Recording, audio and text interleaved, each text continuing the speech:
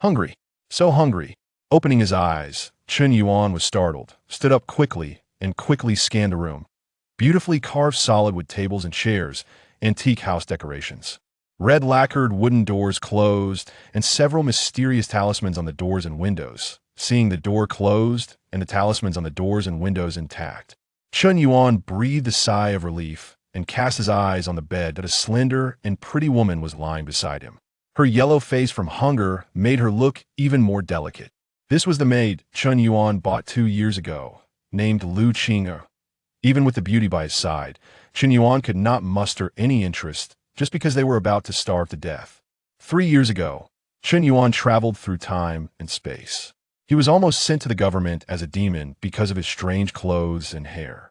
Fortunately, the language was intelligible, so Chen Yuan explained that he was a monk who practiced with his hair untied, and that the purpose of wearing strange clothes was to cultivate his mind, and so on, and he fended off the onlookers. After learning about it, it was found that this dynasty was called the Darong dynasty, but it was not any feudal dynasty that Chen Yuan knew. This place was Tsui County, a small county in the border town west of the Darong dynasty. Chen Yuan, who was penniless, had trouble even eating, so he had to pawn his watch and lighter, exchange some capital, and started a wine business. With the information of the industrial age and the money, he really made it, and the wine business gradually turned into a restaurant. So he bought a house in this small county in the border town, and bought a few maids, a few rough servants, and a personal maid. This personal maid was Lu Qing'er, who was originally a prostitute raised in a brothel. She was bought back by Chen Yuan, who had a little money and wanted to experience what it felt like to be served by someone. Then he finally knew how the personal maids were attached to him. Chen Yuan, who had become a big master, had also heard that there were warriors in this world, and he also hired several people with kung fu to be guards. When he had nothing to do, he also communicated with the guards and tried to practice martial arts to become a warrior, but he really couldn't stand the boring life of training his strength day and night. From a programmer who worked 996 hours a day, he finally turned into a big master. Who would be willing to change from a master to a bricklayer? Isn't it tiring to train your strength? Is it that Lu Qing'er is not soft enough or the maid is not fragrant enough? Besides, Chen Yuan asked several guards, even if they were successful in training their strength, they could only beat 3 or 5 ordinary people, but not more. If you want to improve further, you can only sell yourself as a slave to a noble family with a body tempering method, or join the army, fight with swords to gain appreciation, and then get the body tempering method. Regardless of whether they have limited knowledge or not, Chen Yuan, who is content with a small fortune, no longer thinks about taking the difficult path of a warrior. It is important for people to know themselves and know their own bodies. Who doesn't want to be a hero who can fly over eaves and walk on walls? Chen Yuan also wants to be one. But with this body, he would want to spit out his tongue after climbing 10 floors. Not to mention the body tempering method later, Chen Yuan can't pass the level of training strength. It's better to be a rich man. There has been no major war in the past 100 years of Darong, and it has been peaceful for a long time. Being a rich man is not a bad thing. Chen Yuan thought so and did so. But just half a month ago, everything was different. Half a month ago, someone suddenly died in the house of Mr. Li next door. It was not a big deal that a servant died and it was dead. The master's family paid some silver money and asked the servant's family to take the body and not make trouble. But the Li family reported it directly to the authorities, saying that a demon was harming people. This is strange. Darong has been peaceful for a long time. You said that a demon was harming people? What are you thinking? Chen Yuan had nothing to do that day. After the police arrived, he went to watch the excitement. As soon as he arrived in front of the Li mansion, he heard the exclamations of the crowd. Chen Yuan squeezed in to take a look, but he saw that the dead servant had his eyes wide open. His eyes seemed to reveal great fear, and his death was hideous. The chest was completely cut open, and the 5 internal organs in the abdomen were gone. The whole body was covered with blood, which was unbearable to look at. Sun, the head of the police station, had seen the world, but he looked normal when he saw this scene and said, "Is there any witness?" "Yes, yes." Mr. Li hurriedly pulled out a servant behind him. "Speak." Head of the police lowered his head and scolded, as if he didn't care about Mr. Li's face at all. "Yes, he'll tell you right away." The servant was so scared that he almost knelt on the ground and said timidly, "I live in the same room with a Wang, and we have the best relationship. I saw him yesterday afternoon, Acting weird and not working much, he said he saw a beautiful lady outside the wall, who called his name and asked him to go out to meet the lady at night. Last night, he had been asleep for a long time, and he suddenly got up again. I asked him what he was doing, but he didn't answer, just walked out. I thought he was suspicious, so I quietly got up and followed him. I saw him go out the door and close the door, and then I heard a scream. I hurriedly shouted, "What happened to Wang?"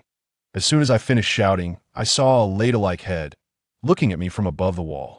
The lattice mouth was full of blood. I was so scared that I hurriedly called people. And when we went out to see, Wang was already like this. The servant finished speaking in one breath and pointed at the corpse on the ground. Since you haven't seen the demon, how can you say that there is a demon harming people? You are misleading people with your lies. Take him away. Captain Sun didn't know whether he heard it or not, and he just waved his hand to arrest him. The two constables looked at each other, and without asking anything else, they locked up the servant and took him to the yamen. The servant was so frightened that he shouted, "It's unfair, sir. The wall of Arley Mansion is more than 7 feet high. Whose young lady would lie on the wall in the middle of the night? It must be a demon." Captain Sun was about to say something, but saw him I hurried over and whispered a few words in his ear. Chen Yuan watched it clearly from the side. While I was talking, he stuffed something into the wide sleeves of Captain Sunday. It was heavy, and it made Captain Sun's arm feel heavy. After listening to Mr. Li's words, Captain Sun was shocked, then nodded slowly at Mr. Li and said, "Even so, you have to follow me. When you meet the county magistrate, don't say anything about demons. Understand?" The servant nodded hurriedly, daring not to respond. "Take him away." The next day, Captain Sun brought a sturdy man dressed in Jianghu style to live in Li's house. Mr. Li warmly entertained him and called the sturdy man Mr. Wu. Mr. Wu was tall and strong, with an amazing aura and bulging temples. He was obviously a master. The guard at home told Chen Yuan that Mr. Wu was a warrior in the body-tempering realm. He had a lot of energy and strength, and he was a real master. Chen Yuan was surprised to hear that. A strength of 1,000 pounds? Isn't this Superman? He was secretly looking forward to it. I thought that I would be able to see the style of a martial arts master this time. That night, Captain Sun died. He died in Mr. Li's house, and his death was exactly the same as that of the servant named Wang. Wu Gongfeng escaped. Chen Yuan heard someone report that Wu Gongfeng ran so fast that even horses couldn't catch up. He was indeed a master. In fact, when Chen Yuan heard the servant say how Wang died, he felt a sense of disobedience. Beautiful lady? Calling people outside the wall? Eating people at night? Isn't this the beautiful snake described by Mr. Shurin? Chapter 2. The Mysterious Fog. Beautiful lady? Calling someone from outside the wall? Eating people at night? Is this not the enchanting serpent from the tales of Mr. Tree Man? Isn't this a mere fright for children? How could such a being manifest in this world? Yet the servant spoke with such conviction, and coupled with the scene of Mr. Li and Captain Sun whispering, one could only choose to believe in its existence rather than dismiss it. Mr. Li reporting to the authorities was already suspicious. The servant's incessant chatter of demons made it hard to believe he would dare to say such things without Mr. Li's orders. In any dynasty, spreading such rumors is a grave offense. Adding to this was Mr. Li's discreet exchange with Captain Sunday. Chen Yuan quickly deduced Mr. Li's intentions. Perhaps there had been too many deaths in his household, or perhaps he was simply frightened. He aimed to solicit external help through Captain Sun, with the servant being deliberately pushed forward, fearing the authorities would not take it seriously. By having him publicly declare the existence of demons, it would both draw the government's attention and, should any punishment arise, it would fall upon the servant. After all, Mr. Li had said nothing himself. Upon realizing this connection, Chen Yuan resolved to move the very day he understood the situation. After all, whatever could instill such fear in Mr. Li would surely instill fear in him as well. Whether it was a demon or not, death was a reality. Thus, he instructed the maidservants and servants to pack their belongings and moved from the western part of the city to the eastern. Moreover, he ventured to the Taoist temple on Kuigang Mountain, offering a handsome sum for several talismans. After all, if such entities existed, then Taoist talismans should prove useful. Hopefully. From the moment Chen Yuan learned of these events, he had instructed his men to keep a vigilant watch, reporting any news at all times. When he heard that Captain Sun had perished in battle and Wu Gongfu had fled, he was left in shock. Wasn't he supposed to be a skilled fighter? Skilled fighters do not flee. This only corroborated Chen Yuan's suspicions, leaving him with two possibilities. The first, the servant's claims were indeed true. The second, a master was exploiting the name of demons to purposefully inflict harm. After all, no one had ever seen a demon's physical form. And the servant could very well be lying. Both scenarios posed great danger to Chen Yuan, as no one knew whether those threats would turn upon him. Therefore, he prepared for both contingencies, first hiring martial artists of the body refinement stage at a high price. The fact that Wu Gongfu had merely fled without dying indicated that the masters at the body refinement stage could at least contend with it, ensuring that should he encounter danger, he would not simply await his demise. His second course of action was to closely monitor the vicinity of the Li residence. If indiscriminate killings were indeed occurring, he would have to abandon his investments here in Suiwei County and seek refuge elsewhere. Yet, before Chen Yuan could put his plans into action, on the 5th day following the Li family incident, an unexpected thick fog descended, accompanied by a blood-red moon. The fog thickened rapidly, enveloping the entire Suiwei County within half an hour. At first, no one perceived the fog as anything unusual, merely lamenting its density. Unable to see 3 steps ahead, until someone heard rustling sounds within the fog, that person ventured forth, never to return. At the Chen residence, a course-maid had just finished cooking and approached to call Chen Yuan for dinner. As she reached his door and exclaimed, "My lord, it's time to." Her words were abruptly cut off as something dragged her away, and all Chen Yuan heard was a scream. Then silence, save for the sound of gnawing not far from the door. Startled, Chen Yuan dared not make a sound, covering the mouth of Lu Qing'er beside him, fearing she might cry out and attract the attention of whatever lurked outside. Given the uncertainty of the situation, caution was the wisest course. Shaking his head slightly, he signaled to Lu Qing'er to remain silent. Carefully, he retrieved several talismans from beneath his pillow. These were the ones he had acquired with great expense from the Taoist on Kuigang Mountain, and he could only hope they would prove effective. With utmost care, he affixed the talismans to the doors and windows, and just as he did so, 10 days slipped by.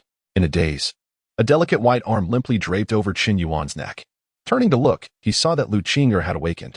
"Young master, have Niu Xian and Wang Xiaowu not brought our meal?" "No, I fear they may not return," Chen Yuan replied softly. "Those ungrateful wretches. For the past 2 years, you have never treated them harshly, yet now, when they are needed, they flee faster than rabbits." Lu Qing'er gritted her teeth, filled with resentment, albeit whispering to keep her voice low. Chen Yuan sighed softly, choosing silence. Niu Xian and Wang Xiaowu were both hired guards, martial artists who would dare traverse the fog during the day. For the past 10 days, Chen Yuan and Lu Qing'er had remained confined within this house, venturing outside only rarely, as those who did had mostly perished. In the initial days, they could still hear sounds from neighboring residences, whether cries of terror or screams of anguish. There were also brave men calling out, "Staying here will lead to certain death. Those with courage, follow me out of the city." And then, another scream sounded. It was clear that the bold speaker had drawn the creature's attention and met with misfortune. In recent days, however, silence had enveloped the surroundings. It was uncertain whether everyone had perished or if they, like Chen Yuan, were quietly enduring, hoping for some glimmer of survival. Chen Yuan had entertained the thought of making a daring attempt to escape. Initially, there had been 6 guards in the Chen residence, but 3 had fled on the day the fog arrived. On the 3rd day of the fog's descent, Chen Yuan distributed the talismans among the 3 remaining guards, 2 surviving maidservants, and the course maid, instructing them to affix them to their bodies. He also urged everyone to light torches, hoping they could escape together. With 3 martial artists among them, he believed they could at least venture beyond the city walls and assess the situation. Yet, as soon as they stepped out of the courtyard, one guard was suddenly snatched away by a shadow that emerged from the fog, followed by a scream, and then silence. Terrified, the remaining individuals turned and fled. Amidst the chaos, Chen Yuan only managed to grasp Lu Qing'er's hand, hastily retreating to their room and reattaching the remaining talismans to the doors and windows. In the fog, the 2 maidservants and the course maid had vanished without a trace. This incident made it clear to Chen Yuan that martial artists could navigate the fog, not because they were feared by the creatures, but likely because the creatures were averse to the aura of martial practitioners. At the very least, the guards were not intimidated by such beings. If the guards were to create too much noise or attract the creature's attention, it would spell certain doom. With no means of defense, the talismans operated on a similar principle. Chen Yuan surmised that they were likely only effective for concealment. Affixed to the doors and windows, they might keep the creatures from discovering their presence. But should any noise arise, the talismans would not protect them. The guard who had been affixed with the talisman had met the same fate.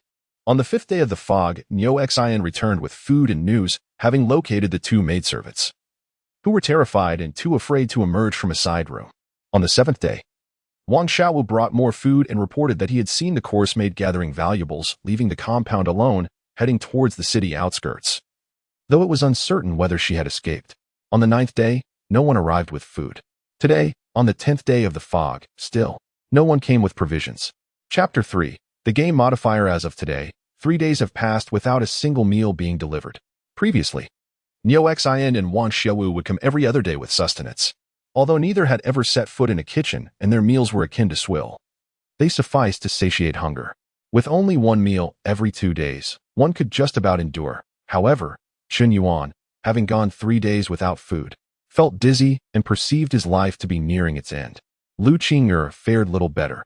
Her once rosy complexion had turned pale, and she too could not last much longer. "My lord, if you are truly desperate, you may drink my blood."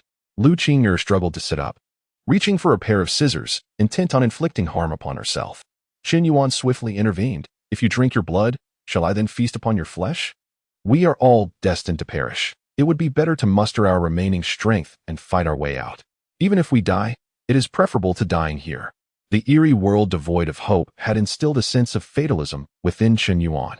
"But I fear, being consumed by you feels less dreadful than being devoured by those monsters," Lu Qing'er replied, a hint of grievance in her tone. Chen Yuan, bemused, found it absurd that she felt aggrieved for being prevented from self-harm. As he pondered how best to escape this dire situation, 3 gentle knocks echoed from the door. Lu Qing'er brightened, glancing at Chen Yuan, who nodded ever so slightly, prompting her to cautiously open the door. A figure rushed in, Wang Xiaowu, his hands empty. Yet he was not there to deliver food. "My lord, Yuan Qi seeks to harm you. He instructed me not to bring you meals, intending to wait until you are starved, then coerce Sister Qing'er into complying with his vile demands." Wang Xiaowu spoke hurriedly, his expression fraught with anxiety. "I could not contend with him, so I pretended to acquiesce. Today, I feigned a trip to the latrine to momentarily escape him. Please, my lord, make your preparations." Chen Yuan's expression shifted as he prepared to respond when the door was pushed open once more. "Ah, you deceitful Wang Xiaowu. I knew you could not be trusted." Lu Qing'er stumbled back, her face ashen as Yuan Qi entered, pushing the door aside. Wang Xiaowu's countenance darkened, and he quickly positioned himself in front of Chen Yuan, declaring, "As long as I am here, you shall not harm Lord Chen." At that moment, Chen Yuan was oblivious to Yuan Qi, his gaze fixed upon a shimmering panel before him. Host, Chen Yuan internal skill, complete truth heart method, not yet initiated, cultivation, 5 years, training. Wandering, the panel floated before him, a vision both real and surreal. Was this not the interface of a game modifier? During his days as a programmer, Chen Yuan had dabbled in a game titled Text Wuxia, a simple yet challenging endeavor. Frustrated by repeated failures, he had created a cheat during work hours. By defeating enemies, one could absorb their power and cultivate the skills of their choosing. After implementing the cheat, Text Wuxia was easily completed, yet the subsequent lack of challenge left Chen Yuan lamenting the extent of his modifications. In retrospect, he wished he could chastise his past self. Why did he not set the cultivation directly to infinity? Since the game's protagonist began as a novice disciple of the Complete Truth sect, he had deliberately set the cheat to reflect the uninitiated state of the Complete Truth Heart method, albeit adjusting the cultivation to 5 years to bypass the initial grind. Drawing a deep breath to calm his excitement, Chen Yuan chose to cultivate the Complete Truth Heart method without hesitating over the wandering option. Year 1. Your Complete Truth Heart method breaks through 2 layers. Year 2. Anxiety obstructs your progress, preventing breakthroughs in line with the method's principles. Year 3. You succumb to despair, doubting your aptitude for martial arts. Year 4. You grow accustomed to your slow progress, embracing your mediocrity. With this shift in mindset, your Complete Truth Heart method breaks through the 3rd layer. Year 5. You stabilize your progress and achieve a breakthrough in the 4th layer of the Complete Truth Heart method. Countless experiences associated with the Complete Truth Heart method flooded into Chen Yuan, making him feel as though he had been immersed in a realm of rigorous practice for 5 years. A thread of internal energy began to form within his meridians, rapidly growing and circulating in accordance with the Complete Truth Heart method, as if it had resided within him for 5 years. Like a self-taught master, He comprehended the usage of meridians, acupoints, and internal energy seamlessly. With a mere thought, the energy surged into his limbs and bones. The sensation of power felt astonishingly real. Chen Yuan finally possessed the confidence to establish himself within this bizarre world. Host, Chen Yuan Realm, mid-acquired stage internal skill, complete truth heart method, 4th layer, cultivation, 0 years, training, wandering. Note, cultivation does not equate to strength.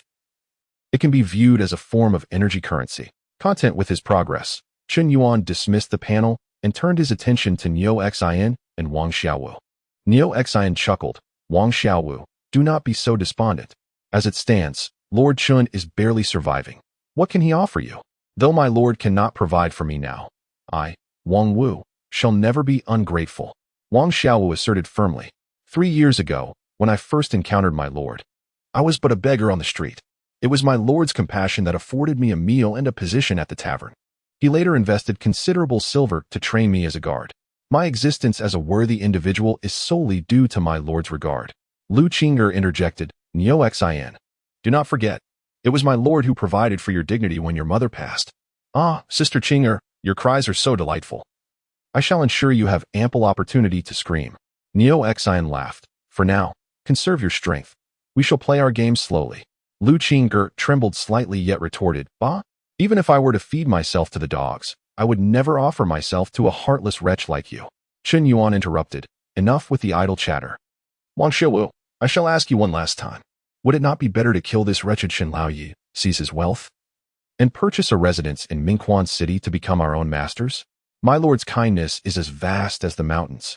I could never. Wang Xiaowu remained resolute. Neo Xian sneered him. You truly overestimate your significance. Were it not for the fear of attracting the monsters outside, you would not survive 3 moves against me. As he spoke, he prepared to strike, but Chen Yuan raised his hand to halt him. You come for wealth. I acknowledge your prior risk in delivering food to me. Here, I present you with 100 taels in silver notes. Take them and leave. With that, he retrieved a silver note from beneath his pillow and extended it to Neo Xian. Observing Chen Yuan's pallid visage, Neo Xian misinterpreted his fear, grinning broadly. Killing you would yield the same result. With a leap, he aimed kicks at Wang Xiaowu and Chen Yuan. Wang Xiaowu, startled, began to respond. But Chen Yuan surged forward first. With a swift step, Chen Yuan concentrated his internal energy into his palms, deflecting the incoming kick with his left hand while delivering a powerful strike to Neo Xian's abdomen with his right. A resounding thud echoed as Neo Xian was sent sprawling backward, disbelief etched upon his face. Chen Yuan swiftly followed, raising a foot and delivering a kick akin to a soccer strike to Neo Xian's head. Bang! A gruesome explosion of brain matter and blood splattered across the room. Chapter 4, Thunder Fist. Ah! It seems I have exerted too much force.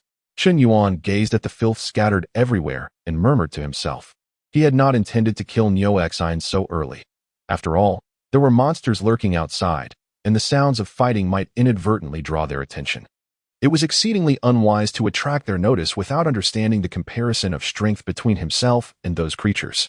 However, with Neo Xian so intent on death, there was no alternative but to take the risk and send him on his way. Yet, as it was Chen Yuan's first experience with taking a life, he misjudged the necessary force, resulting in a mess. Such an affront to propriety. My lord, how have you become so formidable? Lu Qing'er was still in shock. Neo Xian was among the finest of the 6 guards, having trained in martial arts for 7 or 8 years. How could it be that Chen Yuan, who normally struggled even to rise from bed, could dispatch Neo Xian with such ease? Was I not formidable before? Chen Yuan raised an eyebrow, gesturing toward the mess. Clean this up. He then addressed Wang Xiaowu. Dispose of the body and bring some food. Understood, my lord. Wang Xiaowu replied, his mind racing. He hurried to drag the corpse away, astonished. His master bore no visible signs of martial training. How could he suddenly possess such power? Chen Yuan was becoming increasingly mysterious. Wait a moment, mysterious? Indeed.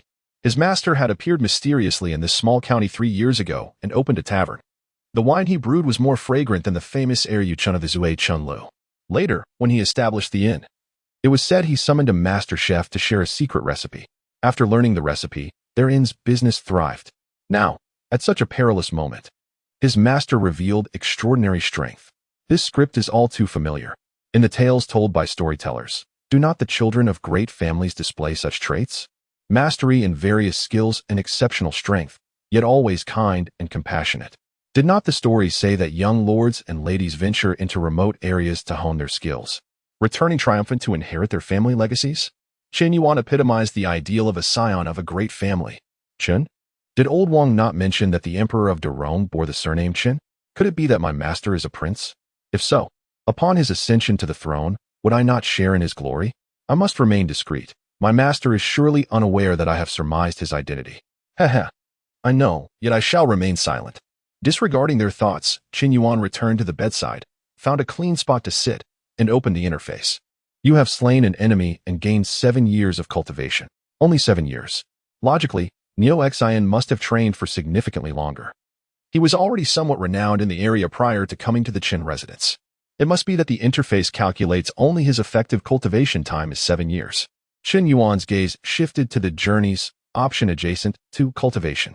The journey feature was a whimsical addition Chen Yuan designed for the textual martial arts game, characterized by its randomness and reliant on luck and the expenditure of cultivation.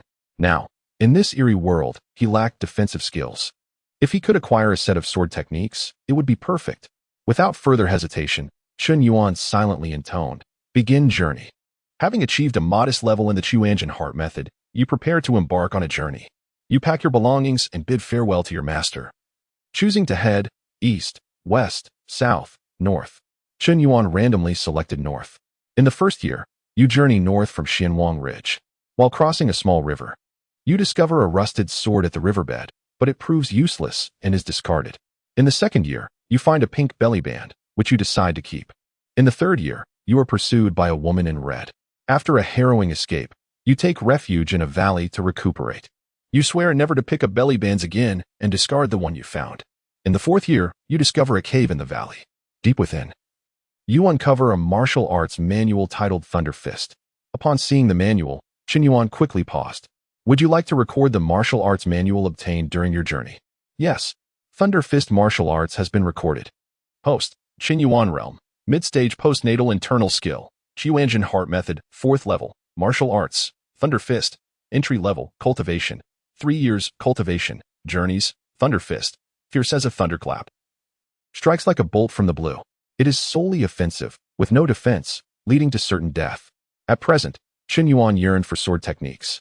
Yet Thunder Fist was commendable, being a renowned skill among masters. It was certainly superior to techniques like the 5 Tigers Broken Door Blade or the Gale's Swift Sword. Cultivating Thunder Fist. In the first year, you gain a preliminary understanding of Thunder Fist. In the second year, you devote day and night to the study of Thunder Fist. In the third year, you attain a notable level of insight into Thunder Fist, achieving minor success. Host, Chen Yuan Realm. Mid-stage postnatal internal skill. Tianshan Heart Method, 4th level. Martial Arts. Thunder Fist. Minor achievement. Cultivation. 0 years martial arts experience surged within him. And Chen Yuan clenched his fists, feeling as though he could take on 10 opponents. It was time to venture outside. Chen Yuan stood, addressing Lu Qing'er, who was still tidying up. Stay here. I shall step outside for a moment and will return shortly. Ah, my lord, but there are monsters outside. Lu Qing'er voiced her concern. Do not worry. I will be back in no time. Just a brief stroll around the courtyard. Please, my lord, exercise utmost caution. Chen Yuan nodded, opened the door, stepped out, and closed it behind him. It was around 2 in the afternoon, yet the sun was obscured, and he could only faintly discern its outline. The sky was overcast, resembling dusk. After walking a short distance, he heard rustling sounds approaching from afar. Chen Yuan swiftly channeled his inner strength to his palm and struck forward. The mist dispersed slightly, revealing a shadow that darted away with a swish. On high alert, Chen Yuan proceeded toward the side room, recalling that 2 maidservants were still alive. They might now be in peril. Nevertheless, he felt compelled to check on them. 10 minutes later, Chen Yuan realized he was lost. It was futile. Without reference points, humans cannot walk in a straight line. After wandering aimlessly, he found himself at the horse stable. Originally, there had been 2 horses. Now, only one lay dead, its bones gleaming as they had been licked clean of flesh and blood. The other horse had vanished. Perhaps it had broken free and fled, Chen Yuan mused. As he prepared to retrace his steps, suddenly, Chen Yuan, Chen Yuan. The call echoed, melodious and enchanting. Chen Yuan's hair stood on end. No one in this courtyard dared to utter his name so openly. Alarm bells rang in his mind as he feigned ignorance, continuing to walk forward. Yet his body betrayed him, halting involuntarily, and he turned to face the source of the voice. On the wall, a young lady of noble bearing smiled at Chen Yuan. Her skin was like jade, and her eyebrows resembled willow leaves, captivating in her beauty. Adorned with a jeweled crown, her cascading hair framed her delicate features, adding to her allure. With a cherry-red mouth, she called out, "Chen Yuan, come here." Chapter 5. The loquacious young lady of the official family. As the moment approached, Chen Yuan found himself unexpectedly calm. He harnessed his internal energy, bringing his unruly body to a halt. Silently, he gazed at the young lady from the official family, who remained silent before him. The courtyard wall stood a good 10 meters away, yet amidst the thick fog, he could distinctly see the beauty beyond. Everywhere else remained shrouded in haziness, which was evidently peculiar. "Chen Yuan, come here." The lady, resembling a playful spirit, called out repeatedly. Observing Chen Yuan standing still and unresponsive, she giggled mischievously, leaving behind a teasing promise, "I shall return to play with you tonight." With a playful toss of her head, she departed. A sigh of relief escaped Chen Yuan's lips, though his expression was one of profound displeasure. Wasn't she in the west of the city? How did she come here? Could the commotion from my scuffle with Neo Xian have drawn her attention? I always knew that Neo Xian was no good. Why couldn't he just keep his distance? Must he bring trouble right to my doorstep? Leaning against the wall, Chen Yuan finally made his way back to the servants' quarters, opening the door and searching room by room. Some chambers were empty, while others contained only lifeless remains. Not a single living soul was found. He eventually reached a side room, where a talisman he had summoned was affixed to the door. Beneath the bed, he discovered two maids huddled together, their breaths faint, having succumbed to hunger after days without sustenance. It had been a full week since Chen Yuan had scattered from them in the fog. Although Neo Xian had found them the very next day, there was no certainty he would have brought them food. Dragging them out from beneath the bed, Chen Yuan cradled one in each arm and carried them back to the master's quarters. Wang Xiaowu had prepared a meal and was anxiously awaiting Chen Yuan's return alongside Lu Qing'er. Upon seeing Chen Yuan, Lu Qing'er's face lit up with joy. "Young master, you have returned." "Yes, let us first feed them some broth and see if there is still hope," Chen Yuan instructed as he brought the two maids into the adjacent maids' quarters and laid them on the bed.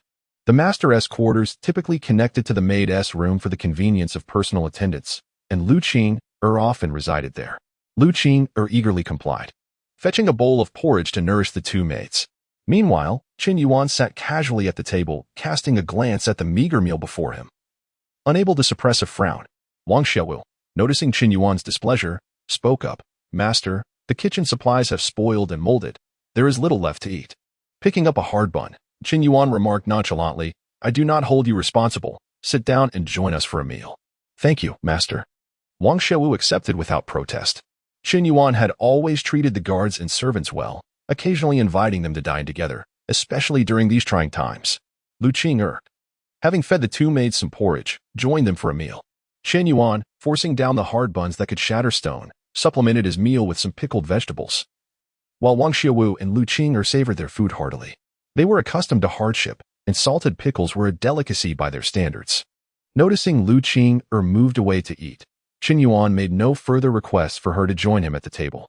One was a servant of the household, and the other a guard. To ask them to dine together was akin to asking for the impossible. Centuries of ingrained beliefs were deeply rooted in them, and Chen Yuan had no intention of altering that, nor was it feasible to do so. After their meal, their countenances brightened considerably. Observing the encroaching twilight, Chen Yuan solemnly commanded, "Xiaowu, you shall stay in the guest room next door tonight.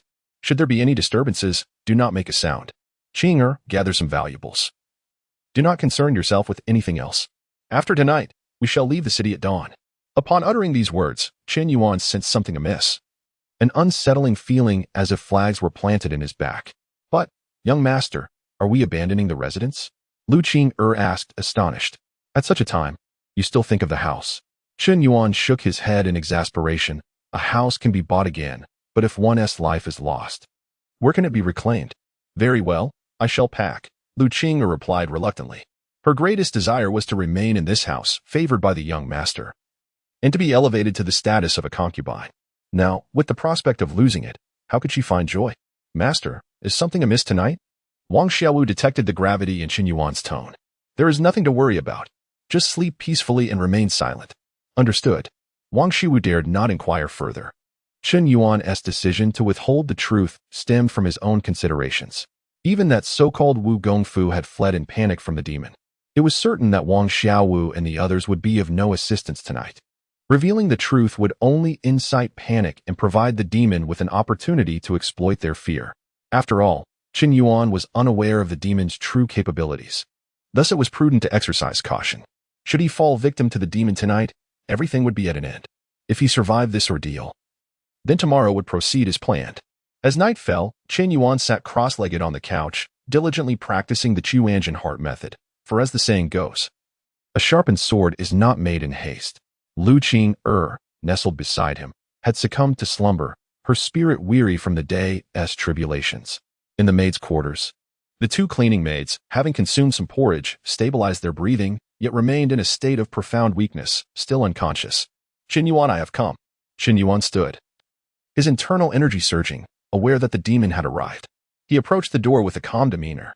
Chen Yuan, I have come to play with you. Beneath the night sky, the swirling fog emitted an ominous chill, illuminated by the blood moon's ghastly red glow. Outside the courtyard gate stood the enchanting figure resembling the official young lady, giggling playfully. As Chen Yuan stepped out of the room, he felt the night's mist was far colder than during the day, biting and frigid. Simultaneously, the sense of danger heightened, as though a more terrifying presence lurked within the black fog. Suppressing his unease, Chen Yuan slowly entered the courtyard, smiling, since the young lady has come, why not stay for an extended visit? Upon hearing his words, a flicker of surprise crossed the young lady's eyes, as if she had not anticipated Chen Yuan's ability to break free from her enchantment. Little did she realize that Chen Yuan's cultivation of the Tianshan heart method was an authentic Taoist practice, precisely attuned to the essence of purity, capable of warding off external evils and aligning one's spirit. Since the young master has invited me, I shall oblige. Do not be frightened by my appearance. The lady gradually ascended, crossing the courtyard gate, her serpentine body slithering down as she stood upright, revealing herself as a demon with a human head and serpent body. With a long tongue swirling around her mouth, she giggled, "My dear, I have come." Chapter 6. Thunder strike with an unflinching demeanor. Chen Yuan approached with a smile, exclaiming, "My dear wife, with such a splendid figure, a slender waist and delicate legs, you are truly the epitome of beauty." He extended his hands in a feigned embrace. But as his left hand reached to encircle the serpent's form, his right hand clenched into a fist and swiftly struck towards the lady's head with a resounding crack. Thunderous fist. The serpent demon, unable to evade, found its agile tail darting to intercept the blow. Yet, the force of Chen Yuan's punch cleaved through the tail effortlessly, continuing with unrelenting momentum to collide with the demon's head. Another sharp crack echoed as the serpent's body was thrust back over 10 feet, landing on the ground in a daze. As it attempted to escape, Chen Yuan swiftly pursued, stepping on its tail, mounting the creature. He grasped its slender neck with one hand while channeling his inner strength with the other, delivering a fierce punch to the bejeweled lady's cheek. The serpent demon howled in agony, releasing a plume of toxic green smoke. The moment his fist made contact with the noxious vapor, a sharp pain coursed through him. Undeterred, Chen Yuan held his breath and continued to strike, unleashing a flurry of punches until the demon lay motionless. Even then, he delivered a few more blows, ensuring the lady's head was thoroughly obliterated before he felt a moment's peace. Rising to his feet, Chen Yuan was suddenly beset by dizziness, realizing he had inadvertently inhaled the venomous smoke. Glancing down, he was horrified to find that half of his right arm had been corroded, riddled with bloodied craters, some areas revealing bone beneath the flesh. Staggering backward, he was relieved to see Wuxiang and Wang Xiaowu had emerged nearby. "Young master," Wuxiang cried, rushing over, her voice thick with tears as she supported Chen Yuan. Wang Xiaowu, undeterred by the biting fog, hurried to his side. "My lord, are you all right?" Chen Yuan, suppressing his dizziness, replied, "I am not dead yet. Drag this serpent demon inside and prepare a broth for me." "Yes, my lord." Wang Xiaowu, though terror-stricken at the sight of the serpent, steeled himself to comply.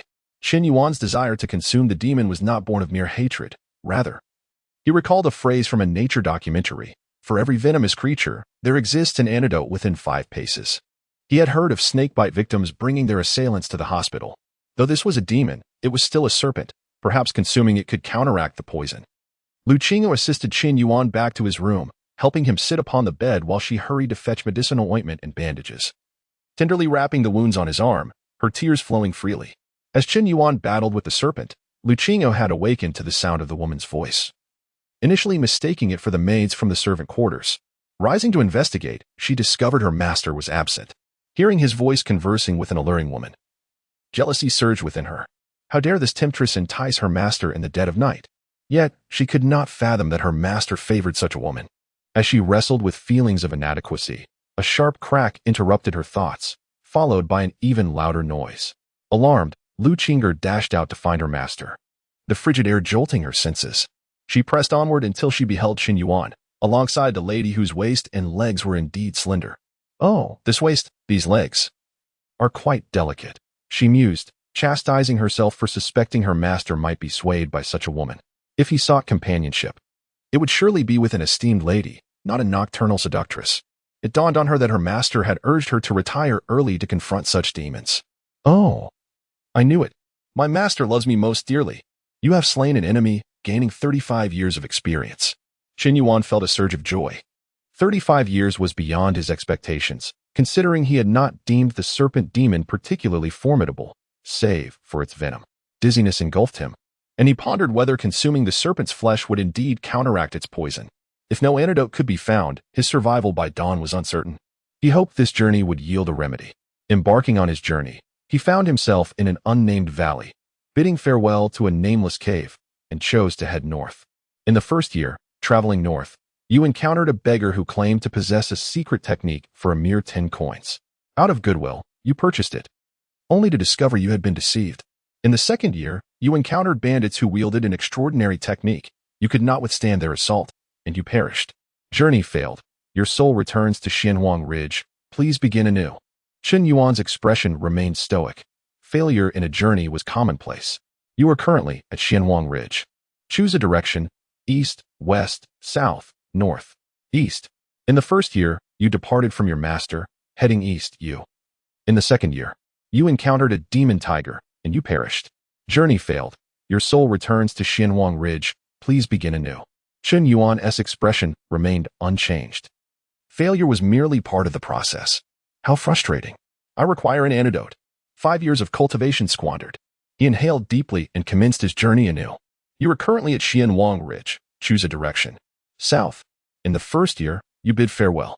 In the second year, you joined a caravan as a guard.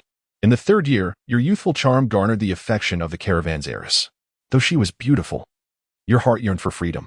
In the fourth year, the heiress delivered delectable meals to you daily and took to washing your clothes. In the fifth year, she proposed that should you marry into the caravan, you would have unfettered access to wealth and receive the family's martial arts teachings. In the sixth year, you succumbed to her allure, abandoning your desire for freedom. You wed the heiress, becoming a disgraced son-in-law. In the seventh year, with her father's consent, she imparted the family's martial art, Tianshan Six Yang Palm, to you.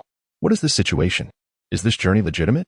However, while lacking an antidote, acquiring a martial art is not without merit. Skills are never burdensome. A spark of realization ignited within Chen Yuan. The Tianshan Six Yang Palm could counteract the poison of the life and death talisman, which consists of both yang and cold poisons. Might this serpent's venom be considered a cold poison? After all, as a serpent demon, its venom was likely beyond mere biological toxins. In other words, even if he procured an antidote, it might still fail to alleviate the poison afflicting him. Chapter 7. The 6 Yang Palms of Tianshan. Should the secrets obtained during the journey be recorded? Yes. Martial arts recorded. The 6 Yang Palms of Tianshan. Commence the practice of the 6 Yang Palms of Tianshan. In the first year, despite your utmost efforts, you found it impossible to grasp the essence of the 6 Yang Palms of Tianshan. In the second year, while meditating at the mountain peak, you began to glimpse the principles of the 6 Yang Palms. In the third year, by the fifth year, you achieved minor progress with the 6 Yang Palms. In the 11th year, while watching the sunset, a moment of enlightenment struck you, and you comprehended the 6 Yang Palms in their entirety. After dedicating 11 years to refining the 6 Yang Palms, Chen Yuan decided to cease his practice. After all, one must test the mettle of a horse to discern its capabilities. Whether he could detoxify himself should soon become evident. If he could indeed dispel the poison, it would be a fortuitous outcome. If not, He would need to preserve some of his cultivation as a safeguard for his final adventure. With a focused mind, Chen Yuan followed the internal circulation of the 6 Yang Palms, channeling his energy from the hand Xiaoyang, Sanjiao Meridian to the foot Mingyang Dan Meridian, completing a full cycle. The internal energy transformed into true yang, circulating within his body, and he soon detected a peculiar aura. This aura, upon encountering the true yang energy, recoiled, clearly affected by the extreme yang energy. Yet, no matter how he pursued it, it refused to emerge, hiding like a timid creature. Thus, Chen Yuan devised a method, enveloping it in true yang energy, and then utilizing the palm strength of the 6 yang palms to expel this inner energy. Placing his left hand upon a chair before him, he unleashed the power of the 6 yang palms, causing the chair to gradually lose a portion of itself, revealing the formidable nature of the snake venom. Lifting his left hand, he realized he had injured himself in the process, lacking the ability to project his internal energy externally. He could only expel the snake venom through contact, resulting in his hand being scorched by the toxin while attempting to cleanse his body. Fortunately, it was merely a superficial wound, and he had successfully expelled the venom within. He instructed Lu Qing'er to apply medicine to his left hand and bandage it. Disregarding her exclamations, observing that he still had 12 years of cultivation remaining, Chen Yuan resolved to take a bold gamble. He began to practice the Tianshan heart method. In the first year, you made significant progress in your Tianshan heart method. In the second year, you broke through to the 5th layer. By the 5th year, you transcended to the 6th layer. In the 9th year, you advanced to the 7th layer. In the 12th year, you found no new opportunities for breakthrough, and your Tianshan heart method stagnated at the 7th layer. Host, Chen Yuan Realm, late postnatal internal cultivation, Tianshan heart method, 7th layer, martial arts, Thunder Fist, minor accomplishment, 6 Yang Palms of Tianshan, thoroughly integrated, cultivation, 0 years practice, journey. The 6 Yang Palms of Tianshan, Yang gives rise to Yin. The extremes of Yin and Yang, capable of both Yin and Yang, also known as the Yin-Yang Palms of Tianshan. A surge of internal energy flooded Chen Yuan's body, and he once again experienced the exhilarating sensation of rapid growth and strength, for internal cultivation is the foundation, while martial techniques merely serve as means of self-defense. This boost instilled confidence in Chen Yuan for his impending departure from the city, as the fog enveloping the night felt ominous. Although he had grown considerably stronger, he had no intention of remaining there. With his wounds bandaged, Chen Yuan lacked the inclination to engage in other activities. Shortly after lying down, Wang Xiaowu entered with a pot of snake soup. He had almost forgotten about him. Earlier, he had instructed him to prepare the soup as an antidote to the snake venom, a desperate measure. The night's fog posed great danger to Wang Xiaowu. Yet at that moment, Chen Yuan had been uncertain of his own survival, so he had paid little heed to Wang Xiaowu's plight. Now that the soup was ready, it would be a waste not to partake. Let me have a taste. Chen Yuan accepted the soup, took a sip, and found the flavor unexpectedly delightful. He then took a piece of snake meat, chewed it, and used his internal energy to inspect his body, finding no trace of poison, which brought him relief. Eat up. It's not poisonous. Indeed. Thank you, my lord. Wang Xiaowu, oblivious to the nuances, was merely pleased that the snake meat was savory. To be rewarded with a meal from his lord was the utmost honor. The three of them shared the soup, and after Lu Qing'er finished, she carried the remaining soup to the maid's quarters, feeding it to the 2 maidservants. After sending Wang Xiaowu to the guest room, Chen Yuan glanced at Lu Qing'er, who had consumed the snake soup and whose complexion had turned rosy. He wondered if the soup had influenced her mood, as she suddenly seemed spirited. Qing'er, has your pomelo grown larger again? Chen Yuan pulled her closer, inquiring as he touched her. My lord, your hand is still injured. Lu Qing'er blushed. It's fine. There are places where I am unhurt. The maid's quarters still have others present. Then keep your voice down. Be cautious of the monsters. Ah. Yes. There are monsters. The next day, Lu Qing'er awoke late, having been exhausted from the previous day's trials. The 2 maidservants also stirred, their lives spared by a stroke of luck, having consumed a bit of the snake's soup, which had indeed improved their health. Once everyone had partaken of another serving of snake soup, Chen Yuan ordered everyone to light torches, regardless of their efficacy. It provided a psychological comfort. Chen Yuan led the way, with Wang Xiaowu following, and Lu Qing'er along with the maidservants in the middle. The 5 of them stepped out of the courtyard that had remained sealed for over 10 days. Not long after they emerged, a rustling sound echoed from the fog, growing nearer, as if some creature was rapidly approaching. Upon witnessing this, Chen Yuan immediately concentrated a bit of true yang internal energy at his fingertips. A faint light flickered, and the surrounding fog retreated as if it had encountered a formidable adversary, dispersing to a distance of 5 meters in an instant. Within a 5-meter radius around Chen Yuan, not a trace of fog lingered. The sounds from the fog ceased abruptly before scurrying away. Lacking lightness of foot, Chen Yuan had no intention of pursuing. He simply allowed the shadowy figures to fade into the mist. For the first time in days, Wuxiang and the others could see so far, astonished as they gazed at the glimmering light at Chen Yuan's fingertips. The 2 young maidservants exclaimed in delight, "My lord is truly remarkable." Initially, they had been paralyzed with fear, haunted by the cries of the guard dragged away during their last foray. They had anticipated another perilous endeavor, yet unexpectedly, their lord had grown so powerful. How could they not be thrilled? Naturally, Wuxiang puffed up, akin to a hen that had just laid an egg, basking in the praise as if it were meant for her. Only Wang Xiaowu bore a knowing expression, as if it were all part of his expectations. Chen Yuan recognized the strangeness of the fog, but had not anticipated its profound fear of true yang energy. What if he possessed the 9 yang divine skill in conjunction with the 6 yang palms of Tianshan? Would he not be able to roam freely here? Chapter 8. Encountering the wolf demon outside the city. Silence, and follow me, Chen Yuan uttered calmly. The group hastily covered their mouths, signaling to remain quiet, and quietly trailed behind him. To the east of Tsuweiwei County lay a vast plain, with Mingquan City and Liangou City positioned to the east, flanked by Lin County to the north and south, while the formidable Shuandishan Mountain loomed to the west. The inhabitants of Tsuweiwei County primarily subsisted on the mountain produce. Chen Yuan's journey aimed to assess the situation in Mingquan City, prompting the group to head straight for the eastern gate. As they progressed, the once bustling streets now lay desolate, littered with corpses, presenting a scene reminiscent of hell. Chen Yuan, seemingly oblivious, hastened his pace, channeling his true yang internal energy. Uncertain of how long he could sustain the exertion of the 6 yang palm, he realized he must secure a safe refuge before his energy completely waned. After a considerable distance, as they approached the city gate, Chen Yuan discerned a faint silhouette beneath it. From afar, he spotted a Taoist seated beneath the gate, hands forming seals, with a peachwood sword resting across his knees. Filled with excitement, Chen Yuan rushed forward to greet him, only to discover that the Taoist had a gaping hole in his chest, his heart seemingly extracted by some unknown force. He was already deceased. Silencing his initial greeting, Chen Yuan approached the Taoist and, upon closer inspection, recognized him as the Jingshu Taoist from Chuigang Mountain. His Taoist robe likely possessed protective properties, preserving his physical form from the encroaching demons. Alas, compassionate Taoist. Chen Yuan sighed softly. How formidable was the Jingshu Taoist's power? Chen Yuan could not ascertain. Yet the existence of a concealment talisman indicated his significant abilities. If the Jingshu Taoist had desired to hide, could the demons have located him? Undoubtedly. He had descended from the mountains upon witnessing the turmoil in Tsuwei County. Yet, it remained a mystery what sort of demon had ultimately claimed his life. While the Jingshu Taoist's talismans were costly, they were genuine. And it was not an exaggeration to assert that Chen Yuan had survived due to the few talismans he possessed.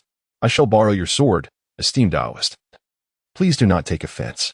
Chen Yuan retrieved the peachwood sword resting on the Taoist's lap and handed it to Wuxiang for safekeeping.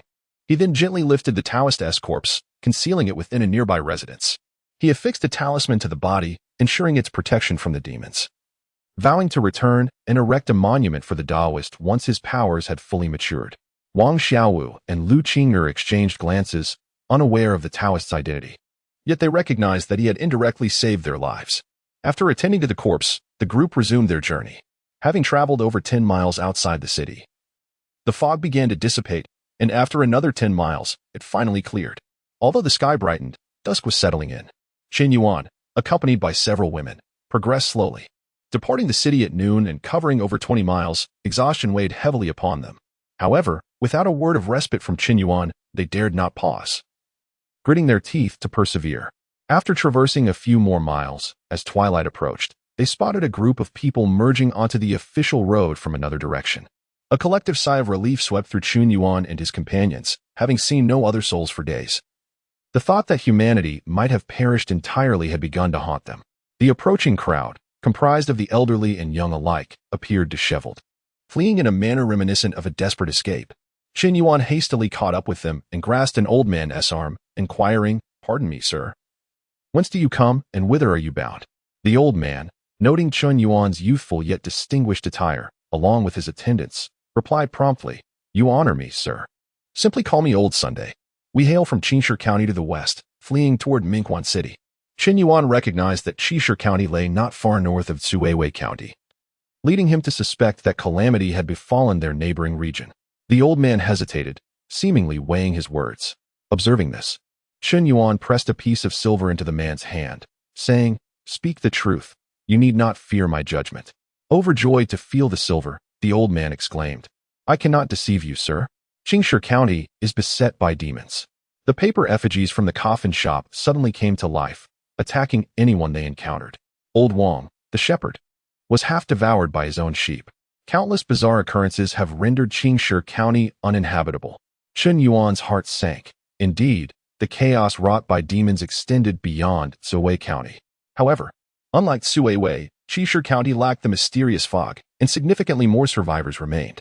Since stepping out of his residence in Suiwei County, Chen Yuan had not encountered a single living soul. Upon inquiring further, he learned that the emergence of demons in Qinshi County had occurred 5 days later than in Suiwei County.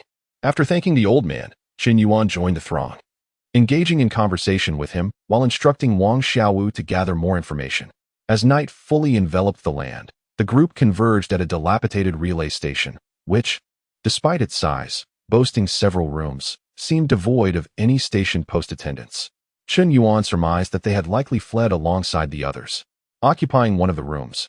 Chen Yuan and his companions were not challenged by the other refugees, who, upon witnessing his fine clothing in the presence of women, chose to occupy the remaining rooms. Wang Xiaowu returned with news from another group, revealing that Mingyu County to the south of Suiwei County was similarly afflicted by demons, experiencing chaos akin to that in Qinshi County. As they prepared to cook, a voice from outside cried out, Demons are pursuing us. Chen Yuan's heart raced. He opened the door to see 2 individuals with torches hastily descending from the relay station, shouting warnings of the approaching demons.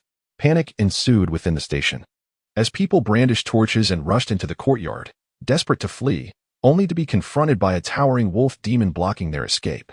The creature stood over 2 meters tall, its pitch-black fur bristling ominously in the firelight. Its gaze swept over the terrified crowd, and it spoke in human tongue. I never expected to find such a feast in this desolate wilderness. With that, it seized a woman resembling a peasant and prepared to devour her. Hold on. A sharp command caught everyone's attention as Chen Yuan, separating himself from the crowd while holding Wang Xiaowu, approached the wolf demon. Standing before the creature, Chen Yuan declared, Brother Wolf, feast on him first. He has more substance. He waved Wang Xiaowu in jest. Wang Xiaowu was taken aback. Sister Qing'er, why is the master offering me to the demon? He questioned. Perhaps he believes you more palatable than me. Otherwise, you would be the one to face the demon. Lu Qing'er retorted, rolling her eyes. Beneath the firelight, the wolf demon, clutching a woman, scrutinized Chen Yuan, remarking, intriguing. Rarely does one encounter such discerning prey. You shall be spared, tasked henceforward with procuring sustenance for me. With that, he tossed the woman aside and lunged for Wang Xiaowu. Terror gripped Wang Xiaowu, fearing. My lord wouldn't truly feed me to a demon, would he? I aspire to be a lackey of a prince. As the demon's grasp approached, he despaired. It's over. I'm done for. Before his bladder could betray him, Chen Yuan flung Wang Xiaowu backward and unleashed the Tianshan Six Yang Palms. True Yang energy coursed through his palms, emitting a golden radiance that illuminated the courtyard and astonished onlookers. His palm struck the wolf demon's chest in unison, shattering bones with a cacophony of cracks. The demon flew backward, colliding with the gate tower before rebounding. Before it could land, Chen Yuan swiftly positioned himself beneath the demon, his inner force surging, clothes billowing. Legs braced, and fist clenched, delivering a heaven-piercing blow. The thunderbolt fist. A sharp crack echoed as his fist pierced through the demon's chest. Chen Yuan stood, hoisting the wolf demon aloft, blood cascading down his arm, staining half his body crimson, an awe-inspiring figure of divine or demonic stature. He casually discarded the demon, its massive form crashing to the ground with a resounding thud, sending shivers through the crowd. It was momentarily unclear who was the true monster. The wolf demon, not yet fully expired, gazed at the gaping hole in its chest, then at its intended meal, bewildered by its impending demise. Just moments ago, I was contemplating how to devour these morsels. Darkness encroached, and its final vestiges of consciousness faded as it succumbed to death. Many thanks, noble sir, for vanquishing this menace and saving our lives, exclaimed Old Man Sun, stepping forward to prostrate himself. Emulating him, the crowd knelt, chanting their gratitude.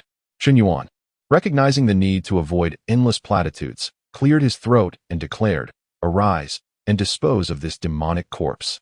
Upon hearing his directive, the villagers promptly rose, seizing tools to dismantle the body. Murmurs arose, such a colossal wolf demon, and the noble sir vanquished it effortlessly, without weapons. Indeed, I was paralyzed with fear. Unable to flee, I fancied myself bold, the premier hunter of Little Leaf Village. I, Old Man Sun, recognized the gentleman's extraordinary nature at first glance. His bearing, his countenance. Unparalleled. Did you see the golden light emanating from his palm? Was it sorcery? The conversation digressed, prompting Chen Yuan to muse, soon they'll be proclaiming me a deity descended from the heavens. Lu Qing'er rushed to his side, examining his wounds, distressed that the partially healed gashes had reopened. She tenderly led him inside to rebandage them. Wang Xiaowu followed, omitting any mention of Chen Yuan's intent to sacrifice him to the demon, instead gushing, "My lord is mighty. My lord is formidable." Chen Yuan cast a glance at him. "Were you frightened?" "Never. I am my lord's most devoted servant. Even if I were to be minced and fed to dogs, my very fragments would proclaim it well done," Wang Xiaowu declared, thumping his chest. Lu Qing'er chuckled, then immediately regretted her amusement, wondering where Wang Xiaowu had acquired such sycophantic skills. Did she appear dull in comparison? "My lord," she interjected, "I too. It would be better to feed me to the demon than him." Chen Yuan was dumbfounded. What was with these two, who clamored to be demon fodder? Wang Xiaowu's flattery had evolved from rudimentary to formidable. And Lu Qing'er? Sacrifice her? How would he enjoy his pomelos? These imbeciles were derailing him. When had he ever considered sacrificing someone to a demon? He had only sought to spare the captured woman. Enough. Start the fire and prepare a meal, Chen Yuan commanded. Exasperated, Wang Xiaowu scurried off to comply. You have slain an enemy, gaining 27 years of cultivation. Chen Yuan opened his status panel, contemplating the acquired cultivation. This wolf demon was evidently stronger than the previous serpent, yet the cultivation reward was less. The serpent yielded 35 years, while the wolf demon granted 27. The panel deemed the wolf demon inferior. The most significant distinction was the serpent's human head, absent in the wolf demon, which merely possessed the capacity for human speech. This suggested that they were evolving toward human forms, potentially blurring the lines between human and demon. Chen Yuan dismissed the whimsical notion and commenced training in the Thunderbolt Fist. Year 1. Your Thunderbolt Fist shows slight progress. Year 4. You gain new insights into the Thunderbolt Fist, achieving a state of mastery. Year 12. Through diligent practice, your Thunderbolt Fist reaches a state of perfection. Year 20. Your Thunderbolt Fist becomes more refined, but you find no new path, as if you have reached its limit. Year 26. A flash of inspiration ignites within your mind, swiftly grasped, and your Thunderbolt Fist transcends to a new level, unrivaled. Year 27. Your Thunderbolt Fist shows no new progress. Host, Chen Yuan Realm, Late Hotian Inner Force, Qiuanjin Inner Force, 7th Layer, Martial Arts, Tianshan Six Yang Palms, Mastery, Thunderbolt Fist, Unrivaled, Cultivation, 0 years the next day. As dawn broke, Chen Yuan arose leisurely, donned his attire with Lu Qing'er's assistance, performed his ablutions, and partook of a leisurely breakfast. Upon opening the door, he was startled. A throng of people stood outside, their gazes converging upon him. Chen Yuan was taken aback. What are you all doing at my door? Old Man Sun stepped forward. Noble sir, we await you. Without you, the journey is fraught with peril. Indeed. Have mercy and lead us. The crowd clamored in unison. So, you're all bound for Mingwan City? Wherever the noble sir goes, we shall follow. Very well, you may accompany me, but there are 2 conditions, Chen Yuan stated. Chapter 10. County Lieutenant Lu blocks the road, please. Sir, we are all ears, chuckled the old man. Sunday. Chen Yuan, however, was unyielding. First, you are merely following me. I bear no responsibility for your safety. In times of crisis, I might not even be able to care for my own people, let alone you. Second, you must provide for your own sustenance and not seek provisions from me. I cannot conjure food for you. Having stated these 2 rules, he intended to return to his quarters. These stipulations were meant to deter those who might take liberties and impose moral obligations upon him. Although he could disregard such matters without moral qualms when the time came, they would undoubtedly affect his mood. It was better to be forthright and send away those with such intentions. Yet, as soon as he turned, the old man Chen nodded vigorously, saying, Of course, If even someone of your stature feels endangered, we would surely meet our doom should we encounter peril. We cannot hold you accountable. The others echoed in agreement. We accept that life and death are fated, and we have our own means to survive. It is unreasonable to trouble you for our sustenance. Chen Yuan was taken aback by their swift acquiescence. He then realized they likely had no intention of relying on him, but were merely seeking a safe passage due to the threat of monsters. After all, this was not an era of overwhelming information. People today remained rather straightforward when it came to significant matters, understanding that he had underestimated their intentions. Chen Yuan decided not to refuse them any longer. In that case, let us set forth. After gathering their belongings, the group, both young and old, set out towards Mingyu City. 2 days passed, and just 10 miles from their destination, they encountered a band of officials blocking the road. The path was flanked by barricades, leaving only a narrow passage for 2 people to pass at once. As Chen Yuan approached, a lazy officer inquired, "Where do you hail from?" "From Cuiwei County," Chen Yuan replied. The officer perked up. "All of you are from Cuiwei County?" Chen Yuan frowned, sensing something amiss, but answered truthfully, "It is just us. The others are from Qingshi and Mengshi counties. Wait here." With that, the officer retreated to report to a wagon in the back. After a brief exchange, the wagon's curtain lifted, revealing 2 individuals.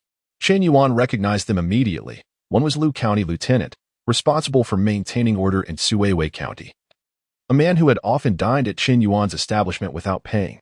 The other was Wu Gongfang, the adept who had fled in disgrace after a failed attempt to capture a snake at the Li residence. How curious that these 2 had come together. "Ah, I thought I recognized you," Lu County Lieutenant exclaimed with a peculiar tone. "I have seen you, Lu sir," Chen Yuan replied, bowing slightly. "Did you not wish to see me? Shall I take my leave?" Lu County Lieutenant's expression darkened. "I merely did not expect you to have survived. Perhaps you could spare a moment for a word?" Unable to discern the source of Lu's malice, Chen Yuan nodded silently. "Bring them all along," Lu County Lieutenant commanded as he led the way into the dense woods. Wu Gongfang brandished his sword and stepped forward, addressing Chen Yuan and his companions. "Please, this way."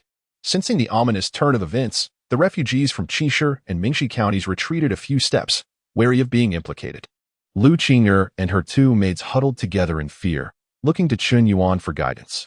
Only Wang Xiaowu remained composed, his gaze fixed on Wu Gongfang, as if ready to leap into action at Chen Yuan's command. Chen Yuan understood their fear. In this era, the populace held a natural terror of the authorities. To them, the county lieutenant was an insurmountable figure. With a population ranging from tens to hundreds of thousands, a county was governed by only 3 officials: the county magistrate, the county lieutenant, and the county clerk. They wielded immense power, capable of deciding life and death with a mere thought, truly local emperors, free to revel as long as their actions did not attract the attention of the court. As his thoughts raced, Chen Yuan decided to follow Lu County Lieutenant into the woods to assess the situation. He was not intimidated by Lu's authority. Suddenly, the sound of hooves echoed in the distance, and within moments, several cavalrymen galloped toward them from the direction of Mingyu City. One armored knight dismounted and approached Lu County Lieutenant, saying, "Lu County Lieutenant, it seems you have been stationed here for 7 or 8 days. Have you caught any demons or spies?" "Do not mock me, Zhao Dui. I am currently interrogating several demon spies," Lu County Lieutenant replied with a wry smile. "Is that true? I shall join you in the inquiry." Zhao Dui responded with surprise. "No need to trouble yourself, Dui. I have my own methods." Lu County Lieutenant retorted brusquely. "Humph. I have the order of the Duke, here to escort you back for questioning." Zhao Dui scoffed. "I advise you not to be ungrateful. Were it not for your connection with the Duke, you would already be in prison." Lu County Lieutenant's heart sank, bewildered as to why the Duke would concern himself with such trivial matters. As a county lieutenant, fleeing from the demons while abandoning the populace would surely lead to his execution if the court discovered his cowardice. Fortunately, he had a bond with the Duke, allowing him to feign ignorance, claiming the magistrate and clerk of Cuiwei County had perished.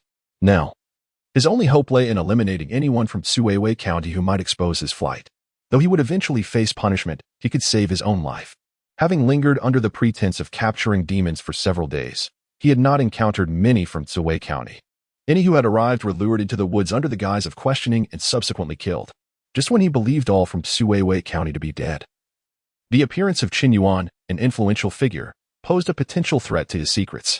He could not fathom why the Duke's residence would involve itself in such matters. Thus, he resolved that Chen Yuan and his companions must not survive. As the stakes grew higher in his mind, Lu County Lieutenant feigned submission, since Dui has taken an interest. Let us interrogate the spies together, and once we have finished, we shall head to the Duke's residence, shall we? Jadi merely huffed in response, remaining silent. Having escorted his companions into the forest, County Lu, poised to speak, noticed the bundle of belongings Lu carried, specifically a peachwood sword. His countenance shifted. Where did you acquire this peachwood sword? Oblivious to his concern, replied, it was recovered from the corpse of Taoist. He perished in county. Nonsense. Taoist possessed formidable magic.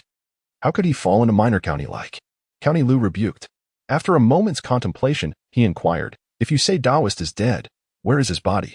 We found him slain beneath East Gate, his heart gouged out by a demon. We interred his remains in a nearby residence. Bring me the wooden sword. County Lu commanded sternly. Upon hearing this, Officer Wu stepped forward to retrieve the sword. Did not object. He merely wished to keep it as a memento. Out of respect for Taoist's tragic demise and the debt he owed him for saving his life. The sword held no particular significance. County Lu meticulously examined the wooden sword, confirming it belonged to Taoist. He then drew Officer Zhao aside, engaging in hushed conversation. With his enhanced inner energy, faintly discerned words like Taoist, special, and calamity, though he couldn't fully comprehend the exchange. After their clandestine discussion, Officer Zhao, wearing a grim expression, accompanied County Lu as they approached. County Lu raised his hand and declared, kill them. He then turned and departed with Officer Zhao. Officer Wu, upon hearing the order, grinned menacingly and charged at, blade drawn. And the others were aghast. How could they be condemned to death without explanation? Prepared for such an eventuality, unleashed a palm strike, emitting a golden radiance. His preemptive strike landed squarely on Officer Wu's chest. Officer Wu was sent hurtling backward, colliding with the retreating figures of County Lu and Officer Zhao. County Lu, after issuing the command, paid no further attention to the events unfolding behind him. In his estimation, Officer Wu, a seasoned warrior, would effortlessly dispatch a few ordinary individuals lacking cultivation. If Officer Wu couldn't handle such a simple task, what value would the Sun family of County find in him as their retainer? Suddenly, the sound of rushing wind reached his ears.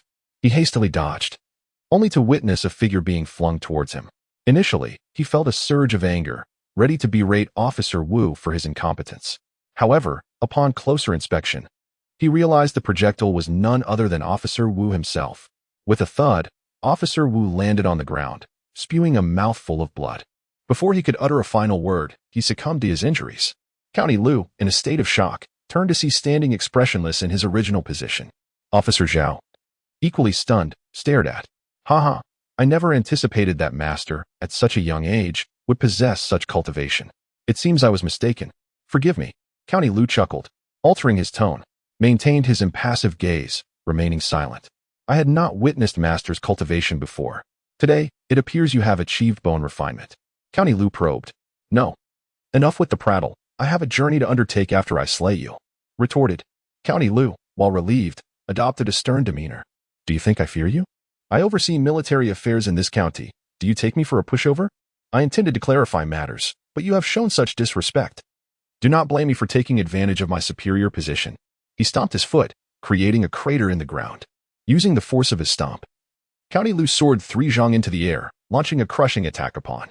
Without hesitation, channeled his inner energy and leaped upward, meeting the attack head-on.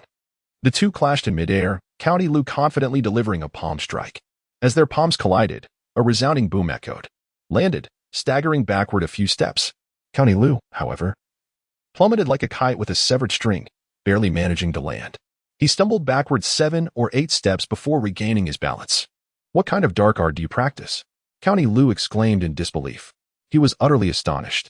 How could, at such a young age, rival his bone refinement cultivation? Moreover, he was at a disadvantage. This alone he could accept, attributing it to natural talent. However, the chilling energy emanating from his palm defied explanation. The energy invaded his body, wreaking havoc within. His vital energy was scattered and disorganized.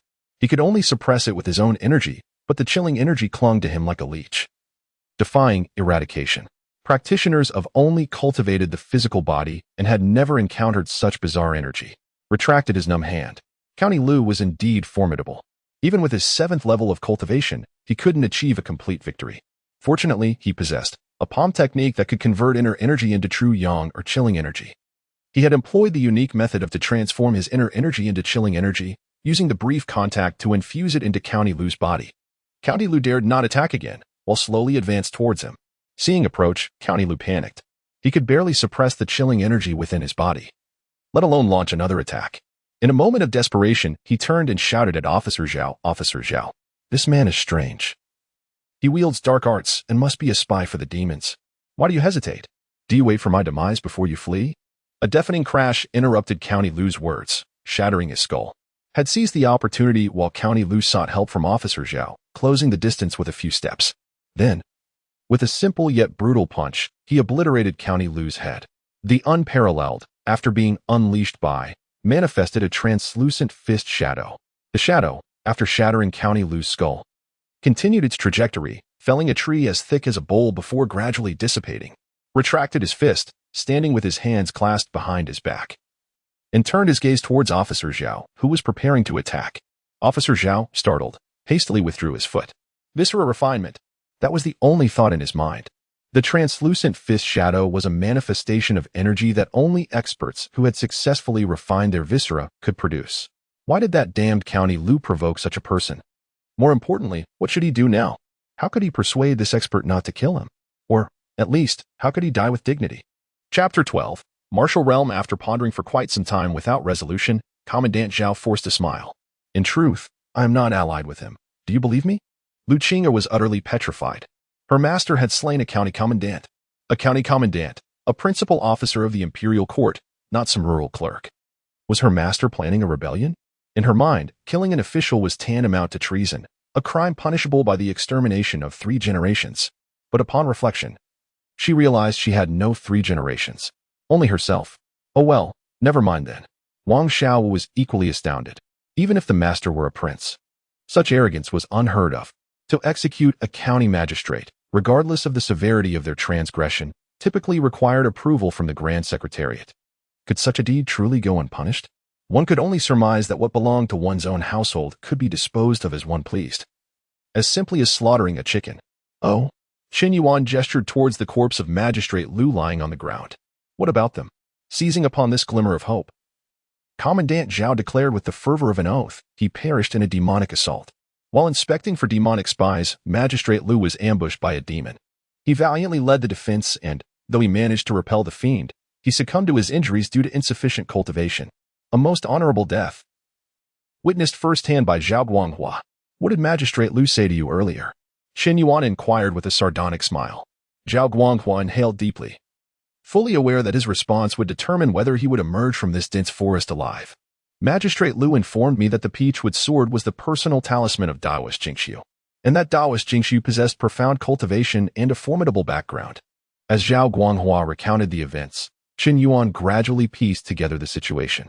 The enigmatic Daoist Jingxiu had met his demise within Emerald Crest County, a matter which, according to Magistrate Lu, threatened to engulf the entire Bright Spring Prefecture in calamity. As for the magistrate's motive for eliminating them, it was simply to silence any witnesses. Firstly, to conceal Jingxiu's death and fabricate the illusion that he had merely departed Emerald Crest County. The veracity of this claim remained uncertain to Zhao Guanghua. But even a kernel of truth could not be disregarded, given the magnitude of the matter concerning the entire Bright Spring Prefecture. Hence, he had acquiesced to Magistrate Lu's plan to eliminate them. Secondly, Zhao Guanghua surmised that Magistrate Lu's desertion during the demonic incursion in Emerald Crest County was no longer a secret, though he alone seemed to believe otherwise. Perhaps he was aware of the widespread knowledge, but without concrete evidence, the matter remained manageable. Chen Yuan suspected that the second reason was the primary motivation for Magistrate Lu's attempt to kill them. Their deaths would ensure that no contradictory testimony could surface. In summary, Zhao Guanghua was far from a virtuous individual. He had readily agreed to Magistrate Lu's scheme to silence witnesses based on mere suspicion. Chen Yuan pondered the implications. Killing Zhao Guanghua would undoubtedly render him an outcast in Bright Spring Prefecture. The fact that a commandant and a magistrate had entered the dense forest with him was widely known. Their disappearance or discovery as murder victims would inevitably implicate him. Yet, failing to eliminate him would expose him to the risk of Zhao Guanghua divulging information. In truth, you need not be so apprehensive, Zhao Guanghua hastily added, observing Chen Yuan's contemplative silence. Magistrate Lu was already under indictment. But his punishment was merely deferred due to extenuating circumstances. Now that he has been slain by a demon, a discreet handling of the matter might even yield a favorable outcome. His desperate plea for survival was palpable, short of patting his chest and assuring everything would be all right. Seeing his earnest demeanor, Chen Yuan resolved to proceed cautiously. Killing him might not necessarily improve the situation. Chen Yuan proceeded to probe Zhao Guanghua for further details, such as the meaning of the bone-tempering realm mentioned by Magistrate Liu. Though perplexed that a master like Chen Yuan was unfamiliar with the bone-tempering realm, Zhao Guanghua dutifully explained it, along with the other martial realms of this world. Chen Yuan gained insight into the cultivation methods of this world, which differed from his initial assumption that one could only defeat 10 or 8 opponents. According to Zhao Guanghua's knowledge, there were 6 martial realms in this world, summarized in a simple rhyme: body tempering, bone tempering, viscera tempering, blood refinement, marrow transformation, and primordial manifestation. Before body tempering, individuals like Wang Xiaowu and Yo Xin were not considered martial artists but merely apprentices in martial arts schools, gradually building their strength.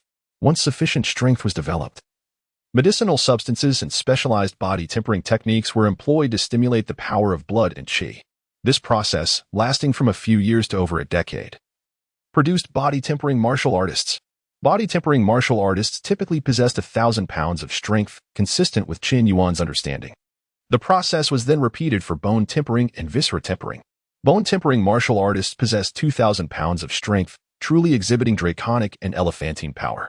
Indeed, both Zhao Guanghua and the late Magistrate Liu were bone-tempering martial artists. Masters of viscera tempering wielded a colossal 5,000 pounds of strength. They could effortlessly unleash their power externally, shattering monuments and splitting rocks with ease. More importantly, masters of viscera tempering possessed integrated and resilient internal organs, making them exceedingly difficult to kill. With a surge of qi, a single roar could cause ordinary individuals to bleed from all 7 orifices and die. At this stage, only a massive military encirclement with powerful crossbows and arrows could pose a threat. Mere numbers were inconsequential. As for grandmasters of blood refinement, Zhao Guanghua could only vaguely state that the prince of the prefecture might harbor one.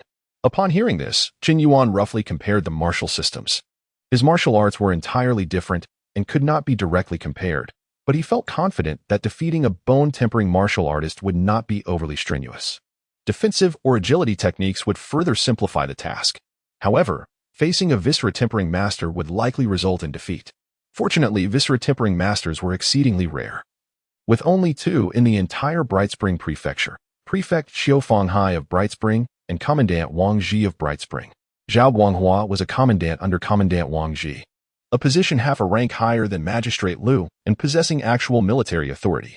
Chen Yuan led his companions out of the dense forest, conversing with Zhao Guanghua along the way and gleaning a general understanding of the situation in Brightspring City, which eased his concerns.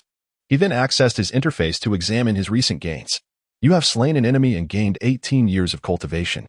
You have slain an enemy and gained 29 years of cultivation. These 2 notifications yielded additional information. Firstly, bone tempering completion only granted 29 years of cultivation. Secondly, slaying humans yielded significantly less cultivation than slaying demons. Despite Magistrate Liu being considerably stronger than the Wolf Demon and the Serpent Beauty, he only granted roughly the same amount of cultivation as the Wolf Demon. Beginning the cultivation of the Complete Purity Heart Sutra. Year 1. Your Complete Purity Heart Sutra progresses steadily. Year 5. Your Complete Purity Heart Sutra encounters a bottleneck. Year 9. You finally break through to the 8th level of the Complete Purity Heart Sutra. Year 15. Your Complete Purity Heart Sutra deepens. Year 24. Your Complete Purity Heart Sutra breaks through to the 9th level. Your Complete Purity Heart Sutra is now complete. Year 25. With the Complete Purity Heart Sutra complete, you are at a loss for further cultivation. Chen Yuan paused.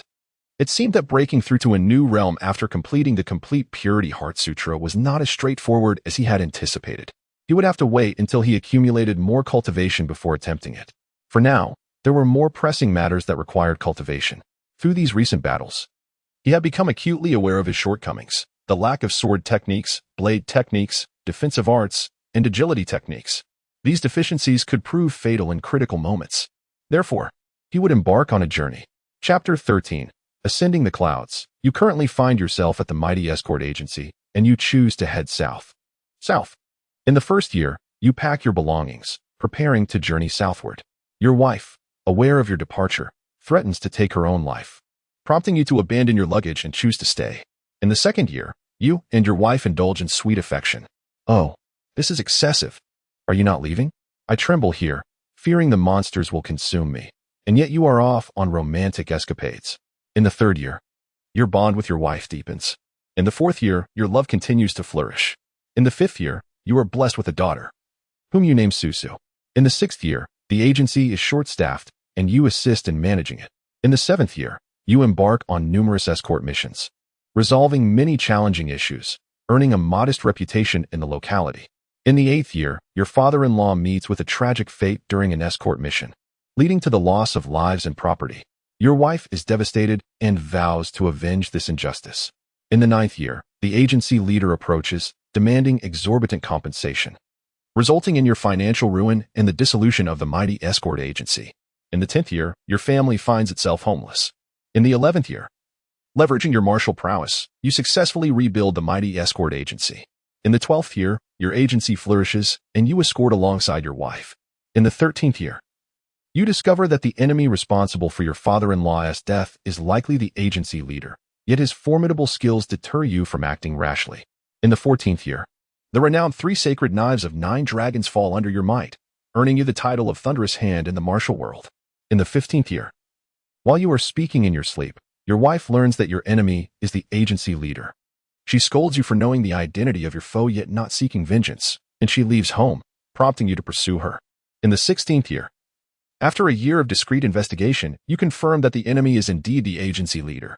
However, his exceptional skills compel you to persuade your wife to wait until you are fully prepared for revenge. In the 17th year, unable to contain her grief, your wife confronts the enemy and suffers grave injuries. Enraged, you storm forth and eliminate the entire enemy household, discovering a martial arts manual, Ascending the Clouds. Yet, you too are gravely wounded and must recuperate. In the 18th year, your injuries prove fatal. Your wife, consumed by regret, ages overnight.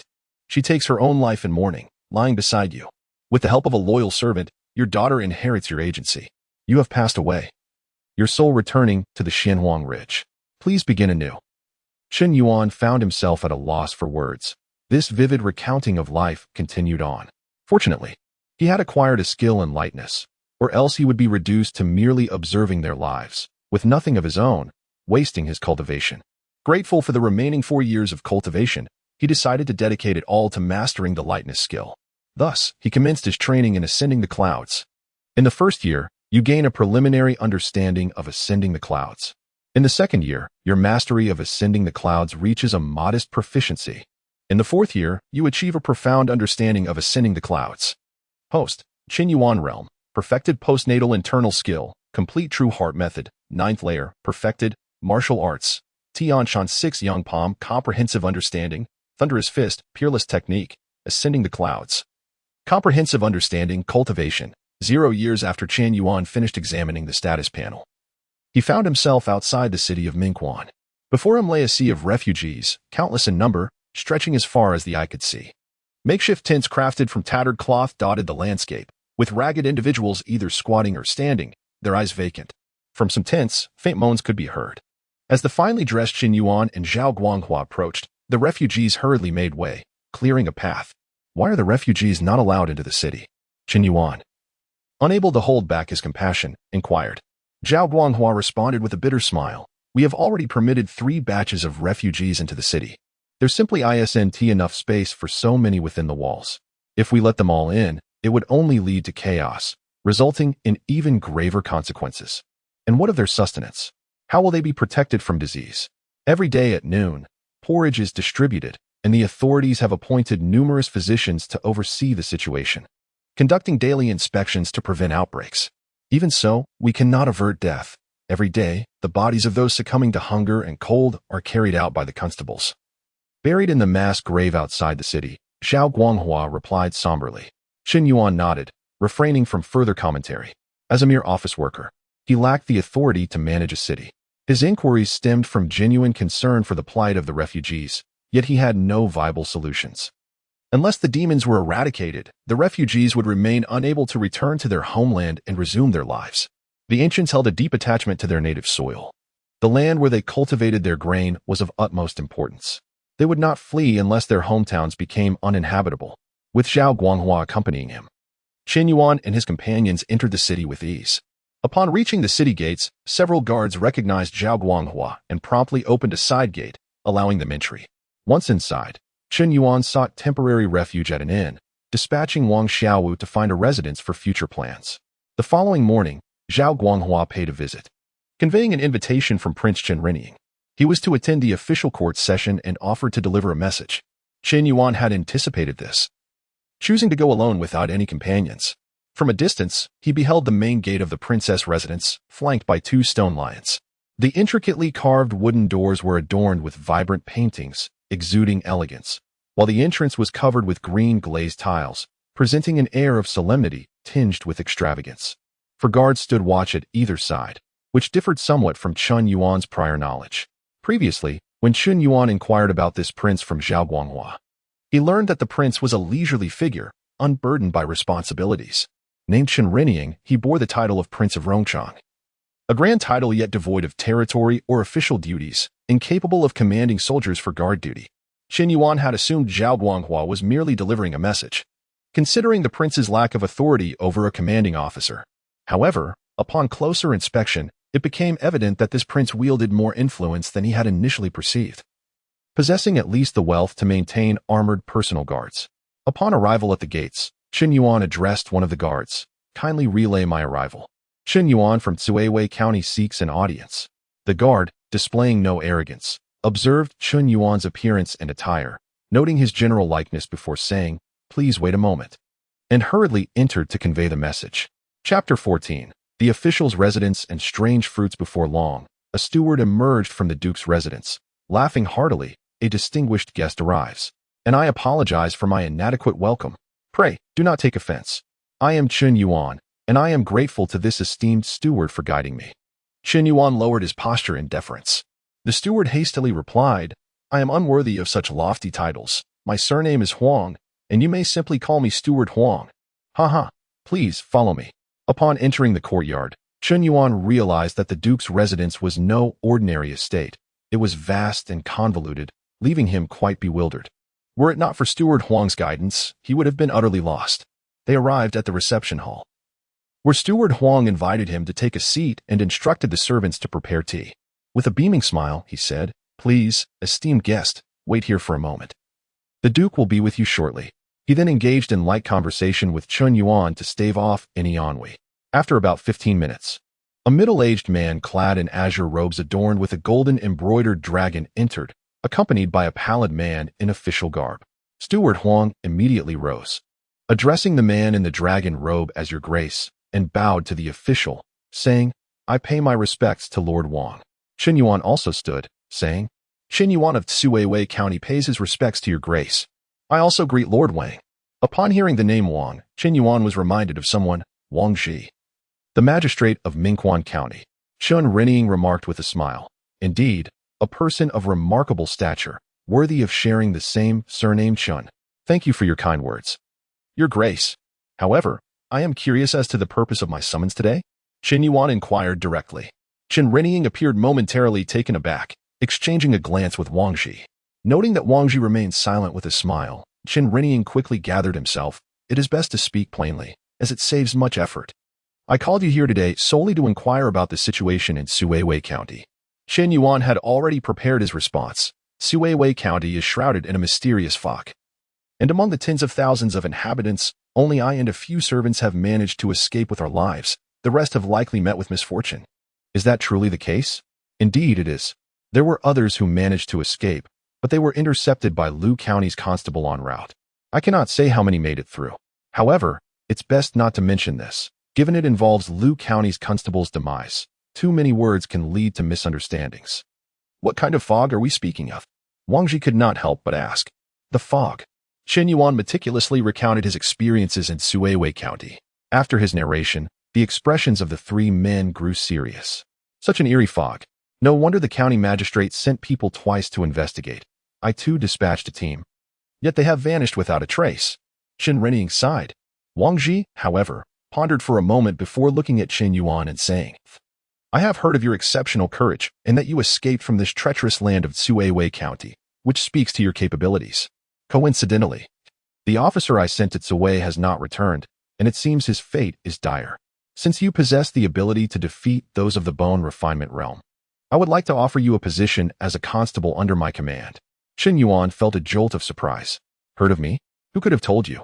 It must have been Zhao Guanghua, that thick-browed fellow.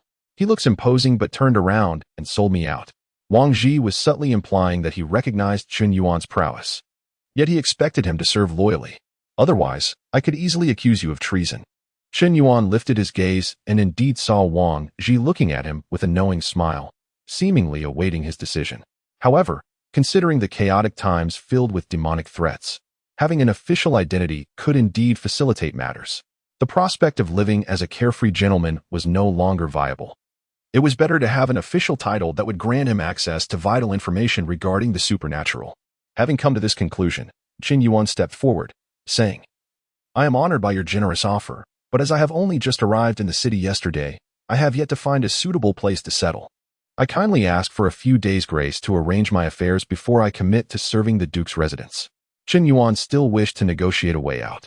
Chen Renning regarded the two men with a look of intrigue, sensing something amiss. A constable holds significant authority, so why so readily relinquish such a position? One would not typically hand over their command so easily, nor would one shy away from it. With a smile, Chen Renning continued, Haha, as fate would have it. I have a vacant residence adjacent to the Duke's residence that has remained unoccupied for quite some time. Today, I shall gift it to you. We shall be neighbors and grow closer in friendship. Wang Ji nodded gently. Since the Duke has shown such generosity, you shall relocate today and take tomorrow to rest. Report to the office the day after. Chen Yuan found himself at a loss for words. This unexpected gift of a residence rendered his excuses futile. Steward Huang presented him with the property deed and title, which Chen Yuan accepted gratefully. After thanking the two gentlemen, he exited the Duke's residence, feeling a sense of relief. Although this new role would limit his freedom, the situation had not unfolded as badly as it could have. If the matter concerning Lu County's constable were to conclude here, it could be deemed acceptable. Upon returning to the inn, Chen Yuan tossed the property deed onto the table. Lu Qing'e picked it up and was overjoyed. Young master, is this your newly acquired residence? It was a gift, Chen Yuan replied with a hint of disappointment. Lu Qing'e exclaimed, a residence of more than 3 acres. How many silver taels would that cost? Enough to buy 100 of me. Her unit of measure was rather peculiar, as she compared it to herself. Is that not splendid? Of course it is. A life well traded. What? Lu Qing'e gasped. Chen Yuan replied languidly. Accepting this residence means I will have to work as a constable at the office. Is that not a life for a life? Lu Qing'e, now excited, latched onto the key point, constable. Young master, you are truly remarkable. You have attained such a significant position upon your arrival in Mingquan City. How significant is such a position? Chen Yuan, influenced by her enthusiasm, wrapped his arm around her slender waist and chuckled. It is greater than that of a county constable. Comparable to that of a county magistrate. Lu Qing'e replied with some uncertainty. She was unaware of the precise stature of the position. Only that it was indeed higher than that of a county constable. Lu Qing'e's world was quite small, limited to just herself and Chen Yuan, with most other matters being irrelevant to her. Now, take this badge and go with Wang Xiaowu to procure some girls from outside the city to serve as maids. They must be willing. Chen Yuan handed her an iron badge inscribed with the title of constable, a gift from Wang Ji before he left the Duke's residence. With this badge, Lu Qing'e could venture outside without fear, as the guards would not dare to impede her. However, Chen Yuan himself could not engage in such tasks. Choosing a bride was one thing, but this was another matter entirely. Lu Qing'e, with her keen eye, could discern which girls were industrious and which were prone to idleness. Shall I choose? She asked eagerly. Yes, the selection is yours. But first, let me choose which pomelo to eat. Saying this, she picked up a plump white pomelo and took a bite. Ouch! How strange. Did the pomelo just make a sound? Chapter 15. Assumption of office and drawing lots soon after leaving the city. Lu Qing'e returned with a dozen young girls. The refugees outside the city, seeing her searching for maids, frantically brought their daughters for her to see. They were willing to forsake any payment for their daughters' servitude, desperate for them to enter the city and find sustenance in the households of the affluent. Had it not been for the soldiers stationed beside Lu Qing'e to ensure her safety, her garments might have been torn by the throng. Startled, Wuxiang hastily selected a dozen girls and returned. Though temporary, this arrangement would suffice for the time being. Chen Yuan observed the group of young girls, ranging from the tender ages of 12 to 17. Despite their fair features, their tattered clothing detracted from their appearance. He instructed Wang Xiaowu to procure a number of outfits for them, ensuring they were suitably attired, and also urged Lu Qing'er to treat them to a meal. In the afternoon, the once vacant residence adjacent to the Duke's manor, uninhabited for 3 years, welcomed its new occupants. Lu Qing'er assumed a commanding presence, directing the young maids to prepare the master bedroom for Chen Yuan's use that night. The house was spacious, furnished, and equipped with all necessary amenities, albeit covered in a layer of dust from neglect. As they were tidying up, a knock echoed from the door. With no other tasks at hand, Chen Yuan personally opened it, contemplating the need for additional servants to tend to the gates and horses. To his astonishment, it was the steward Huang from the Duke's manor, accompanied by a throng of maids and servants, several of whom carried a plaque inscribed with the characters Chen Fu. Huang, with a respectful demeanor, congratulated Chen Yuan on his new residence and revealed that the Duke had sent him with servants to assist in settling the household, along with the plaque as a housewarming gift. Chen Yuan was both amused and touched, realizing the Duke's concern for his well-being. Grateful, he invited Huang inside. Upon entering, Huang assigned a few robust servants to hang the plaque, while the rest were entrusted to Lu Qing'er for her to organize. Though inexperienced with such a large group, Lu Qing'er managed to coordinate their tasks, feigning confidence as she directed them. Chen Yuan found her efforts to be quite humorous. 2 days later, under Lu Qing'er's attentive care, Chen Yuan donned the official attire sent from the office. The uniform, predominantly black, was adorned with embroidered red phoenixes, embodying the dignified aura of a military officer. A total of 3 sets of clothing, including 1 suit of armor, were delivered alongside a waistblade. He set aside the armor for the time being, opting to wear the official uniform. Equipped with his waistblade, Chen Yuan stepped outside, accompanied by Lu Qing'er, who gazed at him with admiration. Along the way, he purchased a small windmill, enjoying the gentle breeze as he made his way to the county magistrate's office. Upon arrival, he found Zhao Guanghua and another dark-faced man already present, clearly agitated. Zhao, with exaggerated gestures, seemed to be conveying some unspoken message, which Chen Yuan disregarded. The dark-faced man huffed in annoyance at having waited for so long. A servant called for the gathering, and Wang Qi emerged, casting a stern glance at Chen Yuan, but refraining from reprimanding him for being late on his first day. Now that you 3 are assembled, allow me to introduce Chen Yuan, our new commander. I will get straight to the point, Wang Qi said, briefly mentioning Chen Yuan's name before continuing. Currently, we face a rampant demon menace. I have received credible intelligence indicating that these demons are emerging from the Wanmog Mountain to the west of Mingquan County. Consequently, the counties of Qingshi, Suwei, and Mingxi are suffering the most severe afflictions. I have reported this to the court, and reinforcements will arrive shortly. However, we must contain the demons within these 3 counties until they do. Zhao Guanghua inquired. Given the vastness of these counties, which lack defensible positions, how do we intend to contain them? Chen Yuan remained silent, taking note of the name Wanmog Mountain, realizing it referred to the formidable mountain range west of Suwei County. During his time in Suwei, he had never heard of such a designation, nor had he encountered any mention of demons in the hunter's tales from the mountain. Wang Qi dismissed their concerns, stating, "It is up to you to devise a plan. Each of you will mobilize 1,000 troops to guard 1 county each. We cannot allow a single demon to escape into Mingquan County." Zhao Guanghua reluctantly acknowledged the order. "Here are 3 slips of paper. Each of you will draw one to determine your assigned county," Wang Qi announced, tossing the slips before them. Zhao Guanghua eagerly selected a slip, revealing it to be Mingxi County, which brought him delight. The county was well protected by mountains on both sides, and he would only need to guard the approach from Mingquan County. The dark-faced man approached next, revealing a grim expression upon selecting his slip, which indicated Suwei County.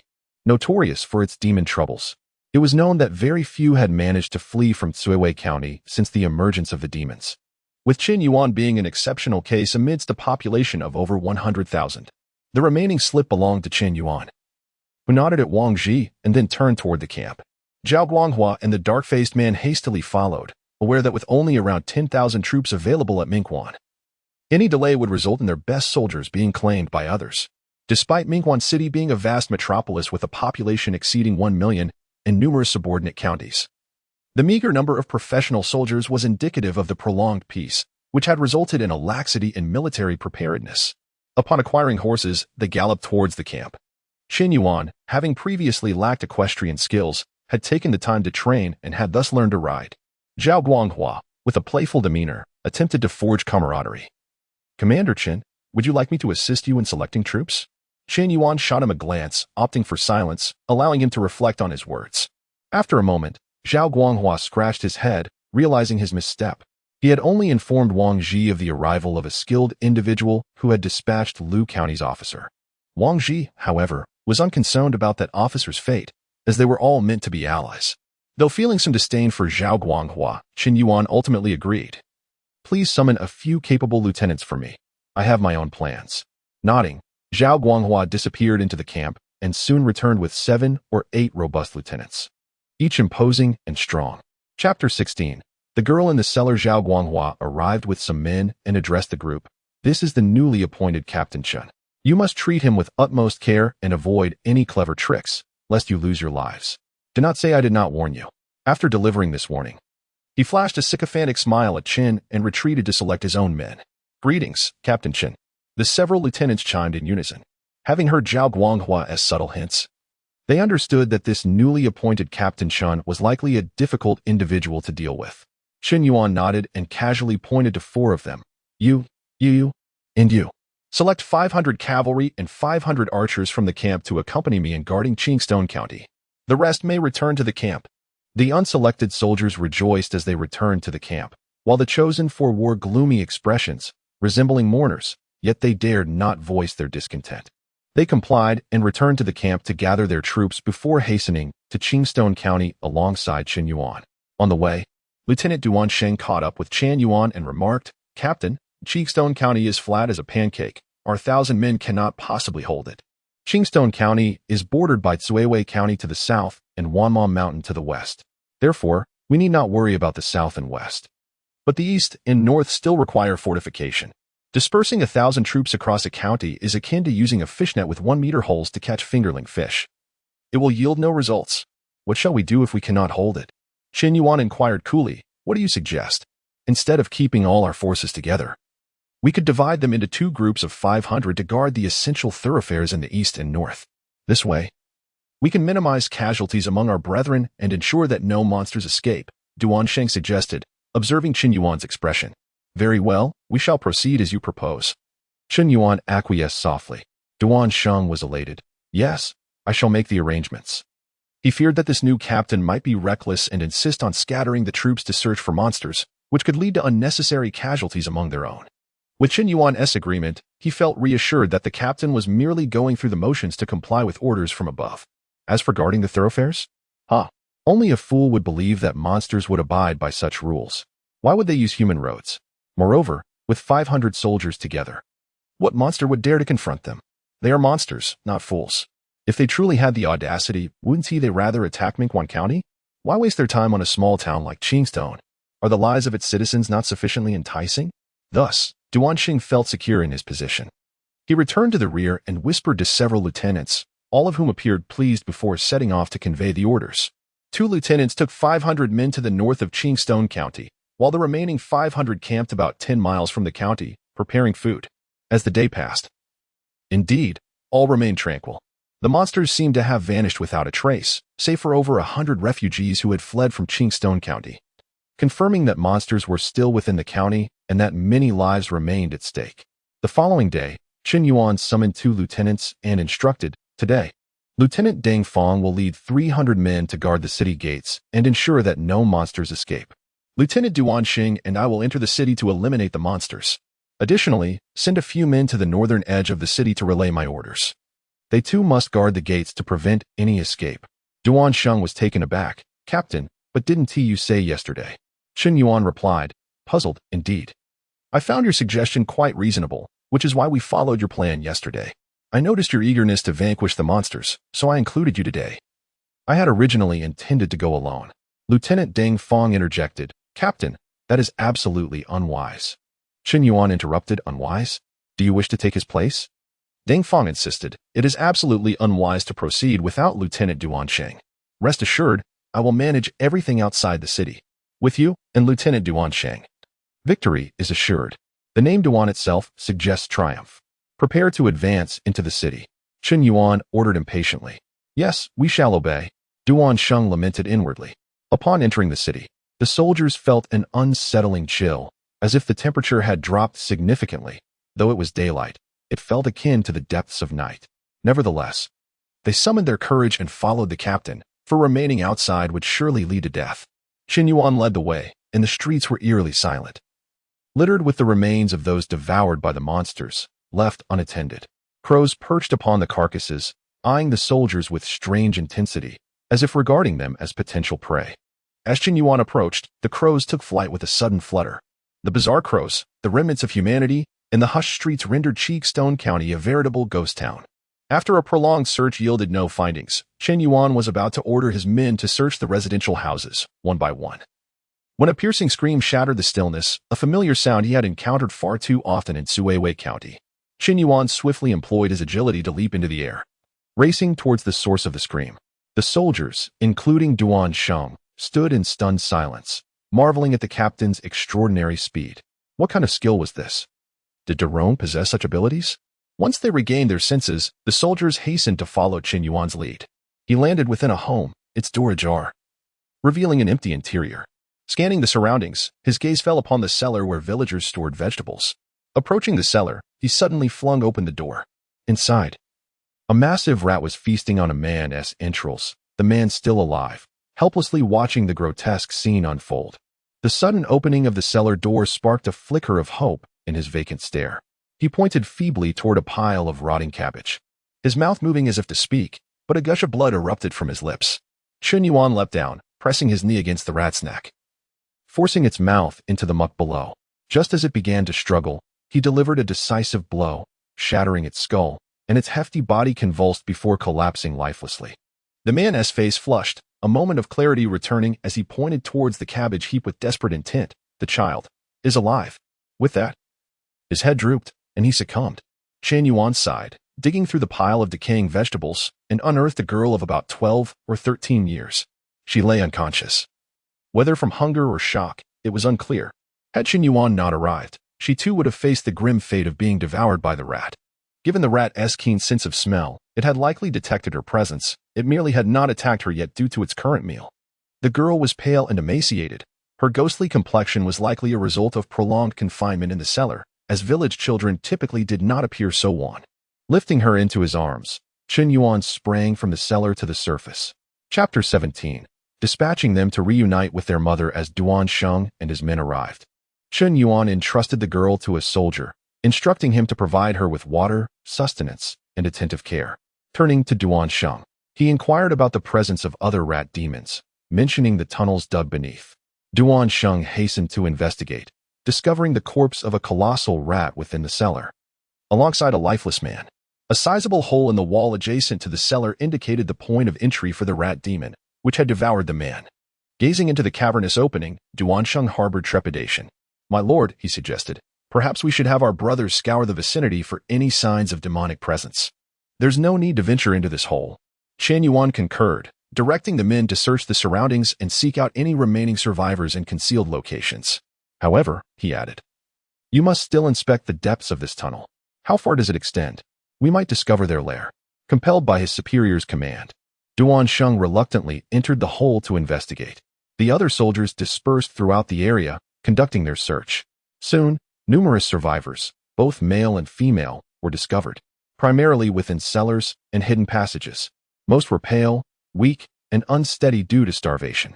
Tragically, the soldiers also unearthed numerous corpses of those who had succumbed to hunger, as well as skeletal remains devoured by demons and victims of violence and depravity. In times of adversity, wickedness often flourishes. However, innocence could still be found, such as in the case of a spoiled young man. "Why did you take so long?" he bellowed at a soldier. "I was starving. Do you know how I survived? I ate human flesh in the secret passage. I ate my father's flesh. Why did it take you so long to rescue me?" Spotting Chen Yuan in his distinctive black attire, the young man approached him and seized his collar. "Do you know how much silver my family, the Wangs of Qing, pays you every year?" Chen Yuan disengaged the man's grip. "I do not." With a swift motion, he unsheathed his blade, and the young man's head was severed. As the headless body collapsed, Chen Yuan sheathed his sword and addressed the soldiers. "Do not bring such fools before me again." The soldiers responded in unison, understanding the meaning despite their unfamiliarity with the term fool. Chen Yuan deemed any further interaction with such a simple-minded villain a waste of effort. He ended the matter with a single stroke, providing a lesson at the cost of the young man's life. The world is not populated solely by villains and those who can be bullied. Encountering someone more wicked can lead to one's demise. Chen Yuan was that more wicked individual, but the young man had no opportunity for reflection. After a brief interval, Duanxing emerged from the cellar. "My lord," he reported, "the tunnels are intricate and interconnected, like a labyrinth. It's exceedingly difficult to locate the rat demon's den." "Oh?" Chen Yuan responded with a smile.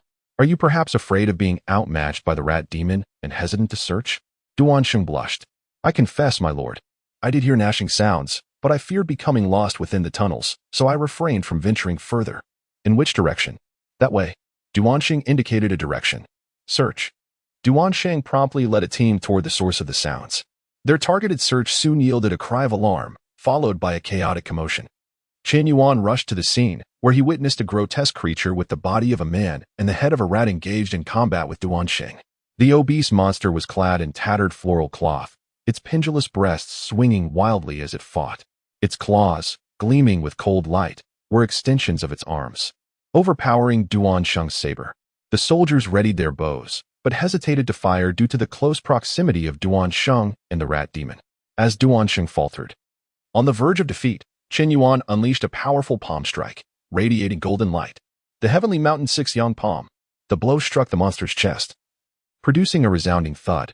The creature collapsed, sliding several meters across the ground.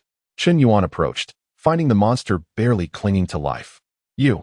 He swiftly decapitated the hideous rat head, silencing the demon's final words. He had no time for last words. Villains are undone by their loquacity. With the head severed, the rat demon's humanoid form dissolved, reverting to the corpse of a colossal rat. Duanxing stared in disbelief at the rat corpse, still reeling from the near-death experience. Just moments ago, he had been on the brink of annihilation, but now the rat demon was dead. The transition from his impending doom to the demon's demise had occurred in mere moments. He realized that the newly appointed Commander Chen possessed considerable skill. However, he had not anticipated such extraordinary ability. The rat demon's power had been far beyond his own capabilities as a body-tempering realm cultivator. Its claws, seemingly light and swift, had delivered blows of immense force. He would have undoubtedly perished within 3 strikes.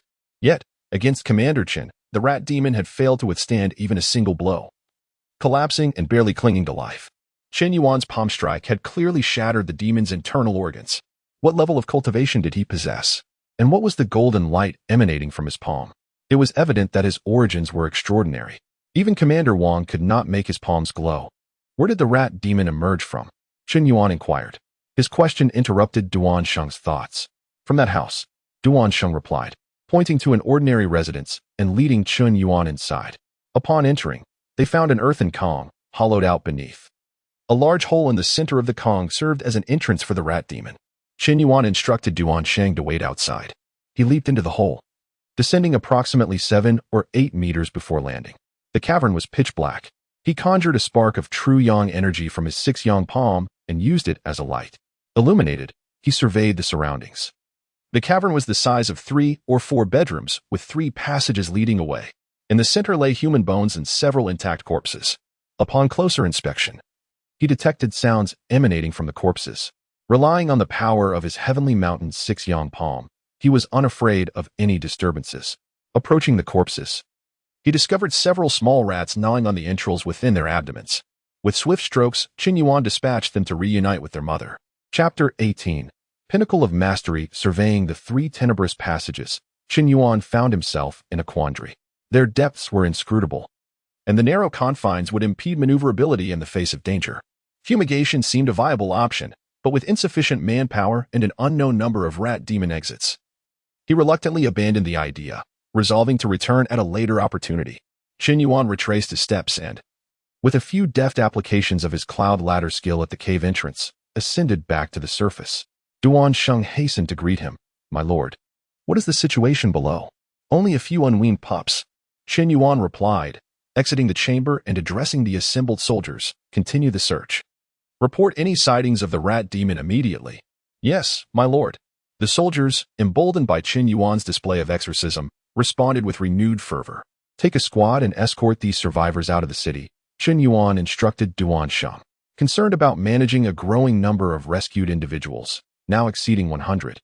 He prioritized the evacuation of a portion of them. With these arrangements made, he sought respite in a nearby pavilion, attended by a squad of soldiers awaiting his command. Observing the bustling activity, Chen Yuan accessed his interface. You have slain an enemy, gaining 18 years of cultivation. You have slain an enemy, gaining 43 years of cultivation. You have slain an enemy, gaining 1 year of cultivation. Your current cultivation is 67 years. This marked the most significant accumulation of cultivation since acquiring the interface. Chen Yuan could only muse that the rat demon family were, in a sense, benefactors. If only they were not so adept at burrowing and scurrying about. He commenced the cultivation of the Tianshan Six Yang Palm. In the 14th year, your Tianshan Six Yang Palm has reached a state of consummate skill. In the 35th year, you have encountered a bottleneck. In the 44th year, you have finally forged your own path, and your Tianshan Six Yang Palm is now unparalleled. He then initiated the cultivation of the Cloud Ladder skill. In the 3rd year, your Cloud Ladder has reached a state of consummate skill. In the 10th year, your Cloud Ladder has attained a level of unparalleled mastery. In the 22nd year, through relentless refinement, your Cloud Ladder has become the foremost in the world, reaching an unprecedented pinnacle. Chen Yuan had anticipated the expenditure associated with the Tianshan Six Yang Palm, given the precedent set by the Thunderbolt Fist, as a more profound martial art. The Tianshan Six Yang Palm's resource consumption was unsurprising. However, the rapid progress of the Cloud Ladder skill was astonishing. Could he be a prodigy in the art of lightness techniques? Alternatively, the skill might simply be less profound than the other two. As for the claim of being the foremost in the world, it was undoubtedly true. The cultivators of this world were largely brutes, with little understanding of lightness techniques. While the interface was merely a rigid modifier, Chen Yuan would not be so naive as to believe its pronouncements and assume invincibility.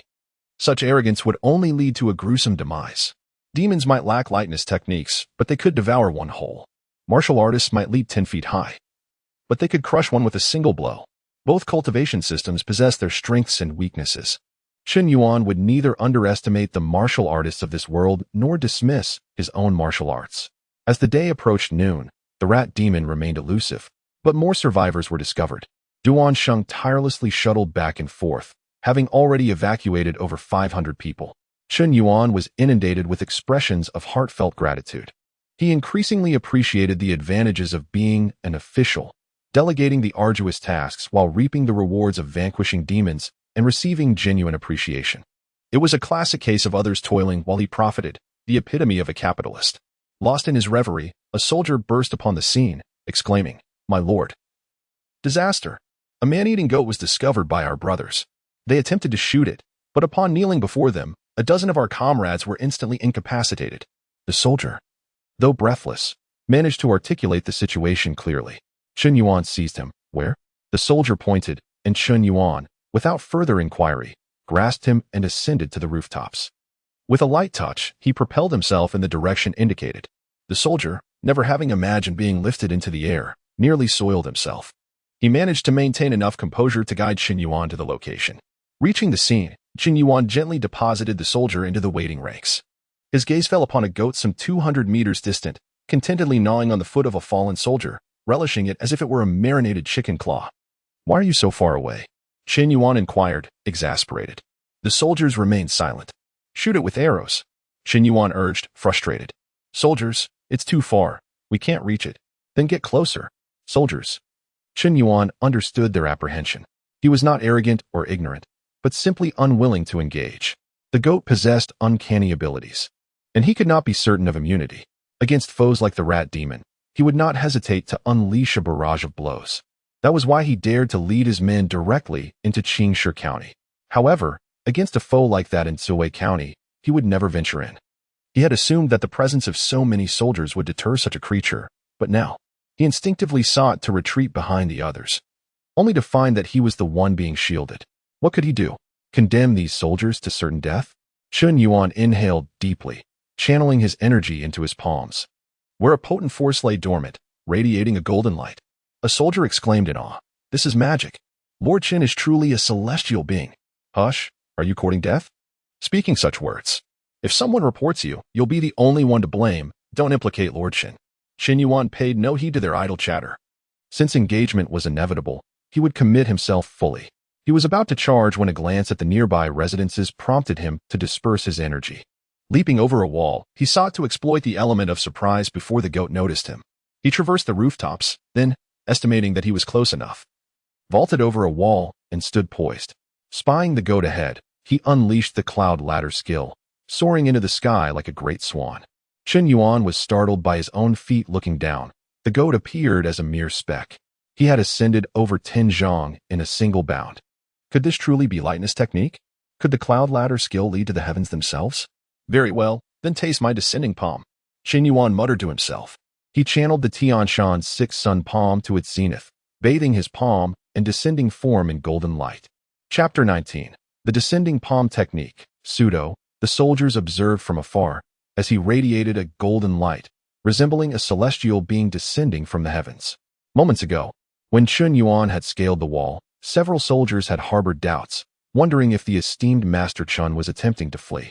Now, witnessing his figure descending from above, they wished to slap themselves for their earlier doubts. How could they ever question such a remarkable individual? Such a persona could only exist in the heavens. Who on earth could possess such grandeur? A goat, engrossed in nibbling its hooves, seemed to sense an impending threat. It abruptly raised its head and spotted Chen Yuan descending from the sky. Its eyes gleamed with a cunning intelligence, and it quickly stood upright, folding its front legs and kneeling before Chen Yuan, offering a bow. However, Chen Yuan suddenly felt an invisible force rushing towards him. But it was thwarted by the true yang energy of his 6 yang palm. Despite this, he was momentarily disoriented, his vision blurring for an instant. Though it was but a fleeting moment, it left him feeling alarmed and apprehensive.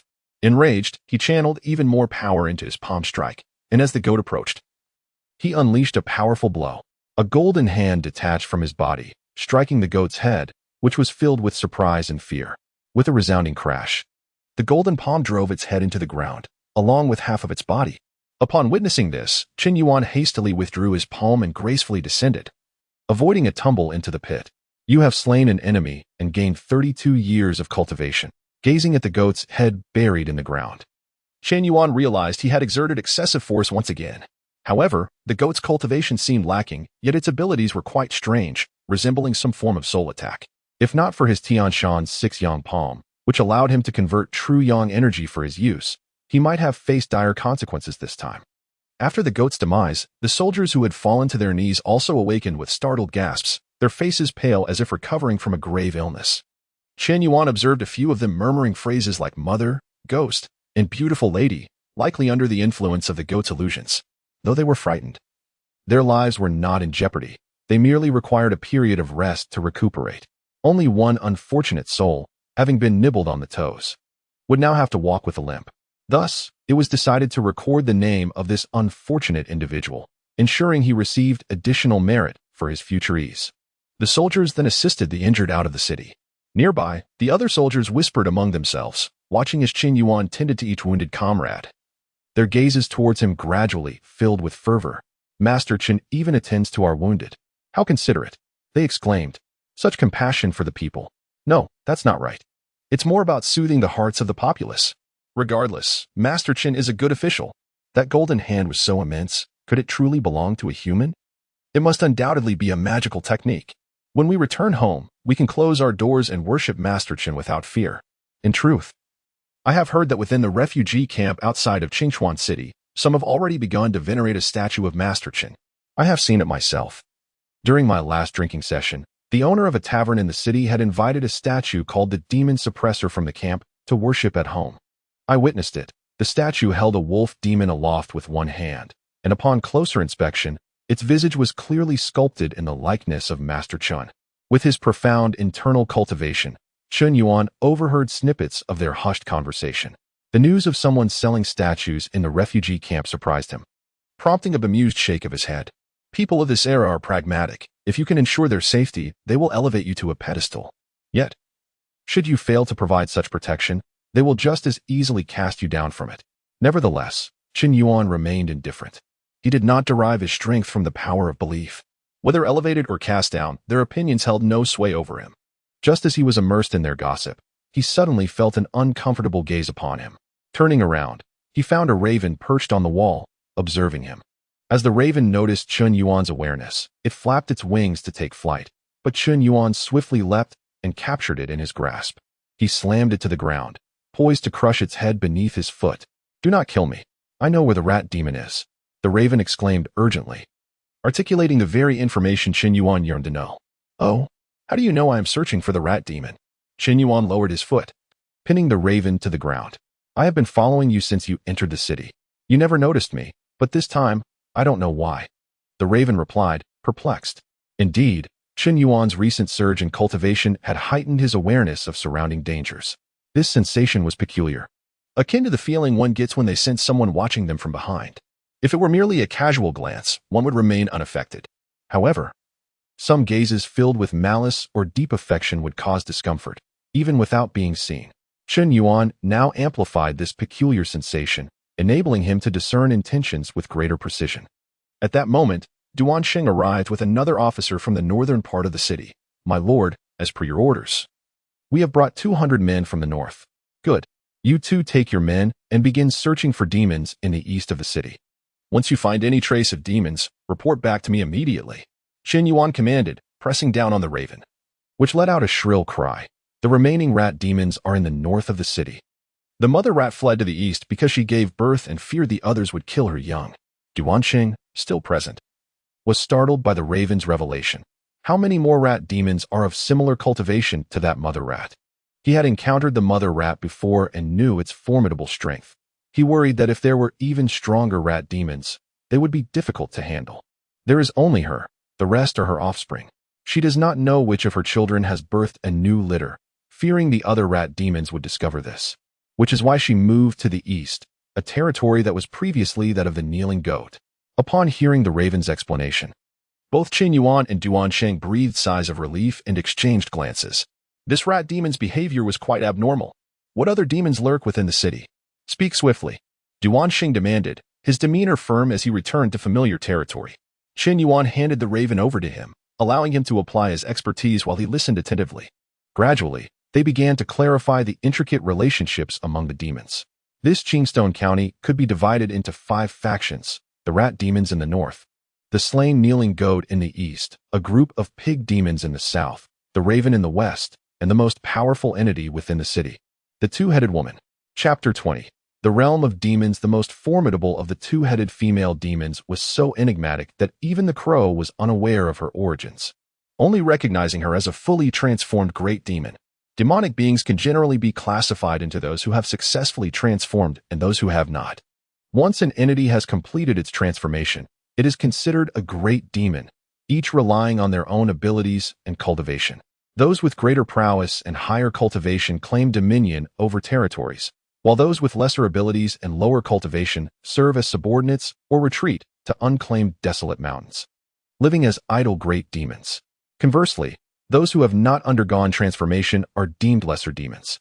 For instance, the wolf demon and the beautiful serpent that Chen Yuan vanquished, as well as the mouse demon with a transformed body but a head resembling that of a rat, all fall into the category of lesser demons.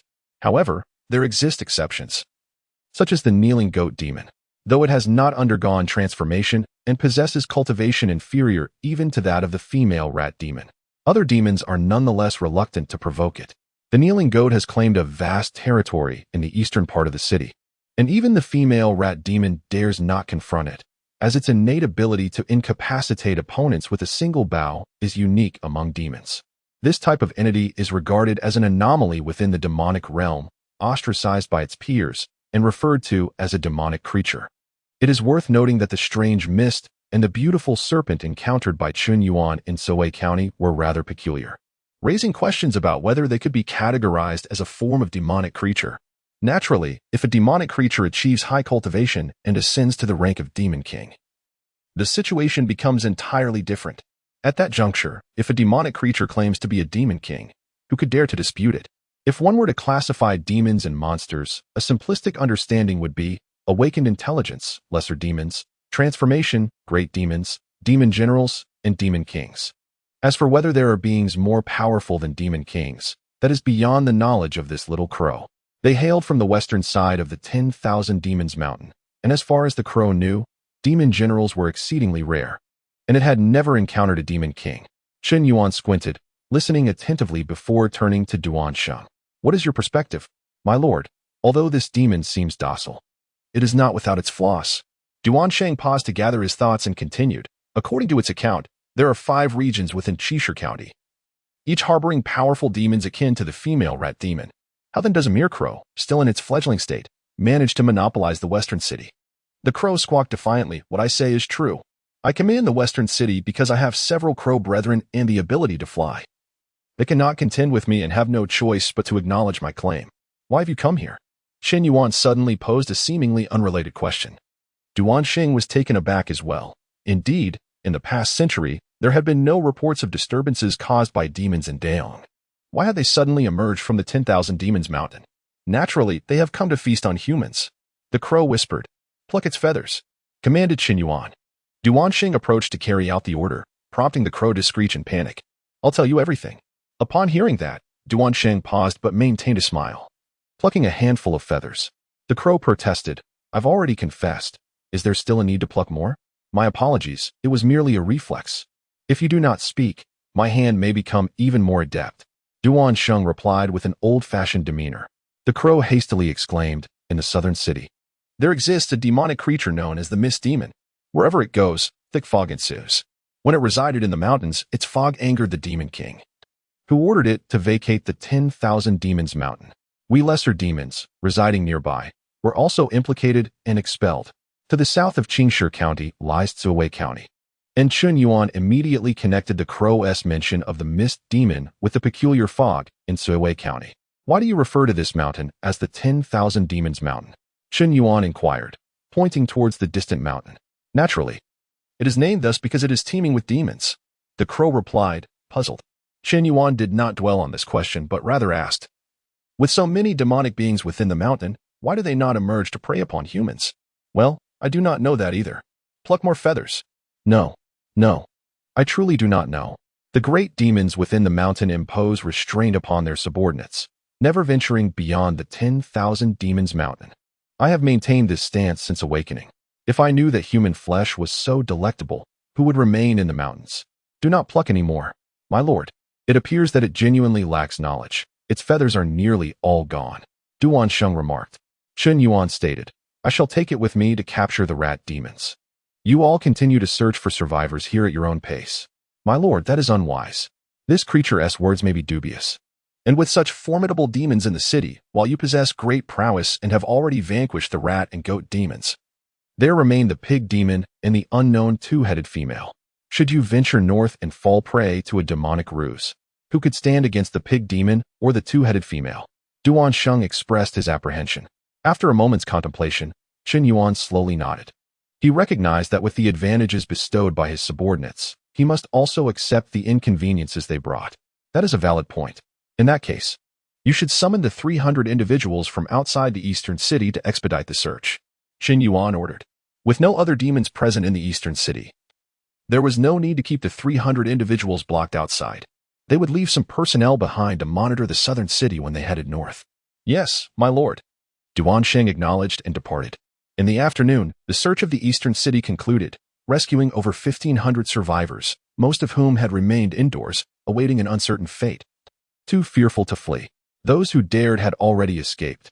In truth, considering the number of demons, if these individuals had been bold enough to venture outside, a considerable portion could have evaded capture.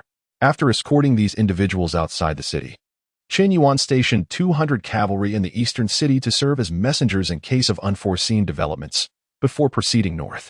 Upon reaching the northern city, Chen Yuan addressed the featherless crow atop his horse. Where are the rat demons? How many are there in total? Aside from the female rat demon, there are 5 others. They typically reside in that large courtyard over there. The crow, devoid of feathers, lacked energy in its speech, merely gesturing weakly with its wing. Chen Yuan noted that the courtyard was not far off, and with a swift leap, he vaulted onto the roof of the large courtyard. Those behind him were unperturbed. After all, their master had the ability to fly, a most ordinary occurrence.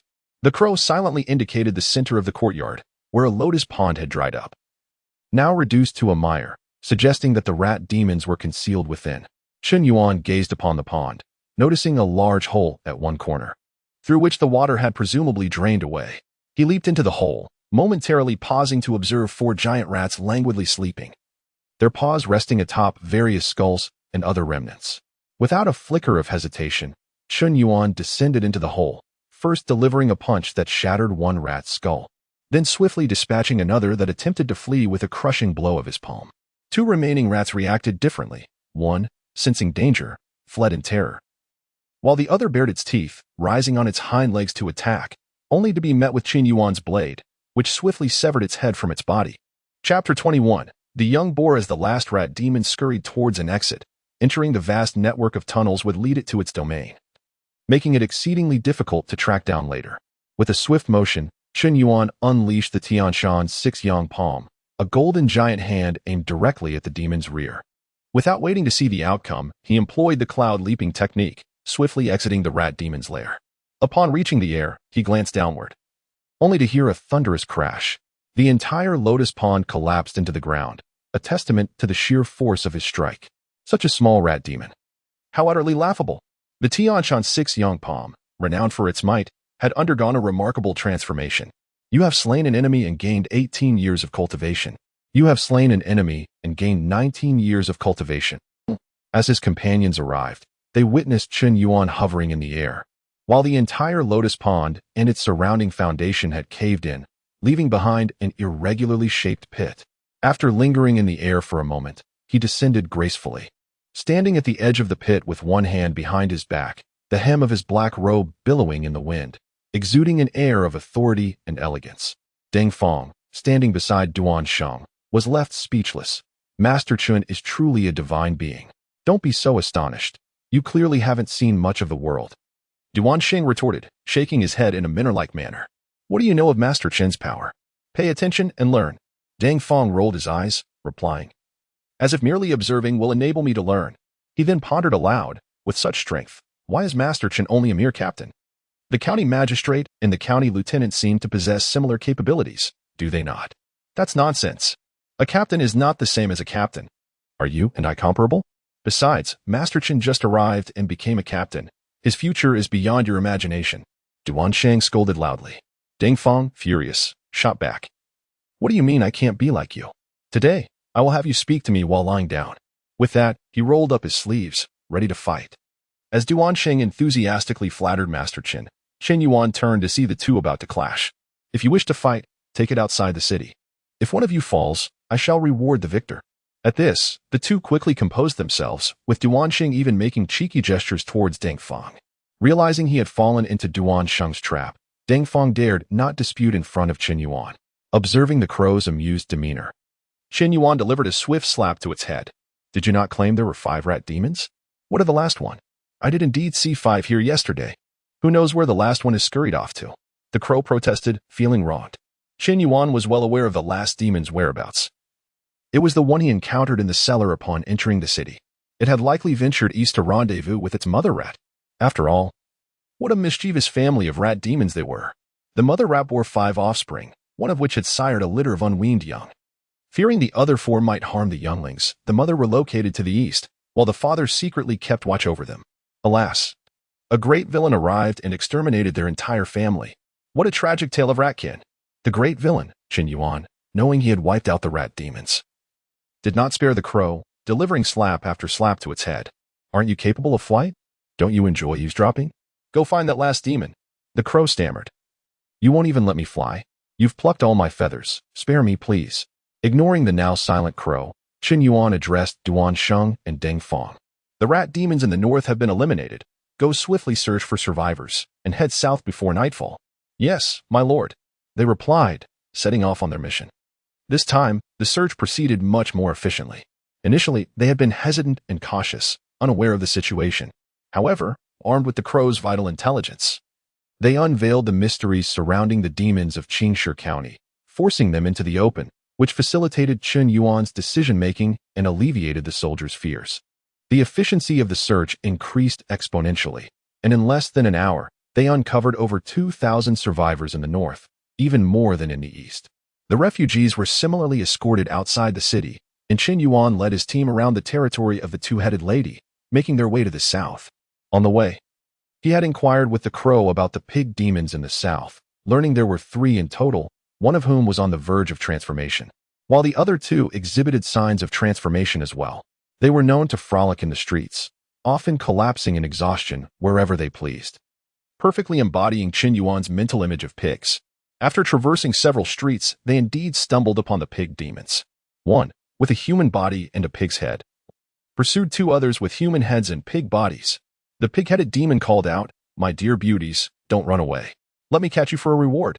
The 2 human-headed pig demons teased, "Young master, come chase us. If you catch us, we shall reward you." They giggled as they ran.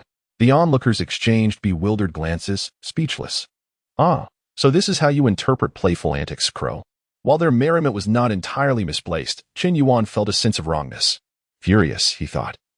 Is this how one refers to a young master? If this pig is a young master, then when Wuxiang calls me young master, does that imply I am a pig? Suddenly, a throng of humans appeared at the end of the street, and instead of being startled, the pig demons rejoiced. One mother pig demon exclaimed, "Young master, stop playing. Food is coming right to us." The boar demon laughed heartily. "It has been days since we've seen such a feast. After we eat, we shall have our fun. What joy!" With that, it rapidly expanded in size, transforming into an enormous wild boar with sharp tusks. Chen Yuan leaped forward, declaring, "Leave the 2 females to you 2. Do not kill them." Hearing this command, Duan Sheng and Deng Fong could no longer contain their eagerness. "Damn it, I've never played like this. How dare you, pig demon? If I can't deal with you, I can surely handle your companions." With a synchronized motion, they drew their blades and charged at the 2 female pig demons. Chen Yuan soared above, channeling his inner strength, and landed a powerful kick on the charging pig demon's head. The demon was momentarily blinded, and under the immense force, it collapsed to its knees, its tusks embedding themselves into the ground like cutting through tofu. In a panic, it extracted its tusks and looked up just in time to see a fist descending towards its face, delivering a flurry of blows that left it dazed, with stars erupting in its vision, until darkness enveloped it in its final moments. It could not comprehend the words of the human on top of it. Chapter 22. Duan Sheng's desire for meat. Chen Yuan dispatched the pig demon with a single blow, relying solely on his inner strength rather than his thunder fist.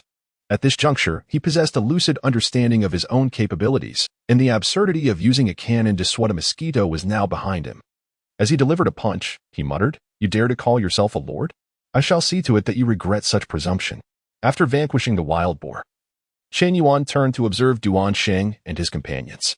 Deng Fong, displaying commendable prowess, was locked in a fierce struggle with a female pig demon, their contest evenly matched.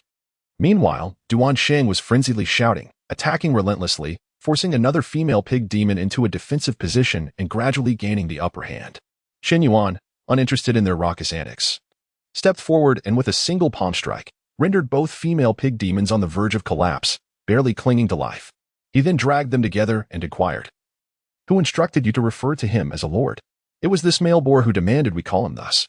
One of the female pig demons replied, keenly aware of the human's formidable strength, having witnessed him dispatch the male boar demon with mere fists and now inflicting grievous injuries upon them.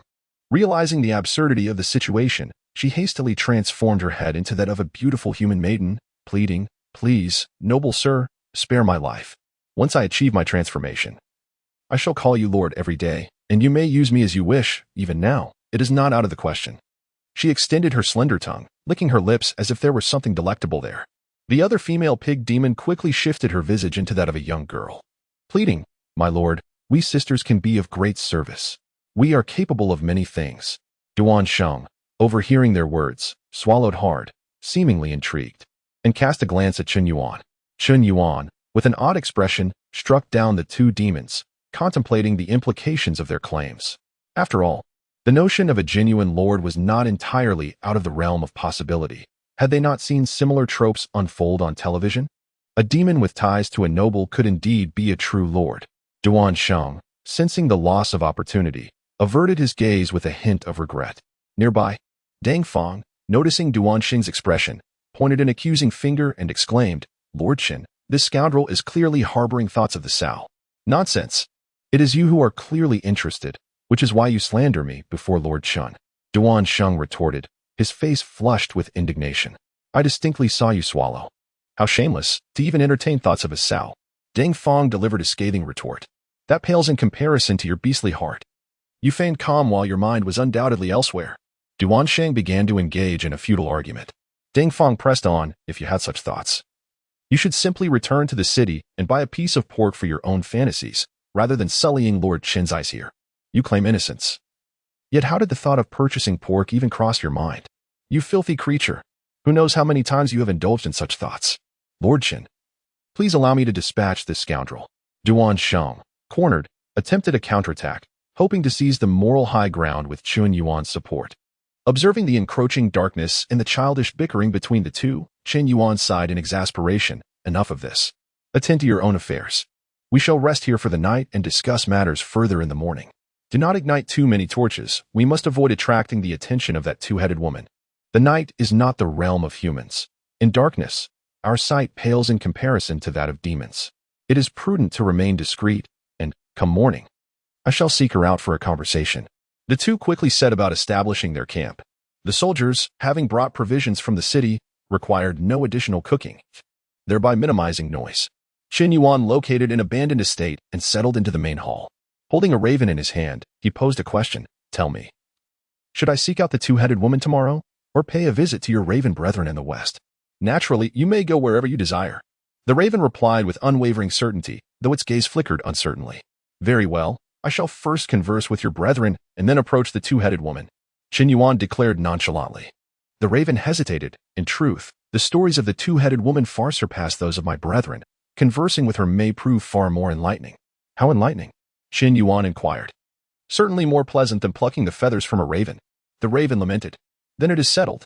I shall seek out the two-headed woman tomorrow to discern what makes her so unique. The raven's eyes widened in delight. Really? Indeed, but first, you must inform me of her abilities. Chen Yuan demanded, fixing the raven with a penetrating gaze. Alas, I know not. I glimpsed her from a distance while flying over the city and was so frightened that I never returned. The raven fluttered its featherless wings in agitation before pausing. As if recalling something, however, there may still be her subordinates within the city. I have witnessed them commit murder. Chen Yuan's interest piqued. What manner of subordinates? I did not get a clear look. Upon seeing her, I was so terrified that I fled without a second thought. I only caught a glimpse while escaping. And I vaguely recall seeing figures standing beside her. Are you certain they were human? At least they bore human forms.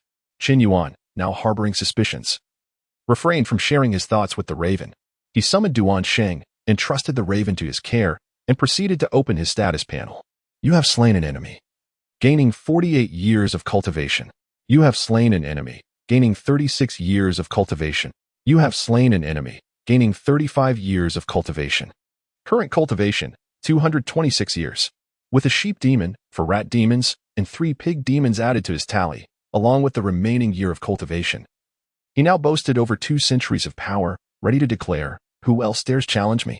Clearing his throat, Chen Yuan acknowledged that his internal cultivation had reached a bottleneck. He could not ascend realms further without a proper direction. While his martial skills had already reached an impressive peak, any further enhancement would demand considerable resources, rendering such an endeavor impractical.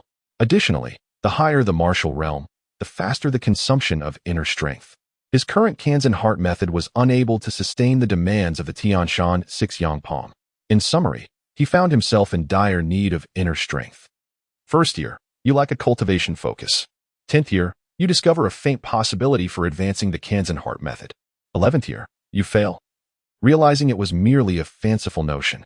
This inner cultivation method, a cornerstone of a millennia-old sect, has undergone countless refinements over generations. It is unrealistic to expect any groundbreaking innovation in such a short span. 15th year, you finally muster your resolve, overcoming numerous obstacles, and uncover a glimmer of potential for further advancement. 18th year, you relentlessly pursue this potential, as success appears tantalizingly close. 20th year, you fail once more. Suspecting that this path has been traversed before, leading to a dead end, yet you remain oblivious to this fact, squandering precious time. Chapter 23, The Primordial Skill. Chen Yuan paused his cultivation. Wealth should not be squandered so recklessly.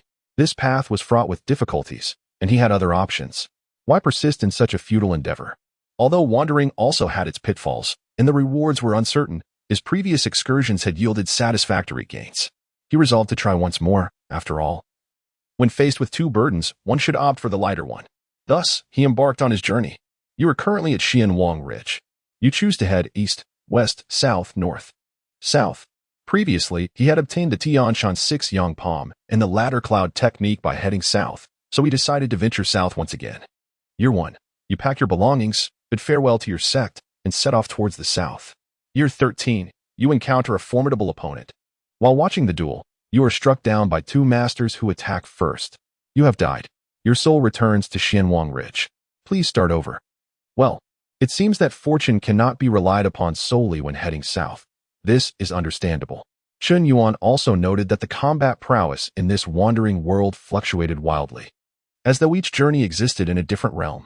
Last time, he had gained significant renown with the Thunder Fist, even earning the title of Thunder Hand. Yet this time, armed with the Tianshan Six Yang Palm, he was effortlessly slain by a roadside master. It was utterly illogical. Again, Year 1. Year 4. You have died again. Year 23. You have died. Year 2. You have died. A series of you have died left Chen Yuan feeling increasingly insecure, questioning whether he should have chosen this arduous option of wandering. While he had acquired some items, a rusty sword, an unknown person's undergarment, and various restorative pills, what use were they to him? Just as he contemplated abandoning his travels and confronting the Chuanjian heart method with his cultivation, he discovered something remarkable this time. Year 1. You pack your belongings. Bid farewell to your sect and embark on a distant journey southward. You encounter bandits blocking your path. You easily defeat them and discover some healing ointment and a few pieces of silver from them. Year 2. While crossing a high mountain, you encounter a tiger demon. You bravely battle and manage to slay it, but it delivers a fatal blow to your dantian before dying. You descend the mountain, enduring the pain. Year 3. With no power left, you cannot continue your travels and instead find a small sect called the Hunyuan Gate to make a living. Year 8. Despite losing all your internal power, your martial arts skills are commendable, and the Hunyuan Gate treats you well, leading to your weight gain. Year 12. Rumors spread in the martial world that the Hunyuan Gate possesses an unparalleled divine skill. Whoever obtains it shall conquer the world. Year 13. The area surrounding the Hunyuan Gate grows increasingly chaotic, with martial artists lurking nearby. You know it is mere slander, yet you have no proof. And the number of onlookers swells. Year 14. Martial artists band together and attack. The Hunyuan Gate cannot withstand the onslaught and is annihilated. You narrowly escape with your life but suffer a broken leg and cannot flee far, forced to live in a nearby valley, hidden from sight. Year 20. You live like a wild man, reminiscing about your life at the Hunyuan Gate and harboring deep-seated hatred for those who destroyed it. Year 23. In the valley, you discover a herb capable of healing most injuries. You use it to mend your leg and restore your internal injuries. Though you still walk awkwardly, it is no longer a significant hindrance, and your power returns. Year 31. You unleash a rampage in the martial world, targeting anyone involved in the attack on the Hunyuan Gate. The martial world claims you have descended into madness. You find it utterly ridiculous when they destroyed the Hunyuan Gate. Why did they not speak of madness then? Year 35. Your relentless vengeance instills fear throughout the martial world, and they label you a bloodthirsty fiend. Year 37. Unable to bear it any longer, martial artists unite with 8 major sects, vowing to bring about your demise. Year 40. You refuse to engage directly, instead roaming freely, picking them off one by one, avoiding their traps. However, after years of combat, your body is battered and bruised, and you fear you cannot hold on much longer. Year 55. You have vanquished all who participated in the siege of the Hunyuan Gate, including those affiliated with them. Year 57. Feeling aged, you long for the days spent at the Hunyuan Gate, and so you slowly return to its former site, only to find that the Hunyuan Gate has long ceased to exist. Your heart sinks. Aging brings a sense of nostalgia. Year 58. You retreat to the remnants of the Hunyuan Gate, taking on a few disciples with the intention of rebuilding it. Year 65. You feel your life slipping away. You bear too many hidden injuries, and even deities would shake their heads at your condition. Year 66. Your disciples carry you back to the rear mountain, intending to dig a larger grave to bury you atop the cliff. You find this place quite to your liking. One day, while digging, they unexpectedly uncover a vast cavern filled with coffins. You enter and discover that this is the burial ground of the successive leaders of the Hunyuan Gate. On one coffin lid, you find a manual titled Primordial Skill. You laugh heartily, realizing that the Hunyuan gate indeed possessed a divine skill. Then, you lie down in your coffin and pass away. You have died. You have died. Your soul returns to Xianwang Ridge. Please start over. Would you like to record the skill discovered during your travels? Yes. Internal skill, primordial skill, recorded. Chen Yuan was immensely overjoyed. Finally, something of value had come his way. Although the primordial skill had been mockingly dubbed the fish exploding technique, it was, in fact, a genuine treasure, one of the 4 innate divine skills of the gold element. Though it may not be as compatible with the Tianshan heart method as the ancestral skill of Tianshan, possessing an innate technique was still commendable. What more could he desire? Furthermore, the primordial skill was not necessarily inferior to the innate technique. It was the prowess of the Tianshan founder that made the difference, not the technique itself. However, gazing upon his remaining 70 years of cultivation, Chen Yuan's smile faded. The toll had been immense. Fortunately, with the primordial skill in his possession, a glimmer of hope for breakthrough emerged, ensuring he would not leave empty-handed. He began to cultivate the primordial skill. Year 5. You successfully enter the first level of the primordial skill. Year 11. Progressing steadily, you successfully break through to the second level of the primordial skill. Year 27. You gradually transform your Tianshan internal energy into primordial true energy, successfully breaking through to the third level of the primordial skill. Year 43. Although progress is slow, you remain undeterred, cultivating day and night, successfully breaking through to the fourth level of the primordial skill. Year 75. Your primordial true energy deepens significantly, successfully breaking through to the fifth level of the primordial skill. An immense surge of primordial true energy flooded into Chen Yuan's body, causing him to swell like a balloon, his chest rising dramatically. And his stature increased by over a foot in an instant. As the primordial true energy gradually assimilated his internal energy, his figure slowly returned to its normal shape. Chen Yuan opened his eyes, a brilliant light flashing within, illuminating the entire hall momentarily. With his mouth slightly agape, a concentrated burst of primordial true energy shot forth like lightning, striking the wooden doors with a thunderous crash. The doors splintered into countless pieces. Chapter 24. Breaking Through the Innate. Ha ha ha. Chen Yuan laughed heartily, slapping his palm against the couch. His body shot forth like lightning from a seated position. The couch, struck by his force, instantly crumbled into dust, leaving only a heap of remnants behind. He dashed out of the room and into the courtyard, where he momentarily paused in midair, arms slightly outstretched by his sides. With a sudden twist of his body, primordial energy surged forth from his hands. The surrounding decor of the courtyard suffered greatly. A towering column of water erupted from the pool, flowers and plants were scattered chaotically, and even the artificial hill crumbled into powder. The courtyard wall, close to him, was swept away by the energy, collapsing with a thunderous roar. As he gently descended to the ground, Chen Yuan indulged in a brief release of joy from his recent breakthrough.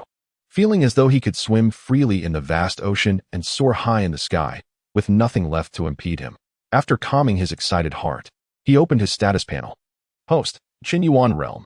Initial stage of innate internal skill. Primordial skill, 5th layer. Complete true essence technique, 9th layer. Martial arts. Tianshan Six Yang Palm. Unmatched technique. Thunder Fist. Unmatched technique. Cloud Ladder technique. Pinnacle cultivation duration, 3 years indeed. He had already broken through to the innate realm. However, Chen Yuan observed that while his primordial skill had reached the 5th layer, the panel indicated his realm as initial stage of innate. He recalled the text displayed when he cultivated the 3rd layer of primordial skill. Was the 3rd layer considered the innate realm? Or was it the 4th layer? Chen Yuan pondered thoughtfully. Amidst the commotion, hurried footsteps approached. Duan Sheng and Dang Feng arrived with their men, and upon witnessing the devastation around them, they quickly inquired of Chen Yuan, "My lord, have the demons attacked?" "It's nothing. I merely experienced a slight breakthrough and conducted an experiment," Chen Yuan replied casually. Duan Sheng quickly added, "Congratulations, my lord, on your remarkable achievement, breaking through to the visceral realm." Meanwhile, Dang Feng silently lamented, having fallen behind Duan Sheng yet again. He hurriedly supplemented, "At such a young age, my lord has already become a visceral powerhouse. Becoming a blood-refining master is just around the corner." Chen Yuan nodded nonchalantly, choosing not to explain further. In their perception, internal energy was non-existent. Anyone capable of manifesting power was simply a visceral expert. Even if he offered an explanation, they would not comprehend it. Just as he intended to return to his quarters, he suddenly spotted a young girl in the crowd. Upon closer inspection, he realized it was the little girl he had rescued from the cellar. Why had she not been sent out of the city? Chen Yuan was about to inquire of the soldiers regarding the situation when the little girl dashed over and knelt before him with a thud.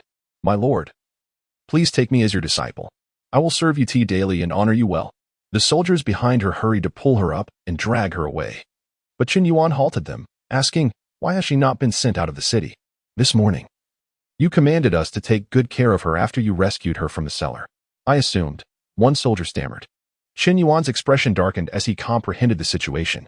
The soldier, seeing the girl's fair complexion and knowing he had personally rescued her, mistakenly believed he harbored inappropriate intentions, hence leaving her behind. Waving the soldier away, Chen Yuan scrutinized the girl. She remained small and thin, though she seemed to have just washed up. Her hair was casually styled into a hanging bun, resembling that of a maid. The clothing she wore appeared to be somewhat oversized for her.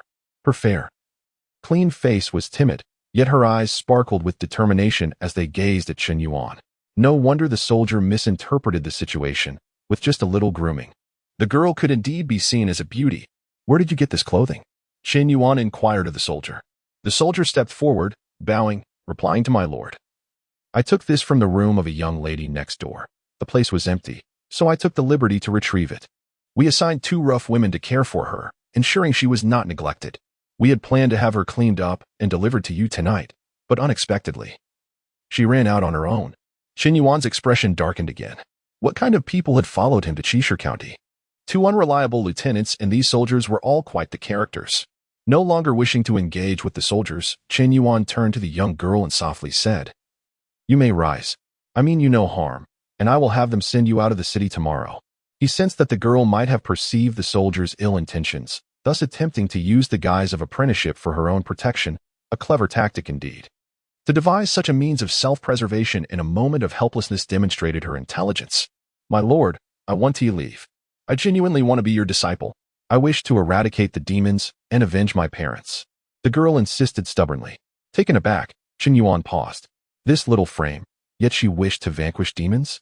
"Dear girl, even the demons would find you a nuisance. Why not seek them out?" Chen Yuan inquired, now intrigued, gesturing towards Duan Sheng and Deng Fong. The young girl replied, "They are so robust, I could never reach their level. Yet you, lacking such bulk, can make them bow before you. You must be far more formidable." Duan Sheng and Deng Fong exchanged awkward glances, realizing how blatant their flattery had been. Even this little girl had noticed it. "Moreover, you are my savior. Regardless of whether you accept me or not, I will follow you, serving you faithfully to repay your kindness." Chen Yuan found himself both amused and exasperated. Did he truly require a servant? Yet, seeing her earnest gaze reminded him of the dying look of the middle-aged man in the cellar. Perhaps he had entrusted her to him in his final moments. While it was unfortunate that he could not see beyond the surface, fate had brought her to him. Given his current circumstances, he could indeed provide for her. Most importantly, the girl was pleasing to the eye. Being attractive conferred advantages in any situation. And Chen Yuan was no exception. With a decision forming in his heart, he asked, "How old are you?" "What is your name?" Replying to "My lord. I am 15 this year, and my name is Xie Shirong." "Very well, rise. You are frail and lacking in innate strength. I cannot guarantee that you will succeed in practicing my techniques. I will allow you to stay by my side for now. As for martial arts, we shall discuss it when we return to the city." At 15, she appeared merely 12 or 13, likely due to childhood malnutrition leading to stunted growth. Chen Yuan could not assure her success in martial cultivation. Furthermore, he did not know her well enough at this point. It was prudent to wait and observe. Xie Shirong joyfully rose, exclaiming, "Yes. Thank you, my lord." The onlookers felt a pang of bittersweetness. This little girl had taken a monumental leap. Setting aside whether she could cultivate martial arts, merely becoming associated with Lord Chen elevated her from a lonely orphan to a lady of status. Her future provisions were secured. Even if she ended up as a maid, her new life would be 100-fold better than her current plight. Among the multitude of young girls in the refugee camp beyond the city, how many could ever serve as a maid to someone of Lord Chen's stature? Chapter 25. The comical paperman. The parents of the daughters were in a frenzy, eager to marry their girls into the city. Believing that even a good-for-nothing scoundrel could secure a wife, simply for the opportunity to move to the urban expanse. As for toiling for Lord Chen, what a farce. Who do you think you are?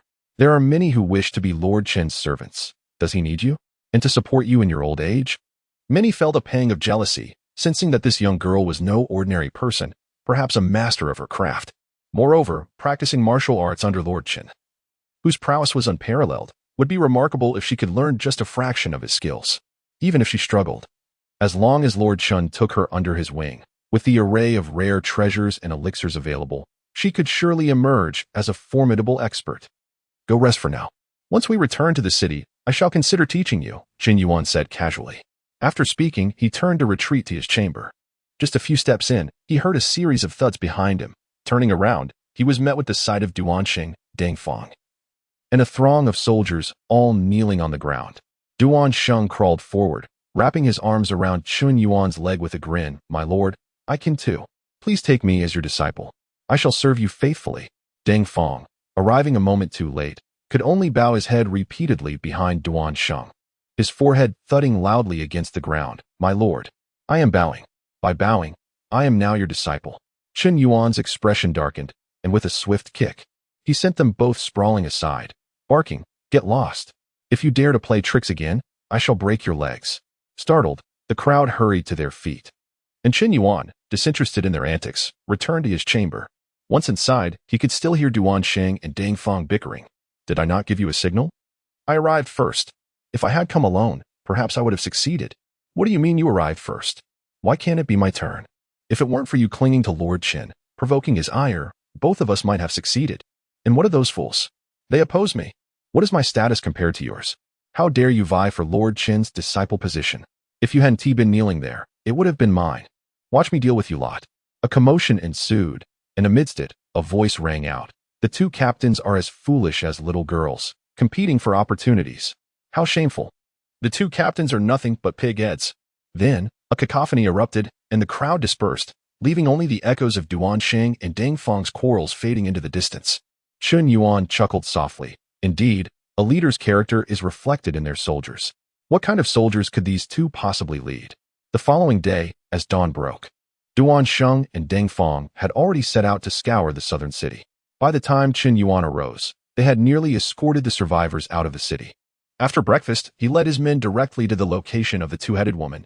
Upon arrival, he instructed the soldiers to conduct a thorough search as per the usual protocol and settled into a pavilion, resuming his role as lord, awaiting reports of any anomalies from his subordinates. After all, with such a sprawling city, where could he begin to search on his own? What purpose did he have for subordinates if not to delegate such tasks? Yet he had barely settled, and when a situation arose, a soldier came rushing in, exclaiming loudly, "My lord, Lord Deng has discovered a peculiar individual." Where? Before the soldier could elaborate, Chen Yuan seized him, lifting him effortlessly. The soldier quickly pointed in the direction, and Chen Yuan relished the sensation of flight. With his current prowess, lifting a person posed no challenge at all. In just a few breaths, they arrived atop a residence, where he set the soldier down beside him and observed the courtyard.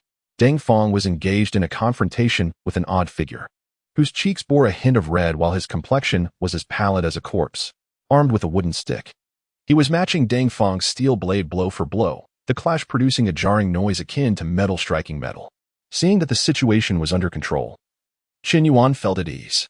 His gaze wandered, discovering a villager seated nearby, seemingly too weak from hunger to stand, gazing in terror at the bizarre man battling Dangfang. At that moment, a loud crash echoed, followed by a muffled grunt. It was Dangfang, realizing Chen Yuan's arrival, who, after a prolonged struggle, felt the pressure mounting. Thus, he resorted to a tactic of mutual injury. Enduring a blow from the strange man, he aimed to strike back, believing an exchange of a wound for a wound was worth the risk. However, to his astonishment, when his blade struck, it left no mark on the man, whose skin felt as resilient as metal. Instead, he received a solid hit in return, sustaining minor injuries. Interesting, Chen Yuan observed, intrigued.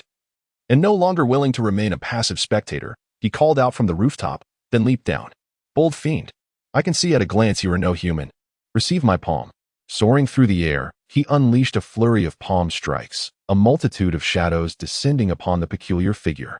The strange man, unable to evade, raised his stick in defense. Yet, upon contact, the seemingly indestructible stick melted away like snow under the sun.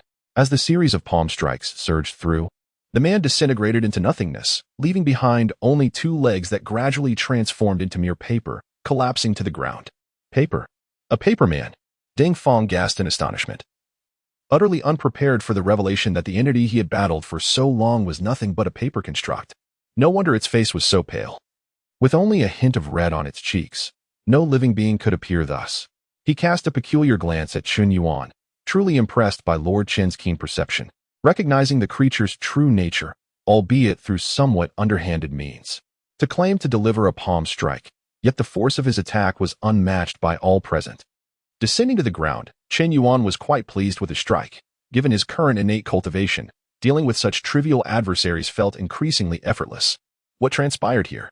Chen Yuan inquired, pointing at the man seated on the ground. Deng Feng replied, when we arrived, he cried for help, leading us to discover this paper man. Oh, then explain what occurred, Chen Yuan prompted the man. The man, trembling with fear, stammered, my lord, I have been hiding from this paper man beneath my bed for 5 days. It visits daily, pretending not to notice me, then suddenly leaps out to scare me when I let my guard down. The past few days, realizing it was merely toying with me, I felt there was no escape and contemplated hanging myself, only for it to drag me down from the beams and beat me mercilessly. I jumped into a well. Yet it pulled me back up for another thrashing. Truly, I am caught between the desire to live and the inability to die. What does this paper man signify? Is it a jest? Chapter 26. The two-headed woman Chen Yuan found himself perplexed and inquired of the man. Was it like this before? In the beginning, they killed anyone they encountered. Surely, the entire Qinshi County would have been annihilated by them. The man's face reflected sheer terror. He had never ventured beyond this place and was unaware that the rest of the town was devoid of paper figures. They? Chen Yuan seized upon a crucial point. Are there many of these paper figures? Indeed, it began with 2 emerging from Old Li's coffin shop. They killed Old Li and then the officers who came to handle the situation. Somehow, their numbers multiplied, just these past few days. I have seen 6 or 7 distinct ones from the gaps in my window. The man spoke, his complexion ashen. At that moment, a commotion erupted from the periphery. The group turned to see dozens of peculiar figures suddenly converging upon them. Some were clad as young maidens, others as young lads. And still others donned the garb of butchers, each with varying appearances yet sharing a common feature, rosy blush upon their cheeks. Expressionless and armed with knives and clubs, they advanced toward the crowd. The soldiers, now aware of their menace, drew their blades and gradually moved closer to Chen Yuan. Ah, kill one and a whole swarm arrives. Chen Yuan exclaimed in astonishment. These paper figures bore no cultivation. The one he had just encountered appeared formidable, yet lacked even a year of cultivation. Faced with this multitude of identical figures, his interest waned. However, no one else could contend with such an overwhelming force, so he languidly remarked, everyone, gather closer. If you get killed from afar, I shan't be responsible. With that, he leaped into the air, hands forming a virtual clasp before his dantian. As the mixed primordial energy surged forth, contained within his grasp, the energy orb, composed of this primordial essence, expanded until it reached the size of 2 fists. With a swift motion, Chen Yuan flung his hands outward, dispersing the energy orb into dozens of smaller orbs, each accurately targeting the paper figures. Some of the figures raised their weapons in defense, while others attempted to evade, yet all were pursued relentlessly by the energy orbs.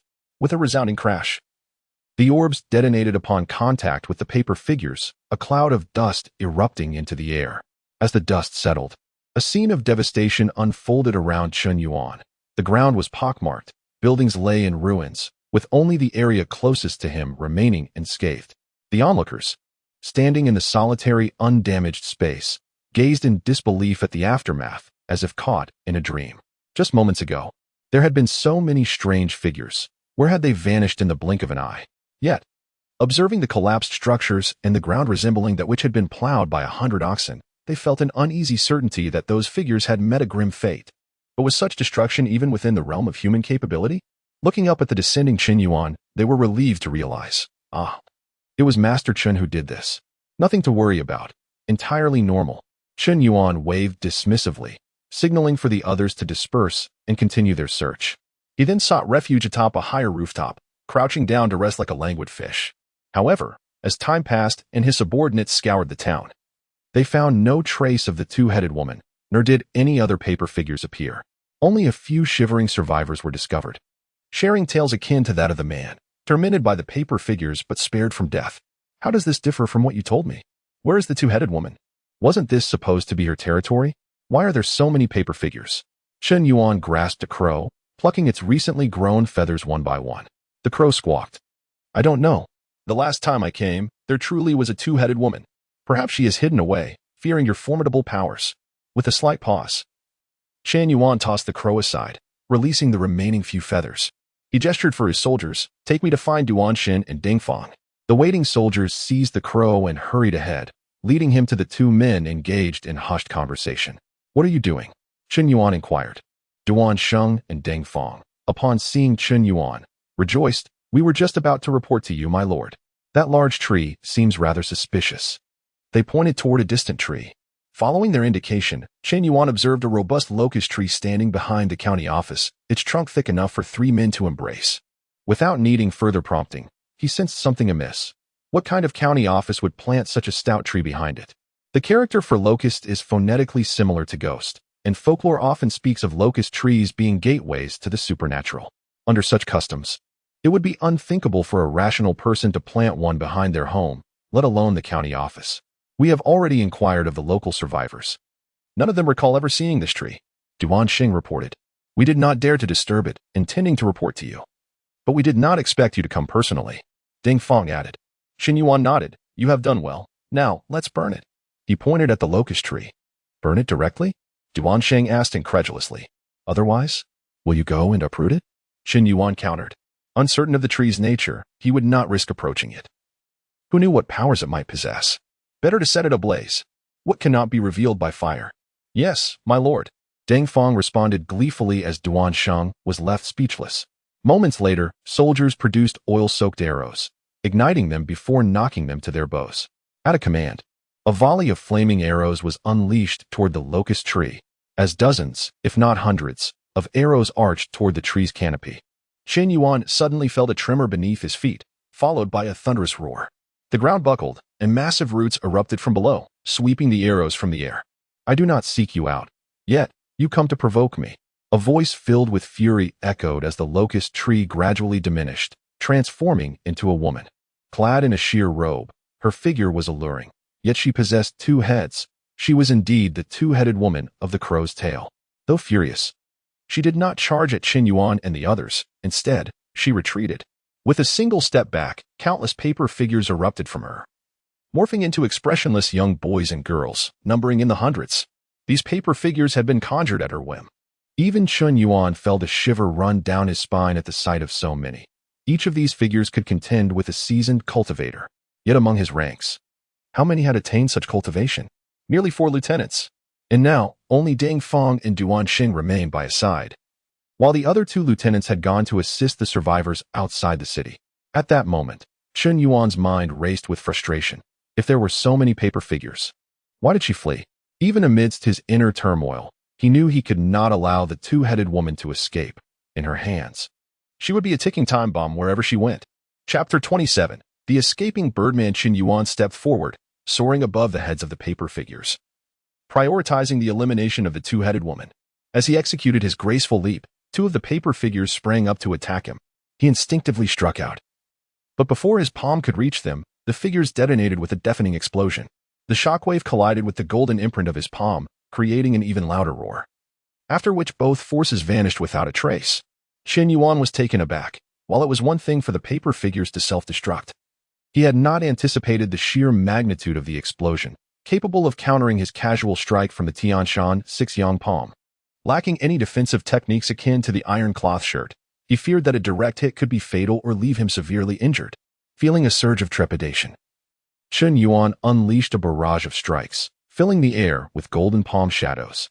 The paper figures relentlessly charged at him, intent on self-detonation upon nearing him, creating a cacophony of explosions. However, after a brief yet intense struggle, Chen Yuan's superior skills prevailed, annihilating all the paper figures. His mastery of the leap allowed him to effortlessly ascend, evading their grasp as he soared high above them, leaving them unable to touch even the hem of his garment. In the meantime, the two-headed woman had already made her escape. Not daring to linger, Chen Yuan hastened in pursuit towards the western city. With his remarkable agility, he swiftly gained on her. Just as he was about to catch up, the two-headed woman hurled several more paper figures at him, forcing him to deal with them or face significant trouble should they close in. Once he had dispatched the figures, He found the two-headed woman had put considerable distance between them, compelling him to chase after her yet again. Their relentless game of pursuit echoed with explosions as they raced through the streets of the western city. Upon arrival, the two-headed woman abruptly halted and called out, "Birdman, I know you are here. Reveal yourself. Do not think you can sit back and watch the spectacle unfold. If I perish, this human will not spare you." Chen Yuan paused, momentarily stunned. Were there other formidable fighters in this western city? Suddenly, he realized something. His expression shifting as he rushed toward the two-headed woman and struck with a palm. At that moment, a gust of wind rushed past him. He remained steady, responding with his other hand. With a sharp crack, the two-headed woman was caught off guard. Her neck snapped by his left palm, leaving one of her heads dangling helplessly. Simultaneously, a powerful force surged from his right palm, and due to the hasty exchange, he was forced to step back to dissipate the impact. Turning to look, he beheld a figure resembling Legend of Exorcism, hovering in midair, a crow-headed man with wings. It had been this figure who attempted to ambush him from behind, aiming to sever his head with its wings, but Chen Yuan had countered the attack with a swift palm strike. The remaining head of the two-headed woman hissed coldly, "Human, I will make you pay." Her voice was piercing and filled with rage, clearly enraged by the loss of one of her heads. With that, she stomped her foot on the ground, her slender form transforming into a towering tree. The tree rapidly grew, reaching over 30 meters high and as thick as 5 men could embrace. The trunk split at the top, forming 2 canopies, one of which drooped as if severed. Though it quivered slightly, hinting at a possible revival, the ground trembled beneath them, suggesting something terrifying was unfolding below. Upon witnessing this, Chen Yuan dared not hesitate. He infused his legs with true energy and leaped into the air. As he ascended, the earth violently ruptured, and from where he had stood, immense roots shot skyward.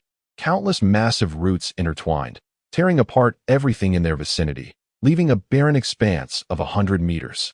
At this point, Chen Yuan was already above the canopy, gazing down at the colossal tree demon, whose roots appeared frighteningly formidable. He realized he was still not entirely safe and swiftly executed another leap, ascending further into the sky.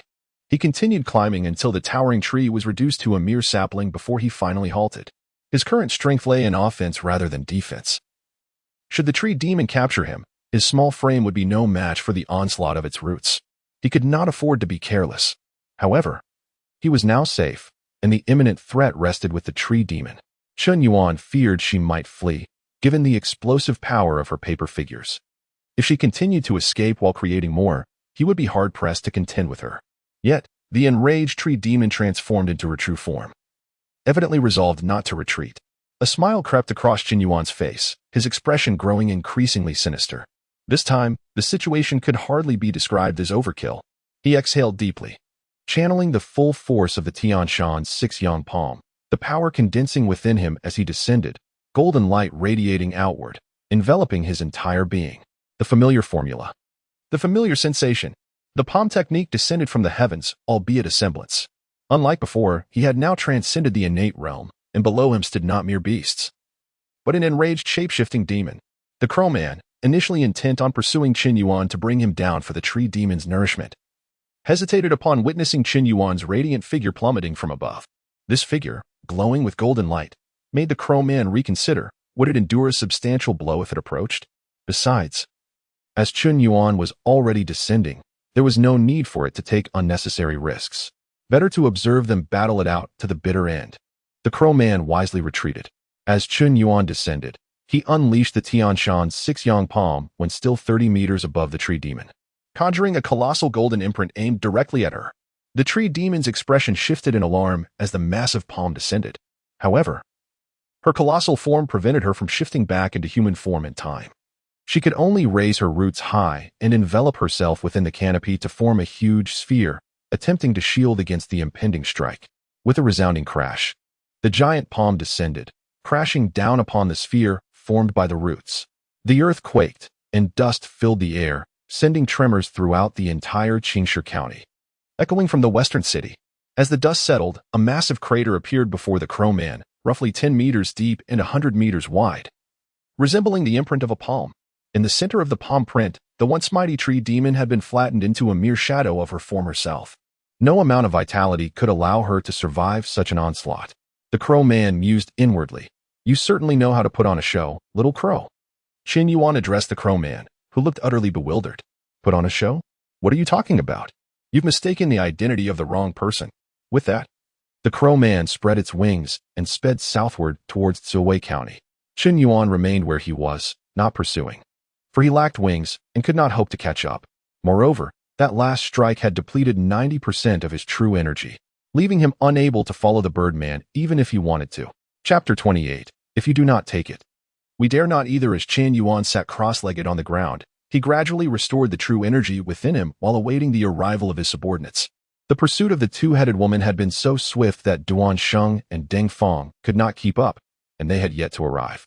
After a brief moment, Duan Sheng and Deng Feng, accompanied by a group of men, finally made their way over. Upon their arrival, they were astonished by the sight before them, a colossal handprint imprinted on the ground, with a flattened big locust tree at its center. We've just arrived. And you have already finished? What were we here for? To enjoy the scenery? One of them exclaimed. Indeed, this view is quite rare. One might say it is a sight rarely seen in a century. The crucial question is, did Lord Chen cause this? Hasn't he possibly broken through to become a blood-refining master, has he? Though they found it hard to believe that the immense handprint was created by Chen Yuan, his very presence left them with no choice but to accept the truth. Duan Sheng shook his stunned head and approached Chen Yuan, saying, My lord, for some inexplicable reason, this crow has suddenly died. Opening his eyes, Chen Yuan nonchalantly nodded. I understand.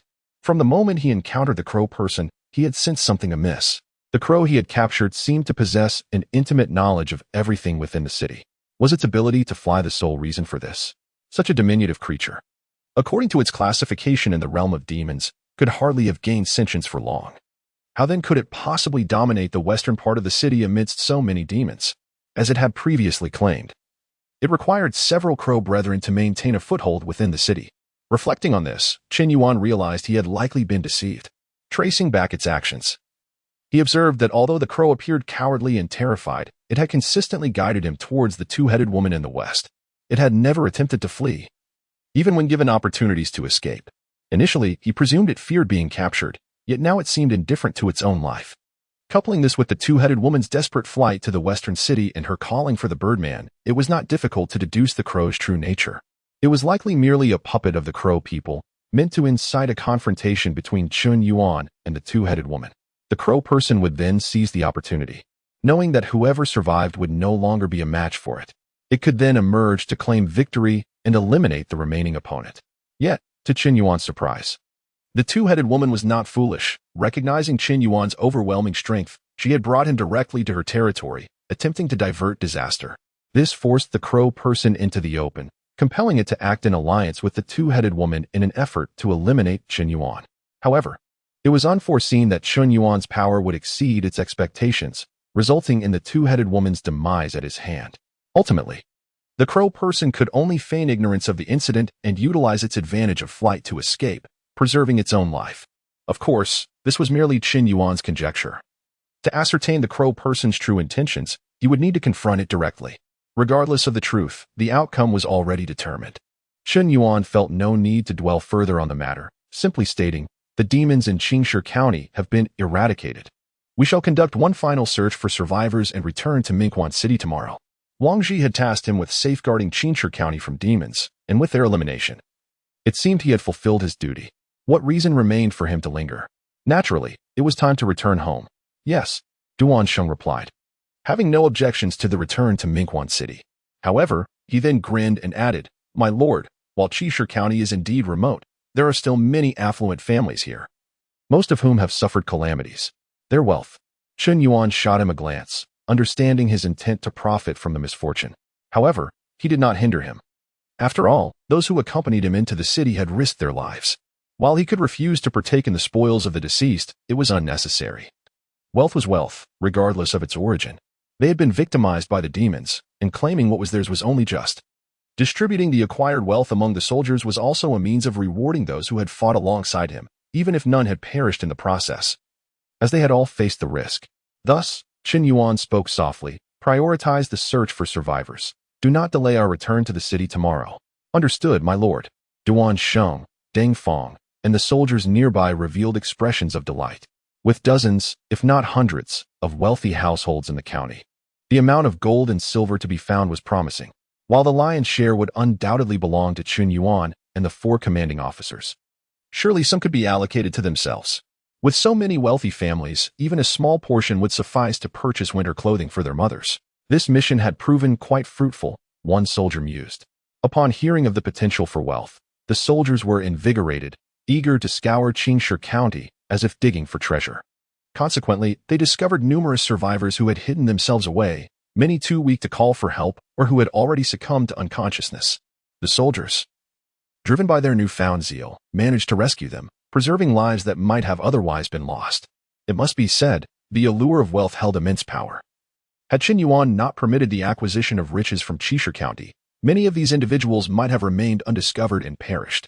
The following morning, Chen Yuan donned his outer garments with the assistance of Xie Xiao. The young girl insisted that he could not be without a maidservant while away from home, expressing her need to contribute in some way to feel at ease. Thus, over the past 2 days, she had attended to his needs, serving tea and assisting him with meals, aligning her actions with her words of servitude. Chen Yuan allowed her to take the lead. For even if he did not formally accept her as a disciple, he intended to support her and have her perform some maidservant duties. This was not unreasonable. Having her accompany him did not equate to elevating her to the status of a noble lady.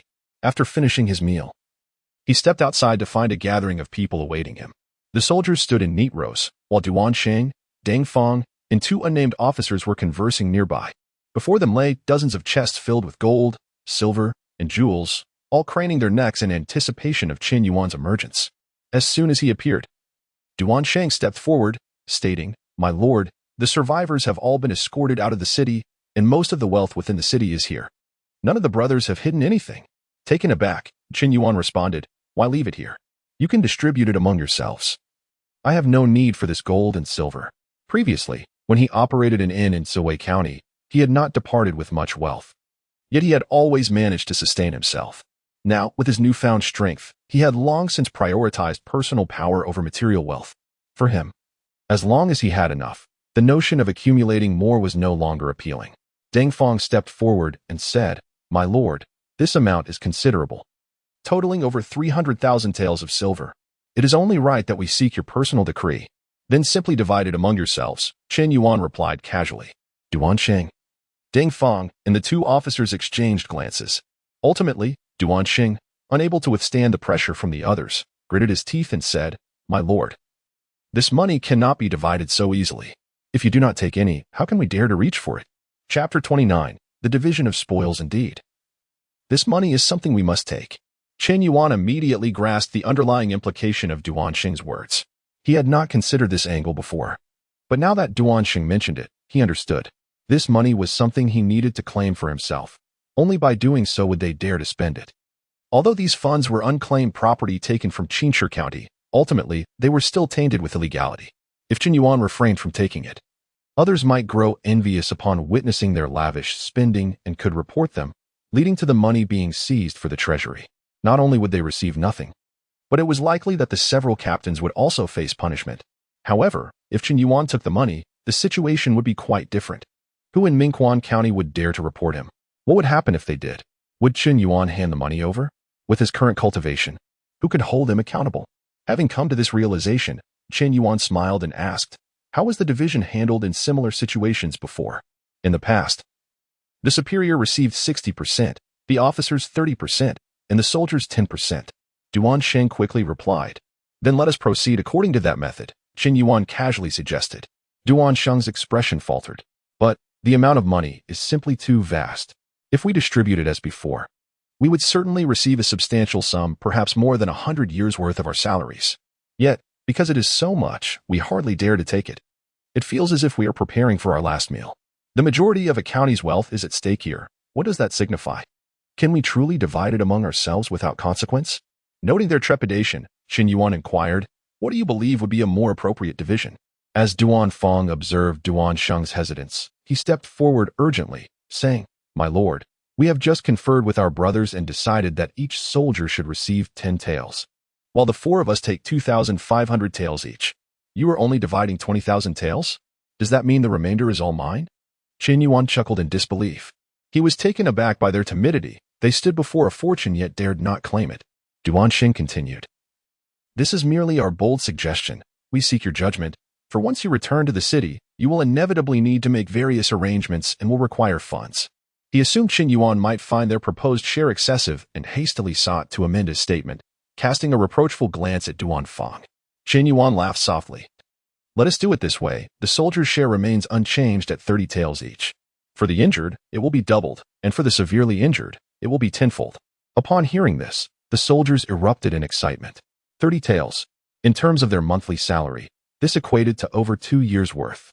Each month, their salary barely amounted to a little over 1 tael, hardly enough to save any money, yet 30 taels was certainly within reach. The prospect of receiving double for the injured was even more enticing, as they envisioned claiming their share immediately. Among the wounded, only a handful had faced the sheep demon, who had drained their vitality, but they would recover after a few days of rest, yet their reward would be doubled. As for the severely injured, only one unfortunate soul had lost half a foot to the demon. Initially, those who thought themselves unlucky now longed to slap their own faces in regret. Was he the unfortunate one? Surely not. They mused that they should have offered their foot to the demon's jaws. Half a foot for 300 taels was a splendid exchange. That was equivalent to 25 years' worth of salary, allowing him to live out his days in comfort.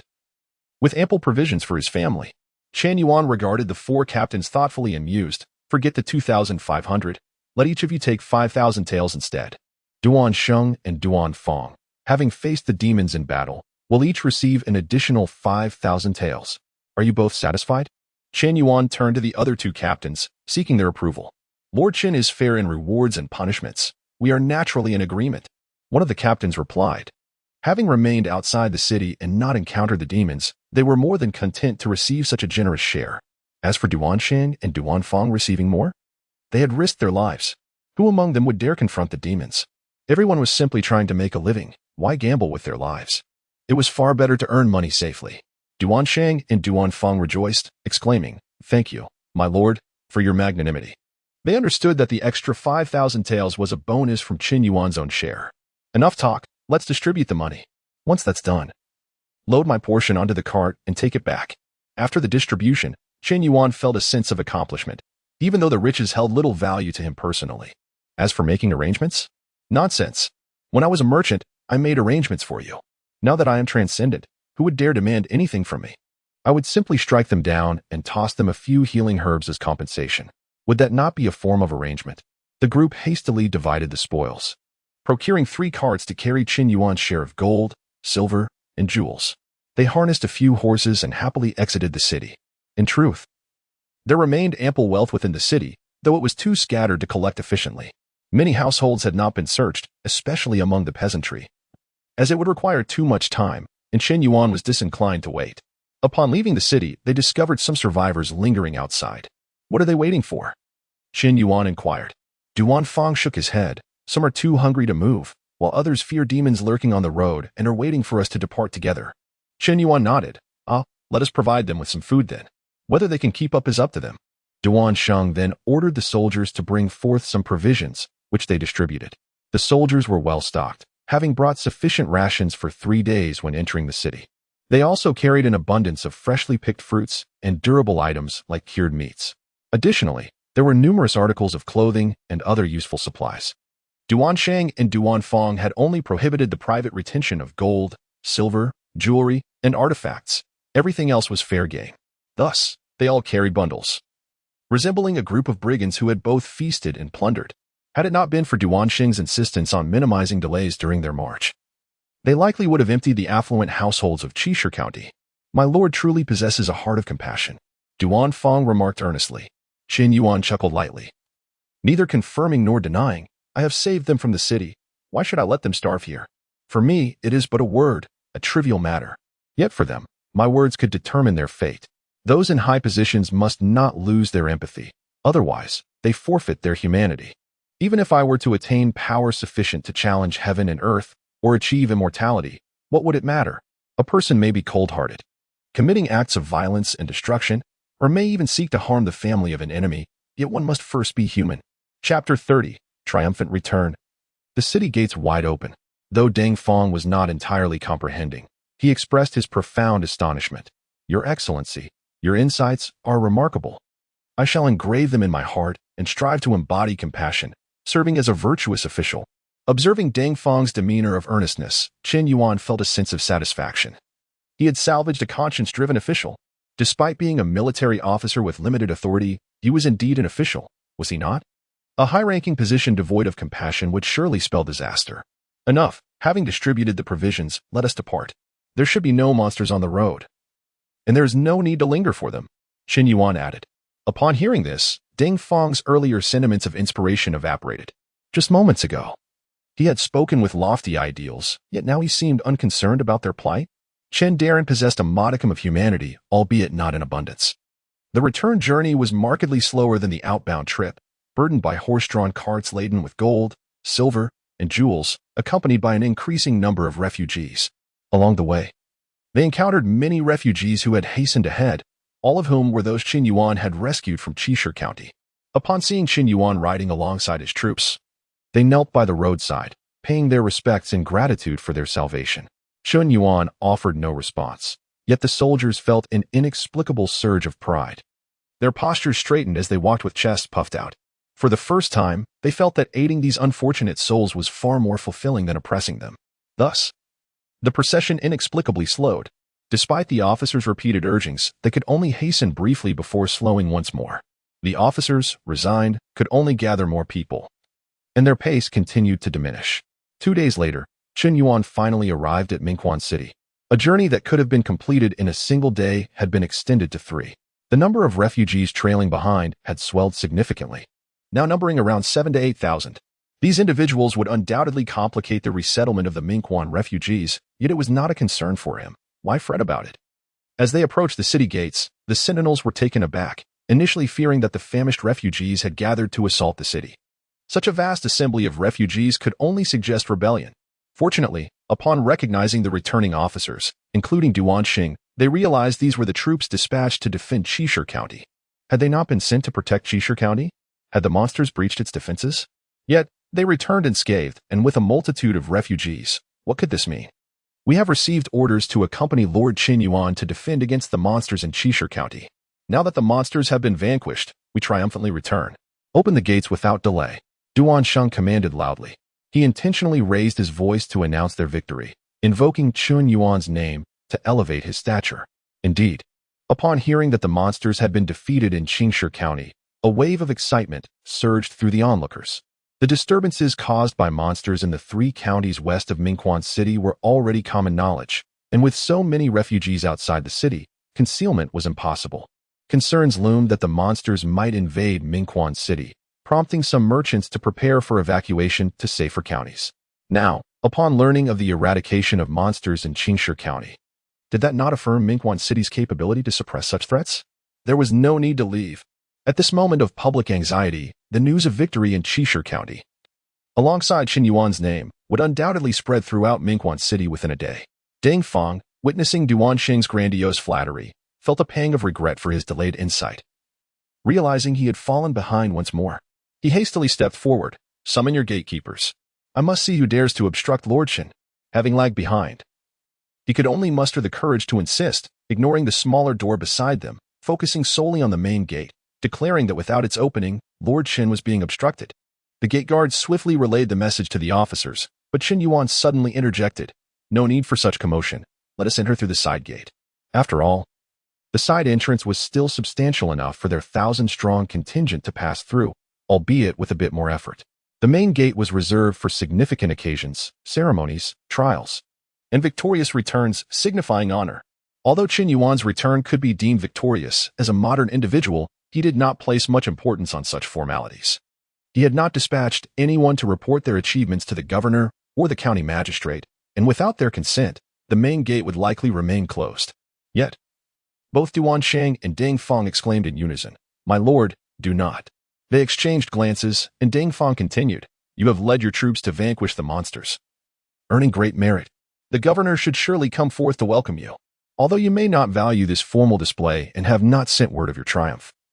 Entering through the side gate would be beneath your dignity, implying it would bring shame upon them." Chen Yuan rolled his eyes, but did not insist on using the side entrance. He understood the importance of local customs and thought it best to wait. Fortunately, it was not long before an officer emerged from the city. Deng Fang caught sight of him and scolded. "Well, look at you, Wang Matzi. Do you not recognize your own station? How dare you obstruct Lord Chen's path? Open the gates at once. They served in a large encampment, taking turns guarding the city gates, so most were familiar with one another. Just as Officer Wang was about to retort, he noticed a young man atop a steed, clad in a black robe, signifying his rank as a commander. Momentarily disregarding Deng Feng's outburst, he approached and saluted. I am Wang Antong, here to pay my respects to the commander. Chen Yuan nodded in acknowledgement, then stated, I have been tasked with defending against the monsters in Qishir County. The monsters have been defeated, and I return with my troops to report our success. Please open the gates. He then tossed his commander's insignia to Wang Antong. Wang Antong hastily caught it, inspecting the insignia before glancing at the soldiers behind Chen Yuan. He swallowed the words of protest, bowed, and declared, Yes, my lord. I will open the gates this instant. He quickly dashed back, shouting, Open the main gate. Open the main gate. News of victory from Qishir County. Swiftly, open the gates. As Wang Antong's voice echoed, the mechanisms creaked, and the city gates slowly swung open. Chen Yuan led the charge, riding boldly into the city, while the soldiers behind him radiated pride, walking in with their chests puffed out, feeling a sense of honor in their return. Who would have thought that there would be a day when the gates of Mingquan City would open wide for him? If only the governor had come to greet them. Their return would have been even more splendid. What was he thinking? What had he done to deserve such an honor? He had merely pillaged wealth in Qishir County. He had not even encountered the monsters. At least he had come across a rat demon. You think encountering a rat demon makes you exceptional? The gates are not opening for you. Were it not for Lord Chen, you wouldn't even be able to have a decent meal. The soldiers whispered amongst themselves, their expressions solemn. Upon entering the city, they found throngs of spectators lining the streets, for whenever the main gate was opened, it heralded significant events. Moreover, they had just heard the news of victory from Qishir County. This was a triumph indeed. Chapter 31. The targeted county magistrate upon entering the city. Chen Yuan found the streets flanked by a throng of people, forcing him to rein in his horse to a slow walk to avoid colliding with anyone. After much effort, he finally arrived at the government office, where word of his arrival had already been conveyed. Wang Qi and a middle-aged gentleman awaited him at the entrance. The middle-aged man exuded an air of scholarly refinement, engaged in a quiet conversation with County Lieutenant Wang Qi. Upon seeing Chen Yuan approach, Wang Qi laughed heartily. I sent you to guard Qishir County, and to my surprise, you have eradicated all the monsters there. Truly a delightful surprise. I could not defend it, so I had no choice but to vanquish them upon entering the city, Chen Yuan responded casually. Wang Qi, however, seemed unfazed by Chen Yuan's nonchalance. Recognizing that capable individuals often exhibit such ease, he then introduced the middle-aged gentleman. This is Mingyu Yuan, the county vice magistrate. By mentioning Chen Yuan's name directly, Wang Qi had already accorded him the status of an equal, as it is generally considered impolite to address subordinates by name in such introductions. Yet, Mingyu Yuan smiled warmly, showing no signs of offense. I am not worthy of such praise. You, Lieutenant Chen, have achieved great feats at such a young age. Your future is boundless. Simply call me Vice Magistrate Ma. Chen Yuan approached, bowing respectfully. In this world, flattery is a currency. One lifts another up, and in return, one is elevated. When others offer you praise, do not take it too literally, for to accept it without humility may be seen as disrespectful. Should you find yourself at odds with them later, do not complain. Chen Yuan initially believed that this middle-aged man was the county magistrate Xiu Fanghai. Yet he was merely the vice magistrate. Where was the county magistrate? Shouldn't he at least make an appearance at the entrance of his own office? Not that Chen Yuan was arrogant. Even without understanding the intricate rules of the ancient bureaucratic system, he recognized the principle of reward for merit and punishment for mistakes. The absence of the county magistrate at such a pivotal moment raised questions. Was he occupied with other matters? Wang Qi nodded and addressed Chen Yuan's companions. You may wait here. Once Lieutenant Chen completes his report, there will be rewards for you. Let both Duan Shan and Deng Feng accompany us, Chen Yuan suggested. Wang Qi appeared taken aback, but quickly brushed it off. You too, do come over. Duan Sheng and Deng Feng felt a sense of relief, realizing their efforts had not gone unnoticed. When rewards were distributed, Lieutenant Chen had indeed remembered them. They hurriedly joined Chen Yuan, displaying unwavering loyalty to him while ignoring Wang Qi, their superior as superior. Upon entering the government office, they found a figure seated at the head of the hall. Engrossed in examining some documents, it was none other than County Magistrate Xiu Fanghai. Mingyu Yuan announced, County Magistrate Xiu, Lieutenant Chen Yuan has returned victorious from Qishir County. Upon hearing this, Xiu Fanghai paused, closed the book in his hands, and set it aside. He glanced at Chen Yuan and his companions, demanding, "Victorious? Where are the corpses of the monsters? Where are the spoils of war? Bring them forth for me to see." Chen Yuan felt a twitch at the corner of his eye. He had just mused about how no one dared to seek bribes from him, and yet here he was, being confronted. Although he refrained from verbalizing his thoughts, an unsettling feeling washed over him. The county magistrate expected to see the spoils immediately. And Chen Yuan's keen eyes had caught a glimpse of the words Jingping Mei on the cover of the book that Qiu had hastily set aside. How absurd. They were out in the field battling monsters while he was at home indulging in frivolities. Now he demanded spoils upon their return, showing no regard for propriety. Suppressing his indignation, Chen Yuan replied, "Reporting to you, my lord, the corpses of the monsters remain in Qishir County due to the long journey. I did not bring them back. As for the spoils, there are indeed some, but they are in the carts outside." He chose not to dwell on the thought of punishing Qiu, recognizing the man's status as the county magistrate was significant. After all, he had dealt with such matters in the past. Chen Yuan reassured himself that it was merely money, something he did not lack. "How much silver is there?" Qiu Foghai inquired nonchalantly. "Approximately 240,000 taels of silver," Chen Yuan responded. The soldier's share had already been distributed, and he could only report what was his own. Duan Sheng and Deng Feng exchanged glances, realizing that Chen Yuan had refrained from reporting their portions, focusing solely on his own. They wondered how much the county magistrate intended to allocate. 50%? 70%? Such practices were commonplace, and they were not particularly surprised. However, Qiu Fanghai was dissatisfied. He hurled a teacup to the ground, exclaiming, "Nonsense. Qingshi County has tens of thousands of people. How could there be only this little silver? You must have embezzled. Seize him and conduct a thorough investigation." Wang Qi and Ma Shuyuan were taken aback, seemingly unable to fathom that the county magistrate would utter such words. A triumphant officer returning from a successful campaign was now facing accusations over a matter of spoils, a ludicrous situation indeed. Both men stepped forward, with Wang Qi stating, "My lord, Lieutenant Chen has returned victorious, committing no wrongdoing. How can you punish him over a mere matter of silver? It may incite discontent among the soldiers. I urge you to reconsider." Ma Shuyuan added, "Indeed, Lieutenant Chen is young, yet has achieved remarkable feats. Rather than punishment, he deserves great rewards.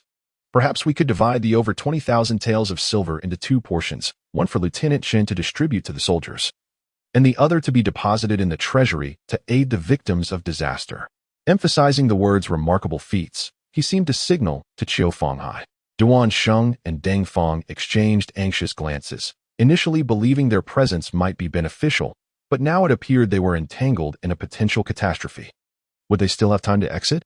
Hearing their pleas, Qiu Fanghai lowered his head in contemplation before finally conceding, "Since you both hold him in such high regard, I shall absolve him of the embezzlement charges. However, all spoils from Qingshi County must be surrendered to the treasury, and any rewards for him are out of the question." Wang Qi and Ma Shuyuan expressed their gratitude. "Thank you, my lord." Chen Yuan remained silent, feeling as though the county magistrate was inexplicably targeting him. Suddenly, it dawned on him, targeted. He recalled a conversation he had overheard a few days prior on the road from Ziwei County, where Zhao Guanghua and Lu County Lieutenant mentioned that Lu had once been a classmate of the county magistrate. Could it be that Qiu Fanghai was acting against him due to Lu County Lieutenant? Chapter 32. An inadvertent demise indeed. Autumn Fanghai's subsequent words promptly validated his conjecture. Autumn Fanghai picked up another teacup, took a sip of water, and stated, "Since there are no demon corpses, I cannot credit you with merit. I shall dispatch someone to verify the situation before further action." Duan Sheng and Deng Feng were aghast upon hearing this. They had already consumed all the silver, yet they were being denied recognition for their accomplishments. The brethren outside were still awaiting their share. If Master Chen received no credit, they would undoubtedly receive even less. Wang Qi scoffed, retorting to Autumn Fanghai, "There is no need for you to trouble yourself. I shall personally assess merit and report to Liang Province." Wang Qi was displeased with Autumn Fanghai's conduct. He was, in essence, the military chief of a prefecture, although nominally half a rank below the prefect. He was not under the prefect's jurisdiction but answered directly to the Weiyuan general, the highest-ranking military officer stationed in Liang Province. Derong was a feudal dynasty with separate military and administrative governance. Local military officials possessed a distinct system from civil officials. Ordinarily, he could discuss matters with the prefect and was pleased to cooperate, maintaining a respectable facade. However, if Autumn Fanghai overstepped, he could completely disregard him. If Autumn Fa Hai had merely taken the silver seized by Chen Yuan, Wang Ji would have been unable to voice any objections, as it had already been submitted to the government treasury. He would have merely perceived Autumn Fa Hai as lacking in understanding of human sentiments. However, now that Autumn Fa Hai was meddling in the merit evaluation of Chen Yuan and his comrades, Wang Ji would not extend him any courtesy. He had previously assured the soldiers outside that they would receive their due share. How could he face them now? Your accomplishments are nullified? Am I, Wang Ji, to be deprived of my dignity? Increasingly incensed, Wang Ji rose to his feet, exclaiming, "We are leaving." He pulled Chen Yuan, Duan Xing, and the others along. Disregarding Autumn Fa Hai's enraged gaze. "Hold on." Autumn Fa Hai squeezed out 2 words through gritted teeth, then added, "I shall ask Chen Yuan one question. Did you slay County Lieutenant Liu?" The group halted, and Chen Yuan turned his head towards Wang Ji, his eyes filled with bewilderment. Wang Ji slowly shook his head, indicating both that he had not informed Autumn Fa Hai and that Chen Yuan should not confess. Chen Yuan's mood relaxed. Previously, he had merely sought money, but this question was a matter of life and death. He had no inclination to engage in protracted machinations with Autumn Fa Hai. "If you desire my life, come and take it." Chen Yuan slowly turned back, a smile gracing his lips, and declared, "Indeed." I shattered his head with a single punch. Upon hearing this, the countenances of all present underwent a drastic transformation. To admit to slaying a county magistrate so readily, this was tantamount to rebellion. It would have been acceptable not to admit it, but now that he had confessed, who would dare to rescue him? Autumn Fa Hai roared, "You falsely claim to have eliminated the demons, yet not a single demon corpse is to be found. Furthermore, you slew County Lieutenant Liu. You must undoubtedly be a demonic spy. Seize him." After a moment, no one moved. Wang Ji and Ma Shiyuan would not personally intervene, and Duan Shan and Deng Fang would not apprehend Chen Yuan. As for the constables, there was not a single one present. They had been dismissed by Wang Ji's wave upon entering, as he feared that Chen Yuan might reveal some details about the demons during his debriefing, potentially causing panic if disseminated. Seeing that no one was available, Autumn Fa Hai sneered, "Do you believe that reaching the Viscera realm renders you invincible? Today, I shall demonstrate what a true Viscera realm expert is." Having spoken, he leaped forward from behind the desk, exhaling and uttering a ha sound. His upper garment vanished, revealing his well-defined musculature. "Hey, armor break!" Chen Yuan exclaimed, utterly astounded. "Is it really that crude? If you wish to fight, then fight. Why remove your clothing?" Observing the stunned Chen Yuan, Autumn Fa Hai was exceedingly arrogant. "Frightened, are you? This is merely the beginning. Partake of my fist." With a stomp of his foot, he soared into the air, his fist aimed at Chen Yuan. The ground beneath his feet cracked apart. "Here it comes. Here it comes." This familiar barbarian combat style. Chen Yuan had no time to contemplate. His mind was overflowing with complaints, yet he could only raise his fist to meet the attack. Bang! The 2 fists collided, and both parties separated. The barbarian, no, Autumn Fa Hai, stumbled backward 4 or 5 steps, his face filled with disbelief. Impossible. How could a junior who had just entered the Viscera realm withstand this blow? Chen Yuan also stumbled backward 3 or 4 steps, failing to gain the upper hand. He too wore an expression of bewilderment. How could a barbarian possibly compare to his own primordial chaos, true Qi, and thunderclap fist? Then, let us continue. Chen Yuan casually seized a ball of true Qi in his hand and flung it towards Autumn Fa Hai. Autumn Fa Hai likewise waved his hand, unleashing a burst of energy that collided with the true Qi. Both dissipated into nothingness, as if they had never existed. The 2 stood on opposite sides, casually launching several bursts of energy, but finding themselves unable to harm each other, they swiftly engaged in close combat once more. One was swift and agile, while the other was both fast and ferocious. After separating once more, Chen Yuan lost patience. He realized that the Viscera realm experts of this world were merely SOSO, albeit slightly more formidable than he had anticipated. While they appeared more imposing, they possessed no truly remarkable techniques. Seeing Autumn Fa Hai charging at him again, he had no intention of engaging in a fist fight. Slightly parting his legs, he mustered his strength and unleashed a palm strike as Autumn Fa Hai approached, making contact with Autumn Fa Hai's fist. Just as Autumn Fa Hai believed that the outcome would be similar to their previous encounter, he felt an immense force assail him, and his body uncontrollably soared into the air. Chen Yuan pursued him, raining down blows upon Autumn Fa Hai's still airborne body, unleashing a floating combo. Wang Ji, witnessing Autumn Fa Hai's aerial plight, was simultaneously astonished by Chen Yuan's strength and filled with trepidation. How was he to resolve the situation of his subordinate assaulting the prefect? Turning his head towards Ma Yuan, he saw him in a state of stupefaction. Forget it. What ideas could he possibly offer?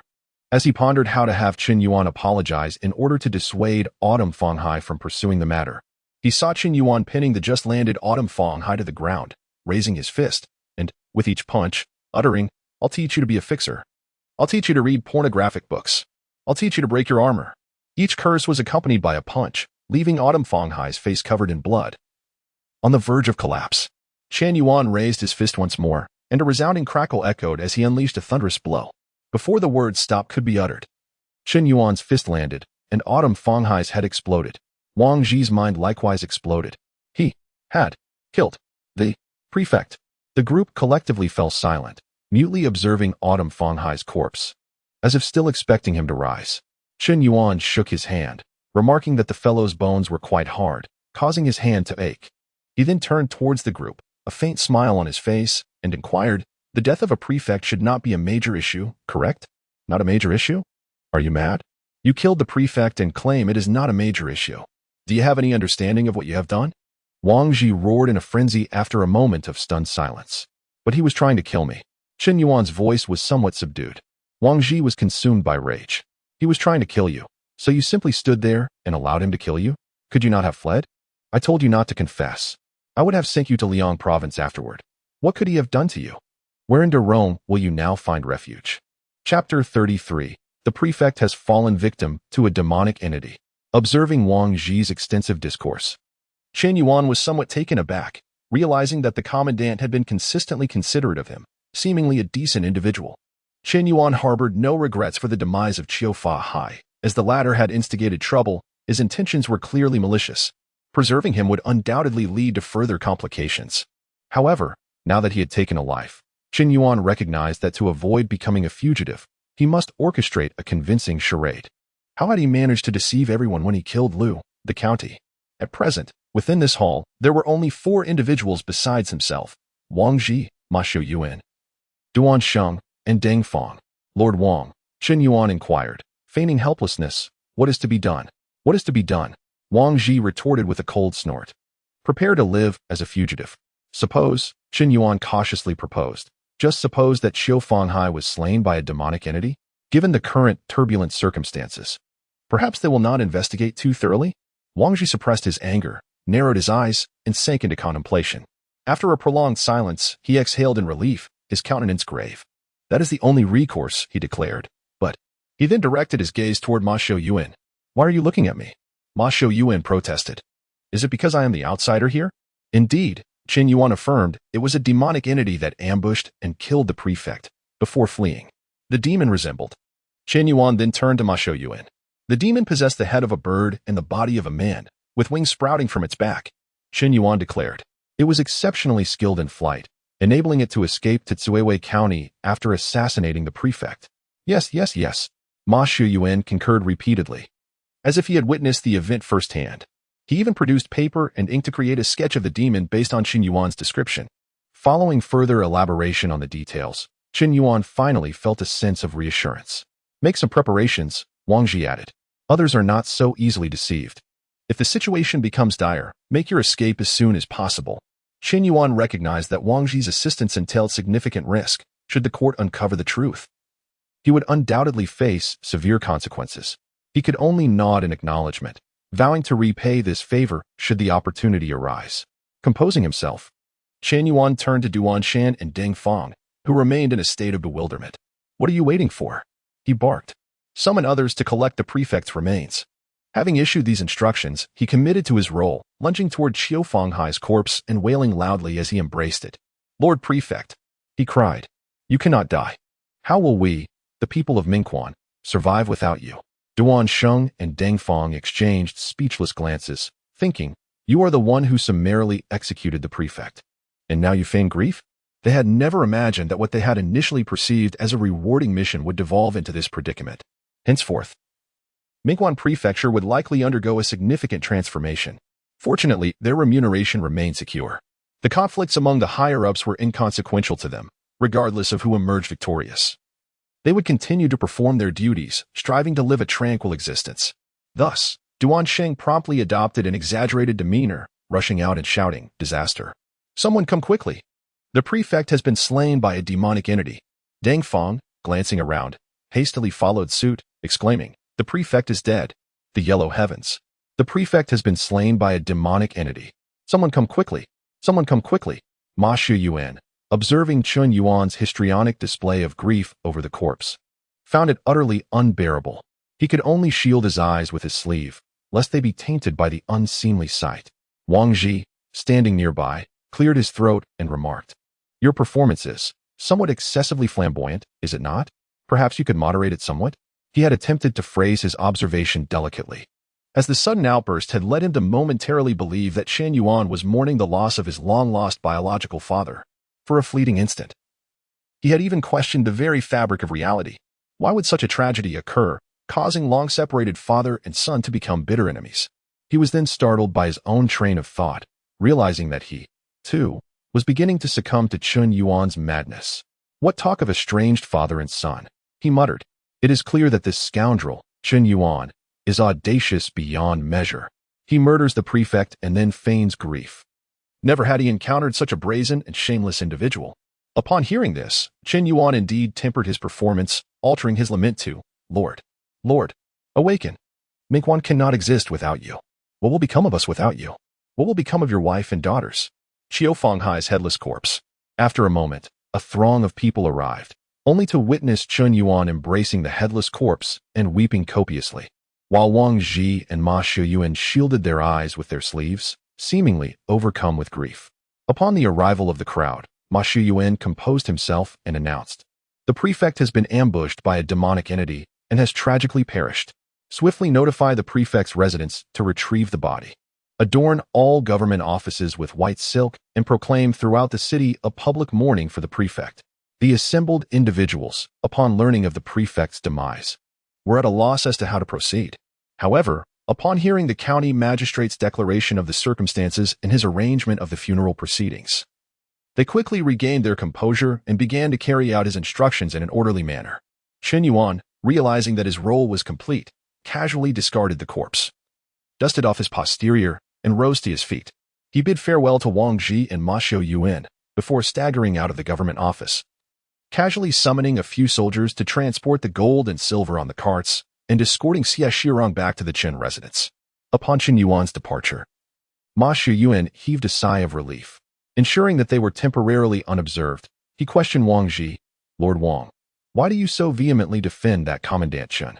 You must realize that we are risking our necks." As he spoke, he gestured toward his own neck, as if his head were already about to be severed. "If we do not defend him," Wang Ji retorted, "how can you be certain that we will not also be slain by a demonic entity?" Ma Shiyuan was taken aback by this response. "What?"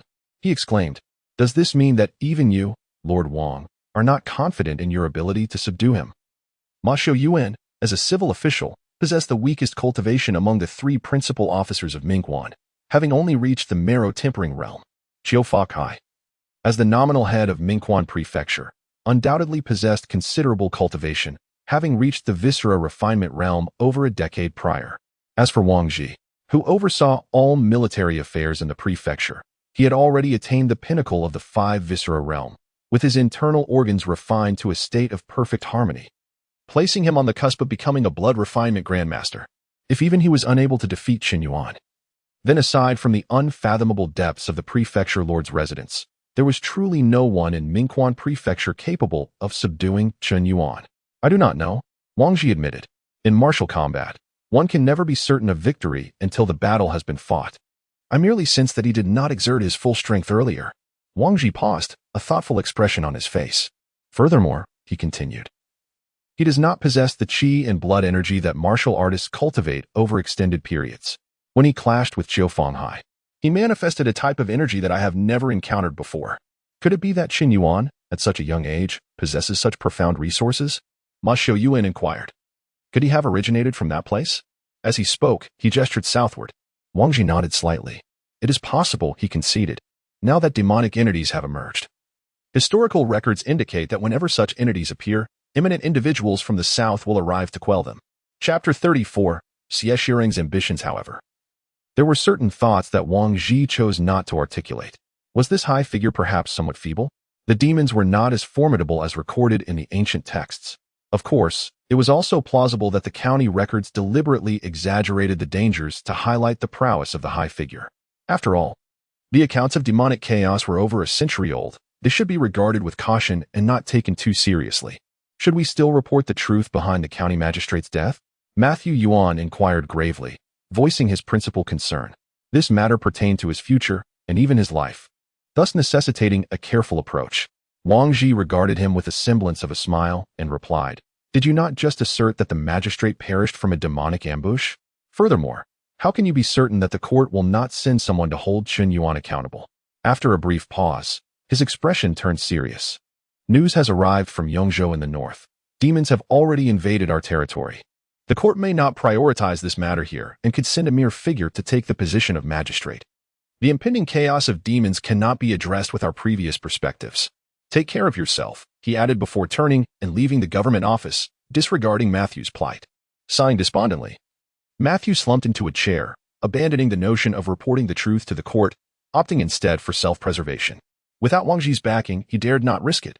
Should he report the matter and the court fail to act swiftly against Chen Yuan, lacking Wang Ji's support, he would be no match for Chen Yuan's formidable strength, which could easily crush him.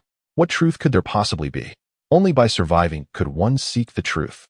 Matthew resigned himself to reality, feeling a strange sense of liberation. He steeled himself, contemplating how to handle the collectors of the magistrate's remains when they arrived. Meanwhile, Chen Yuan was not preoccupied with such thoughts. He had already resolved his course of action. Should the situation turn dire, he would simply flee with Lu Qing'er to a life of anonymity. He could not believe that the grand court of the Rong dynasty could unearth every hermit living in the mountains. As he approached the Chun residence, a young doorkeeper, perhaps no older than 10, intercepted him. The boy politely inquired, "May I ask, esteemed sir, what brings you to the Chun residence? Do you possess an invitation?" Chen Yuan burst into laughter. "This house belongs to me. I am your master." The doorkeeper paused, scrutinizing Chen Yuan closely, and then his face lit up with delight. Yet he still disregarded Chen Yuan, rushing into the courtyard while shouting, "The master has returned. Master Chen is back." Watching the boy dash away, Chen Yuan felt a twinge of helplessness. After all, he was but a child. How could he leave his master waiting at the door? If he encountered a temperamental individual, he would surely face repercussions. Fortunately, Chen Yuan found the boy's youthful exuberance amusing and did not hold it against him. At least the doorkeeper's initial words were polite enough. Reflecting well on the household, likely a lesson from Wang Xiaowu. Before Chen Yuan's recent trip to Qishir County, he had instructed Wang Xiaowu to procure a few more servants. They were to assist with menial tasks such as guarding and feeding the horses. Currently, aside from a handful of maidservants, only Chen Yuan and Lu Qing'er resided in the inner courtyard, now joined by Xie Shirong. This young doorkeeper was likely one of those newly hired and trained by Wang Xiaowu. Before long, Wang Xiaowu appeared with several young servants in tow, and upon reaching Chen Yuan, he greeted him with a broad smile. "Master, you have returned. These are the new servants I acquired on your orders. They are of reputable backgrounds and quite nimble." He then turned to the others, commanding, "Aren't you going to greet the master?" "Greetings, master." The young servants bowed in unison. Chen Yuan nodded appreciatively and tossed a few pieces of silver to them. He also offered silver to the soldiers who had brought the cart to the Chen residence, sending them on their way. Grateful for the unexpected reward, the soldiers departed with heartfelt thanks. "Bring all these boxes inside and find a place to store them," Chen Yuan instructed, intending to lead Xie Xiaorong inside. Just then, Lu Qing'er hurried towards them, her two bosoms bouncing enticingly, causing onlookers to feel envious. Residing in the inner courtyard, she had arrived later, and her rush had caused beads of sweat to form on her forehead. Upon approaching, she slowed her pace, adopting a composed demeanor. She had noticed the young girl dressed as a lady behind Chen Yuan, whose youthful beauty was already evident. She wished to maintain her master's dignity in the presence of another woman. "Master, you have returned. I shall arrange for some food to be prepared for you," Lu Qing'er said softly. Chen Yuan stepped forward, embracing her. "The meal can wait. This is Xie Shirong, whom I brought from Qingshi County. She will reside here from now on." Upon hearing this, Lu Qing'er felt a sense of relief. She had initially thought Chen Yuan's preferences had shifted. "This young lady, Xie Xiaorong, has met Sister Qing'er and Steward Wang." Xie Xiaorong stepped forward, bowing to Lu Qing'er and Wang Xiaowu. She had heard Chen Yuan mention their names while in Qingshi County. Wang Xiaowu beamed at being addressed as steward and quickly waved his hands, insisting he could not claim such a title. He then hurried off with the young servants to unload the cart, avoiding the encounter between the two women. In his mind, it was clear that his master was undoubtedly a prince. The Prince of Rongchang had come to bestow a residence. The county lieutenant had also sent an officer to the master. With gifts of both title and residence, surely it was a sign of familial recognition. What was the significance of the county prince gifting a residence? The county lieutenant must have known that the master was a prince. How could he not show some acknowledgement? Since the master was indeed a prince, it was possible that these two women could become concubines in the future. If he were to remain oblivious to the situation, what would happen when they recalled this moment? Would it not become a dark chapter in his history? What fate awaited those who knew of such histories? With that thought, he shuddered and hurriedly turned his focus to the task at hand, pretending to see nothing. Please rise, Sister Rome. May I inquire how old you are this year? Do you have any family remaining? Lu Qing'er gently assisted Xie Xiaorong to her feet. Xie Xiaorong felt a bit nervous, but responded firmly, in reply to Sister's inquiry. I am 15 years old. My parents fell victim to the demons, and I was fortunate to be saved by the noble master. I am willing to repay his kindness by dedicating my life to serve him. Hoping to learn unparalleled skills that will allow me to eradicate all demons and alleviate the suffering of the people. On the day I master these skills, I shall not hesitate to lay down my life for my duty. Having concluded her statement, Xie Xiaorong knelt abruptly, kowtowing to Chen Yuan. Lu Qing'er, startled by the girl's excessive reaction to a simple inquiry about her age, hastened to assist her up. If the master consents, he will undoubtedly impart his martial skills to you. Dismiss your worries, settle in, and consider this place your home. She had not anticipated Chen Yuan's martial prowess to be so captivating. The complete reality school's mental cultivation method that Chen Yuan had transcribed for her was utterly incomprehensible. With its discussions of meridians and acupoints, lacking the patience to learn, she abandoned it after Chen Yuan's repeated attempts to teach her. Such is the nature of the world, where one's discarded trifles may be another's coveted treasures. Seeing Lu Qing'er's acceptance, Xie Xiaorong felt a sense of relief. Despite being nominally Chen Yuan's maidservant, Lu Qing'er enjoyed his favor, akin to a concubine. In the absence of a formal mistress, Lu Qing'er was effectively the sole female authority in the Chen household. Without her acceptance, Xie Xiaorong's life here would be fraught with difficulties. In Greenstone County, soldiers had gossiped about her attempts to ingratiate herself with Chen Yuan, accusing her of cunningly exploiting the guise of apprenticeship to approach him. She disregarded their comments, as they held no sway over her. In her view, she was rescued by Chen Yuan, and thus her existence was his. Mastering his divine skills would be an added boon. She had witnessed her parents devoured by demons, fueling her hatred for her own weakness. After her mother's demise, she and her father sought refuge in a cellar, subsisting on vegetable scraps for over 10 days. Until another nightmare descended. A rat demon breached the cellar, finding her amidst the rotten vegetables, searching for sustenance. A sudden scream from her father revealed the rat demon tearing into his abdomen, devouring his entrails. Her father, struggling in vain, turned to her, desperately signaling her to remain silent, his mouth silently imploring her to survive. The rat demon, immensely strong with claws sharper than knives, overwhelmed her father. She, too, could only watch as he was consumed. At that time, she did not perceive her weakness, for all were equally vulnerable before the rat demon. Until a man in black Xian robes descended, his face impassive, and obliterated the rat demon's head with a single punch. In that moment, she realized the existence of such power. If she were strong enough, none of this would have transpired. Then, she lost consciousness, but not before the man gazed upon her. She felt the man's face was so handsome, like the gods in the storybooks her father showed her. Chen Yuan had no inkling of Xie Xiaorong's aspirations, to eradicate all demons and alleviate the suffering of the masses. A small frame harboring lofty ambitions. Noble aspirations were always commendable, and though he himself could not achieve them, he would not hinder her pursuit. I will find time in the next few days to impart my martial arts to you. How much you learn depends on your own efforts, Chen Yuan told Xie Xiaorong. Although he was uncertain of her character, her aspirations warranted an opportunity. Thank you, Master Chen, Xie Xiaorong exclaimed, kneeling once more, vowing, having received your instruction today, I shall forever remember your kindness. Should I ever harbor treacherous thoughts, may I be pierced by 1,000 arrows, descend into the yellow springs after death. and suffer the torment of 1,000 ghosts tearing at my tongue and 10,000 demons devouring my heart. Chen Yuan nodded slightly. Regardless, the girl's performance was satisfactory, demonstrating some education. Rise. There's no need to kneel so frequently. We have people to clean the floors. Yes, Xie Xiaorong replied, quietly standing behind Chen Yuan. Lu Qing'er was taken aback by Xie Xiaorong's dire oath. Did she truly not fear such a curse? She then realized the significance of martial arts and felt a surge of ambition.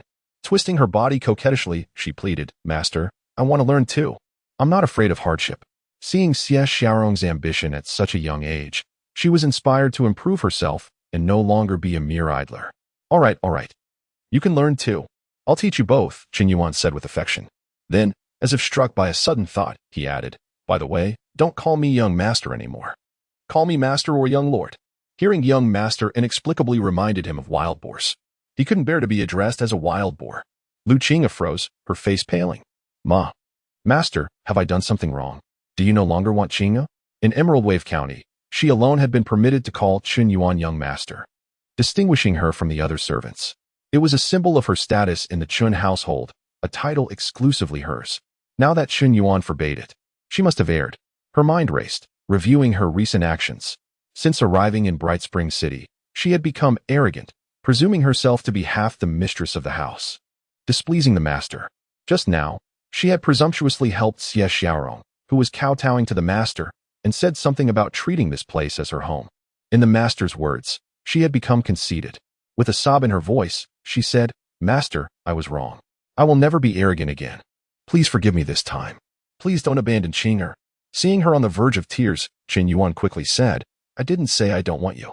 Haven't you been pestering me to move to the side room? Now that I let you call me master, you're unhappy? Then call me young lord. Lu Qing'er's eyes lit up. Really? Let me move to the side room? Call you master? Yes, or what else do you want? Do you want me to carry you in on a sedan chair? Chen Yuan retorted, exasperated. Oh, master, then I'll move my things to the side room, but I still want to live with master, Lu Qing'er said, her tears turning to laughter. Moving to the side room was her greatest wish, for having her own room would signify her status as a proper concubine. Living in the same room as the master, no matter how favored, would only make her a common bed servant. The servants in the house would not show her the respect she deserved, because she was still a servant, and even if she was favored, she was still a servant. Her indenture was not in her own hands, and the master could kill her or starve her to death with a single word, without anyone questioning it. But after moving to the side room, her status would fundamentally change. Her indenture would be in her own hands, and she could have maids serving her. She would go from a servant to half the mistress of the house, able to refer to the house as my Chen household. She would have legal authority over the servants, and no servant would dare to defy a master. If any servant dared to defy her, she could have their teeth pulled out. As for calling him master, that was the term for a family member, different from the servant's use. There was no need to use young master to satisfy her vanity and distinguish herself from them. As for young lord, Chen Yuan had no elders alive, and he was the head of his own household, so there was no reason to call him young lord. It was not even within Lu Qing'er's consideration. Rather, the term young lord seemed to be Chen Yuan's way of hinting at her. Having been with the master for so long, she had not yet conceived a young master, and the master was beginning to be dissatisfied. Chapter 36. Growing up, Lu Qing'er was immensely satisfied. In the past, whenever Chen Yuan was in high spirits while enjoying pomelos, she had persistently pestered him for that side room on several occasions, yet he had always denied her. He merely teased her about her pitiful expression, joking that she was greedy for wealth and fond of grand houses, suggesting that living with the master was more than sufficient. Little did he know that for many concubines, entering that side room was a dream that eluded them throughout their entire lives. In her former days as a courtesan in a brothel, Lu Qing'er often heard of her peers joyfully being redeemed to become primary concubines or favored maids. However, within a few years, once their owners grew weary of them, they were often relegated to entertaining guests or, worse, sold off or given away. This instilled in her a profound fear, as she understood that their origins dictated their fates. And most met such grim ends. Only a fortunate few managed to secure a stable life as a secondary wife after being redeemed. And if they bore a son or daughter, they could enjoy their later years with some semblance of security. After all, illegitimate children held the same status as legitimate ones. The notion of a cruel servant oppressing their master was virtually non-existent, only occurring in the rarest of circumstances. Thus, her next goal was to nurture a child. to bring forth a son or daughter. Now that her wishes had suddenly come to fruition, Lu Qing'er could hardly contain her joy. Ignoring the gazes of the passing servants, she flung herself into Chen Yuan's embrace, grinning foolishly, already lost in dreams of ascending to the pinnacle of her life. Just then, a young servant, while moving a chest, accidentally toppled it to the ground, causing gold and silver ornaments to spill out, scattering everywhere. The surroundings fell into an abrupt silence. The servant, paralyzed by fear, clumsily scrambled up, bending over awkwardly to stand aside. Wang Xiaowu, realizing the situation, approached and delivered a sharp slap, cursing furiously. You useless fool. What else can you do? Even a dog would bark, and you can't even move a chest. What good are you to us? I ought to beat you to death. He assumed the chest contained mere daily necessities brought by Chen Yuan, utterly unaware it was filled with treasures. Indeed, there were so many chests, enough to fill 3 carts, each drawn by 4 horses. Who could have imagined they contained gold and silver? Wealth should remain hidden. If that fool caught wind of it, it would bring untold trouble to the household. Seeing the commotion, Chen Yuan spoke up. Enough. It was an unintentional mistake. There's no need for excessive blame. Today, I shall reward each of you with 5 taels of silver for personal use, and Xiaowu can take 10. He understood that this money would hardly remain hidden, but he had no intention of concealing it. The petty thieves wouldn't dare approach, and those bold enough to cause him trouble would hardly be interested in such paltry sums. Thank the master. Hurry and express your gratitude, Wang Xiaowu said after thanking Chen Yuan, then turned to scold the young servant. The other servants quickly expressed their thanks before hastily returning to move the chests. Knowing they were filled with gold and silver, they proceeded with utmost caution, fearful of damaging even a fraction of the fortune contained within. Lu Qing'er lifted her head and inquired, Master, is it true that the chests are filled with gold and silver? Her eyes sparkled with anticipation, already envisioning the riches. Indeed, there are some ornaments.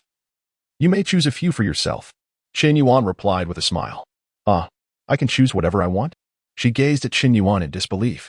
Chen Yuan, entranced by her charming demeanor, playfully embraced her, teasing, choose as you wish. I shall even craft 2 golden pomelos for your private stash, the same size as you. Master.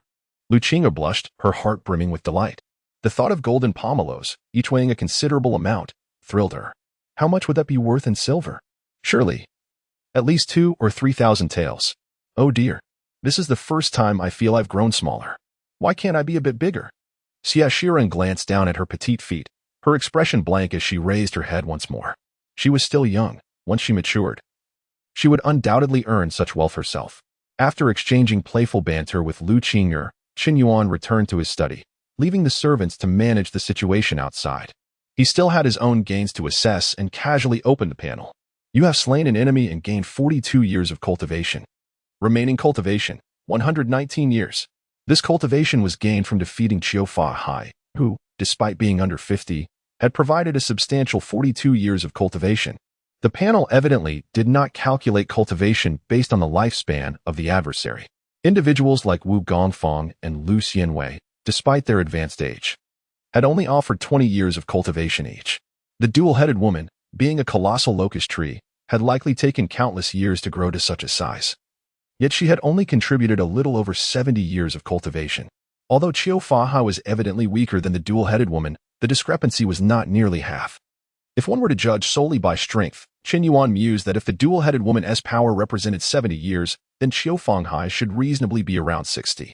Yet, he had only received 42 years of cultivation from him. Thus, Chen Yuan concluded that slaying human opponents of equal strength yielded less cultivation than defeating monsters.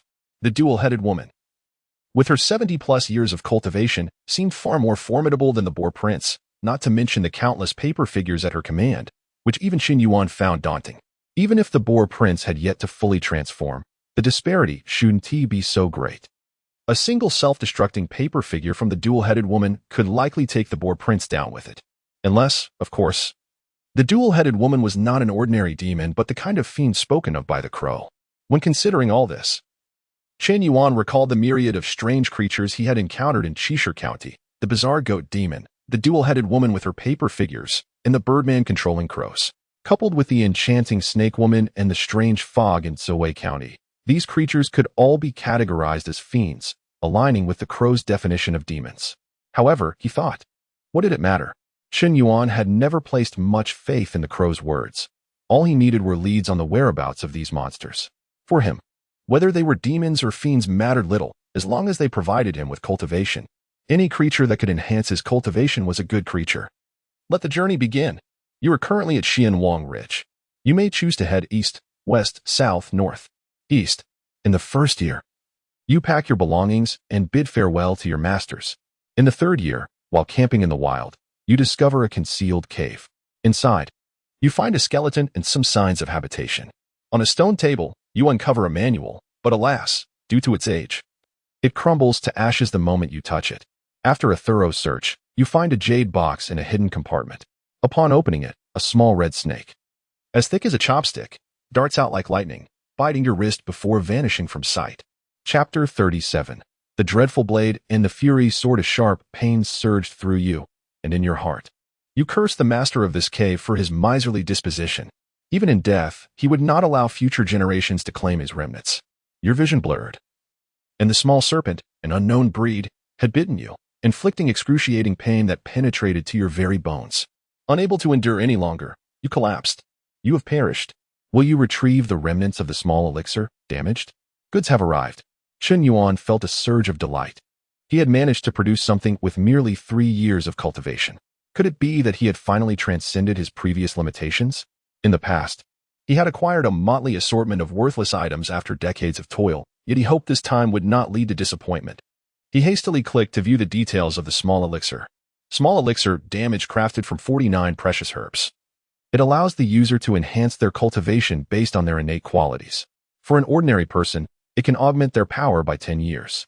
Though time has passed, its preservation method was adequate, retaining 60% of its efficacy. Chen Yuan quickly took it out, cradling it in his hands for a closer inspection. A jade box, entirely white and slightly cool to the touch, contained 7 round, white pills. Unable to discern any further details, he immediately took one and swallowed it. A chilling sensation rose from his lower abdomen.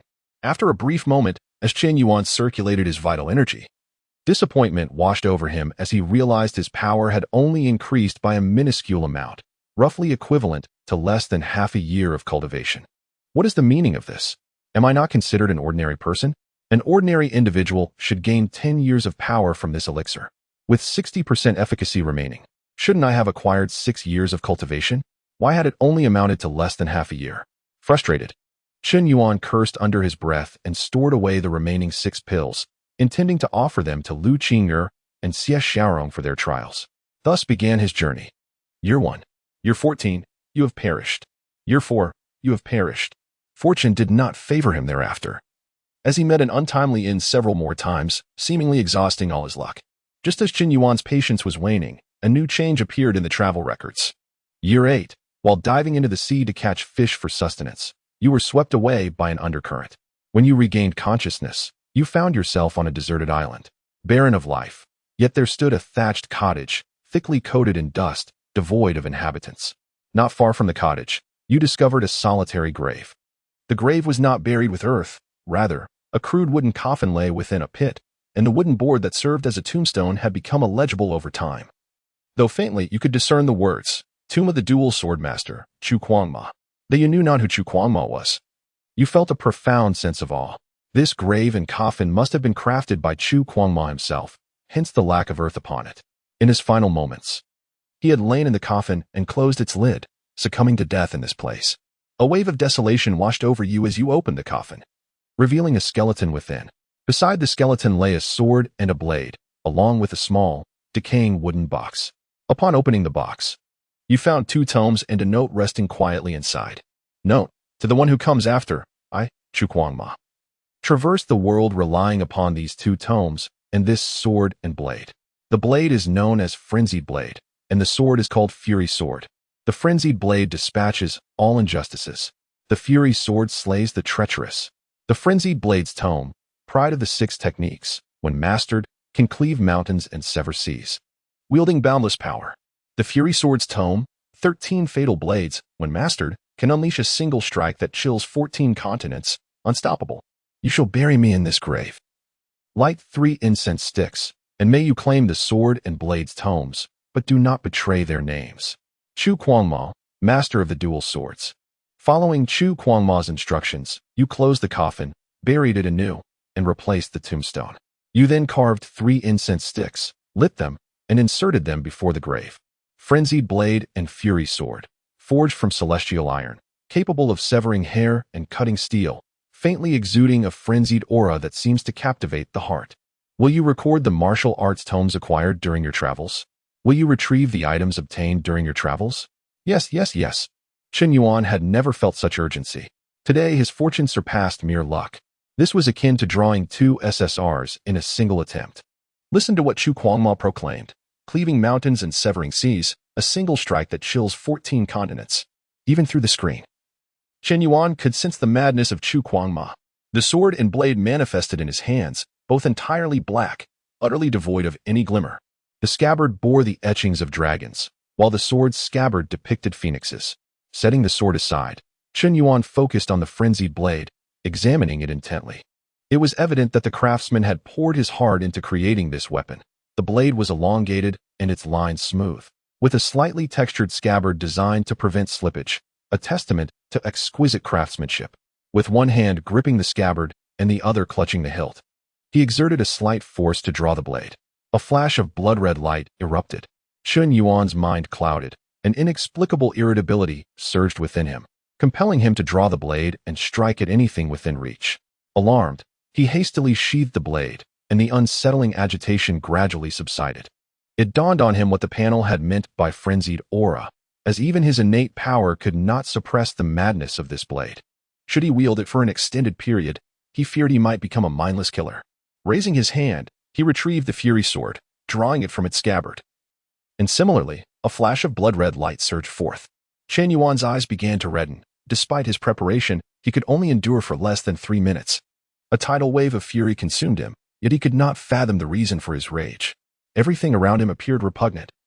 Igniting a primal urge to unsheathe the sword and indiscriminately slash at everything, to tear apart all that surrounded him.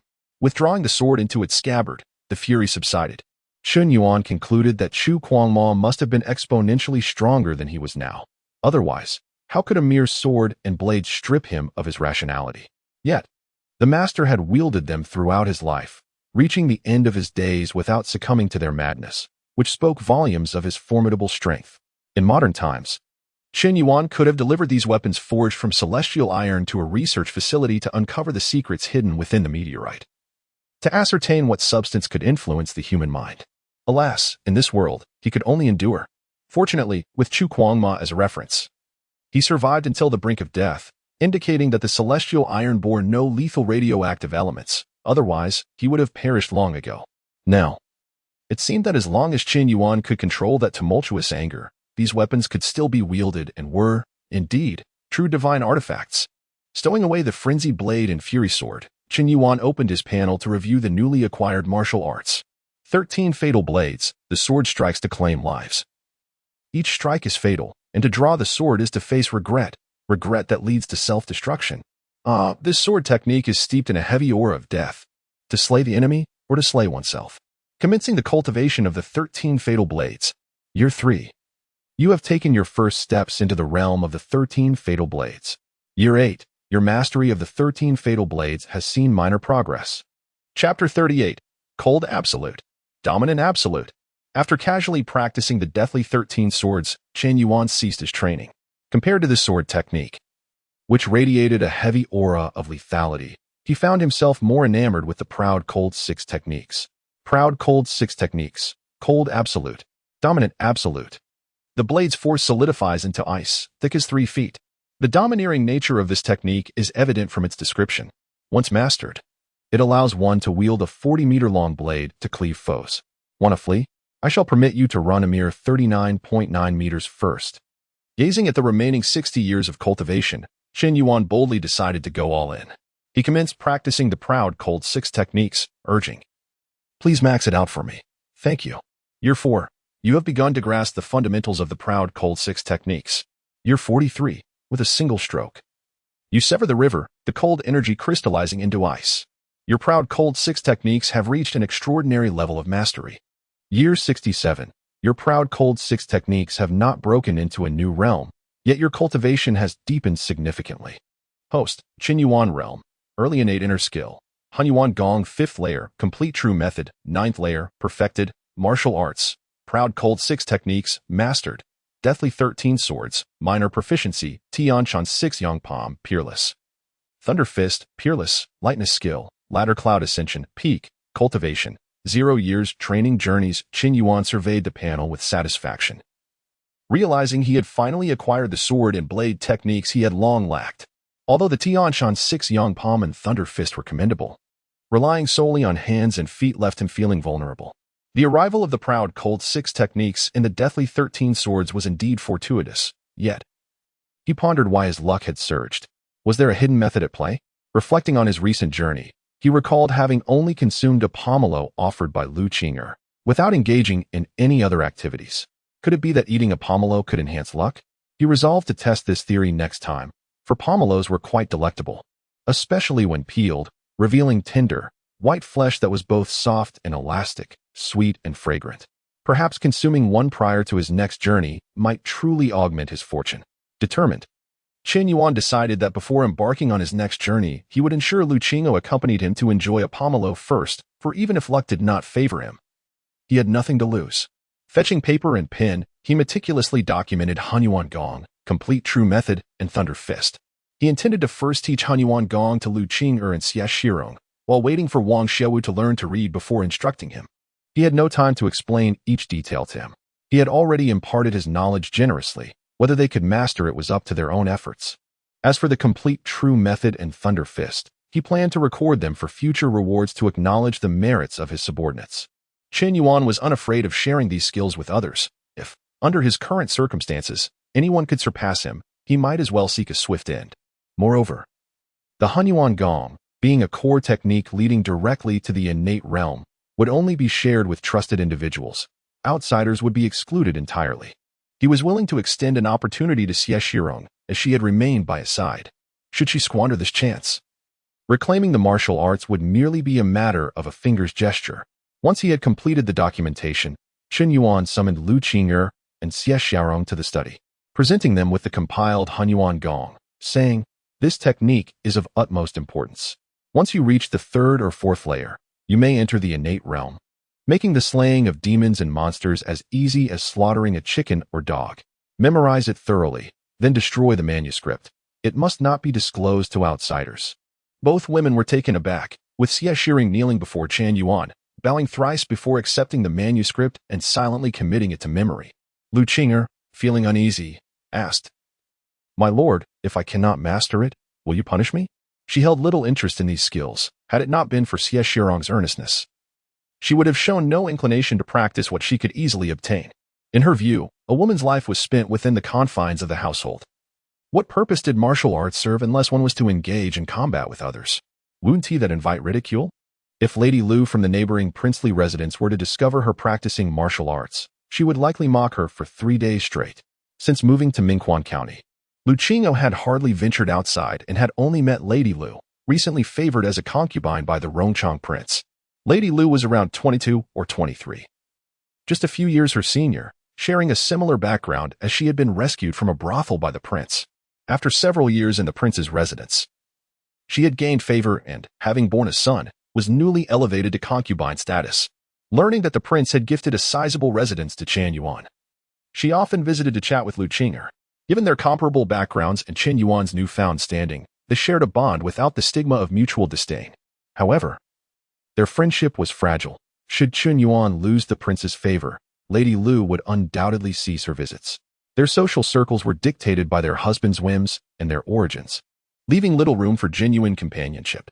Instances like that of Wuxiang and Lady Lu were rare, providing at least someone to converse with. Most women in grand households, due to their backgrounds, husbands, and familial environments, seldom had equally ranked friends.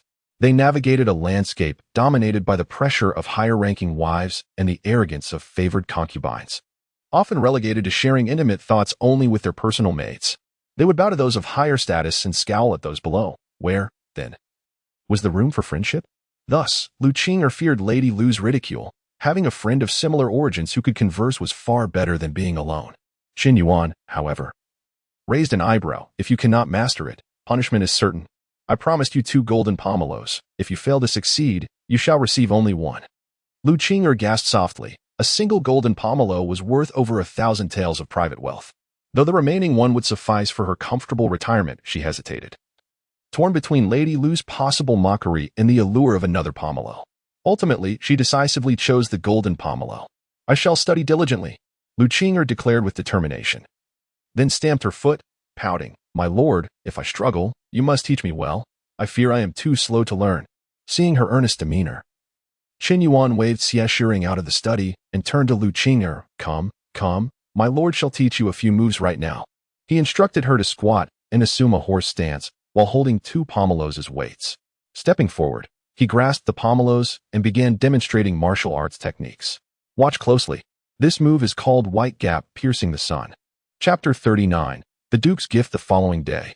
Chen Yuan was instructing the 2 young ladies in their practice of mixed primordial skills when a maid suddenly entered to deliver a message. The steward Huang from the Duke's residence requested his presence. Chen Yuan was taken aback.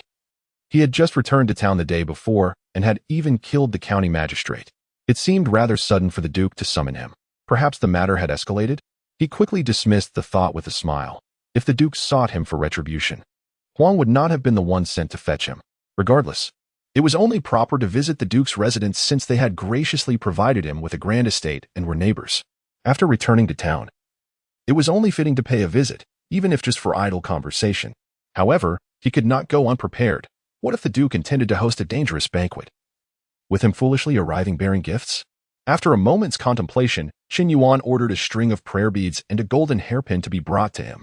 He carefully wrapped them and placed them in a gift box as a token of appreciation. He donned his black official robes, slung his fierce blade at his side, and presented himself as though he were heading to the court. With the gift in hand, he stepped outside. Upon arriving at the Duke's residence, he found Steward Huang waiting for him.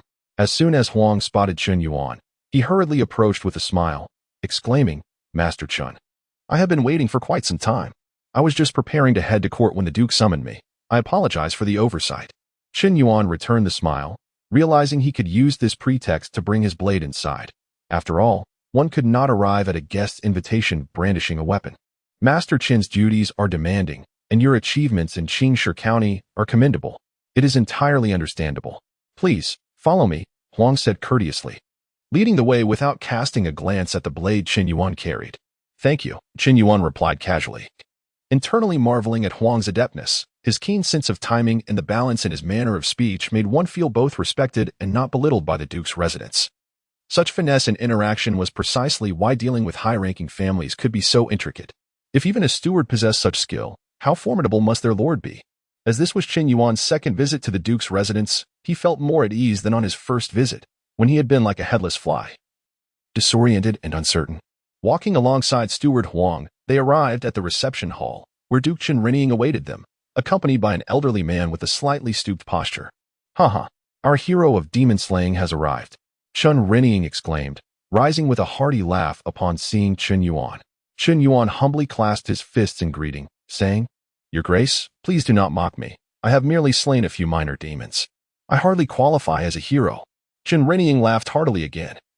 Urging Chen Yuan to sit beside him, intrigued, he remarked, If you do not consider yourself a hero, then what does that make the officials throughout the city? With a playful rebuke, he effectively exempted himself from the ranks of officials. With a slight smile, Chen Yuan refrained from responding. He retrieved the gift and presented it to Chen Renning, saying, In gratitude for your Grace's generous gift of the estate, I had intended to prepare a modest offering after my duties today and visit again. I did not expect such a hasty summons, so I brought these small tokens. I hope your Grace will forgive me. Upon receiving the gift box, Chen Renning opened it immediately and picked up the prayer beads, exclaiming, Oh, these beads are remarkable. This wood is aged sandalwood, and the craftsmanship is surely from a master artisan. Excellent, excellent. I truly appreciate your thoughtfulness. Chen Yuan felt a twinge of embarrassment. What rare treasures had a duke not encountered? The notion of a master artisan from Qingshi County seemed laughable. It was impressive enough to have simply strung the beads together. Seeing Chen Renning's enthusiastic praise, Chen Yuan chose to remain silent, lowering his head. After a while, Chen Renning handed the gift to Huang and waved him away. With an inquisitive tone, he asked Chen Yuan, You claim to have only slain a few minor demons. What then are the major demons like? How do they compare to you? After a moment's thought, Chen Yuan replied, before they fully transform into human forms. All demons are considered minor. Except for some unique cases, they are no match for me. Once they successfully transform, they become major demons, each relying on their skills and cultivation to survive in the demon mountain. Those strong enough claim their territories, while the slightly weaker serve as generals. Most newly transformed major demons are merely ordinary ones, comparable to me. As for demon generals and demon kings, such matters are beyond my knowledge. Having spoken, Chen Yuan fixed his gaze on Duke Chen Rening's expression, noting his surprise but not shock. The Duke turned to the elderly man beside him, who gave a slight nod, prompting Chen Rening to return his attention to Chen Yuan. Is it truly so formidable in the Demon Mountain? Do you know why they have not emerged to wreak havoc on the Great Rome for a century, only to do so now? From the exchange between the Duke and the Elder, Chen Yuan surmised they possessed considerable knowledge and were merely seeking his confirmation. As for why they have not appeared to disturb the Great Rome, I truly do not know. Chen Yuan observed Chen Rening's disappointment and continued, however. I do have some uncertain news regarding their current emergence. Oh, what news? Pray tell. Chen Rening asked eagerly. Clearing his throat, Chen Yuan lifted his teacup for a sip, choosing not to speak immediately. This information was hard-won, and he could not share it so easily. One must possess self-awareness and self-respect. If one does not value oneself, how can one expect others to respect them? Seeing Chen Yuan's reticence, Chen Rening playfully pointed at him, saying with a laugh, I cannot treat you unfairly. Someone, fetch a vial of 5 elements elixir. Moments later, Huang returned, holding a box. Chen Rening opened it and took out a jade vial, saying, This contains 10 5 elements elixirs, perfectly suited for you at the Viscera realm. They will significantly accelerate your process of refining the organs and can also be used as rewards for your subordinates. Those who have completed their bone refinement can achieve their vital energy with just a few. This elixir is extremely precious, crafted from complex materials that are not easily refined. Even in my residence, there are but a few vials. I trust you will be satisfied. Chen Yuan felt a surge of excitement. The Duke's residence indeed possessed profound resources. With such elixirs, it seemed possible to produce a multitude of experts at the Viscera realm, or perhaps to directly create several fully refined, strong individuals through sheer quantity of elixirs. Of course, such considerations were beyond his purview, and he quickly accepted the elixir, saying, Thank you for your generous gift, Your Grace. Now can you speak? Chen Rening laughed heartily, adding with emphasis, Do not play tricks on me. With a dry laugh, Chen Yuan cleared his throat and said, Among the major demons, there are indeed anomalies, known as demonic creatures. In Suiwei County, there exists a fog demon who, angered the demon king in the mountains, was cast out along with the surrounding minor demons, preventing their return to the demon mountain. Chapter 40. Turning hostile upon hearing the words, Chen Rening spoke sternly. According to your assertion, the demons in these 3 counties are merely a minor nuisance? There is no possibility of a large-scale invasion? Chen Yuan could not guarantee anything and quickly replied, The demons in Suwei, Qingshi, and Mengxi counties may originate from there. As for the veracity of this information, it is for you to discern. I acquired this intelligence from a bird demon, which is no trivial matter, as it was the only one to escape my grasp among the multitude of demons in Qingshi County. Alas, it felt as though he had given too much in presenting that bottle of Wuyun Dan, yet he hesitated to reclaim it, for that would tarnish his dignity as a princely lord. Nevertheless, he had gleaned a relatively favorable possibility. If the Wanma Mountain harbored no intentions of a large-scale incursion, he would not need to flee to Jinling for refuge. After all, once he went to Jinling, it would be uncertain when he could return. However, since the accuracy of this information remained in doubt, he regretted sending Chen Yuan the medicinal pills. If the news proved true, the gift would indeed be worthwhile. Yet, with such uncertain intelligence, how could he dare to accept 10 Wuyun Dan from me? The materials required for crafting these pills are exorbitantly priced, and often, they are more valuable than market availability can bear, not to mention the costs and losses incurred in training alchemists. Chen Rening had expended considerable effort and wealth to acquire a few bottles, intending to nurture the younger generation in his family. When he presented the pills to Chen Yuan, he was pleased to see him accept them without hesitation. He believed that since Chen Yuan was bold enough to accept, he must possess intelligence of commensurate value. Otherwise, how could he dare to accept? This was merely a matter of information disparity. Chen Rening assumed Chen Yuan had reached the visceral realm and could not possibly be unaware of the Wuyun Dan's significance. Meanwhile, Chen Yuan believed that for Prince Chen Rening, these pills were nothing extraordinary, easily given away by the bottle. He had not delved deeply into the cultivation system of the Derong martial artists, naively assuming that with the resources of the princely manor, they could produce these Wuyun Dan in abundance, even amassing enough to achieve several complete visceral forms. Thus, he misjudged the value of the pills, pocketing them, thinking his intelligence would suffice to offset their worth. Just as Chen Yuan was about to take his leave, a sudden statement from Chen Renning caused his expression to change dramatically. "You killed County Guard Xiu Fa Hai, did you not?" Chen Renning inquired with unwavering certainty. Chen Yuan tightened his grip on the knife, addressing the half-smiling Chen Renning. "What do you mean, Your Highness? The county guard perished due to a demon ambush. The very demon that escaped from my grasp in Qishir County. This was witnessed by the county deputy Ma Xiu Yuan and county lieutenant Yuan Qi. I implore Your Highness to discern wisely." As he spoke, he cast a sidelong glance at the elder beside Chen Renning, swiftly weighing the odds of defeating the elder should a confrontation arise. Chen Renning let out a non-committal sound, feeling somewhat disinterested. He did not care who had slain the county guard. He merely wished for Chen Yuan to understand that the princely manor was not a place to be trifled with. "Very well, since you pride yourself on your martial prowess and dare come to my manor to exchange uncertain information for Wuyun Dan, then demonstrate your abilities by sparring with Elder Su," Chen Renning stated with indifference. As he finished speaking, the elder took a step forward. "Please." Chen Yuan finally understood where the issue lay. If the prince were not petty, then he had miscalculated the value of the Wuyun Dan. If the prince were indeed petty, returning the pills should suffice to avoid trouble, right? With this thought, he relaxed his grip on the knife. There is no need for such grand gestures. It is I who failed to recognize this treasure, leading you to misjudge it. Chen Yuan smiled as he offered the pills back to Elder Su. The elder did not accept the pills, standing motionless in place. "Oh, I see. This only serves to make me appear petty." Chen Renning seemed to believe his words, a smile returning to his face as he pondered briefly. 3 moves. You shall exert your full strength to allow Elder Su to receive your 3 moves. If you can push Elder Su back even a single step, you win. And I shall not only allow you to take the Wuyun Dan, but also bestow upon you 1,000 pieces of gold.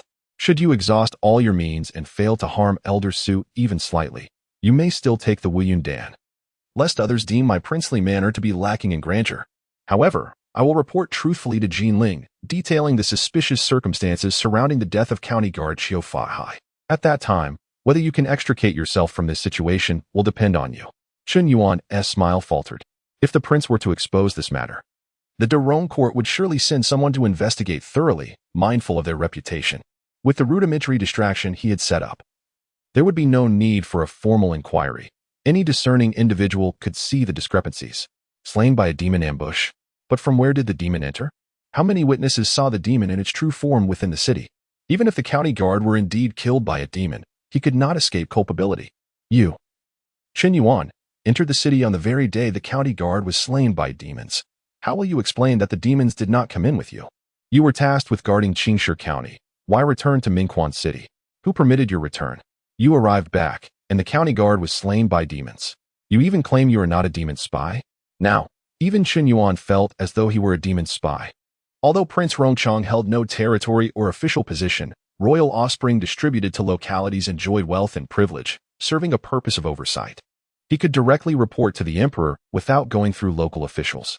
A county guard slain by demons, under suspicious circumstances, was a matter that, as a member of the royal family, he could justifiably report to the court, and no one would question it.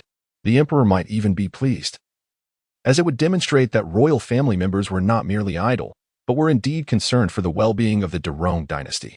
Chen Yuan stowed the pills away, his voice tinged with bitterness. All my strength? 3 moves? How utterly dismissive of my abilities. Stand here and let me strike.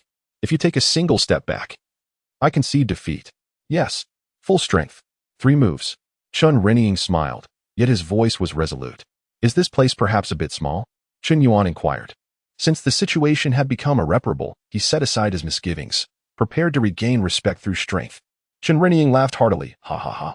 Is there not enough space for your duel in my princely manor? Follow me. With that, he rose first, leading Elder Su and Chen Yuan out of the reception hall, weaving through corridors until they arrived at a vast training ground. The weapon racks along the sides displayed dozens, if not hundreds, of various weapons. In the center, 30 or so individuals were scattered about, some sparring, some deep in thought, and others practicing alone, each exuding an extraordinary aura. Clearly, These were the personal retainers and assassins nurtured by Prince Chen Yuan, among whom were not lacking individuals of the visceral realm. Chapter 41. Behold my 40-meter blade. The 6 techniques of proud cold Chen Yuan approached, beckoning a middle-aged attendant closer and whispering a few words. The attendant nodded in acknowledgement before stepping into the arena and clapping his hands twice, exclaiming, "Everyone, halt. Today, let us witness what true youthful talent looks like. Do not delude yourselves into believing you are the best in the world." During his speech, he cast a glance at Chen Yuan, seemingly positioning himself as the epitome of youthful brilliance. However, Chen Yuan discerned the underlying message, which clearly implied that he was merely overestimating his own abilities, unaware of his limitations. The other attendants exchanged peculiar glances, some unable to suppress their laughter. Gradually, they vacated the martial arts platform, making way for the display of youthful talent. Seeing the area cleared, Elder Su stepped onto the stage and addressed Chen Yuan. "Please proceed, Commander Chen." Chen Yuan also ascended the platform, standing calmly with his sword at his side, mirroring Elder Su's poise. The attendants below were astonished to find Elder Su facing the youthful talent. Who is this individual to warrant Elder Su's personal involvement? They murmured. He must be blissfully ignorant, relying on a modicum of skill to seek favor at the prince's residence. Such fools appear every year. Surely, there is no need for Elder Su to intervene personally. I see no trace of vitality in this young man. Any one of us could easily dispatch him with a single strike. Perhaps Elder Su merely wishes to stretch his limbs. Though this lad might aspire to impress him, he falls short. Enough of your idle chatter. You speak as if you hold any merit yourself. Let us witness the spectacle. Elder Su, observing Chen Yuan's arrival, casually remarked, "You may begin. Choose any weapon you desire." Without a word, Chen Yuan swiftly circulated his internal energy, and as it surged to its peak, he raised his right palm and struck forward. A torrent of energy burst forth, manifesting as a colossal golden hand that surged toward Elder Su. He unleashed his full strength. For what need was there to hold back when the opponent was not merely a novice? The mighty golden hand swept through the air, creating a tempest that toppled weapons from their stands, producing a cacophony of clattering sounds.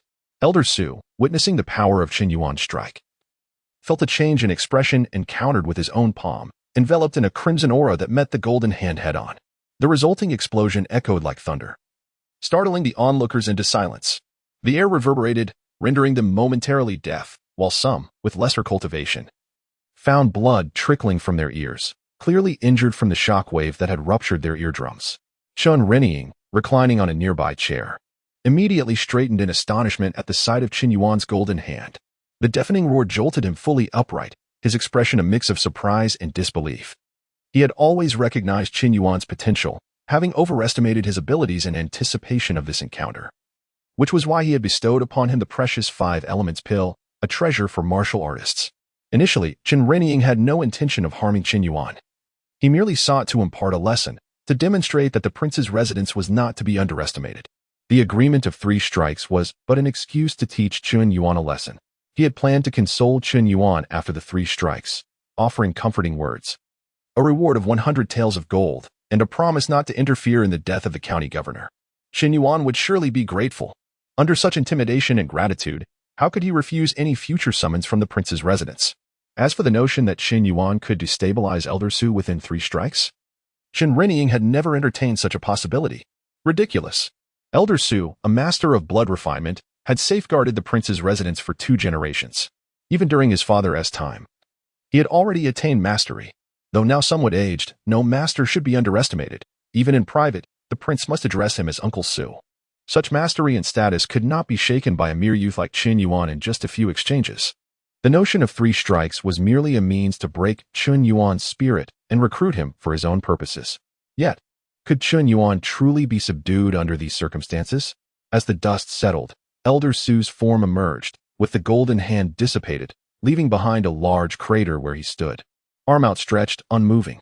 Chen Yuan exhaled in relief. His ancestral master was indeed formidable. After years of trials, Elder Su had seen it all and would not falter at a critical moment. Were Elder Su to falter in the first strike, the so-called agreement would become a farce. And he, Chen Yuan, would be the laughingstock. While Chen Yuan felt relieved, Chen Yuan furrowed his brow. He had exerted his full strength, yet had merely stirred the edge of Elder Su's robe. Such profound cultivation astonished him and left him feeling somewhat cornered. He had underestimated the world's heroes. A mere county like Mingquan held such a master. What of the entire Lianzhou? What of the Grand Durong? If the Durong court truly sought to punish him, could he still retreat into obscurity as he had envisioned? Chen Yuan was uncertain of the answer, yet he did not wish to test it further. There remained 2 strikes. He must triumph in this agreement of 3. Lowering his gaze to the dark scabbard in his hand, he steadied himself before turning his focus to the nearby weapon rack, declaring, "I shall borrow a blade." Although the wild blade was formidable, he lacked the confidence to wield it entirely. Should his second strike fail to move Elder Su, he could not afford to be meticulous in the third. An attendant, hearing his request, kicked a knife into the air and tossed it toward Chen Yuan. While puzzled as to why Chen Yuan did not use his own blade, he refrained from questioning further, for the strong need not explain themselves to the weak. The onlookers fell silent, even holding their breaths, fearful of disturbing the duel and losing the rare opportunity to witness such a clash of titans, an opportunity that might only come once in a lifetime. As Chen Yuan caught the knife, he nodded in gratitude to the attendant. "Thank you." The attendant clasped his hands and bowed respectfully, remaining silent. Gripping the knife with one hand, Chen Yuan gave it a few test swings to gauge its weight before addressing Elder Su. "Prepare to receive my strike." Elder Su's complexion flushed slightly, yet he remained as steadfast as a mountain, uttering a single word, "Please." Chen Yuan nodded, gripping the knife with both hands, his toes barely touching the ground as he leaped forward, charging at Elder Su. As he approached within 30 paces, he grasped the hilt tightly, channeling all his internal energy. And, with a powerful shout, he struck downward from the air. Proud Cold 6 Techniques. Chapter 42. How old are you this year? A faint blue shadow of a blade surged into the sky with Chen Yuan's thunderous shout, stretching an impressive 40 to 50 meters. The immense blade shadow took form as Chen Yuan swung down his sword, directing the formidable force toward the motionless Su Lao. Su Lao had felt a sense of relief when Chen Yuan drew his sword. If Chen Yuan had continued with his previous palm strikes, Su Lao could not guarantee he could withstand all 3 attacks without budging. However, with a sword in hand, Chen Yuan intended to employ his swordsmanship to compel Su Lao to retreat, to which Su Lao could only think, "Young man, you are overestimating yourself." Now, faced with the descending sword, its chill palpable even from a distance, Su Lao could only curse inwardly. What kind of swordsmanship could produce such a massive blade strike? In his over a century of life, having witnessed countless storms and tribulations, he had never encountered such a technique. As the blade approached, the menacing chill became overwhelming, and an instinctual sense of danger washed over him. Although he desired to evade, the 3-strike agreement with the prince compelled him to remain steadfast. Bracing himself against the impending strike, he bent his knees slightly, lowered his body, and raised his hands from his sides, then slowly lowered them from his chest, uttering, "Blood Fiend's protection." A circular barrier of crimson hue enveloped him entirely, leaving no vulnerabilities. When the great blade struck the blood-red shield, it halted momentarily. Just as Su Lao believed he had successfully blocked the strike, the shield suddenly erupted with a multitude of cracks. Su Lao's complexion shifted dramatically. Before he could react, the crimson barrier shattered with a resounding crack, disintegrating into nothingness. As the protection failed, Su Lao coughed up a mouthful of blood. The mighty blade continued its descent, and disregarding the 3-strike agreement, he hastily dodged away. With a thunderous crash, the blade struck the ground, sending debris flying. Standing in the training ground, Chen Yuan felt a weight lift from his heart upon witnessing Su Lao's retreat. Had Su Lao managed to withstand this strike, he would have had no choice but to unleash his wild sword, resorting to the final move of his 3-strike series. At that point, once the wild sword was drawn, he could hardly be certain of his control. Should he inadvertently kill someone, he would be forced to flee for his life. Until the last moment, he wished to avoid such a path, one that held no promise for the future. What joy was there in living as a fugitive?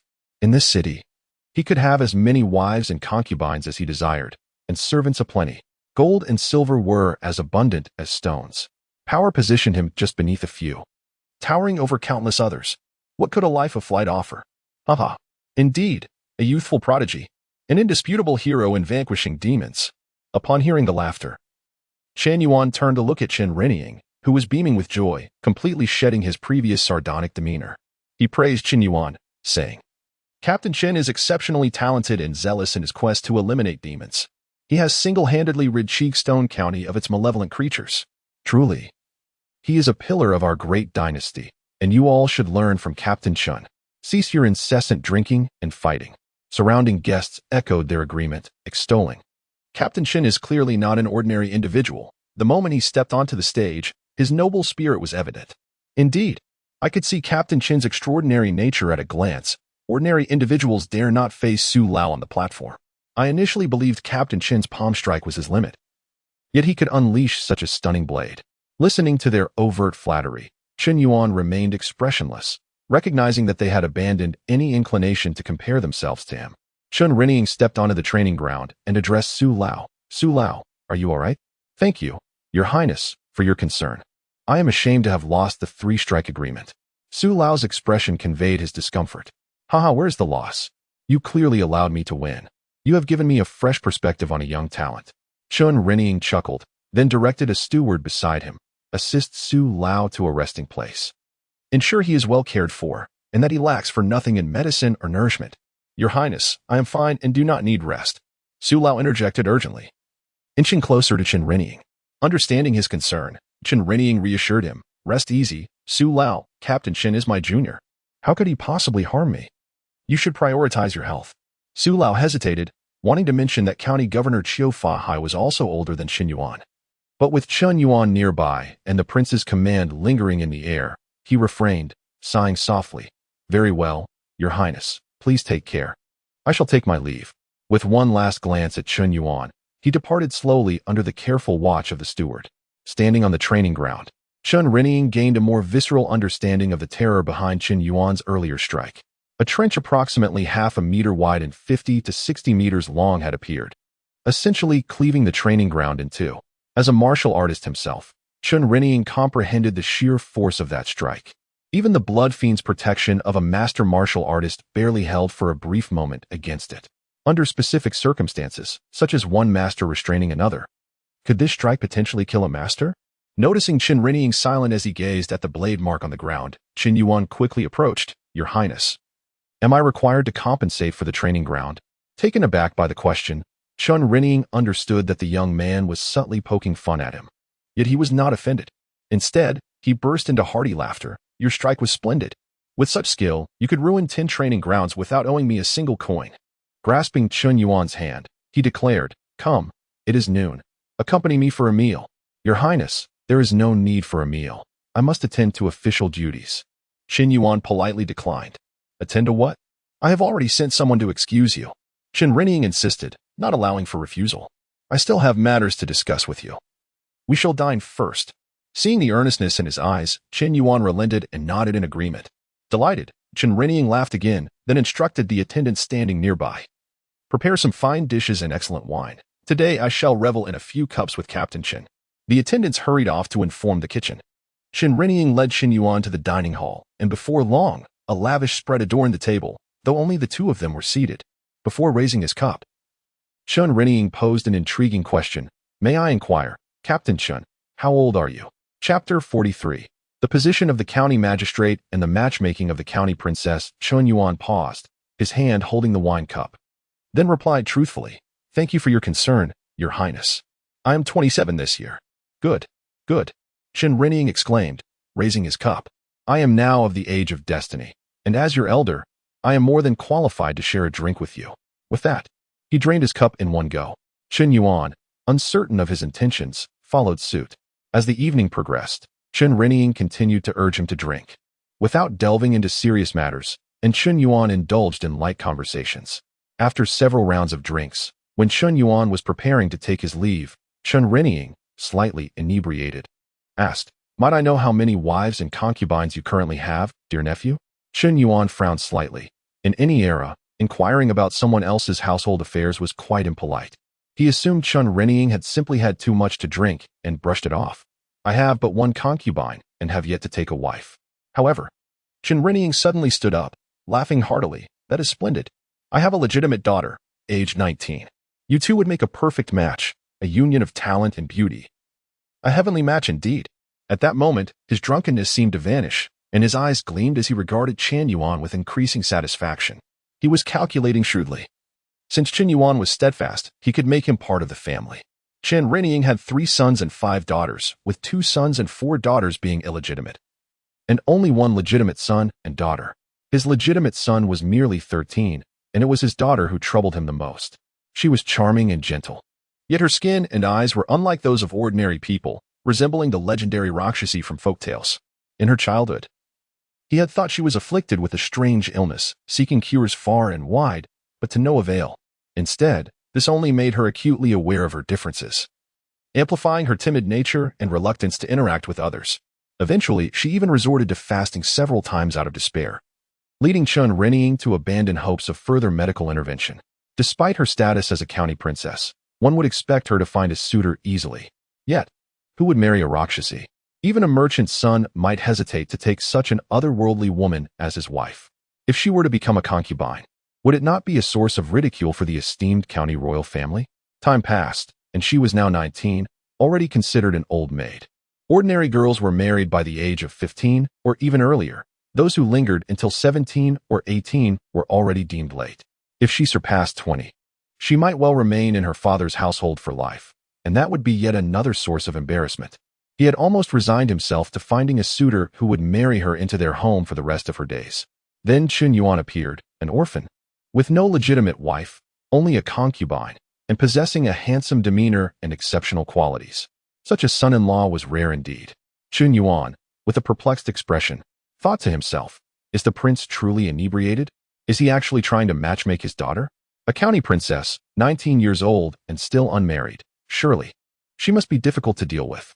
With this in mind, he cupped his hands and said, "Your Highness, it is not that I do not recognize your kindness, but I am already 27, while your daughter is in the prime of her youth.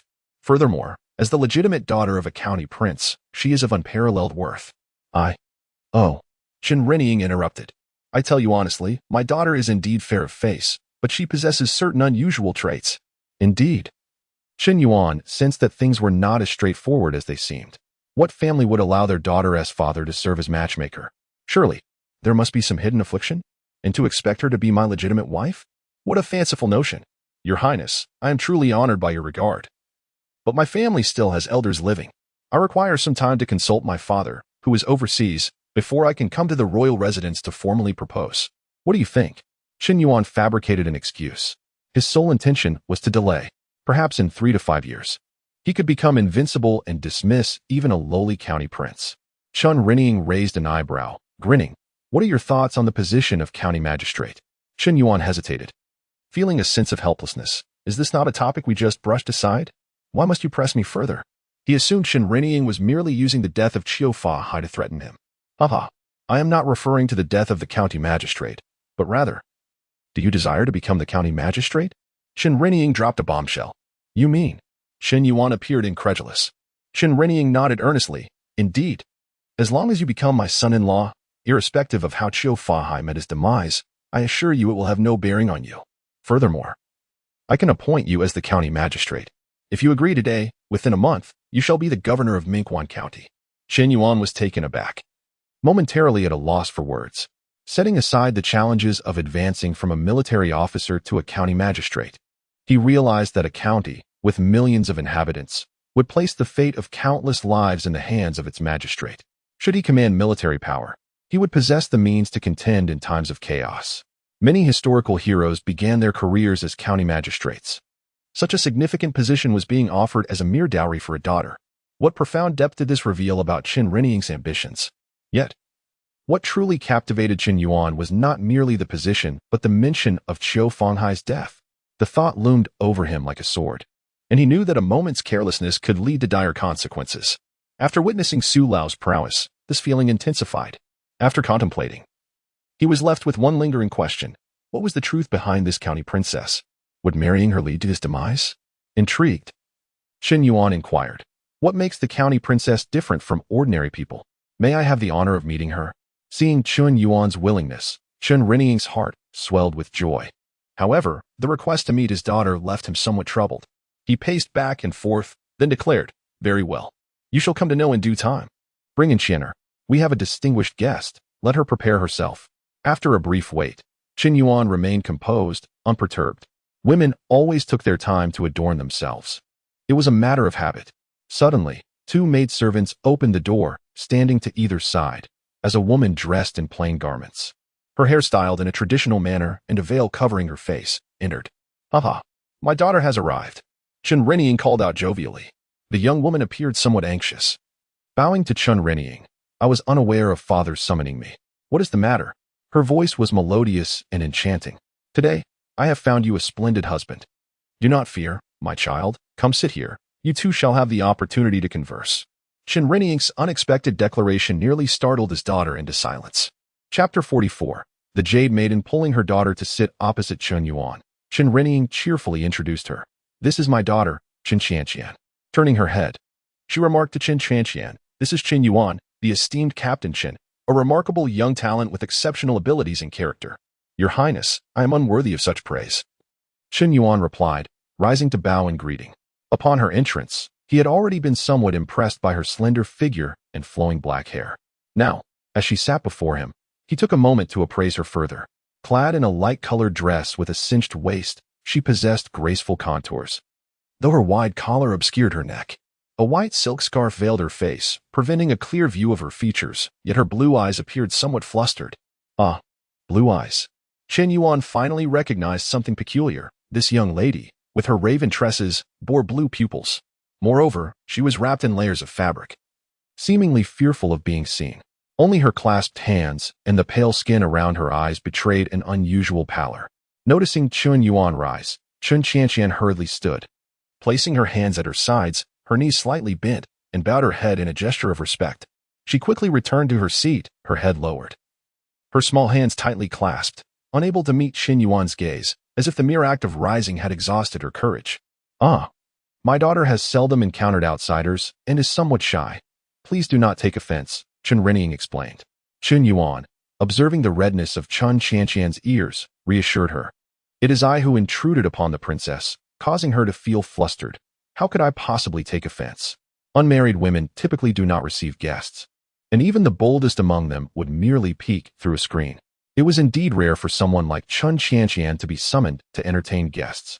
Only the daughters of impoverished farmers would expose themselves for the sake of livelihood, but they too faced the scourge of gossip. My daughter, do not hide. Remove that veil at once. Chen Renying suddenly commanded, a hint of inexplicable anger lacing her voice. Startled, Chen Tianshan's pale hands trembled as she cautiously lifted the veil from her face, then lowered her gaze in silence, never once meeting Chen Yuan's eyes. As she unveiled herself, Chen Yuan also lifted his gaze. In that instant, he was captivated. Even just by her figure, he found himself more than satisfied. He resolved that as long as she was not exceedingly unattractive, he would consider marrying her. After all, she was a princess, was she not? At worst, he could take her home and leave her there. Surely he could not be without a woman. This arrangement would secure the support of the Duke and allow him to distance himself from the incident concerning Qiu Fanghai. What was there not to gain? However, he did not anticipate that this princess would be so breathtakingly beautiful. With lips as red as cherries and a face shaped like a goose egg, her delicate features, arched brows, a petite yet exquisite nose, and gentle eyes tinged with melancholy, formed a harmonious composition that was precisely to Chen Yuan's taste. Most strikingly, her skin was extraordinarily fair, reminiscent of true white jade, so ethereal it felt almost unreal. Coupled with her azure eyes, it was no wonder Chen Renying had remarked on her extraordinary beauty. It seemed evident that her lineage transcended mere Han ancestry. Her natural pallor, exacerbated by a life sheltered from the sun, had rendered her skin even whiter.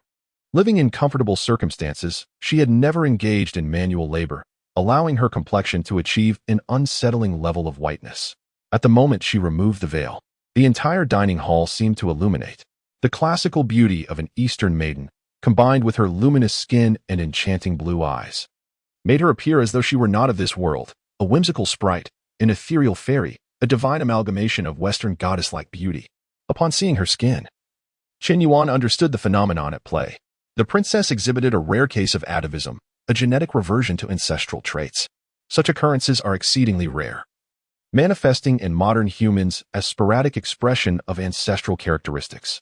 The ancient world was home to a multitude of ethnicities, their bloodlines intertwined, rendering the precise origins of many a mystery. Through epics of intermarriage, wars, and conquests, a unified culture emerged, yet many ethnicities vanished into the annals of history, their original appearances forgotten. Chen Yuan was astonished to discover that such a phenomenon could exist in this world. Yet, The plight of this princess was far more arduous than that of modern children. In a feudal society, the concept of atavism would be foreign, and the entrenched prejudices against women would lead to unfounded accusations of witchcraft or malevolence. Her downcast demeanor and delicate appearance indicated the profound impact of such societal views, rendering her somewhat withdrawn. While others might fear her, Chen Yuan felt no trepidation. Numerous historical accounts spoke of Liu Bei's wife, Gong, who was said to possess skin like white jade. Liu Bei would often open his window at night to let the moonlight pour in, illuminating Gong's flawless form, which rivaled the moon's radiance. Having marveled at these tales before, Chen Yuan now found himself presented with an opportunity that he could not let slip away without personal experience. Seeing his daughter's timid demeanor, Chen Reniying's earlier anger dissipated. Sighing, he raised his cup and drank deeply, his brow furrowed as he lamented, "My daughter is unfortunate. Born with eyes and skin that set her apart, no remedy seems to exist. Now that you have met her, a resolution is in order." He emphasized the word resolution, attempting to apply moral pressure on Chen Yuan. "You requested to see her, and I allowed my daughter to meet you. If you now refuse, an explanation is warranted. My daughter has seldom met guests. It is not something to be dismissed lightly. If you say this is unsuitable, do you look down upon our esteemed household?" To his surprise, Chen Yuan stood and declared, "The princess is naturally beautiful, possessing both grace and wisdom. I am grateful to the Duke for allowing me this meeting. I find myself enamored with the princess at first sight, and I shall send a matchmaker to propose marriage." Chen Reniying was pondering the consequences should Chen Yuan decline the proposal when he suddenly heard the latter's words and was taken aback, quickly recovering to exclaim, "You accept?" Chun Qianqian, who had been counting her fingers in astonishment, looked up at Chen Yuan, whose smile met her gaze, causing her to blush deeply and lower her head once more. She had believed she would never have a suitor, and this encounter was merely a source of humiliation. Hence, she had hesitated to emerge from her room. Yet, pressed by the maid outside, she had reluctantly donned her veil and come forth. Who could have imagined she would hear of a proposal directed at her? How could such a thing be possible? Chapter 45. A swift engagement, however. This young Master Chen appeared quite tall and composed, even maintaining his poise in front of the king. Would he truly consider marrying me? Am I worthy of him? Suddenly, Chen Qianqian recalled that she had forgotten to put on any makeup before leaving her room. She had merely dawdled indoors and had not prepared at all. Would Master Chen find her unattractive?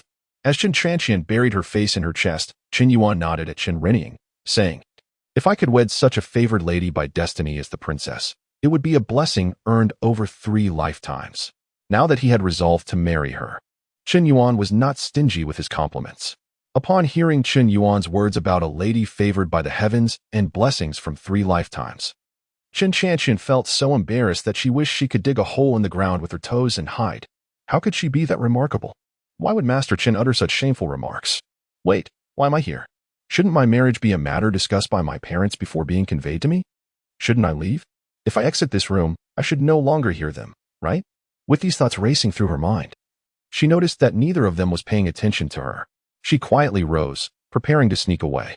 Suddenly, her father's voice froze her in place. "My child, what do you think of the husband I have found for you? Are you satisfied?" Chen Reniying asked with a smile.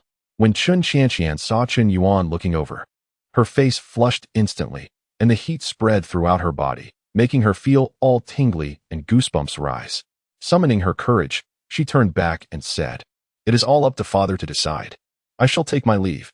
After bowing to both Chen Reniying and Chen Yuan, she hurriedly opened the door and fled outside. Behind her, her father's hearty laughter echoed. Chen Yuan found her reaction amusing, feeling a sense of delight as he laughed along. After a moment of laughter, Chen Reniying suddenly declared, "I believe this matter should not be delayed. Why not settle it today?" Chen Yuan did not expect such urgency and hesitated, saying, "But what about the matchmaker?" I shall summon the matchmaker immediately. I will also send someone to invite County Captain Yuan Qi and County Clerk Ma Yuan to be witnesses. Once the engagement is established, we can complete the formalities later." Chen Reniying's thoughts were clear. He had gone to great lengths to find such a suitable son-in-law. He could not let him slip away. Where else could he find someone so fitting? Inviting Yuan Qi and Ma Yuan, 2 prominent figures in Mingguan County, to serve as witnesses would suffice. They could enjoy a meal together, draft a marriage certificate, and thus formalize the engagement. At that point, Chen Yuan could no longer backtrack. Other ceremonial processes could wait until later. Besides, Did the prince's residence truly need the bride price? If it were not for the need for Chen Yuan's formal documents and the grand procession to carry the bride to the Chen residence, ensuring a legitimate marriage, he would have considered sending his daughter directly to the Chen household overnight. What could Chen Yuan say? The families marrying off their daughters did not concern themselves with such trifles. As someone awaiting marriage, he did not even need to find a matchmaker. Why be overly fastidious? Thus, he nodded in agreement with Chen Reniying's proposal. Seeing that Chen Yuan had no objections, Chen Reniying gestured to a steward, saying, "Send someone to invite Wang Qi and County Clerk Ma Yuan, telling them I have urgent matters to discuss. Go quickly and return swiftly." He then called over a young servant, instructing, "Go find Steward Huang and have him seek a matchmaker and a consultant in the city. I want to see them within half an hour." Chen Reniying acted decisively, making arrangements with remarkable efficiency. As the attendants hurried to fulfill their tasks, he chuckled, "My esteemed son-in-law, let us share another drink." When Chen Yuan heard him refer to him as esteemed son-in-law, he rolled his eyes inwardly, thinking how the titles had changed twice in one day. They enjoyed a few more drinks before Wang Qi and Ma Yuan rushed in, panting. Upon entering, they found Chen Reniying and Chen Yuan leisurely sipping wine, completely devoid of any sense of urgency. "Haha, you gentlemen have arrived. Please, take a seat." Chen Reniying warmly invited them to sit. The two, bewildered, complied. Once Wang Qi caught his breath, he clasped his hands, asking, "May I inquire what urgent matters His Highness wishes to discuss with us? It pertains to my daughter's lifelong happiness, and I require both of you to act as witnesses." Chen Reniying stated with gravity. Wang Qi and Ma Yuan both sighed in relief upon hearing this. They had been summoned under the impression that there was a pressing matter, only to find it was about the princess's marriage. Surely, such matters did not require such haste. Though they harbored these thoughts, neither dared voice them, despite lacking official power. Prince Chen Reniying was a member of the esteemed royal family, and the prince's residence held considerable influence. They could not afford to offend him. After all, acting as witnesses could bring them some financial reward. "Congratulations," Wang Qi exclaimed, unable to suppress his curiosity. "Might I ask which young talent has garnered His Highness's favor to win the hand of your precious daughter?" Chen Reniying laughed heartily. "It is none other than your subordinate, Chen Duwei. After today, he shall be my esteemed son-in-law, and you must not bully him any longer."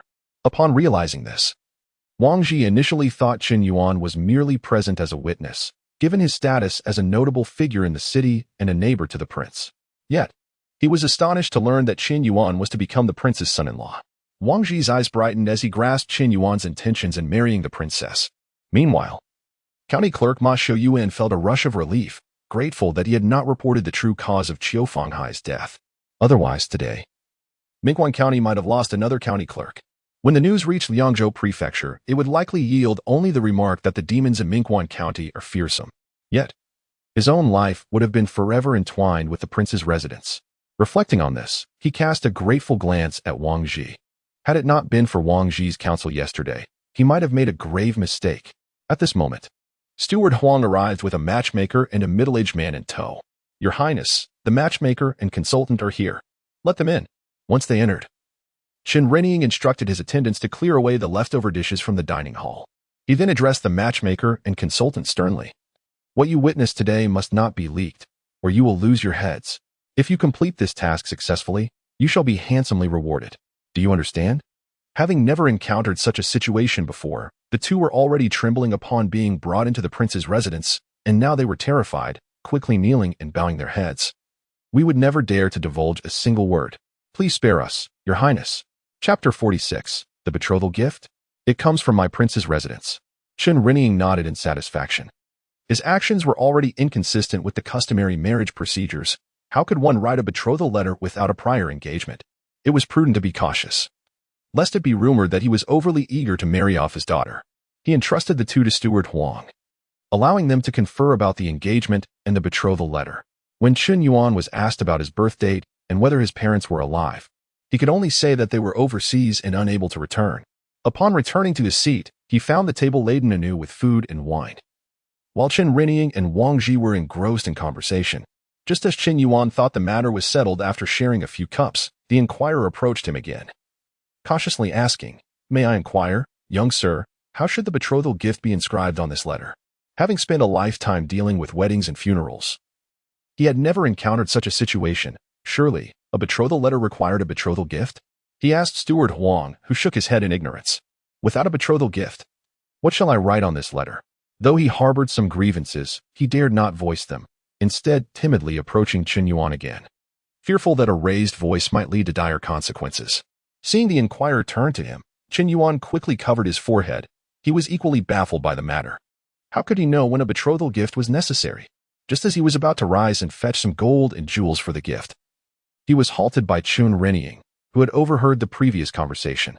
He turned to Steward Huang and instructed, "Hurry and bring forth the betrothal gift that my son-in-law brought this morning." Though Steward Huang was puzzled, he nodded in agreement and hurried to the storeroom to inquire about the gifts Chen Yuan had brought. Moments later, he returned holding a small box. Chen Yuan recognized it immediately. It was the token he had brought to avoid appearing empty-handed. Chen Renying took the box, opened it with solemnity, and revealed 2 items for the inquirer's inspection. After a moment's hesitation, the inquirer tentatively asked, "A gold hairpin and a bracelet?" Chen Renying, infuriated, slammed his hand on the table and exclaimed, "What gold hairpin and bracelet? Do you not recognize treasures? This is clearly a 9 phoenix pearl gold hairpin and a bracelet crafted from a 1,000-year-old sandalwood by a master artisan. Write that down." At that moment, Yuan Qi, who had just taken a sip of tea, could not contain his laughter and ended up spraying it everywhere upon hearing the names of the treasures. He quickly covered his mouth, repeatedly apologizing, "Forgive me. My age has caught up with me. I have a bit of a cough." While he verbally expressed his apologies, he inwardly lamented his lack of cultivation compared to the literati. Meanwhile, Ma Shuyuan remained unfazed, as if the gold hairpin truly was the exquisite 9 phoenix pearl gold hairpin. The inquirer, taken aback by Chen Renying's declarations, hastily began to inscribe the names of the exceedingly precious gifts as Chen Yuan's betrothal offerings. Perhaps it was indeed his lack of discernment. After all, the prince must surely possess greater knowledge. With the prince's words as validation, there could be no error. Chen Renying cast a glance at Yuan Qi, disregarding him, and when the inquirer finished writing, he added, "And write down 1,000,000 taels of gold. Countless treasures. These have already been secured in my storeroom." His tone brimmed with pride, as if Chen Yuan had genuinely brought 1,000,000 taels of gold and innumerable treasures. The inquirer, eager to comply, dutifully noted everything down. Finally satisfied that the betrothal letter had taken form, Chen Renying nodded approvingly, keeping the letter and sending the inquirer aside. Observing this, Steward Huang quickly took the letter and handed it to Chen Yuan, whispering something in his ear. Once Chen Yuan nodded, he stepped back to stand by. Having listened to Steward Huang, Chen Yuan's expression turned peculiar, but given the circumstances, he had no reason to retreat. Thus, he stepped forward, bowing as he presented the betrothal letter to Chen Renying, saying, "This is Chen Yuan, son of the Chen family, here today with the betrothal gift of the 9 phoenix pearl and several other treasures, seeking to wed your esteemed daughter, Chen Xianqian. I humbly ask you to accept this letter and unite our families in everlasting friendship." "Ha ha." Chen Renying laughed heartily, seizing the letter and drawing Chen Yuan closer. "My son-in-law, come, let us drink deeply once more." After seating Chen Yuan, he turned to Steward Huang and declared, "Today, I am elated. Everyone in the residence shall be rewarded. Make the arrangements." Yuan Qi and Ma Shuyuan both clasped their hands respectfully, exclaiming, "Congratulations, Your Highness, on acquiring such a fine son-in-law. Congratulations to the Chen commander and the princess on their joyful union." Chen Renying erupted into another round of laughter. With their well-wishing, the peculiar marriage was finally settled. Ordinarily, the engagement of a noble daughter would be a significant affair. At the very least, it would create a stir throughout the city, necessitating the invitation of friends and relatives for a grand celebration. However, Chen Renying, fearing that Chen Yuan might change his mind, hastily finalized the engagement in the dining hall with only a handful of witnesses. They had even engaged a single matchmaker. It is known that even more affluent households typically enlist at least 3 matchmakers, one to convey the message from the groom's side, one from the bride's side, and a third to facilitate communication between both parties. Hence, the terms 3 matchmakers, 6 gifts and 3 letters, 6 rites are often cited. They had none of these, making for a remarkably simple engagement banquet. Nonetheless, Chen Renying continued to drink heartily with those present. Only when night fell did the banquet conclude, with Yuan Qi and Ma Shuyuan leaving the prince's residence, beaming and carrying thick red envelopes. Chen Yuan took his leave as well, with Chen Renying personally escorting him to the door, followed by Steward Huang and several servants carrying boxes. Upon exiting the prince's residence, Chen Yuan halted and said with a smile, "Do not forget your 1,000 taels of gold." He then addressed the servants behind him, "Take the gold to my son-in-law's residence. It must not be presented with any lack of courtesy." "Yes, your highness. I shall personally accompany the bridegroom back to the residence. I will ensure that we maintain proper decorum, so as not to bring shame upon our prince's house." Steward Huang interjected. He understood the prince's intentions. The servants in the prince's residence were hardly of note, yet once outside, they often behaved with an inflated sense of superiority, priding themselves on serving the prince and frequently acting foolishly. The prince was concerned that these two servants might, upon arriving at Chen Yuan's residence, unwittingly demand rewards. Though it seemed trivial, should Chen Yuan perceive the prince's household as lacking in etiquette, it could lead to unwanted repercussions. Chen Yuan had momentarily forgotten about the gold. But seeing 5 or 6 servants each carrying a box, it was likely that the 1,000 taels was merely a starting point. He quickly declined, saying, "Your highness's kindness overwhelms me, but I have yet to prepare the betrothal gifts, so how can I accept this 1,000 taels of gold? I beseech you to retract it. This is your rightful reward for your own merits." "What do you mean by declining?" Chen Yuan insisted, refusing to entertain any objections as he addressed Steward Huang. "Quickly deliver the gold to my son-in-law's residence." He showed no concern for Chen Yuan's titles, continually referring to him as my son-in-law, emphasizing the clear delineation between their respective roles. Upon reviewing the text, I have expunged superfluous punctuation, promotional solicitations for votes and collections, and covert website advertisements that are extraneous to the narrative. The refined version is presented below, employing more sophisticated and elegant English vocabulary and syntax to supplant the simplified diction of the original text, while preserving its intrinsic meaning. Chapter 47. Clues to the heart-rending fiend. Seeing Chen Yuan's insistence, Chen Yuan acquiesced and, after expressing his gratitude, proceeded with head butler Huang and his entourage directly to the Chen residence. This sojourn to the prince of the commandery's manor not only resolved the crisis precipitated by Qiu Fanghai's demise, but also resulted in the betrothal of the prince's legitimate daughter. The dowry, furnished entirely by the prince's estate, included 1,000 taels of gold and the invaluable 5 essence pills. Prince Chen Yuan, in effect, relinquished both his daughter and a substantial sum of money. Upon arrival at the Chen residence, head butler Huang directed the servants to deposit the gold before taking his leave. Chen Yuan instructed Wang Xiaowu to secure the gold in the vault, intending to retire to the inner courtyard. However, he was met by Lu Qingku. In a state of elation, had hastened from the inner courtyard upon hearing of Chen Yuan's return, arriving just as the gold was being stored. The vastness of the residence presented a minor inconvenience, as traversing it consumed a considerable amount of time. Upon entering, she beheld numerous chests arrayed in the reception hall, their lids ajar, revealing the golden ingots within. She inquired with astonishment, "Master, whence did you procure such a vast quantity of gold?" Chen Yuan responded with a peculiar expression. "It was a gift from the prince. He intends to give his daughter to me in marriage, the ceremony to occur in 2 months. The date had been determined during the drafting of the betrothal document. Initially set for a year hence, Chen Yuan deemed it too protracted, proclaiming that 2 months hence would be an auspicious time for matrimony. The matchmaker and attendants were left speechless. Despite having never encountered such haste in marrying off a daughter, they complied with the prince's wishes, fixing the date 2 months hence. Lu Qing's eyes, previously alight with delight at the sight of the gold, dimmed with disappointment. She ventured to ask with trepidation, "Master, will you forsake me upon taking a wife?" Observing her distress, Chen Yuan was cognizant of her anxieties, given that he had recently elevated her to the status of concubine and was now on the cusp of marriage. He chuckled, embracing her, and avowed, "My Qing is the most virtuous. How could I ever bear to part with you? I have already taken your measurements. Tomorrow, I shall personally craft 2 golden pomelos for you. Would that please you?" "Truly?" Lu Qing queried, her countenance shifting from despondency to joy. "Indeed," Chen Yuan affirmed, and, having assuaged her concerns, swept her into his arms, declaring, "Come, let us remeasure to ensure that the gold is of ample weight." For the ensuing 2 days, Chen Yuan dedicated himself to instructing Lu Qing and Xie Shiring in martial arts. He made occasional appearances at the yamen, and, finding no pressing matters, would return to the residence. Mingguan City remained tranquil, the death of the prefect having had no discernible impact on the city. Military affairs were under the purview of Wang Qi, while civil administration and refugee resettlement were managed by Vice Prefect Ma Yuan, rendering Qiu Fanghai's presence superfluous. One day, as Chen Yuan reclined on a lounge chair in the courtyard, observing the 2 women practicing the techniques he had taught them, Wang Xiaowu hastened to announce, Master. Commandant Wang has dispatched a messenger to summon you, citing urgent matters for discussion.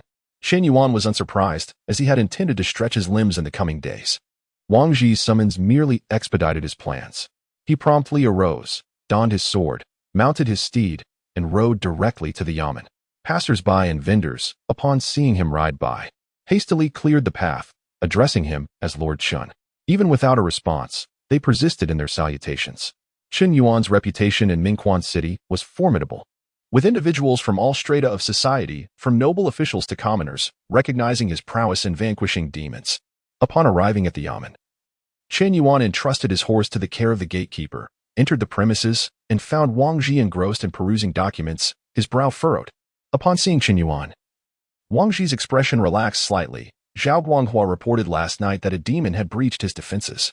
This morning, it was discovered that over 100 refugees outside the city had been eviscerated, their hearts removed. Startled, Chen Yuan refrained from exchanging pleasantries and inquired directly, "Are there any corpses?" A nearby attendant glanced at Wang Ji, who gestured in assent, whereupon the attendant hurried out. Moments later, 2 attendants returned, bearing a corpse. The cadaver's complexion was greenish, with a gaping wound in the center of its chest, the flesh and heart missing. After examining the body, Chen Yuan's countenance darkened. The corpse's condition was identical to that of the deceased Quiet Void Taoist in Suiwei County. This demon, which subsisted on human hearts, posed a grave threat. "It is from Mingxi County," Wang Ji stated, indicating the corpse. After a pause, he continued, "As there is no trace of it in Mingquan City, I surmise that it has likely returned to Mingxi County. Therefore, Lord Wang wishes me to travel to Mingxi County?"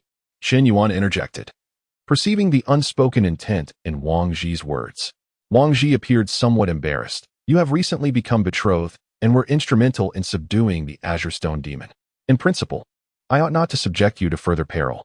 However, there is no one else available, and I must remain in the city to guard against demon incursions. After much deliberation, I can only request your assistance once more." Anxious that Chen Yuan might harbor misgivings, he added, "This time, you will be provided with 3,000 soldiers. Upon reaching Mingxi County, should the demon prove formidable, you may simply encircle the area without engaging, and await the arrival of the Imperial forces to quell the demon. In short, the manner in which you conduct this mission to Mingxi County is entirely at your discretion. If any demons manage to escape, it will be attributed to their extraordinary ferocity, which defies human containment." In contrast to his previous stern demeanor when tasking Chen Yuan with guarding Azure Stone County, Wang Ji adopted a much more conciliatory tone, exercising considerable caution in his words and granting him 3,000 soldiers and the freedom to make on-the-spot decisions. Should he so desire, he could simply lead the troops to the county, remain idle, and avoid any responsibility. "Your subordinate shall depart forthwith.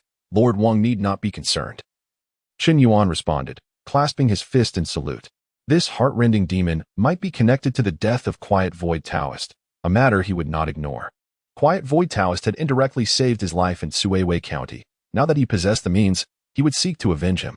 Wang Ji, elated by Chen Yuan's acceptance, beamed and clasped his hands in return. "Then I wish Colonel Chen a triumphant return." After receiving the command token, Chen Yuan, without responding, clasped his hands in salute and departed. He initially intended to proceed directly to the military camp, but, upon a sudden realization, turned his horse back to the Chun residence to retrieve Quiet Void Taoist's peach wood sword. He then slung both the wooden sword and the wrath sword across his back before riding to the military camp, under the watchful gaze of the concerned Lu Qing'er. Upon arriving at the camp, Chen Yuan first met with Duan Shang and Deng Feng, instructing them to prepare the troops. As most of the soldiers were of little practical use, their primary purpose was to encircle Mingxi County, preventing the demon's escape. Consequently, Duan Shang and Deng Feng were instructed to select 3,000 men at random, without any particular criteria.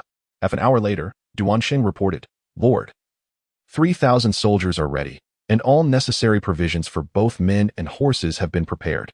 Then let us depart," Chen Yuan declared, rising to his feet. Chapter 48. Am I the assistant? At a single command, 3,000 troops set forth in grand formation.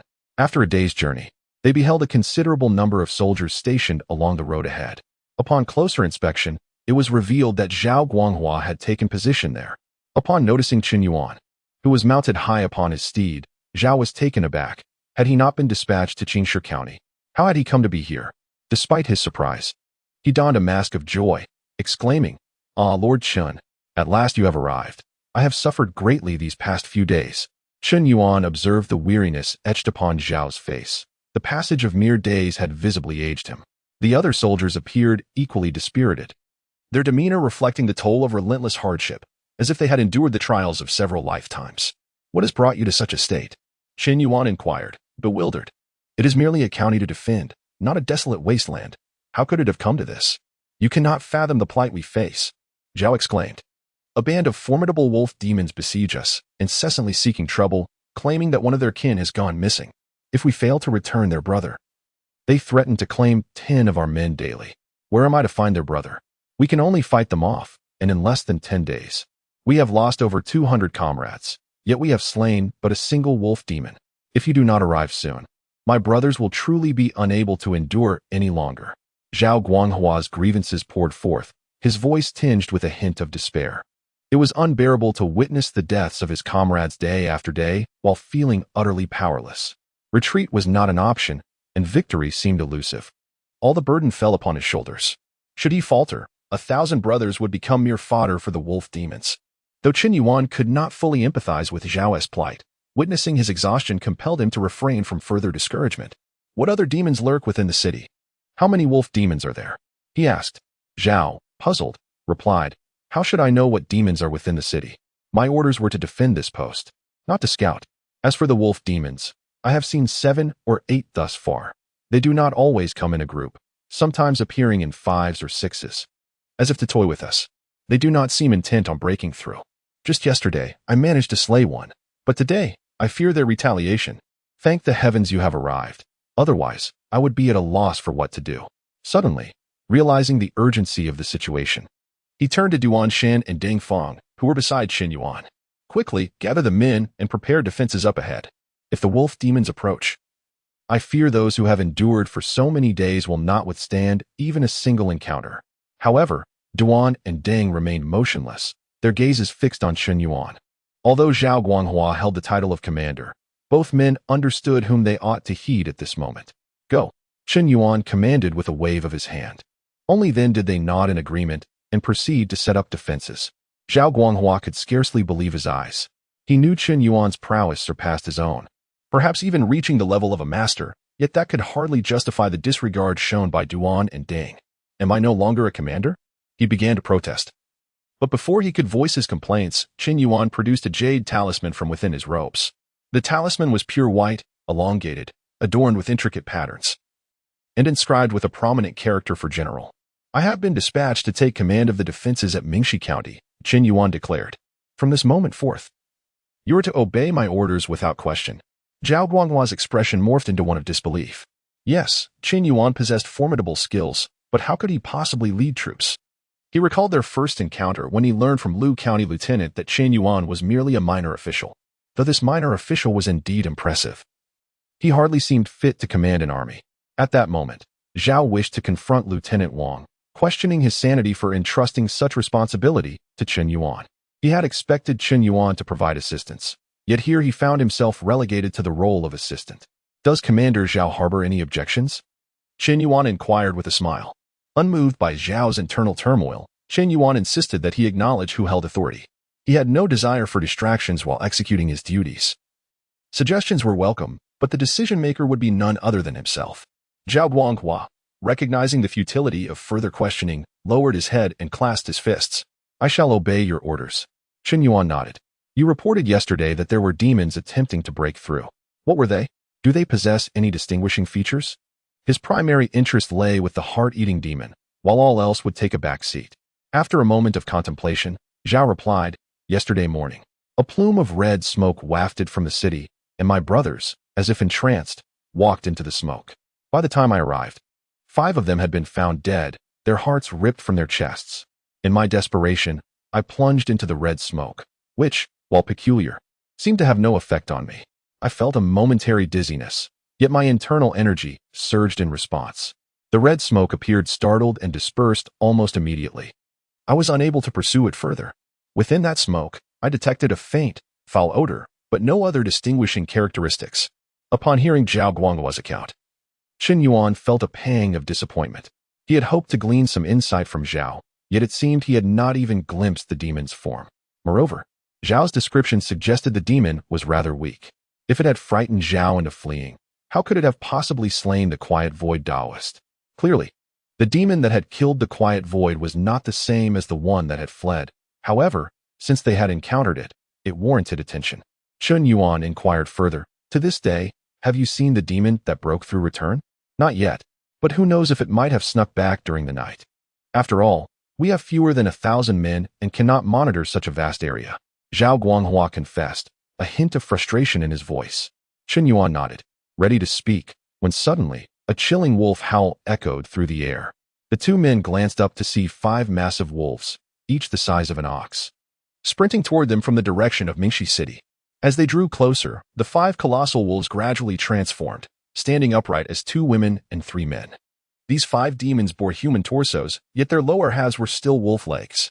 The human forms were of ordinary stature, while the wolf legs varied in length, creating a strikingly bizarre appearance as the incongruous halves fused together.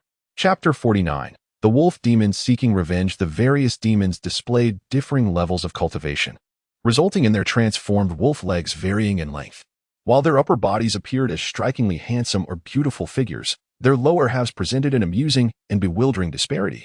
From a distance, Chen Yuan found the sight of the 5 demons standing together to be comically disorienting. However, Zhao Guanghua could not muster a smile.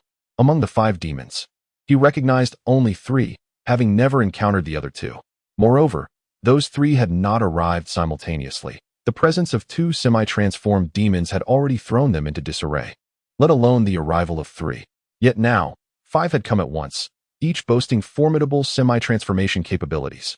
Previously, when they had encountered 5 or 6 demons at a time, it was typically one of significant strength leading a few lesser wolf demons. Though the lesser wolves were formidable, the officers of their body refinement realm could manage to hold them off. Now, facing 5 highly skilled demons at once, how could they hope to defend themselves? The 5 demons halted, and one female wolf demon chuckled.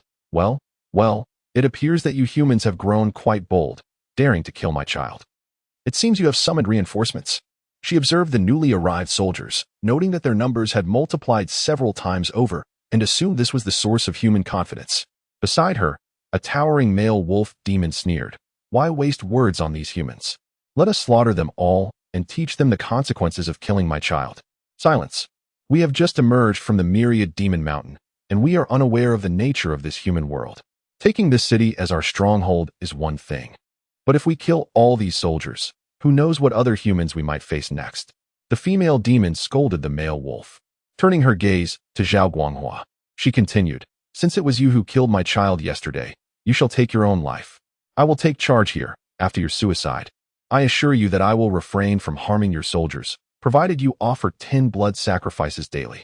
Otherwise, I shall have no choice but to slay you all in vengeance for my poor child." With that, her expression twisted with malice as she fixed her gaze upon Zhao Guanghua. Zhao Guanghua felt the weight of her words. He understood the gravity of killing a wolf demon and the potential for severe retribution.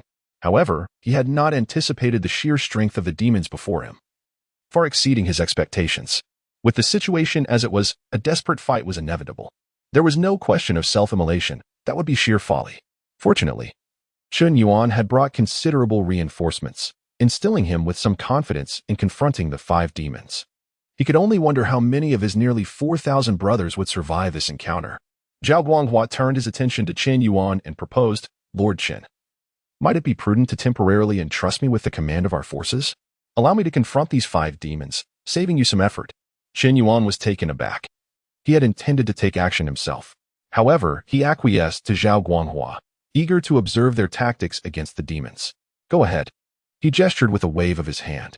Zhao Guanghua exhaled with relief. He had feared that Chen Yuan, lacking military experience, might insist on leading the charge against the demons, potentially costing many lives without guarantee of victory. While he recognized Chen Yuan's exceptional strength, he did not believe he could defeat all 5 demons simultaneously. That was clearly impossible. Now, having secured temporary command, he felt assured that Chen Yuan would intervene in a crisis. Zhao Guanghua stepped forward to the front lines, issuing commands. "Officers, step forward. All shield bearers, raise your shields to meet the enemy. Archers, prepare." As he continued to give orders, the soldiers sprang into action. Dozens of officers stepped forward, each at the body refinement level, outnumbering the demons several times over.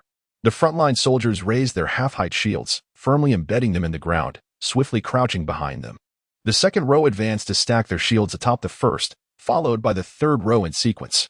In a matter of moments, a towering shield wall emerged, virtually impervious to gaps, save for a few small openings that glinted with cold light, meant for the spearmen to strike. The female wolf demon, witnessing the soldiers' formation, ground her teeth in excitement. Good. Very good. I wonder who instilled such confidence in you to dare confront us. Since you are so bold, let me witness just how capable you humans truly are. Charge with me and annihilate them.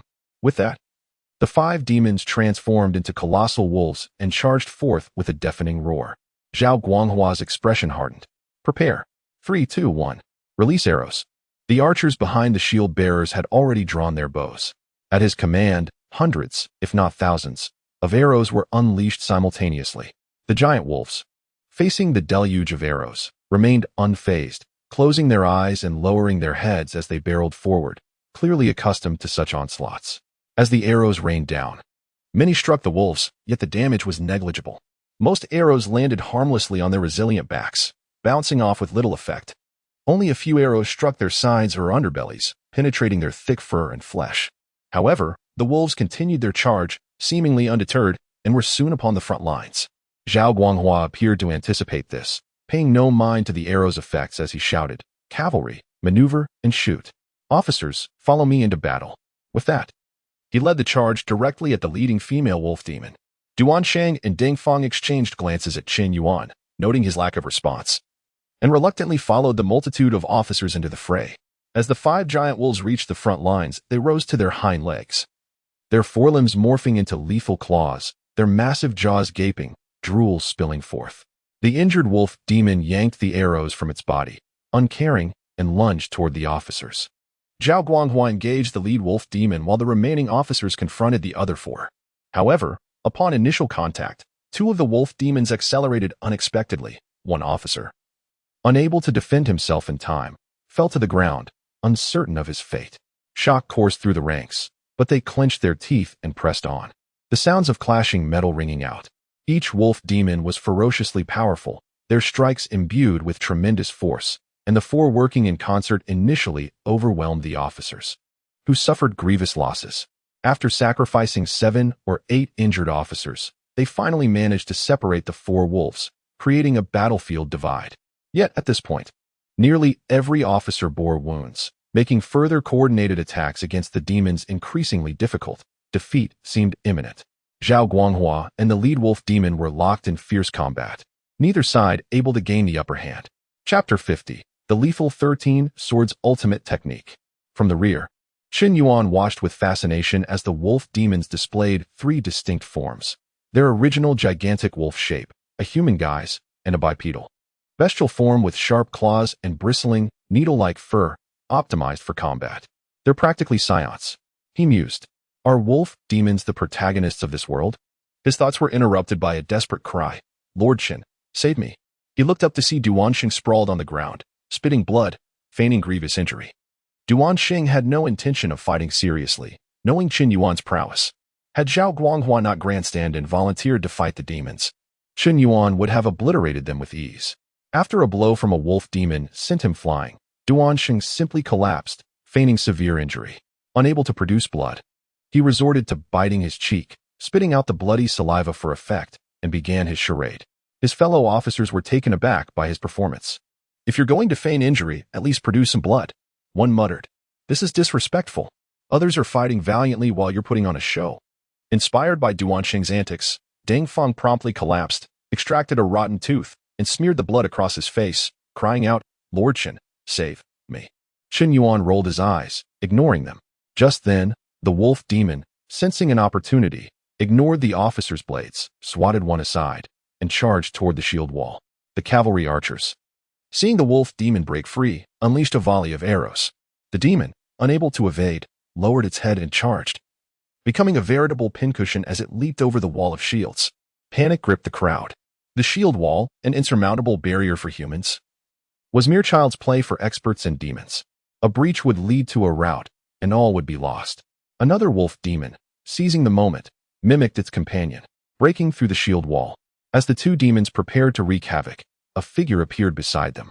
Amidst the chaos, this individual stood out.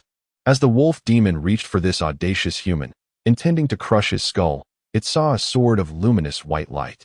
Before it could react, it felt itself lifted and then plunged into darkness. Chen Yuan severed the first wolf demon's head and cleaved the second in two. Inspecting his wooden sword, he found it undamaged save for some gore. After flicking off the blood, he addressed the soldiers, "Make way." The soldiers stared blankly. Chen Yuan sighed. Leaping over the shield wall, several officers rushed to confront the demons, only to find Chen Yuan emerging unscathed. "Lord, those demons are dead," Chen Yuan interrupted. Approaching the remaining two wolf demons. "Disperse." The officers hesitated, then cautiously withdrew, allowing the demons to face Chen Yuan. One wolf demon, noting the officers' retreat, addressed Chen Yuan, "Are you their new leader? Let's see your—" It stopped mid-sentence as Chen Yuan vanished from sight. A searing pain erupted in its arms. Its severed arms lay on the ground. Chen Yuan, left hand behind his back, stood motionless, his sword pointed at the ground. "What sorcery is this?" the wolf demon exclaimed. Astonished, it hadn't even seen the attack. Chen Yuan ignored the absurd accusation. Spotting the other wolf demon fleeing, he pursued, sword raised, heart-piercing snow. A sword cry echoed as Chen Yuan blurred into motion, passing through the fleeing demon. He reappeared, a fleeting phantom, around the wolf demon. Only the echoes of the sword and a myriad of afterimages remained. When Chen Yuan finally stood still, the wolf demon remained intact, still fleeing. Just as Deng Feng was about to point out the demon's apparent invulnerability, a gust of wind swept through, and the wolf demon's body collapsed into a pile of meticulously diced flesh. The wind chilled the soldiers, and some vomited. Chen Yuan sighed. The lethal 13 swords, it seemed, could not be stopped once unleashed. He had hoped to question the demons, but his heart-piercing snow technique had proven too lethal. Chapter 51. Though a capital offense may be pardoned, punishment is unavoidable. Indeed, the 13 swords of carnage lived up to its reputation as a relentless, merciless technique. Fortunately, 2 living wolf demons remained, which should suffice. Chen Yuan, gazing at the wolf demon bereft of its arms, commanded, "Bind it." The assembly was taken aback, still reeling from the sheer force of the previous strike. Duan Sheng, however, swiftly reacted, procuring ropes to restrain the wolf demon. The wolf demon remained motionless. It hadn't clearly seen the severing of its own limbs, but it had witnessed Chen Yuan's decimation of its comrades. Despite the human wielding a wooden sword, it knew escape was impossible, and thus it resigned itself to its fate. Though its own escape was futile, it hoped its companion might succeed. Hong Jie, flee. With a roar, the maimed wolf demon transformed into a colossal wolf, instantly breaking free of its bonds. Despite the loss of its forelegs, its powerful hind limbs granted it immense strength, propelling it towards Chen Yuan. With jaws agape, it lunged at Chen Yuan, seeking to stall him with its death. If it could only delay him momentarily, Hong Jie might escape. This was its final thought. Chen Yuan cleaved its massive head with a single stroke, then turned his gaze towards Zhao Guanghua and Hong Jie, who were locked in a fierce duel. Though Hong Jie had the upper hand, Zhao Guanghua was not to be trifled with. Zhao Guanghua had descended into a frenzied state, his armor riddled with breaches, revealing bloodied flesh beneath. He was oblivious to his surroundings, fixated solely on the wolf demon before him, his attack swift and brutal, each strike a desperate gamble. He had resorted to a reckless exchange of blows, his face contorted with a manic determination, betraying his willingness to die. Hong Jie, though slightly superior, could not withstand such a relentless assault, and had already sustained injuries. Hearing her companion's cry, she glanced back, only to witness Chen Yuan decapitating the giant wolf. Her expression twisted in horror, and she desperately tried to disengage. But escape was impossible. Seeing her attempt to retreat, Zhao Guanghua assumed she intended to aid her comrades. And he could not allow it. "If you go there, will my brothers have any chance of survival?" His offensive intensified, each move lethal, overwhelming her, forcing her to parry and defend, leaving no room for other thoughts. Realizing Zhao Guanghua was beyond reason, lost in his own world with only the wolf demon in sight, Chen Yuan knew he couldn't let the fight continue. Zhao Guanghua's body would soon succumb to the strain, leaving him crippled. Seizing an opportunity, at the moment when Zhao Guanghua's blade clashed with the wolf's claws, Chen Yuan thrust his wooden sword forward, colliding with the blade and claws. with a sharp crack. The already battered blade shattered, while the wolf's claws were sent flying. Capitalizing on Hong Jie's exposed defenses, Chen Yuan surged forward, executing the fleeting light transience technique, transforming into a blur of motion. Several swift strikes landed, and then he swiftly returned to his original position. With a gentle flick, he dispersed the blood from his wooden sword, its tip pointing towards the ground as he stood poised. He had employed this same move when dispatching the other wolf demons, finding it easier to control than Frigid Heart's resentful snow. The shattering of his blade jolted Zhao Guanghua from his berserk state. He stood bewildered, clutching the broken sword, questioning his identity and his reasons for fighting the wolf demon. The injuries he had sustained seemed utterly pointless. Turning, he surveyed the scene, witnessing the demise of all 4 wolf demons. The surrounding soldiers regarded him with pity. I am the greatest fool. What was I even doing? If you, Chen Yuan, possess such power, why didn't you say so earlier? These wolf demons weren't even a warm-up for you. Did you have to wait for me to embarrass myself? Just wait until I... At that moment, Chen Yuan turned to Zhao Guanghua and commanded, bind her. Zhao Guanghua straightened, his expression serious. Yes, Lord Chen. Your subordinate obeys. He swiftly retrieved ropes and personally bound Hong Jie. This time, Chen Yuan was cautious, severing Hong Jie's limbs to prevent her from emulating the armless wolf demon's attack. He ordered a chair to be brought, settled into a comfortable position, and addressed the bound Hong Jie. Tell me quickly what demons are in the city, and I will grant you a swift death. Bah, you humans, emboldened by your meager skills, dare to slaughter my kind. You will meet a gruesome end. Demons will avenge me. Hong Jie spat out venomously. Oh, find someone more skilled to interrogate her, but don't kill her. Chen Yuan, weary of her insults, directly instructed his subordinates. Zhao Guanghua eagerly volunteered, dragging the wolf demon aside, where a cacophony of agonizing screams erupted. Zhao Guanghua vented his pent-up hatred, tormenting the wolf demon until it alternated between wolf howls and human cries. Chen Yuan disregarded the wolf demon and turned to Duan Sheng and Ding Feng, addressing them. You two displayed cowardice in the face of the enemy, causing many soldiers to be severely wounded. You deserve to be executed as a warning to others. Guards, drag them away. Duan Sheng and Ding Feng were aghast, never imagining that their shirking of duty would lead to their execution. The other soldiers showed signs of reluctance, acknowledging that while the two had caused injuries to their comrades, they had also prompted Lord Chen to intervene. Without Chen Yuan's intervention, even more would have been killed or wounded. Moreover, they were all part of the same camp, and many were acquainted. Thus, as Chen Yuan finished speaking, over a dozen centurions knelt, pleading for mercy. Lord Chen, though Duan and Deng deserve death, we are in dire need of manpower at this moment. Please grant them a chance to redeem themselves. We admit our guilt. Please spare our lives. And we vow never to repeat our mistake. Duan Sheng and Ding Feng also begged for forgiveness. Chen Yuan lowered his head, feigning contemplation. After a few moments, he raised his head. Very well, in light of your past merits in subduing demons in Qingshi County and the pleas of the assembled officers, I shall spare you this time. However, while a capital offense may be pardoned, punishment is unavoidable. Each of you shall receive 50 strokes of the rod. Furthermore, you shall donate 3 years' worth of salary to cover the medical expenses of the injured soldiers. We still need your strength, so 20 strokes will be administered now, and the remaining 30 will be administered upon our return to Mingquan City. Duan Sheng and Deng Feng were overjoyed. Thank you, Lord, for sparing our lives.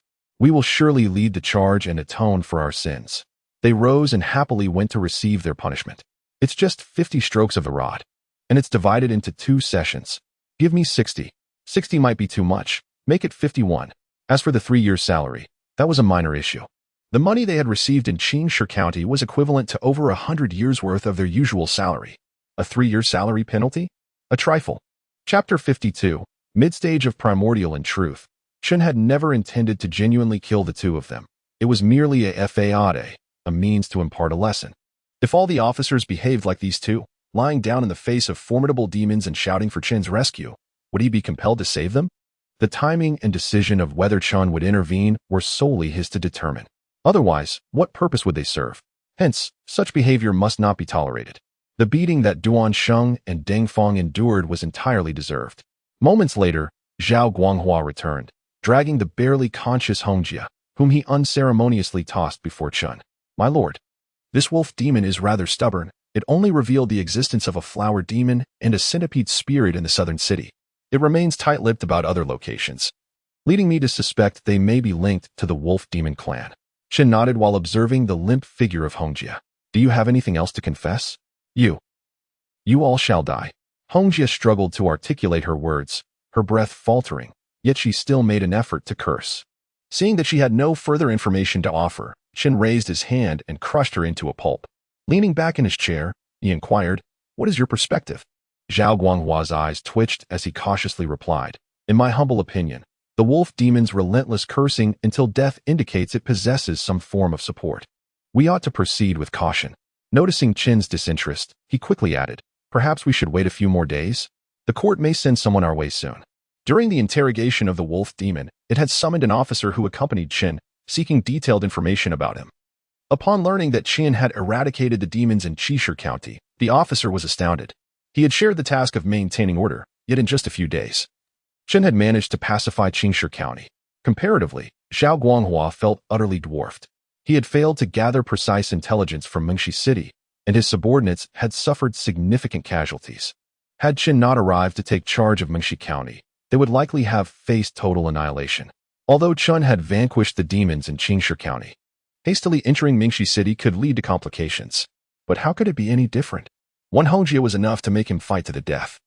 Not to mention her fervent curses before dying, which indicated that there were likely demons within the city far more formidable than she. At the very least, in Hongjie's perception, the demons in the city were certainly stronger than Chen. If he were to enter the city now, would he not be knowingly walking into the jaws of a tiger? Anxious thoughts swirled within Zhao Guanghua as he stole a glance at Chen. He found him reclining in his chair, gazing skyward, seemingly lost in contemplation. In reality, Chen was merely reviewing his status panel. You have slain an enemy, gaining 37 years of cultivation. You have slain an enemy, gaining 41 years of cultivation. Each of the 5 wolf demons had granted him 30 to 40 years of cultivation, while Hongjie had contributed 48. Chen sensed that 50 years might be a crucial threshold. None of the lesser demons he had defeated had bestowed more than that. Only the two-headed woman demon had granted him over 70 years. Although the smaller demons offered less in total, their numbers were significant. If the greater demons were as challenging as the two-headed woman, he would prefer to contend with the lesser ones. As Chen observed his cultivation, which had reached 204 years, he felt a sense of satisfaction. It wasn't that he couldn't handle the greater demons. Rather, the lesser ones offered superior value. He commenced his training in the Hunyuan technique. After 46 years of relentless effort, your Hunyuan technique has broken through to the 6th level. With the enhancement of the Tianshan heart method, your power has reached the mid-stage of primordial. After 114 years of accumulation, your Hunyuan technique has broken through to the 7th level. After 195 years, as time passed, you, bearing the marks of age, lamented the cruelty of time, and finally, after great difficulty, crossed into the 8th level of Hunyuan technique. Remaining cultivation, 9 years suddenly, Chen's aura surged dramatically, causing the chair beneath him to crack under the strain. Zhao Guanghua jumped in fright, fearing Chen had become enraged, and hurriedly exclaimed, "My lord, please calm your anger. I could have accompanied you into the city. I am not afraid of battle." He was well aware that Duan and Deng had nearly faced execution, and he feared Chen might unjustly transfer the blame for their cowardice onto him, leading to his own demise. Chen regarded him with curiosity. He had merely achieved a breakthrough in cultivation and had momentarily lost control of his strength, breaking the chair. Why was Zhao Guanghua so frightened? Nevertheless, he had intended to enter the city, and having Zhao Guanghua accompany him would not be a burden. Since you have volunteered, rest for a day. If no demons emerge today, we shall enter the city together tomorrow, Chen stated casually. If demons were to present themselves, it would be most advantageous. If not, they could not remain idle and would have to venture into the city to assess the situation. Zhao Guanghua breathed a sigh of relief, affirmatively responding before retreating into a tent to tend to his wounds. Resuming his seat on a new chair, Chen found himself lost in thought. As he had initially surmised, it seemed that the Hunyuan technique could only be cultivated to the mid-stage of primordial at most, under normal circumstances. Levels 1 to 3 aligned with the Tianshan heart method for cultivating inner strength, belonging to the postnatal realm. Levels 4 to 6 would transform inner strength into true Qi. Transitioning from postnatal to primordial, classified as the early stage of primordial. Levels 7 to 9 merely involved opening additional acupoints, enriching the primordial true Qi further. categorized as the mid-stage of primordial. Given that he already possessed the full mastery of the Tianshan heart method, he had been able to forcibly breach the primordial threshold while still in the 3rd level of Yuan technique. During the 5th level, with the aid of the Tianshan heart method, he had advanced into the mid-stage of primordial ahead of schedule. Yet now, as he approached the 9th level of Yuan technique, even with the Tianshan heart method support, he would likely only reach the late stage of primordial. He hoped for a 10th level. Without it, he would have to rely solely on his accumulated cultivation or venture forth to seek fortune within the world. However, the cultivation consumed by the Yuan technique was already staggering. How much more would stronger techniques require? This textual martial arts game was indeed remarkable, with the skills acquired through exploration being exceedingly powerful. Yet, was the difficulty of cultivating these skills excessively high? If Yuan technique demanded centuries of cultivation, how much would techniques like the Tianshan scripture or longevity method demand? Chen sighed. His status panel had merely added 2 functions to the foundation of the textual martial arts game, and he could not expect too much, especially since he relied on this panel to grow stronger. Glancing at his remaining 9 years of cultivation, he felt no inclination to expend them. No matter where those 9 years were cast, they would merely be squandered, leaving no trace behind. Closing the status panel, Chen directed his gaze towards Mingxi City. Demons, do come forth and present yourselves. I am ravenous. Chapter 53. The county magistrate feeding demons with living souls. The following day, Chen Yuan did not receive a visit from any demons. The disappearance of the 5 wolf demons failed to attract any inquiries from their kind, nor did it incite vengeance as Hong Jia had suggested. With a sense of resignation, Chen Yuan summoned Zhao Guanghua, instructing, "Find 5 capable individuals to accompany me into the city. The rest will remain here on standby." "Only 5 to enter the city?" Zhao Guanghua inquired, astonished. Chen Yuan nodded, choosing not to elaborate. Having more people would complicate matters. The demons within the city were already aware of human presence outside its walls. A grand entrance could lead to an ambush. Chen Yuan himself was unperturbed. Even if he could not defeat the demons, he was confident in his ability to escape. However, the fate of his soldiers was uncertain, hence it was wiser to take a small group to assess the situation. Should any unforeseen events arise, a few individuals could flee swiftly and act as messengers, alleviating the burden of solitary reconnaissance. Seeing Chen Yuan's resolute silence, Zhao Guanghua clasped his fists and turned to gather personnel. Moments later, he returned with Duan Sheng, Ding Feng, and 3 other sergeants. "My lord, Duan Sheng and Ding Feng have volunteered, and these 3 are also capable fighters, well suited to the task. Let us proceed," Chen Yuan commanded, casting a sweeping glance over the group before heading towards the eastern gate of Mingxi City. Zhao Guanghua and the 6 others promptly followed. After traversing 6 or 7 li, they arrived at the city gate of Mingxi, only to be met with a shocking sight. The gate was firmly shut. Previously, when Zhao Guanghua was stationed, he had not dared approach too closely due to insufficient manpower, remaining at a distance where the city could still be seen. Thus, he was unaware of this sudden change. Chen Yuan found the situation peculiar. During his escape from Suiwei County, he had encountered refugees from Mingxi County and distinctly remembered the gate being wide open. How else could those fleeing have escaped? It was inconceivable that anyone would close the gate amidst a crisis. That would be sheer folly. Gazing up at the towering city walls, Chen Yuan instructed the others, "Wait here." With that, he leaped effortlessly into the air, ascending the wall without needing any assistance. Zhao Guanghua and the other sergeants were left in awe, their eyes nearly popping out. They could scale the wall too, but it would require several leaps. Zhao Guanghua, being a skilled warrior, could jump over 10 feet high with a single push, but the noise he made would certainly draw attention. Witnessing Chen Yuan's silent ascent was a marvel unlike anything they had seen before. Duan Sheng and Ding Feng remained unfazed, even feeling a sense of superiority. "Do not be too astonished. This is merely a glimpse of Lord Chen's prowess," Duan Sheng declared, arms crossed. Ding Feng scoffed, unwilling to explain further. Upon reaching the top of the wall, Chen Yuan surveyed the city and was astonished to discover a considerable number of living souls within.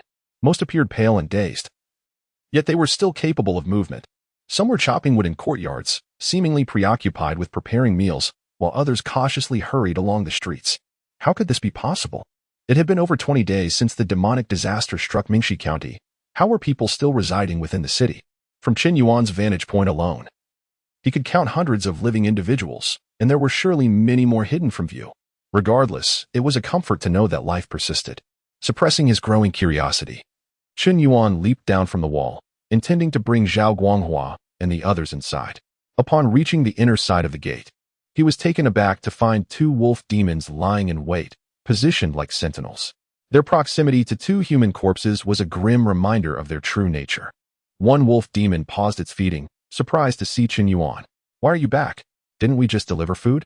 The other demon merely glanced at Chen Yuan, then continued devouring its meal as if he were invisible. Chen Yuan chose not to engage in conversation. Instead, he stepped forward, edging closer. The wolf demon, growing irritable, waved its bloodied paw. "Go away. Do not disturb our meal. Come back later to clean up the bones. Who permitted you to guard here?" Chen Yuan unsheathed his wooden sword.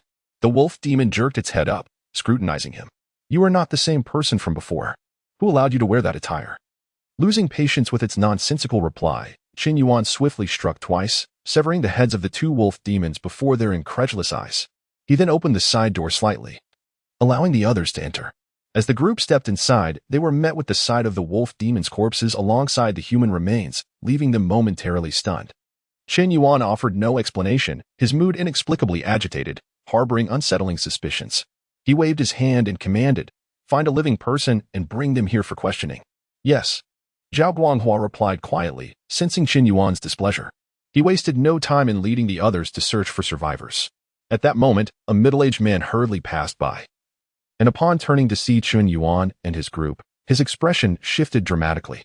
Without a word, he fled. Zhao Guanghua, caught off guard by the man's sudden flight, quickly regained his composure and pursued him. In just a few strides, Zhao Guanghua caught up to the man, seizing him and bringing him back before Chen Yuan. The middle-aged man struggled desperately, exclaiming, "My lord, please spare me. My son has already been taken by your men." Zhao Guanghua was perplexed by the man's panic. "Why did you run? My lord merely wishes to ask you a few questions. Once he is done, you will be free to go. When did we capture your son? Is that true?" The middle-aged man seemed skeptical, his eyes darting nervously. Suddenly, he froze, pointing at the wolf demon corpses in shock. "Why you killed the wolf demons?" "I did." Chen Yuan confirmed with a nod before inquiring, "Are you afraid of us?" The man broke into tears, pleading, "It is all the fault of that corrupt county magistrate. He sends people out daily to capture souls, only to feed them to the wolf demons. Dozens are taken every day. My son was among them, fed alive to the demons." Zhao Guanghua and the others exchanged incredulous glances, unable to fathom such inhumanity. Chen Yuan, unfazed, pressed on, "Where are the wolf demons located?" "In the county office. They are being kept by the magistrate." The middle-aged man trembled with excitement, asking, "You are from the court, aren't you?" Upon receiving Chen Yuan's nod, his face flushed with hope. "I knew that Daron would not abandon us. Please, my lord, take action on our behalf." He then knelt, repeatedly bowing his head in gratitude. Zhao Guanghua, filled with shame, could only lower his gaze, counting his toes. Had Chen Yuan not insisted on entering the city, Daron might well have forsaken them. Chapter 54. The Mountain of Corpses and the Silver-Haired Woman. After ascertaining the location of the county office, Zhao Guanghua dismissed the man. "Let us see what is amiss with this county magistrate." Chen Yuan's expression was devoid of sorrow or joy, betraying nothing of his inner thoughts. Indeed, the few individuals behind him were already seething with righteous indignation, eager to slay the despicable magistrate without delay. In no time, the 7 of them arrived at the rear of the county office, where they discovered a small gate. However, none entertained the notion of using the door. Instead, they leapt over the courtyard wall with agility. Yet, upon entering, they were all struck dumb, frozen in place. Before them lay a substantial courtyard, now a grim repository filled with an uncountable multitude of corpses. Most were long deceased, their bodies decayed and putrid, with vile pus oozing everywhere. A few remained mere skeletons, having been consumed almost entirely, their bones glistening as if freshly discarded, among them the skulls of young children. Never had they encountered such a mountain of corpses and sea of blood. They stood in shock, their minds blank. It was no wonder they had seen no dead on their journey. Any living souls they encountered fled in terror, as though pursued by demons. The bodies had all been gathered and piled here. As for the fate of the living who were captured, the skeletal remains revealed their grim end. Chen Yuan silently advanced into the courtyard, and the others, shaking off their stupor, followed closely behind, their teeth clenched in apprehension. The courtyard was eerily deserted. And just as they began to think it abandoned, a door swung open. A man clad in official robes emerged, his attire immaculate, his beard meticulously groomed. A stiff smile plastered on his face, and his eyes bloodshot. Upon seeing the figures in black and red military garb, he momentarily froze. His mouth agape as if to reprimand them. However, the words never escaped his lips. He became rigid, his hand trembling slightly as he stepped forward to scrutinize their garments. As he did so, his forced smile vanished, replaced by an expression of mingled surprise and hope. Quickly scanning the surroundings and finding no one else present, he addressed Chen Yuan, "Please, follow me." He retreated into the room from which he had come. Upon witnessing his return, Zhao Guanghua and the others were inclined to draw their weapons and slay him. Yet Chen Yuan's silence restrained them from acting impulsively.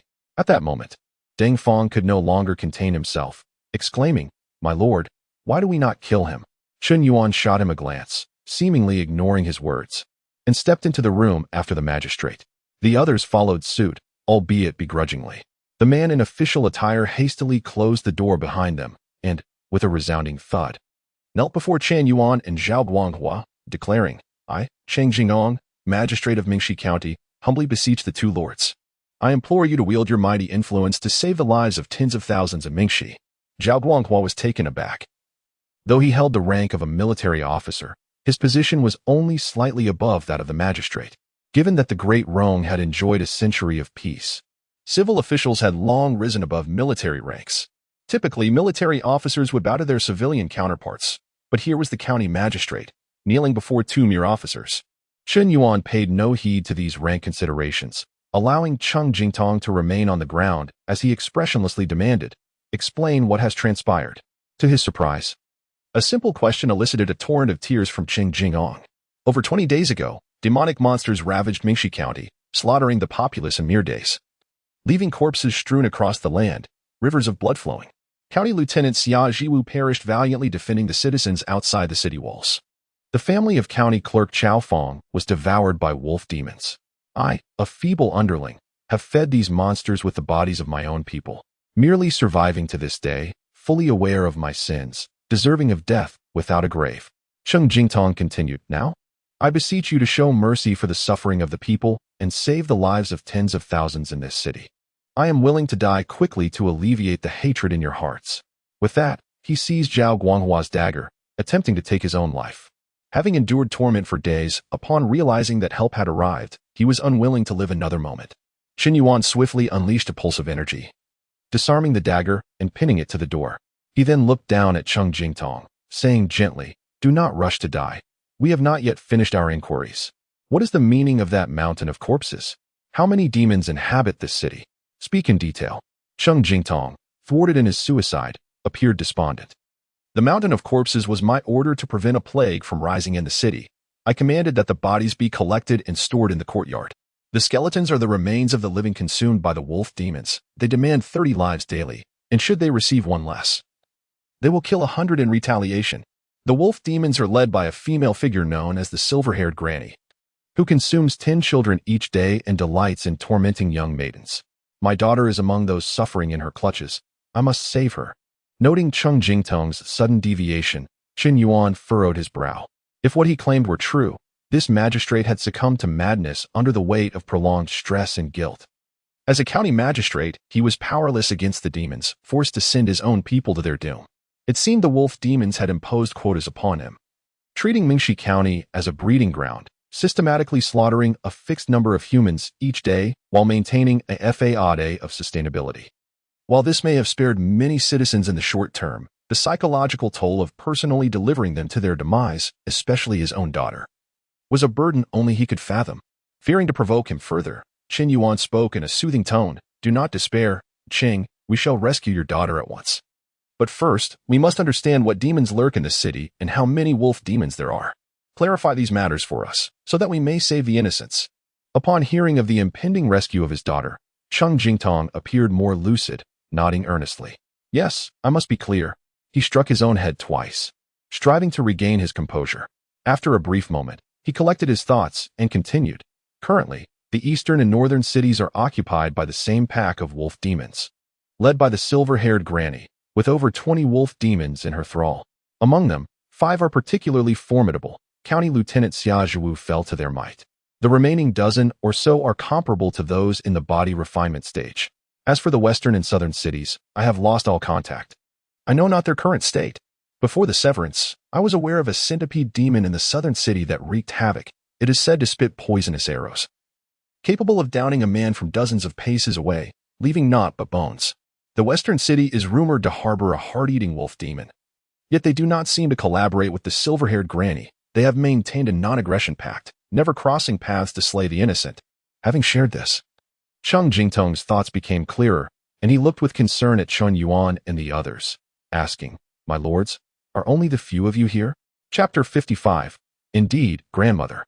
I just saw emissaries from the imperial court, he began, momentarily distracted by the unexpected arrival and overlooking the formidable nature of the wolf demons.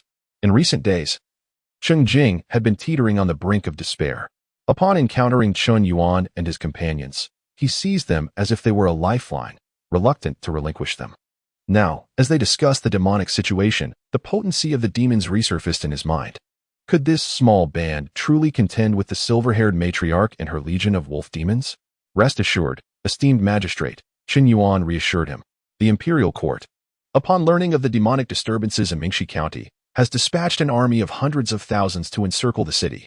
The 5 formidable wolf demons you mentioned have already been vanquished. We are merely an advance party, here to gather intelligence. Countless experts await outside the city, poised to rescue the populace of Mingxi County. Chen Yuan, having helped Cheng Jing to his feet, spoke with unwavering conviction.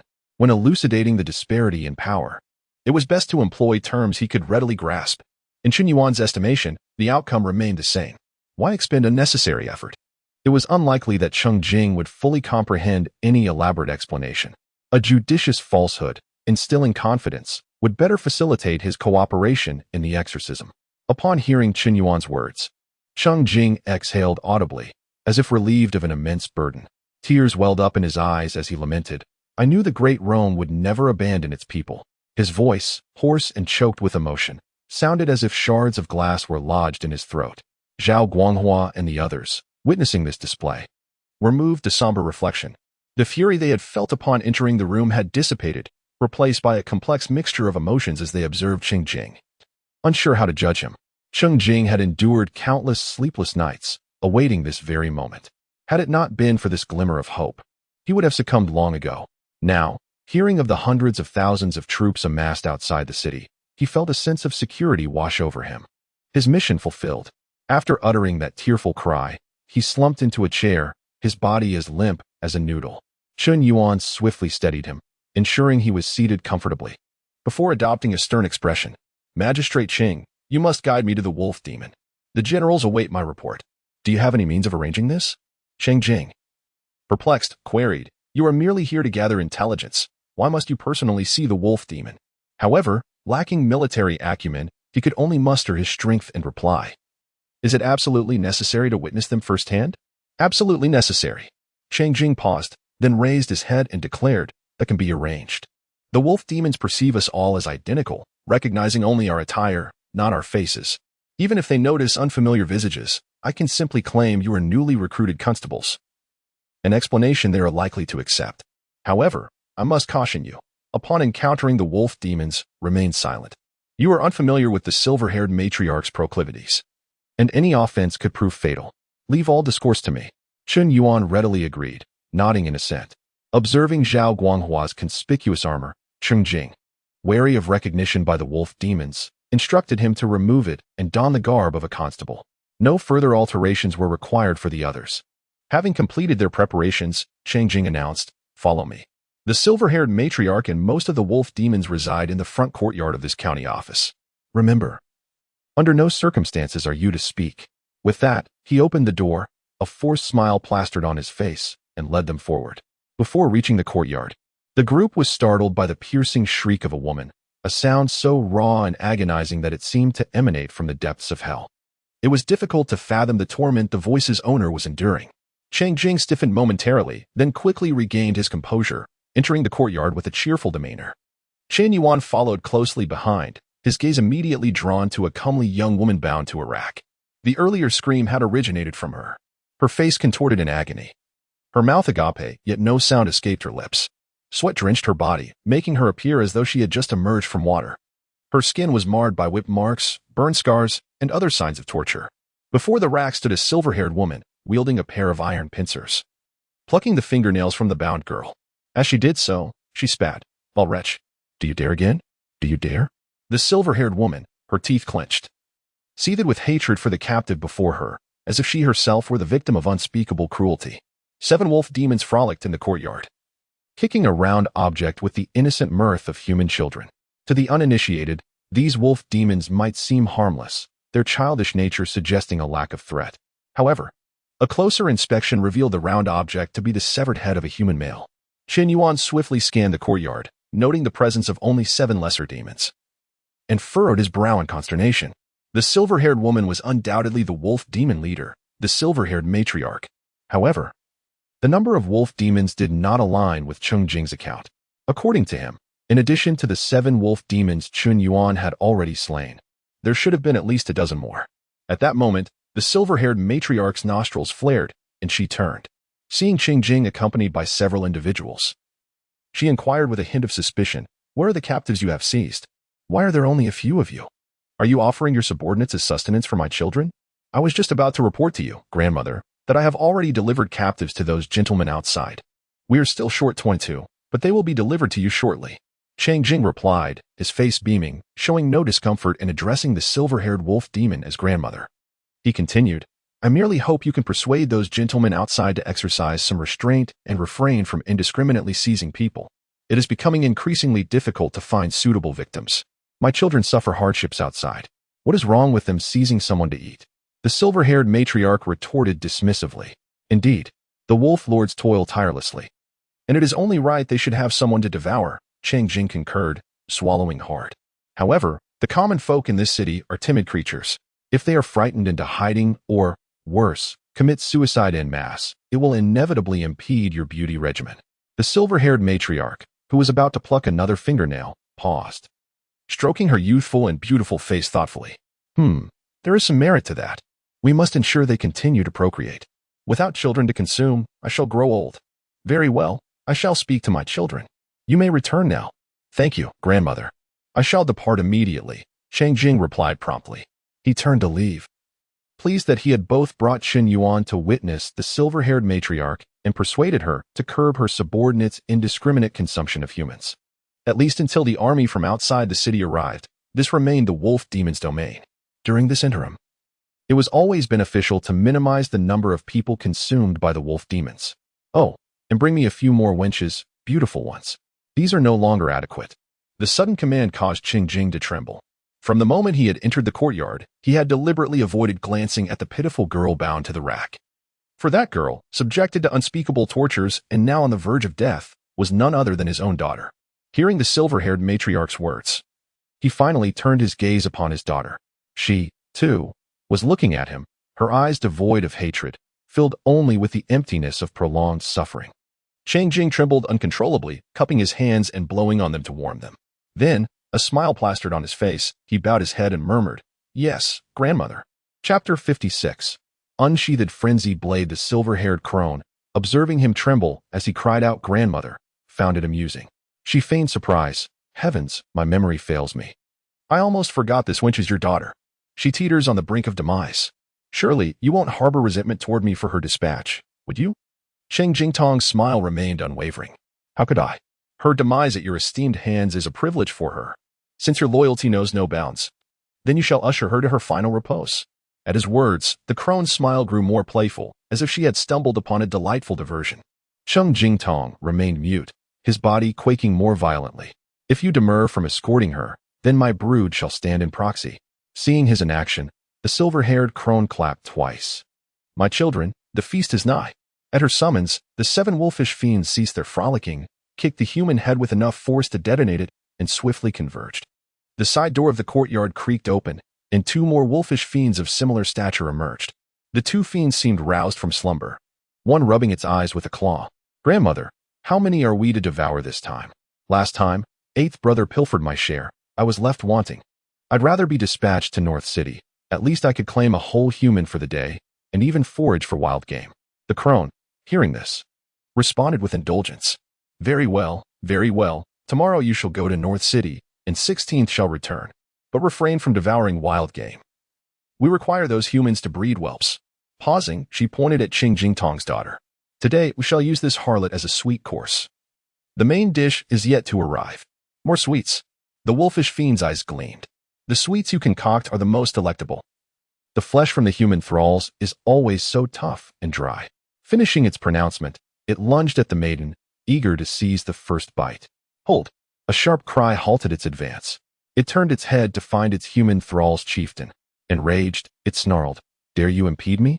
Chen Jingtong's trembling ceased, and a smile resurfaced on his face. "I wouldn't dare impede you, but I fear she might scream and thrash as the wolf lord consumes her, disrupting your repast. Allow me to dispatch her first, so the wolf lords may feast with ease." "Humph! I prefer the living." The wolfish fiend scoffed, ignoring him and reaching for the maiden. Chen Jingtong froze. He had steeled himself to slay his own daughter, to grant her a swift end rather than be devoured alive. But even this request was denied, which he found unacceptable, and his smile vanished. He could only shut his eyes, unable to bear the sight of his daughter being torn asunder. Tears welled in his eyes. And Chen Jingtong questioned for the first time whether he had erred. Had he disregarded the city's populace upon learning of the fiends? His skills might have allowed him to flee with his daughter. Suddenly, a gust of wind swept past him, followed by the sound of a sword being drawn. And then a scream. But it was not the scream of his daughter, but rather the howl of a wolfish fiend. Chen Jingtong, astonished, opened his eyes to see the captain, who had been behind him, now standing before his daughter, sword in hand, facing the silver-haired crone. The wolfish fiend that had sought to devour his daughter was dismembered, its head lying on the ground.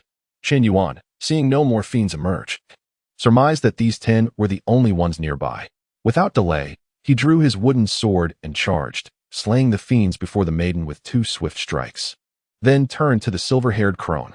"Allow me to escort you to your demise." The silver-haired crone, stunned by the sudden appearance of a human who swiftly slew her children, was momentarily speechless. Now, hearing his boast, she flew into a rage. "Then show me what skills you possess that allow such arrogance." With that, her silver hair rose and grew rapidly, reaching dozens of feet in length, hanging like a waterfall from the heavens. "You dare slay my children? Then leave your flesh and blood as sustenance for them." The silver strands descended, ensnaring the 8 present. Zhao Guanghua and the others drew their blades. But the silver strands proved incredibly resilient, impervious to blades, and slid past their attacks, binding them tightly. Chen Yuan channeled his true energy into the wooden sword, causing it to glow with a white light, and struck at the approaching silver strands. But the strands remained unscathed, and instead, a strand wrapped around the wooden sword and yanked it away. Chen Yuan felt a tremendous force, and the wooden sword flew from his grasp, snatched away by the silver strands and hurled aside. Seeing more strands approaching, Chen Yuan acted swiftly. He gripped the scabbard with his left hand, grasped the hilt with his right, and drew the frenzy blade, slashing downward. The black blade emitted an eerie red glow, and a dark blade projection appeared, cleaving the silver strands in twain. Zhao Guanghua and the others, freed from the silver strands, felt their bodies relax as the strands fell to the ground. The suffocating pain vanished, and they collapsed, gasping for air. They felt their organs being crushed, and their bones creaking under the pressure of the strands. Had it been a moment later, they would have perished. The silver-haired crone, seeing Chen Yuan sever her hair with a single stroke, was shocked. Her hair was impervious to water and fire, blades and spears. It was a spell she had awakened upon transforming, and her means of survival. Its severance by Chen Yuan was truly astonishing. "But that is no reason to slay my children. You possess some skill. Then behold this." With that, the silver-haired crone transformed into a massive wolf, dozens of feet tall. The wolf was blue, with a strand of silver hair behind its head, perhaps the origin of her name. The crone, about to crush Chen Yuan, twitched her nose and cried out in alarm. "You slew Red Fur and Blacktail." The crone's sense of smell was heightened in her wolf form. She had sensed Red Fur's presence when Chen Jingtong brought them in. She had assumed they had been exposed to her kin. Now, in her wolf form, her senses were sharper, and she detected the difference. This human carried the sin of her kin. Chen Yuan remained in his stance, silent. A strange frenzy rose within him, growing stronger, impossible to suppress. It made him uneasy. And then a strong sense of loathing arose. Not toward anyone, but toward everything in the world. He wished he could lift his blade and shatter everything in his sight. The black and red aura of the frenzy blade intensified, flowing through the hilt to his arm, then to his body, and finally to his head, with a soft pop. Chen Yuan was engulfed in black flames, merging with the frenzy blade. He opened his crimson eyes, bloodshot, as if he were a different person, and sneered. "You dare call yourself grandmother?" Chapter 57. Chen Yuan's frenzy. The silver-haired wolf demon, incensed by Chen Yuan's silence and counter-question, roared, "I shall devour you alive." She then lowered her stance slightly, jaws agape.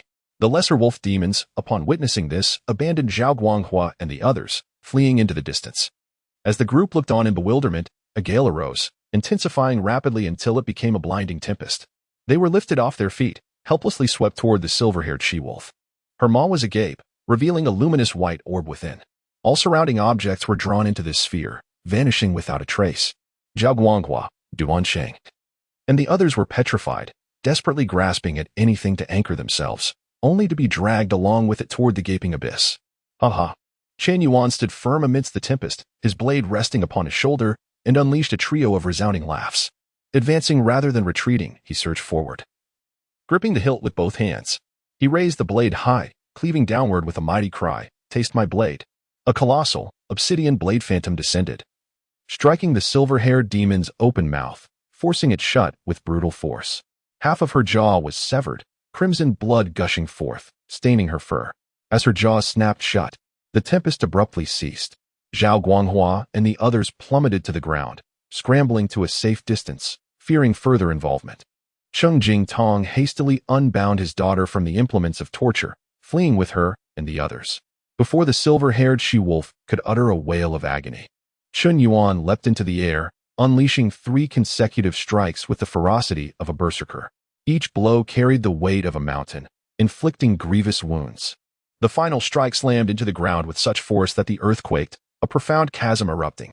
The ravine terminated at the silver-haired demon, who was launched skyward, her immense form gradually shrinking as she succumbed to unconsciousness. Chen Yuan pressed his advantage, soaring after the silver-haired demon with heightened savagery. He brought his blade down with ruthless precision, slamming her into the earth. Then, with a flourish of his blade, he plunged downward, delivering another devastating blow upon her already ravaged form. He straddled the she-wolf's body, hacking away with unrestrained fury, venting his boundless power. Each strike reverberated with thunderous force, the ground trembling in sync with his blows.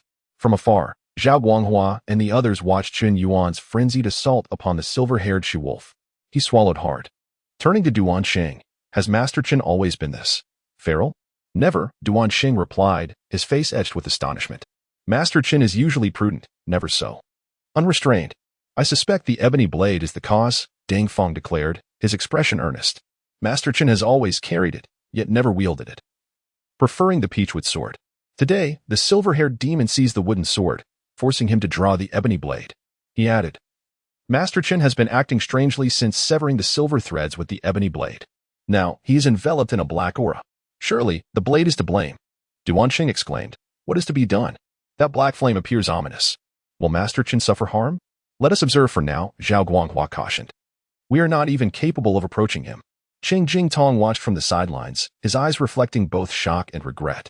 He was astounded by Chen Yuan's might. The silver-haired she-wolf had been a mountain weighing upon him and the people of Mingxi County. This mountain had suffocated him, stifling any inclination to resist, forcing him into subservience, offering everything. Yet now, this mountain was beneath Chen Yuan, unable to even muster a cry. Chen Yuan's strength surpassed his wildest expectations. Mingxi County was finally to be saved. He lamented Chen Yuan's belated arrival. Had he come sooner, Chen Jingtong would not have committed so many transgressions. He had personally delivered over 1,000 souls to the wolves. How could he ever atone for that? His daughter had endured torment, her life hanging by a thread, and he could only watch. He was a failure as a magistrate, and an even greater failure as a father. Chen Yuan's strikes grew swifter and more brutal, until the silver-haired she-wolf was reduced to nothing but ash. Only then did he raise his blade aloft, unleashing a primal roar into the heavens, releasing his seemingly inexhaustible energy. As he roared, the black aura surrounding him intensified, erupting like a bonfire. The ground beneath Chen Yuan had been pummeled into ruin. He leapt onto solid ground, surveying his surroundings. His bloodshot eyes sent shivers down the spines of Zhao Guanghua and the others. As they hesitated, the remaining wolf demons returned, crying out for their grandmother. Rushing toward the crater, Chen Yuan's gaze sharpened as he beheld the wolf demons. As they emerged from the pit, vowing vengeance, he struck, cleaving 2 of them in twain. The remaining 6 were sent flying by the force of his blow. Chen Yuan, without a glance, casually hurled his blade. The ebony blade flashed, transforming into a myriad of dark shadows, dancing amidst the airborne wolves.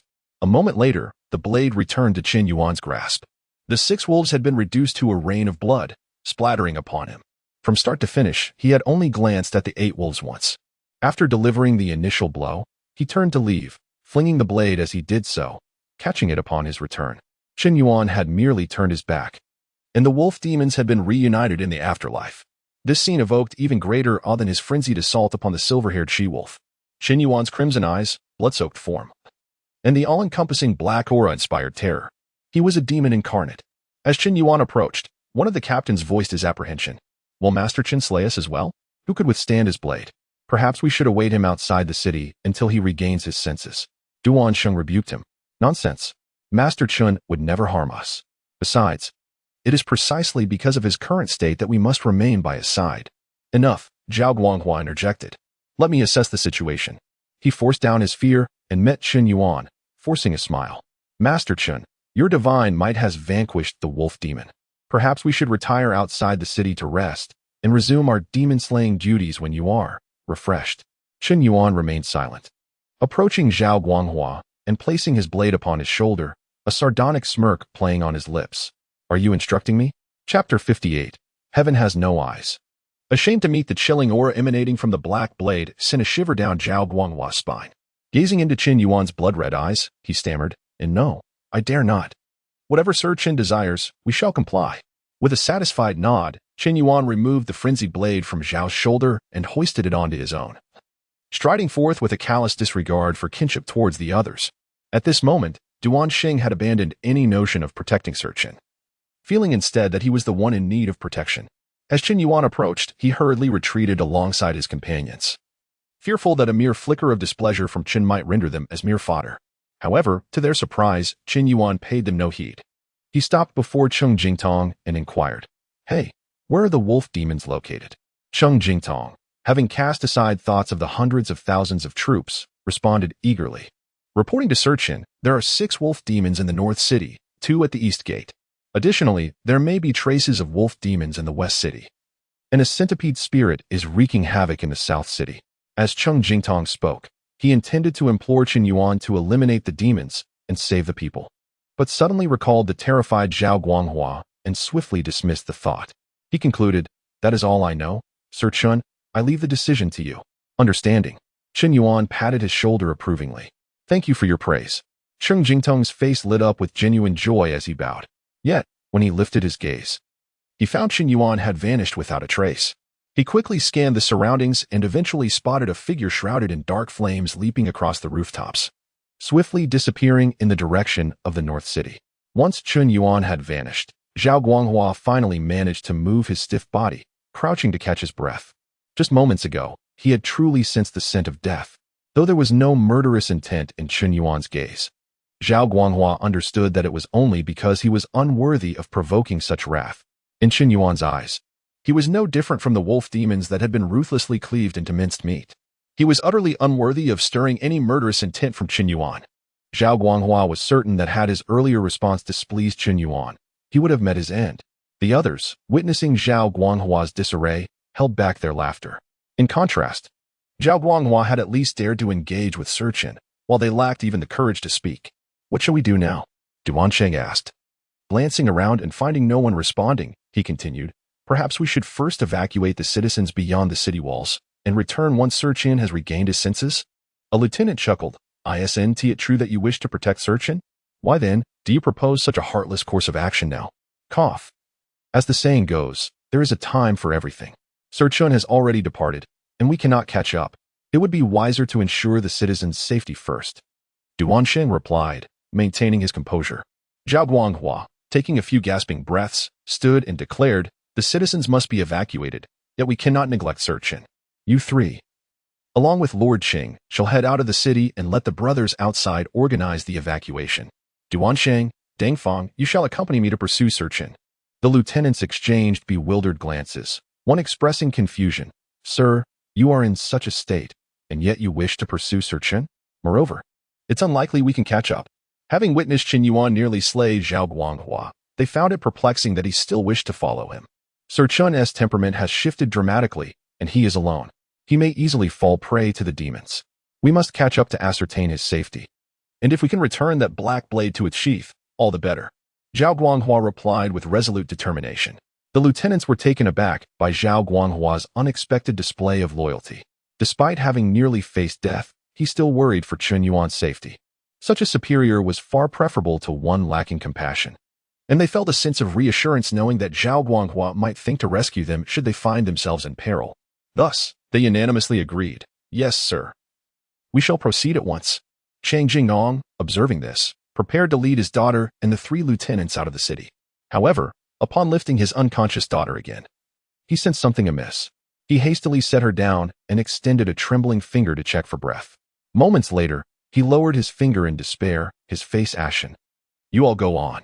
I am the magistrate of Mingxi, and I must remain here." The others were momentarily stunned. Zhao Guanghua examined Cheng Jingtong's daughter, confirming her lifeless state before addressing Cheng. "Lord Cheng, though your daughter has passed, she would understand your actions." Cheng Jingtong's expression remained stoic as he spoke hoarsely. "I have borne humiliation for so long, all for the sake of the citizens.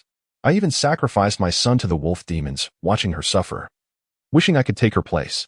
Now, with the citizens saved and my daughter dead, I must answer to the deceased citizens and my child." Suddenly, he seized the lieutenant's waist blade and aimed it at his own throat with such force that it seemed he wished to sever his own head. Zhao Guanghua reacted swiftly, deflecting the blade with his own, exclaiming, "Lord Cheng, why go to such lengths?" Cheng Jingtong shoved him aside, his hair falling wildly as he raged. "The lives of tens of thousands in Mengxi have perished, and I do not know how many died because of me. I have betrayed the trust of the court. To nourish demons with the flesh of the citizens is known throughout the city. Over 1,000 souls have died due to my negligence, and the citizens would gladly feast upon my flesh and drink my blood. As a father, I sent my beloved daughter into the hands of demons, watching her endure torment while I stood by with a smile. I have failed the court, failed the people, and as a father, I am a beast unworthy of sharing the sky with you all." The others exchanged glances, unable to fully empathize with Cheng Jingtong, yet they could feel his despair. Duan Sheng cautiously suggested, "Lord Cheng, when we return to Mingquan City, we can post a notice explaining the difficulties you faced in Mingxi. Surely, the citizens will understand your intentions to save them. It is too late, too late. The living citizens may understand. But those who perished at my hands, who will they seek for understanding?" Cheng Jingtong shook his head, his expression calm. "When I am gone, please bury me in Mingxi, and take my daughter's body away. This place is where she least wished to remain." Lifting his gaze to the heavens, he murmured, "I, Chang Jingong, have always been charitable, believing myself to be an honest official, never infringing upon the people. Yet I never imagined I would suffer such tribulations." With that, tears streamed down his face, soaking his garments. The others fell silent, their expressions somber as they lamented Cheng Jingtong's misfortune. Wiping his tears, Cheng Jingtong proclaimed, "Heaven has no eyes, ashamed to meet me. Now, I only seek to be buried beneath the earth. Do not stop me, I shall go." Chapter 59. A family reunion in order. Subsequently, Cheng Jingtong raised the blade in his hand and, with a swift motion across his neck, slumped lifelessly to the ground. "Lord Cheng!" Several individuals exclaimed in dismay, caught off guard and unable to intervene, their voices laced with sorrow. They rushed forth to examine him. Discovering that Cheng Jingtong had taken his own life, his breath extinguished. "Alas," Zhao Guanghua lamented, "Lord Cheng's unwavering loyalty puts us to shame." The others, deeply moved, nodded in solemn agreement. "As it stands," Zhao Guanghua directed, "2 of you shall remain here, guarding the remains of Lord Cheng and his esteemed daughter, while one shall hasten to the outskirts of the city to deliver the news." "Understood." A captain saluted crisply before departing with haste.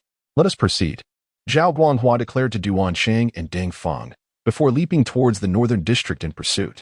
Meanwhile, Chen Yuan had already arrived at the northern gate. Disregarding the precise whereabouts of the wolf demons, he ascended with several nimble bounds to the highest drum tower in the vicinity. With a sweeping arc of his blade, he reduced half of the tower to rubble. Perched precariously atop the remaining structure, he bellowed, "You whelps of wolves, your grandmother has perished." His voice, amplified by the stillness of the northern district, reverberated like a thunderclap. Moments later, a coarse voice responded, "Who dares to insult my grandmother?" Chen Yuan followed the sound, spotting 6 wolf demons emerging from a nearby dwelling, 2 of them gnawing on human limbs. "Ha! Your grandmother has requested that I send you to join her. Chen Yuan roared with laughter, descending from the tower and sauntering towards the demons. Human, do you comprehend the gravity of your words? A wolf demon snarled. Even if I slay you today, my grandmother would not fault me. The demon's words were abruptly cut short as its body cleaved in two. As Chen Yuan approached, he held his dark blade horizontally. In a sudden burst of speed, he transformed into a fleeting shadow, slicing through the demon and reappearing behind it. With his head bowed and blade angled towards the heavens, a crimson line materialized on the demon's form, stretching from its left shoulder to its right hip. Blood seeped forth as the severed halves of the demon slid apart. The remaining 5 demons froze, jolted from their stupor as one dropped a human limb. They scattered in terror, each seeking escape. Ha ha ha ha. Chen Yuan pursued them, overtaking the slowest with ease. He hacked at it with his blade, exclaiming, "You are the slowest of the bunch." He unleashed a flurry of 49 strikes, reducing the unfortunate demon to a pile of gore. With a nimble leap, he overtook another demon, one that had been feasting on a human limb. With a single stroke, he severed its legs at the root. 3 more strikes sent its head and arms flying, leaving behind only a fleshy torso. I knew gluttons were slow, he quipped, surveying the remaining 3 demons. He deemed them unworthy of pursuit.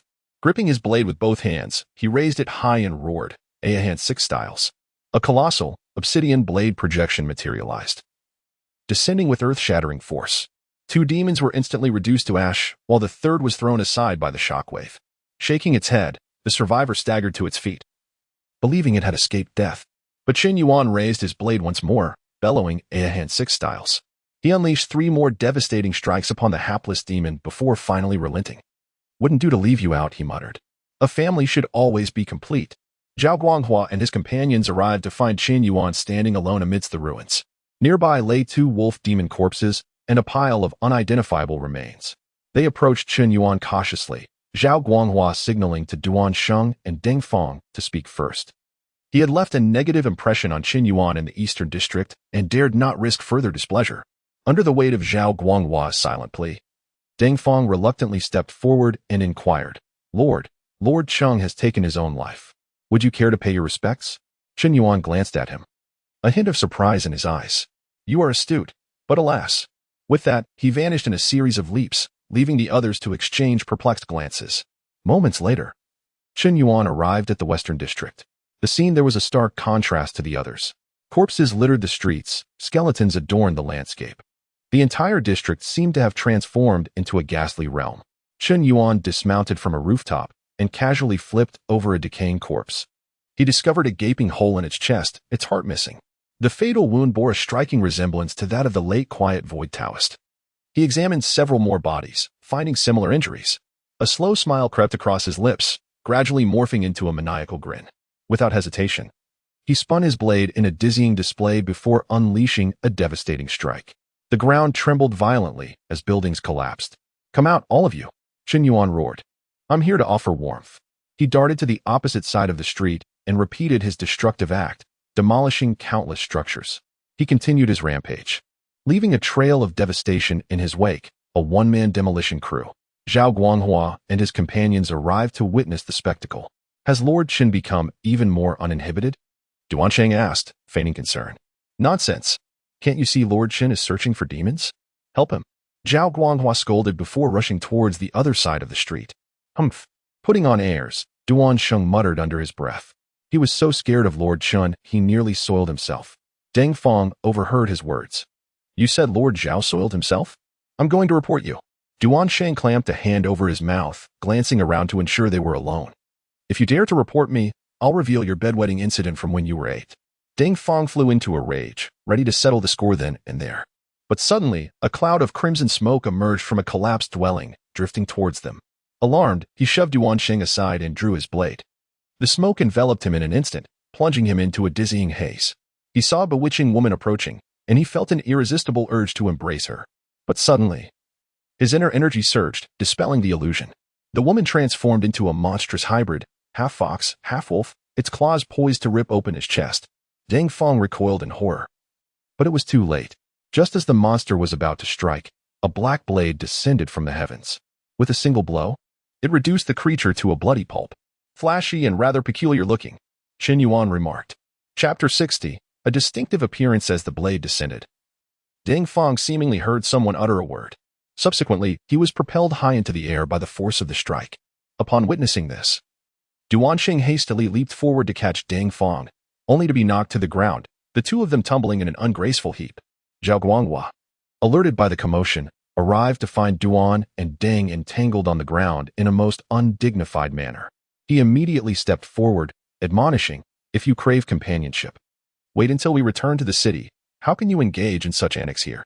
Both men, their faces flushed with embarrassment, scrambled to their feet and attempted to divert attention, exclaiming, "Ah, what a bright blue sky.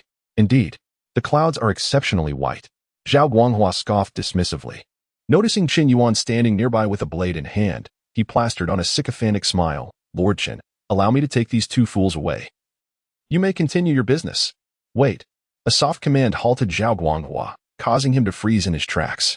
Slowly, he turned around, striving to maintain a smile on his face. "Lord Chen, what can I do for you?" Chen Yuan approached Zhao Guanghua, brandishing his fierce blade, which he deftly maneuvered near Zhao's ear. Just as Zhao Guanghua feared for his life, the black blade merely flicked, severing a lock of his hair.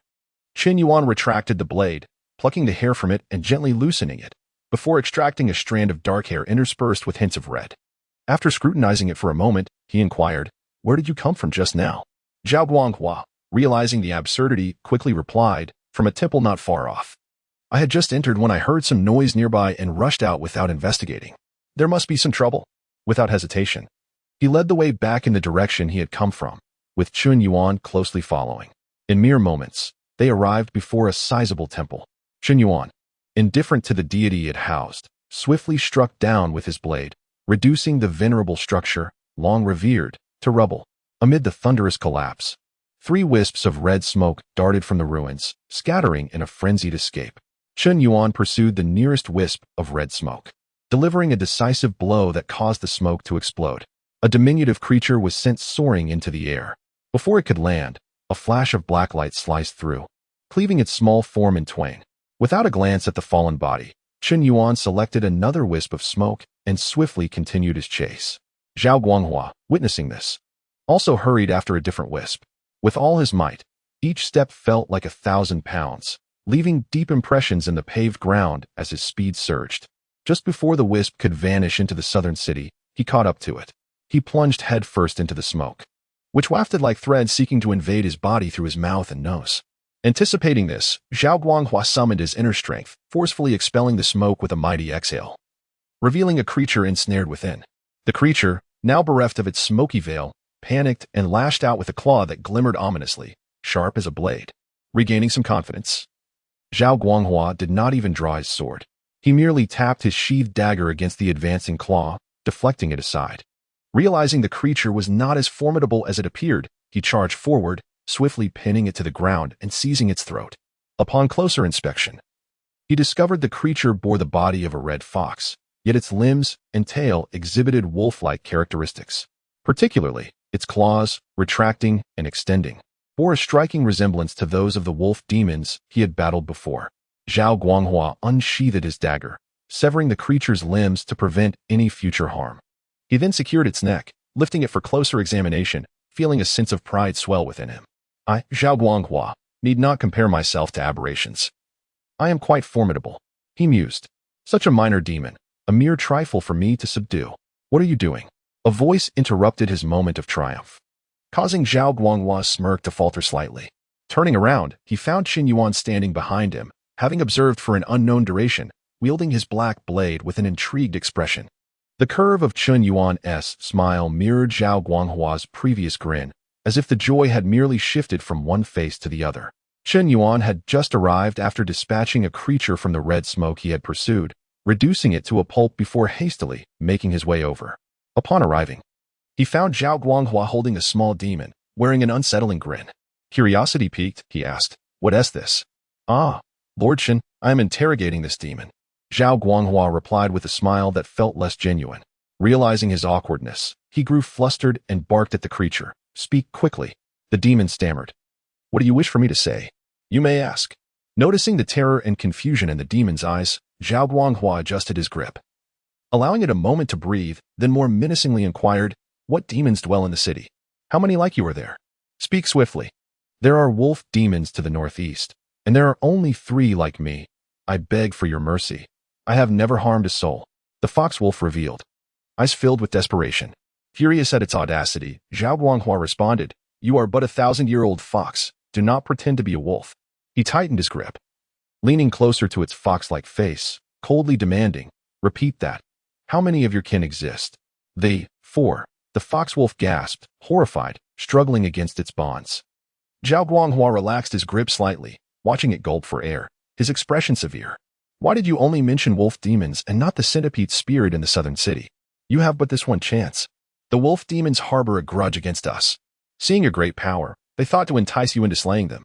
The fox wolf, sensing Zhao Guanghua's awareness of the city's secrets, ceased its obfuscation, eagerly divulging information.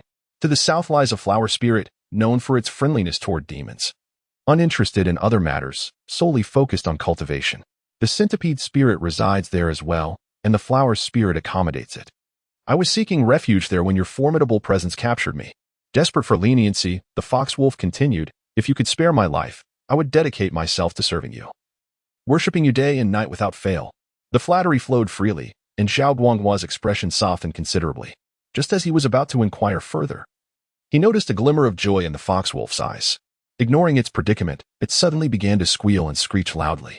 Perplexed, Zhao Guanghua heard a voice echoing from afar. "Who dares to harm my child?" Chapter 61. A cacophony of howls observing the wolf fox in hand. Rendered speechless with surprise, Zhao Guanghua sensed impending misfortune. He promptly offered the creature to Chen Yuan, stating that Chen Yuan should interrogate it personally, as it would be presumptuous for him to do so. Chen Yuan remained stationary, a smile playing on his lips as he observed Zhao Guanghua's performance. Zhao Guanghua's unease grew, just as he was about to feign composure. A gust of wind heralded the arrival of a handsome, middle-aged man. The wolf fox, in Zhao Guanghua's grasp, cried out in elation, begging his father to rescue him. Completely disregarding Zhao Guanghua's presence, assured that the middle-aged man's arrival guaranteed his safety. The middle-aged man fixed his gaze on Zhao Guanghua, who was clutching the wolf fox, and interrogated him in a somber tone, demanding to know if he was the one who had harmed his child. Zhao Guanghua, holding the wolf fox, glanced between the middle-aged man and Chen Yuan, unsure whether to confess. The triumph of capturing the demon had evaporated, replaced by a profound bitterness. Just as Zhao Guanghua was caught in his dilemma, Chen Yuan intervened, snatching the wolf fox from his grasp. Overjoyed, Zhao Guanghua straightened his posture, gazing arrogantly at the middle-aged man, proclaiming that it was indeed Chen Yuan who had slain his offspring, and challenging him to do anything about it. He then turned to Chen Yuan, seeking validation, resembling a sycophantic lackey. The middle-aged man's expression shifted as he turned his attention to Chen Yuan, immediately recognizing a familiar scent. He exclaimed, aghast, questioning if Chen Yuan had murdered Silver Hair and the others. He had been solely focused on Zhao Guanghua, the one holding his child, and had overlooked the other human. Upon detecting the familiar scent, his countenance underwent a dramatic transformation. He sniffed the air, detecting the blood of his former mate, Silver Hair the wolf demon, and their offspring, as well as the scent of his 3 children from his current mate. This implied that the human wielding the black blade had annihilated his entire family. Apart from the soul heir held captive by the human, he was bereft of progeny. The human was practically flaunting his lineage on his person. He was momentarily speechless, struggling to comprehend that, during a brief absence to procure human hearts for his children's nourishment, his home had been decimated by humans. Following the shock, he was consumed by rage, asserting that humans were meant to be subservient, docilely offering themselves as sustenance. How dare this human slaughter his entire family? With a roar, the middle-aged man transformed into a colossal wolf, towering over 20 meters in height. His eyes blazed with crimson light, and his voice reverberated through the heavens. He commanded the human to release his child, promising a swift demise. Observing this, Zhao Guanghua retreated, and seeing that neither the man nor the demon paid him any attention, he turned and fled. As for Duan Sheng and Deng Fong, they had vanished long ago. Chen Yuan, after hearing the wolf demon's words, examined the wolf fox in his hand and then the wolf demon's massive form. After a moment of contemplation, he inquired, with genuine curiosity, how the wolf demon managed to produce a hybrid species. The wolf roared, demanding that he release his offspring. Chen Yuan sighed, lamenting the lack of an answer. He turned his gaze back to the wolf fox, who wore an expression of arrogance, as if daring him to harm him, knowing the identity of his father. With a gentle squeeze, Chen Yuan snapped the hybrid's neck. Indeed, the hybrid species of demon possessed certain flaws. When the middle-aged man was absent, it had been remarkably intelligent, showering him with flattery and plotting to use him for its own purposes. However, upon the arrival of the middle-aged man, it transformed into a foolish, entitled child. It failed to grasp that, regardless of its father's power, it remained in his grasp. By killing it, he might face death himself, but the wolf fox was assuredly dead. Chen Yuan gently placed the lifeless creature on the ground and gestured towards the giant wolf, indicating that he had complied with the demand. However, the giant wolf ignored him, instead unleashing a barrage of wind blades, accompanied by deranged cries. Undeterred, Chen Yuan advanced, wielding his blade, and countered with a series of slashes. The immense, dark blade shadows collided with the wind blades, resulting in a series of explosions that dissipated both attacks. The giant wolf was taken aback, displaying surprise in its eyes. It understood that the human possessed the ability to slay silver hair, implying exceptional skills. However, it did not anticipate that the human could neutralize its wind blades. The surprise quickly morphed into rage. It had never been so insulted, not even by other demons. How dare this human underestimate him?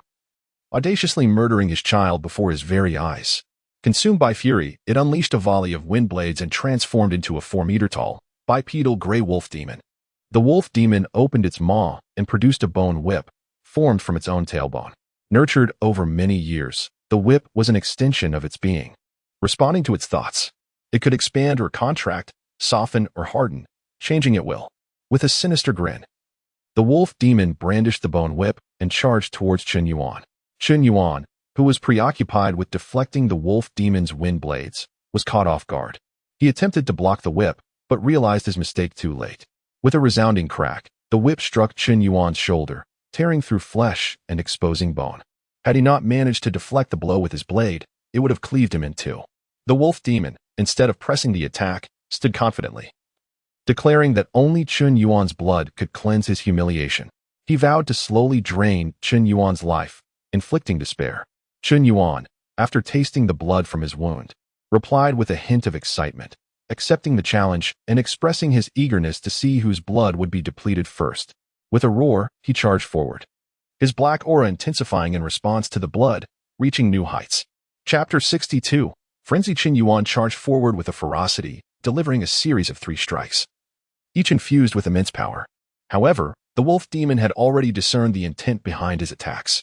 With a swift flick of his wrist, the bone whip transformed into an indestructible staff, successfully deflecting the 3 blows. Although his hands trembled from the impact, the whip remained unscathed. Just as the wolf demon thought Chen Yuan was merely a fleeting threat, he suddenly felt a chilling sensation at his side. Lowering his gaze, he was met with a gaping wound on his lower back, flesh torn and blood gushing, a sight most horrifying. Alarmed, the wolf demon swiftly turned, only to meet Chen Yuan's blade descending upon him from behind. Realizing that the previous 3 strikes were mere feints, the wolf demon could no longer underestimate his opponent. He immediately focused his energy and engaged in a fierce counterattack with Chen Yuan. The clash of weapons reverberated through the air, an unending cacophony. Chen Yuan grew more valiant and reckless with each exchange, his eyes ablaze with a crimson light, disregarding his own life. He would rather take a strike from the whip than deliver a devastating blow to the wolf demon. The black flames surrounding him intensified, and as his wounds multiplied, so did his strength. Conversely, the wolf demon was increasingly alarmed, losing count of how many times he had been struck.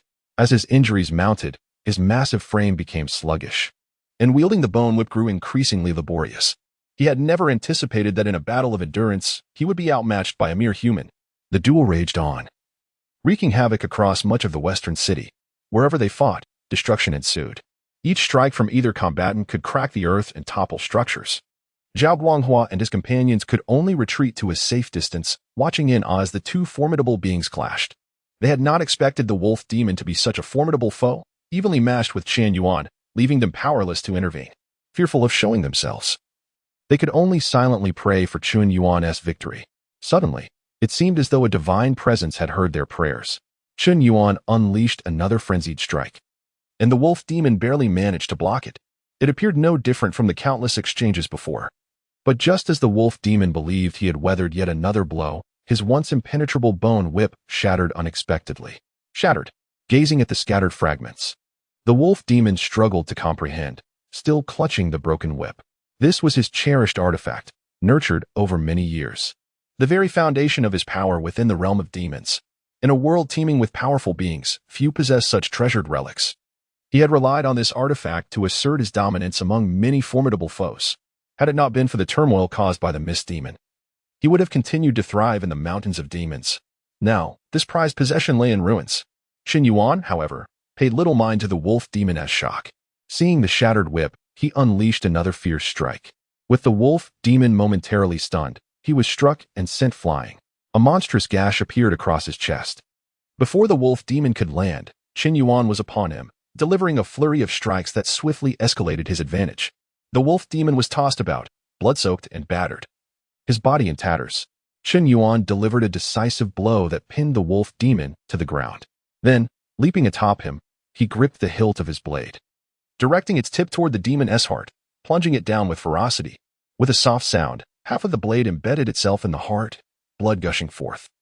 Yet the wolf demon still struggled to rise, ignoring the creature's futile attempts. Chen Yuan's face was alight with madness as he pressed his foot upon the wolf demon's chest, vigorously shaking the blade in every direction. Blood poured forth in torrents, splattering Chen Yuan from head to toe. The wolf demon's anguish cries echoed through the heavens. As the cries subsided, its struggles weakened, eventually reduced to mere convulsions. Watching the blood spill, Chen Yuan inexplicably felt a surge of hunger. Without hesitation, he tilted his head back and gulped down a mouthful of the wolf demon's blood, momentarily alleviating his hunger. Yet, within a heartbeat, an even greater hunger struck him with ferocity. His abdomen churned violently. The blood he had consumed had vanished, yet his stomach continued to rumble incessantly. Alongside this turmoil came a wave of dizziness, as if his body demanded more sustenance to sustain its operations. The inexplicable hunger drove Chen Yuan into a frenzy, and he heedlessly withdrew the blade, bending over the wolf demon's heart, drinking deeply of its blood. After a time, still unsated, he raised his blade and sliced off 2 pieces of wolf flesh, devouring them voraciously. In the distance, Zhao Guanghua and his companions peeked out. Witnessing Chen Yuan consume raw wolf meat and drink its blood, their expressions a mixture of shock and disbelief. Is Master Chen truly in the right state of mind?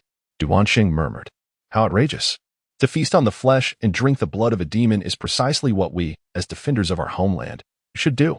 Deng Feng retorted loudly, his face flushed with fervor, wishing he could partake in the same feast. Zhao Guanghua remained silent, his gaze fixed intently on Chen Yuan's every move, as if contemplating something profound. It was only when the wolf demon fell silent, its body significantly diminished in blood and flesh, that Chen Yuan finally belched contentedly and reclined on the ground. While his hunger was sated, he felt a wave of fatigue wash over him, a stark contrast to the boundless energy he had just exhibited. Having vanquished the wolf demon, Chen Yuan, weary yet satisfied, casually thrust his blade into the remnants of the demon's carcass. Crossing his arms behind his head, he closed his eyes and drifted into sleep. Zhao Guanghua, having waited patiently, finally spotted an opportunity. He gestured for Duansheng and Deng Feng to follow closely, then stealthily approached the battlefield. The 3 quietly sidled up to Chen Yuan, who was now asleep, his ominous aura considerably diminished, leaving only a faint shroud enveloping his body. They all exhaled a sigh of relief. However, they hesitated at the sight of the dark blade embedded in the wolf demon's corpse. This blade was peculiar, and it had already influenced Chen Yuan's state of mind. Although it was currently lodged in the demon's remains, they could feel an unsettling tension merely by being near it, let alone attempting to extract it and return it to its sheath. The past served as a cautionary tale. Who would dare to touch it? Yet, remaining idle was not an option. They had previously deduced that the only path to restoring Chen Yuan's original state lay in either sheathing the blade or discarding it far away. Now, fearful of awakening Chen Yuan in a fervor, they resolved to focus their efforts on the dark blade. The sheath lay at Chen Yuan's side. Zhao Guanghua, with utmost caution, managed to retrieve it and held it in his hands. He then signaled to Duanshan and Deng Feng, indicating that they should extract the dark blade from the wolf demon's corpse. The 2, however, shook their heads in terror, exchanging silent urgencies among themselves. Chapter 63. Premature decline. Zhao Guanghua cast a fierce glare at them and pointed at Deng Feng, signaling him to draw the sword. With a stiff expression, Deng Feng approached the black blade embedded in the corpse of the wolf demon, pausing in front of it, while Duansheng followed closely behind. Zhao Guanghua gazed into Deng Feng's eyes, his right hand gripping the scabbard while his left hand extended 3 fingers. Upon seeing Deng Feng nod in understanding, Zhao Guanghua curled his fingers one by one. As he closed his fist, Deng Feng suddenly grasped the black blade with fervor, swiftly extracting it. A loud roar erupted. Deng Feng's eyes turned blood red, and a dark aura enveloped him, plunging him into a frenzied state almost instantly. Duanqing, prepared for this, rushed forward to hold Deng Feng tightly. Just as Deng Feng was about to throw Duanqing off in his rage, Zhao Guanghua stepped forward, wielding the black scabbard, and deftly sheathed the bloody blade. Deng Feng's fury extinguished abruptly, leaving him bewildered as he gazed at the sheathed black blade in his hands. Moments ago, he felt invincible. How could he have suddenly returned to normal? Observing Deng Feng's regained composure, Zhao Guanghua and Duanqing exchanged relieved glances and turned their attention to Chen Yuan. To their astonishment, Chen Yuan had also awakened. He sat on the ground in a daze, his dark aura completely dissipated. Their joy was short-lived, however. As they noticed something amiss, Chen Yuan's once dark hair, secured in a topknot, was rapidly turning white, visibly transforming before their eyes until he was entirely silver-haired. Although his visage retained its youthful appearance, his internal vitality felt utterly depleted, akin to that of a centenarian nearing death. Lord Chen. Both men gasped in shock, instinctively rushing to support him, one on each side. Zhao Guanghua, filled with concern, inquired, "Are you all right, Lord Chen?" Previously, Zhao Guanghua had maintained a facade of deference towards Chen Yuan, yet internally, he had harbored a sense of rivalry, believing that while Chen Yuan possessed formidable martial prowess, he too had his own merits. However, after witnessing the calamities in Mingxi City, particularly the suffering of the populace in Chengjingtong's struggles, Zhao Guanghua's pride had entirely dissipated. Replaced by profound respect, he now recognized that only someone like Chen Yuan, powerful, decisive, and compassionate towards the people, could foster true improvement in Mingguan County. His previous arrogance seemed trivial when faced with the formidable demons, particularly in light of Chengjingtong's tragic fate. At that moment, genuine concern for Chen Yuan's well-being surged within Zhao Guanghua, as he feared that this pillar of strength might collapse under the weight of his burdens. Chen Yuan, holding his head in his hands, was beset by dizziness and a sense of weakness. He had awakened abruptly when Deng Feng seized the frenzied blade. Though it was the overwhelming sensations of dizziness, weakness, and nausea that had roused him from his stupor, though his mind had remained clear after unsheathing the frenzied blade, the arrogance within him had surged to an unimaginable degree, rendering everyone around him as mere adversaries to be vanquished. Now, as clarity returned, he was left with nothing but shame, feeling trepidation towards the very blade that had once empowered him. With his current level of true qi, he was ill-equipped to sustain the repeated use of the proud Cold Six techniques. Yet while wielding the frenzied blade, he had felt an inexhaustible reservoir of strength coursing through him, utterly boundless. Moreover, in that exalted state, he had lost all sense of restraint. Any demon in sight was met with a flurry of strikes, regardless of their size or significance. Fortunately, even in that frenzied state, he had managed to differentiate friend from foe, sparing his allies from harm. Otherwise, he would have been left in despair, lamenting the absurdity of striking down his own. As for the current weakness he felt, Chen Yuan surmised it to be a consequence of wielding the frenzied blade. Strength must have a source. It could not manifest from thin air. His true qi was insufficient to sustain such immense consumption. It appeared that the blade had drained not only his true qi but also his life force, leaving him utterly spent after his reckless onslaught. The exhilaration of his prior actions had led to his present state of frailty. Were it not for the wolf blood he had consumed at the last moment, which offered a slight reprieve, his survival might have been uncertain. In his frenzied state, Chen Yuan had not even considered sheathing the blade. His mind had been completely unhinged. Had Zhao Guanghua and the others not intervened to return the blade to its scabbard, the outcome could have been dire, most likely. He would have succumbed to the blade's drain on his life force, meeting a death of sheer ecstasy. No wonder the madman of Chu from the legends bore no name. His tombstone inscribed only with that moniker. Perhaps he too had lost his mind, forgetting his own name. Chen Yuan had once believed the madman of Chu had perished on that lonely isle due to the end of his days. Yet now, contemplating the power of the frenzied blade, one could hardly say he had simply died of old age. At present, Chen Yuan found himself unable to master the blade. He was oblivious to the madman of Chu's prowess or how he had wielded the frenzied blade. One thing was certain, the blade was immensely powerful. Without it, Chen Yuan would have undoubtedly been no match for the gray wolf demon. Merely the wind blades emitted by the colossal wolf would have left him flustered and overwhelmed. However, such formidable strength came at a grave cost. His intellect and life force were the price paid for this power. Although he had grown stronger, he had forfeited his sanity. Any misstep could lead to the blade draining his life essence, resulting in a swift demise. Chen Yuan could not ascertain how long he might endure. He could only contemplate strategies to replenish the life force he had so carelessly spent. After a moment of introspection, Chen Yuan resolved that he must refrain from using the frenzied blade except in dire circumstances. Steadying himself for a moment, he felt the dizziness begin to fade and weakly addressed Zhao Guanghua. I am unscathed. Please, take me to Lord Cheng's remains. As he spoke, he retrieved a jade box from his robes, extracting a medicinal pill and placing it in his mouth. This was the small returning pill he had acquired during his travels. He had previously deemed its effects negligible and reserved it for Lu Qing'er and Xia Shirong. Now, in his depleted state, the small returning pill proved fortuitously useful. Indeed, as the tiny pill entered his stomach, he felt his true qi replenished by 2 or 3 portions, and his complexion improved significantly.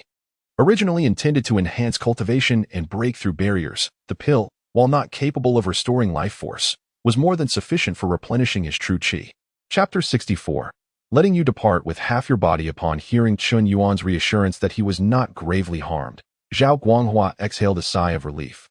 Though a flicker of surprise crossed his face, the incident regarding Cheng Jingtong's self-inflicted demise had only been mentioned to Chen Yuan by Deng Feng during their time in the northern city. Could it be that Lord Chen still recalled his earlier frenzied demeanor? With this thought in mind, Zhao Guanghua could not help but inquire, Lord Chen, do you remember what transpired just now? Chen Yuan's expression darkened. It was evident that Zhao Guanghua lacked discernment, inadvertently broaching a sensitive topic. With a dismissive wave, he shrugged off the support of his companions and strode towards the East City, pausing momentarily to declare, I do not remember. Zhao Guanghua was left bewildered, unable to comprehend the sudden shift in Chen Yuan's mood. Duan Sheng and Deng Feng exchanged glances, stifling their amusement before hastily following suit. As the group arrived at the East City, they discovered that the soldiers were already coordinating the evacuation of the townsfolk. Families were hastily making their way outside the city gates, which were choked with a throng of people, perhaps as many as 20 to 30,000. This turnout far exceeded Chen Yuan's expectations, as he had anticipated merely over 10,000. After all, days of calamity had beset the region, and the city was scarcely stocked with provisions. The sheer number of individuals before him attested to Cheng Jingtong's efforts not having been in vain. Yet, many citizens displayed ingratitude. Upon spotting Cheng Jingtong's corpse near the city gates, a number attempted to trample his remains. Fortunately, 2 sergeants stationed there managed to restrain them, expelling them from the city. Standing before Cheng Jingtong's lifeless body, Chen Yuan regarded it in silence before finally asking, did Lord Cheng leave any final words? Zhao Guanghua opened his mouth to respond, but was swiftly silenced by Chen Yuan's gesture, who then signaled Duan Sheng to answer instead, as he wished to avoid conversing with Zhao Guanghua at that moment. Struggling to suppress his laughter, Duan Sheng stepped forward and stated, Lord Cheng explicitly expressed his wish to be buried in Mingxi County and requested that his daughter be taken elsewhere for burial. Chen Yuan pondered for a moment before nodding. Let us honor Lord Cheng's last wishes. Bring his beloved daughter to Minghuan City and find a suitable location for her interment. As for Lord Cheng's remains, let them rest in the ruins of the county office in Mingxi. The entire office shall serve as his mausoleum. Erect a stone tablet inscribed with his deeds in front of the county office. Go forth and execute this plan immediately. Yes, my lord. I shall attend to it at once. Duan Sheng replied, gesturing for several soldiers to assist in transporting Cheng Jingdong's body.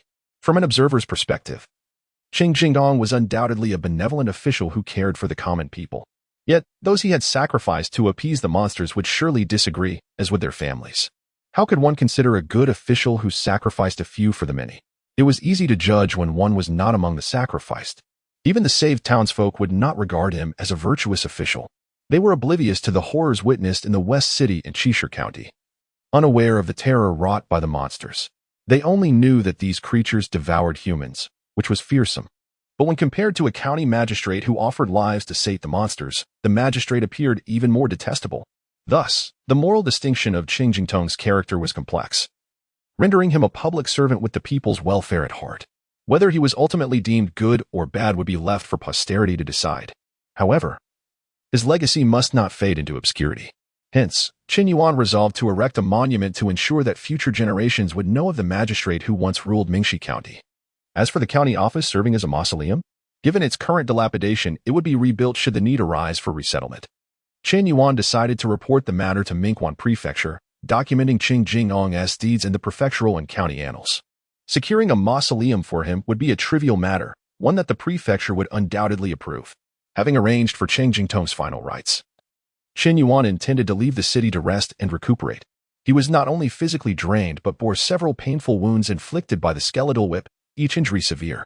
Though the bleeding had ceased, the pain hindered his movements, necessitating a period of recovery. Just as he was about to exit the city, a sudden cacophony of wails erupted.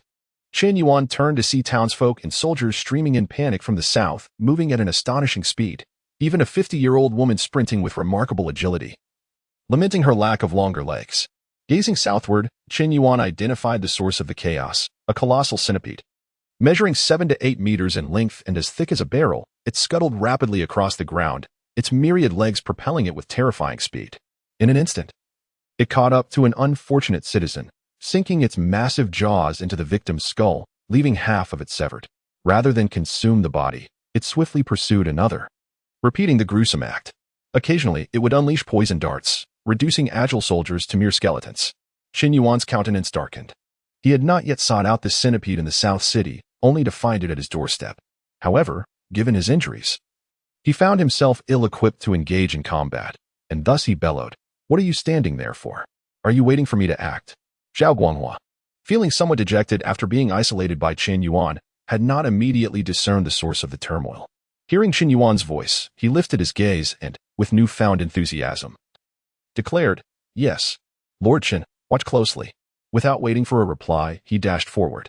Eager to impress Chen Yuan, Zhao Guanghua surged ahead, reaching the vicinity of the centipede in mere moments. The creature, noticing a lone figure charging against the tide of fleeing people, instinctively spat a poisoned dart. But Zhao Guanghua anticipated the move and deftly dodged it. With another stride, he positioned himself directly before the centipede, delivering a powerful kick to its head, causing it to reel in disarray. In a single encounter, the centipede realized it was no match for this human and was about to plead for mercy when it suddenly felt a sharp pain and lost sensation in its lower half. Zhao Guanghua, wielding a blade, had already severed its body in two. However, the force of the strike had snapped his own weapon, the centipede's exoskeleton proving remarkably resilient. As the two halves of the creature writhed on the ground, Zhao Guanghua struck its head with a resounding slap, bellowing, "Quit writhing. Can you speak human language? Can you transform into a person?"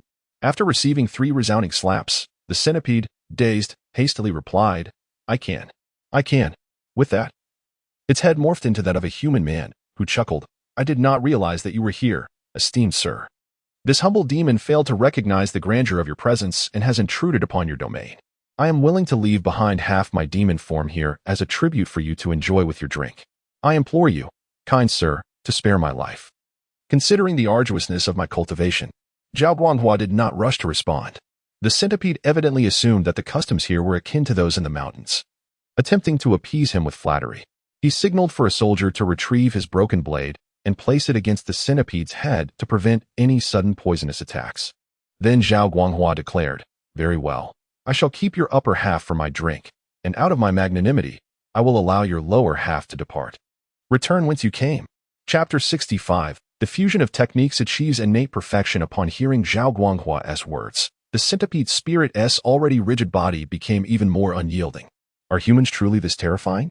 I had never felt this way before. Could this be the true nature of humanity? Is this even human language? If you leave me with just my head, what use is my lower body? Perhaps it is better to keep half of me. After all, the lower half is longer. The centipede's spirit paused for a moment, then forced a smile, saying, "This little demon's upper body is reduced to merely a head. I fear it will lack flavor. My lord, you would be better off using that part. It is rich in taste and full of medicinal efficacy." With a sharp crack, Zhao Guanghua struck its head with the blade, impatiently commanding, "Enough with the nonsense. Climb up."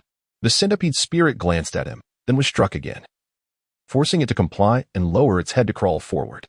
Having driven the centipede's spirit to Chen Yuan's side, Zhao Guanghua stated, "I have fulfilled my duty and captured this demon. I leave its disposal to you, Lord Chen." Chen Yuan simply replied, "Ask it yourself. Once you are done, bring it to me." He then turned and exited the city, the distant sound of slapping echoes trailing behind him. Beyond the city gates lay the encampment, where other officers had already relocated the main camp. Chen Yuan summoned a lieutenant to guide him into the main tent, where he ordered some medicinal ointments to be brought forth to carefully apply to his wounds. Only then did he sit cross-legged, opening his panel to review his recent gains. You have slain an enemy, gaining 17 years of cultivation. You have slain an enemy, gaining 19 years of cultivation. You have slain an enemy, gaining 16 years of cultivation. You have slain an enemy, gaining 93 years of cultivation. You have slain an enemy, gaining 166 years of cultivation. Current cultivation, 605 years. The panel was filled with a multitude of kill notifications, most of which yielded merely a few years of cultivation. However, the silver-haired enemy provided over 90 years. And the final gray wolf demon contributed an astonishing 166 years, adding the remaining 9 years of cultivation before entering the city. His available cultivation now reached 600 years. Chen Yuan stared at the cultivation number, momentarily stunned by its magnitude, which he had not anticipated. Gradually, the tension in his face relaxed. He had been worried due to the significant loss of life force from the Mad Blade, but seeing the rewards allowed him to ease his anxieties. At present, the journey through worlds was vast and boundless, with each life presenting a unique scene, sometimes resembling a low martial world, at other times akin to a high martial realm. Although each journey commenced from Xianhuang Ridge, the events and scenes encountered were entirely distinct. Even when traveling in the same direction, the protagonist's experiences did not resemble those of a singular world. The individuals met were completely different, and their martial prowess varied immensely. Chen Yuan was uncertain of the cause, suspecting it might be due to the passage of time, or perhaps that each journey did not occur in the same world. Nonetheless, the variability of the journey was advantageous for him. In such a world with vast uncertainties, he could wield his immense cultivation to unearth treasures that replenish his life force. As long as his cultivation was sufficient, even a gorilla could one day ascend to greatness. Gently tapping his fingers on the table, Chen Yuan contemplated before deciding to elevate his internal power first. It was not out of fear of death. Rather, he had yet to navigate the current crisis. The flower demon of the southern city had not shown its face, and the tailless wolf demon had become immensely powerful. He had barely triumphed even while utilizing the Mad Blade. Furthermore, the uniquely designed offspring of the tailless wolf demon did not appear to be something it could have produced itself. Uncertain of the enemy's foundation, he could only err on the side of caution. Preserving his current state was paramount. He began cultivating the primordial unity technique. In the 89th year, your primordial unity has finally surpassed the 9th layer. Under the enhancement of the true unity internal art, you have progressed to the later stage of innate. Your primordial unity technique has reached perfection. Do you wish to continue cultivating? Yes. In the first year, you look around in confusion, unsure of your cultivation direction. In the 4th year, a spark of inspiration strikes you. Since you cannot find a direction, why not create one of your own? In the 10th year, you thoroughly review everything you have learned from beginning to end, developing unique insights into the primordial unity technique and the true unity mental method. In the 24th year, you have successfully fused the primordial unity technique with the true unity mental method, forming an entirely new internal art, though there remain many aspects that need refinement. In the 35th year, you have finally innovated upon the foundations laid by predecessors, giving birth to a new technique that combines the strengths of the true unity mental method and the primordial unity technique, consisting of 12 layers, capable of achieving innate perfection. You remain true to your original intentions and name it True Primordial Unity Technique. Your Primordial Unity Technique and True Unity Mental Method have vanished. You have acquired a new internal art, True Primordial Unity Technique, currently at the 9th layer. Do you wish to continue cultivating? It is done. Chen Yuan sprang to his feet, astonished by how effortlessly he had developed a new technique this time. The last time he perfected the True Unity Mental Method, he had invested 20 to 30 years of cultivation, exploring various directions without yielding any results. Yet now, the success had been almost absurdly smooth, achieved in a single practice session. Upon reflection, the only difference was the addition of the primordial unity technique. This implies that should he cultivate another internal art to perfection in the future, he could merge it with the existing one through the consumption of cultivation, creating an even more profound technique. This realization was of paramount importance, and Chen Yuan's excitement stemmed from this insight. His panel, after all, merely serves as an external aid to a martial arts game, albeit one that seemed to have undergone some changes since his arrival. The martial skills acquired were exceedingly powerful, and the innate realm was remarkably strong. However, if he could not obtain the legendary techniques capable of achieving immortality, how could Chen Yuan survive in this chaotic world of demons? If ordinary great demons were this formidable, what of demon generals or demon kings? What could he rely upon to confront them? Yet with the prospect of technique fusion, everything changed. Even without techniques like the Holy Heart Sutra or Compassionate Voyage Sword Manual, he could still forge new arts from an array of non-immortal techniques to combat even stronger demons. Of course, obtaining techniques that grant immortality would be ideal. But if they were unattainable, he would create his own. Having composed his excited heart, Chen Yuan chose to continue his cultivation, focusing on maxing out his internal power first. In the 43rd year, the newly improved and fused technique resonates perfectly with you, even surpassing the original primordial unity technique in cultivation speed. Your true primordial unity technique has reached the 10th layer. In the 105th year, your true primordial unity technique has reached the 11th layer. In the 168th year, your true primordial unity technique has finally reached perfection, attaining the 12th layer. You have also broken through to a new realm, achieving innate perfection. Remaining cultivation, 311 years. Chapter 66. The Golden Bell Shield. Upon witnessing yet another surprise, Chen Yuan remained remarkably composed this time. The martial arts technique he had devised was undoubtedly more suited to his own capabilities, which was only to be expected. However, saving some of his cultivation was certainly advantageous, especially as he was currently in dire need of spiritual energy to seek the life-extending elixir. He rose to his feet, stretching his limbs and savoring the unceasing flow of true qi within him, once again experiencing the exhilarating sensation of rapid empowerment. If previously he had to employ the frenzied knife to vanquish the tailless wolf demon, at this moment, he could likely subdue it effortlessly wielding merely a peachwood sword. His strength had not merely increased slightly, it had potentially doubled, if not more.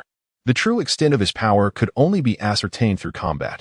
After acclimating to the surging true qi within him, Chen Yuan resumed his seat, steeling himself to confront the abyss of traveling. Commence the journey. In the first year, after burying the madman Chu, you found no means to escape the island. Fortunately, there were some fruits to sustain you, and you relied on your internal power to catch some fish, preventing starvation and allowing you to survive this year peacefully. As the words materialized, Chen Yuan paused momentarily in realization. After retrieving the frenzied knife and furious sword, he had not traveled again. Moreover, the version of himself within the journey had not perished. Thus, he continued from where he had left off, for unless the traveling self met its demise, the next chapter would remain unopened. Nevertheless, this was of little concern to Chen Yuan, who had resolved to expend a considerable amount of his cultivation to fill this insatiable void of travel. In the second year, you spent time crafting a wooden boat and departed the small island where you had lived for over a year, setting sail towards what you believed to be the right direction. Your perceived direction was indeed flawed, as you spent 2 months proving this, for you never glimpsed the shadow of land, nor even a single island. You became lost in the vast ocean, unable to find your way back. You had long grown weary of fish. Even the sight of them made you feel nauseous. Your boat had undergone countless repairs, just as despair threatened to engulf you. You noticed birds flying overhead and hastily followed them. A day later, you indeed discovered a colossal island. After several days of observation, you became convinced that this island was inhabited. However, the inhabitants appeared peculiar, as their footprints were larger than your boat. On the 10th day after landing, you finally encountered them, as you were captured. Towering at several dozen meters, these giants were immensely powerful and swift as the wind, rendering you utterly helpless against their assault. Surrounded by a dozen or so giants, you were taken captive. They did not consume you, but instead placed you in a pitch-black cave, seemingly intending to keep you as a pet, providing you with food daily. Initially filled with rage, you gradually calmed down over time. You adapted to the darkness of the cave and discovered 2 skeletal remains, their sizes akin to yours. Clearly, these individuals had suffered the same fate, having become pets after accidentally wandering onto this island, ultimately meeting their demise in despair. Upon careful examination, you found a tome among the bones titled Golden Bell Shield and an iron sword. By the 5th year, you had grown gaunt and emaciated. Years without sunlight left you oblivious to the passage of time. Although you had yet to find an opportunity to escape, you understood that if you did not act soon, you would be eternally accompanied by the 2 predecessors. Determined to no longer wait for a futile chance, you resolved that rather than languish in despair, it would be better to confront your fate. If victorious, you might escape. If defeated, you would die by your own hand, refusing to remain a pet. During a moment of freedom, a giant casually toyed with you, lifting you high above their head. Unbeknownst to them, you stealthily drew the iron sword from your clothing and thrust it into the top of their head. With a scream, the giant fell dead. You fled. But the other giants, alerted by the shriek, quickly pursued you. Cornered, you fought valiantly. Armed with the iron sword, your combat strength surged, yet you were still outnumbered. After slaying 5 giants, your sword shattered, and you met your end. Would you like to record the martial arts technique acquired during your journey? Yes. Martial arts golden bell shield recorded. You have died and returned to Chen Yuan Ridge. Please begin anew. Chen Yuan felt a twinge of frustration, had he known. He would not have retrieved the frenzied knife and furious sword so prematurely. Perhaps with those weapons, he could have slain all the giants on the island. Yet, he quickly recognized that had he not summoned the frenzied knife and the tome, his traveling self would not have mastered the proud cold 6 techniques and the deadly 13 swords. Without those skills, even with the frenzied knife, he would still have been unable to defeat the giants. The outcome would have remained unchanged. Shaking his head to dispel the futile thoughts, he acknowledged that acquiring the golden bell shield was an unexpected boon. Moreover, he had expended merely 5 years of cultivation, and with the frenzied knife, furious sword, and martial arts tomes, this chapter of his journey had yielded 2 extraordinary weapons and 3 martial arts manuals. Yet, the golden bell shield had come a tad late. Had he possessed it before entering the city, perhaps he would not have suffered such grievous injuries. Now he truly regretted not continuing his journey. With a sigh, Chen Yuan recognized that regret served no purpose. He lacked the foresight to predict the unfolding events. Who could have anticipated that more tomes would emerge? Commenced the journey. You have died. You have died. Acquired the relic Hu family knife technique. Acquired the relic golden silk soft armor. Detoxification pill. In the 17th year, you sustained grave injuries and fell from a cliff. In a state of panic, you grabbed a handful of grass, yet it did nothing to halt your descent. Just as you believed yourself to be the protagonist destined to turn misfortune into fortune. With a loud crash, you met your demise. Would you like to record the martial arts technique acquired during your journey? You have died. Would you like to retrieve the relic revitalizing grass? In the subsequent attempts, Chen Yuan expended over 200 years of cultivation, only to acquire a plethora of useless trinkets. Just as he began to feel drowsy, his eyes suddenly caught sight of the words revitalizing grass. This invigorated him, for the name seemed connected to longevity. He hurriedly clicked to view the details of the revitalizing grass. Revitalizing grass, a rare herb rich in vitality. Consuming it can extend one's lifespan, and when used in elixirs, its effects are even more profound. Due to improper harvesting methods, it has lost some potency. Currently capable of extending life by 12 years. Splendid. Dying was indeed fortuitous. As Chen Yuan perused the details of the revitalizing grass, he internally rejoiced at the fortunate demise of his traveling self. Had he not fallen from the cliff, how would he have grasped that handful of grass? Without that moment of desperation, how could he have acquired the revitalizing grass? If you do not perish, I shall swiftly meet my end. Chapter 67, Traces in the Snow, Acquired Lightness Skill. Traces in the Snow. Chen Yuan swiftly retrieved the rejuvenating grass and casually recorded the technique. A slender blade of grass appeared in his hand, shimmering green and emitting a faint glow. Without a moment's hesitation, Chen Yuan swallowed it whole. The complexities of alchemy were too burdensome, and he could find no one to assist him. It was far safer to let it settle in his stomach. A wave of warmth surged from his abdomen, gradually flowing through his limbs, enveloping him in a comforting embrace. In mere moments, Chen Yuan felt a noticeable lightness in his body, and the fatigue that had clung to his spirit dissipated. Even though he had achieved the pinnacle of innate mastery, the sense of physical frailty remained unresolved. Until now, a simple blade of grass had effortlessly alleviated it. Though he had not yet returned to his peak condition, he no longer feared succumbing to exhaustion. Once his life-and-death crisis was averted, Chen Yuan turned his attention to his other gains. Among them, Traces in the Snow was the most valuable. His cloud ladder technique favored vertical movement, while Traces in the Snow was tailored for long-distance pursuits. The combination of these 2 skills would enhance Chen Yuan's adaptability in more complex situations, significantly increasing his chances of escape in perilous moments. It was an excellent technique, arriving just in time. As for the Hu family blade technique and Ning family sword, had they been presented to Chen Yuan upon his arrival in this world, they would have undoubtedly been considered exceptional. Yet now, what purpose did they serve? Perhaps, after attaining an extraordinary level of martial arts, one could amalgamate various techniques? A fleeting thought crossed Chen Yuan's mind, but he quickly dismissed it. Even if fusion were possible, that was a matter for a distant future. For now, he needed to focus on cultivating his abilities, which were woefully insufficient. Conversely, items like the golden silk armor and detoxification pills still held some merit. The latter, in particular, proved invaluable in critical situations, while the former offered negligible protection. Those capable of injuring him could easily disregard the armor, and those who could not harm him rendered it utterly useless. Nevertheless, wearing some form of protection provided a semblance of security, which was better than having none at all. Contemplating his dwindling reserves of energy, Chen Yuan reassured himself and began his cultivation of the Golden Bell Shield. Year 2. You have just begun to grasp the Golden Bell Shield. Year 58. Your Golden Bell Shield has broken through to a new realm, surpassing all others. He commenced training in the 13 Deadly Swords. Year 7. You have gained new insights into the 13 Deadly Swords, achieving a profound understanding. Year 29. After prolonged diligent practice, your mastery of the 13 Deadly Swords has reached an extraordinary level.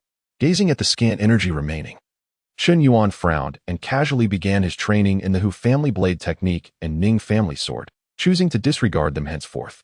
Just as he lamented his lack of energy to practice traces in the snow, he heard a commanding voice from outside the tent. Hurry up and crawl. Upon hearing the order, Chen Yuan's eyes brightened.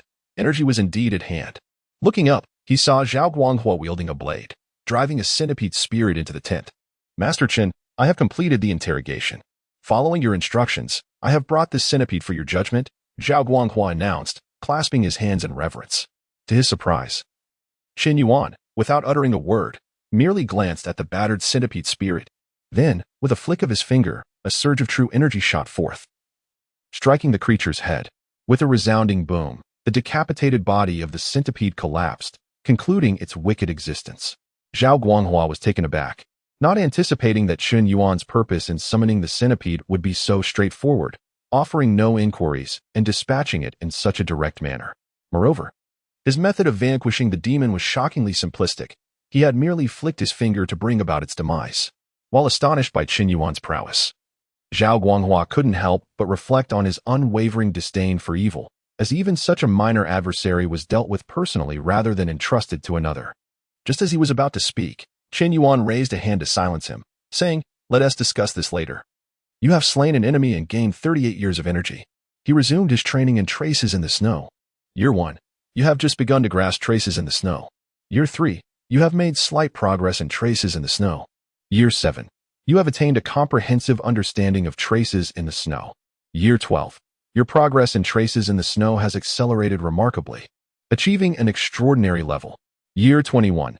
You discover a natural talent for lightness techniques, with your progress in traces in the snow far exceeding expectations, having reached a new realm, surpassing all others. Year 39. After years of training, your traces in the snow is regarded as unparalleled in the contemporary world, reaching an unprecedented zenith. Year 42. Your progress in traces in the snow has stagnated, with no new advancements. Host, Chen Yuan Realm, innate perfection internal skill, true mixed elemental skill, 12 layers, perfected, martial arts, proud cold 6 techniques, extraordinary, 13 deadly swords, extraordinary, golden bell shield, surpassing all.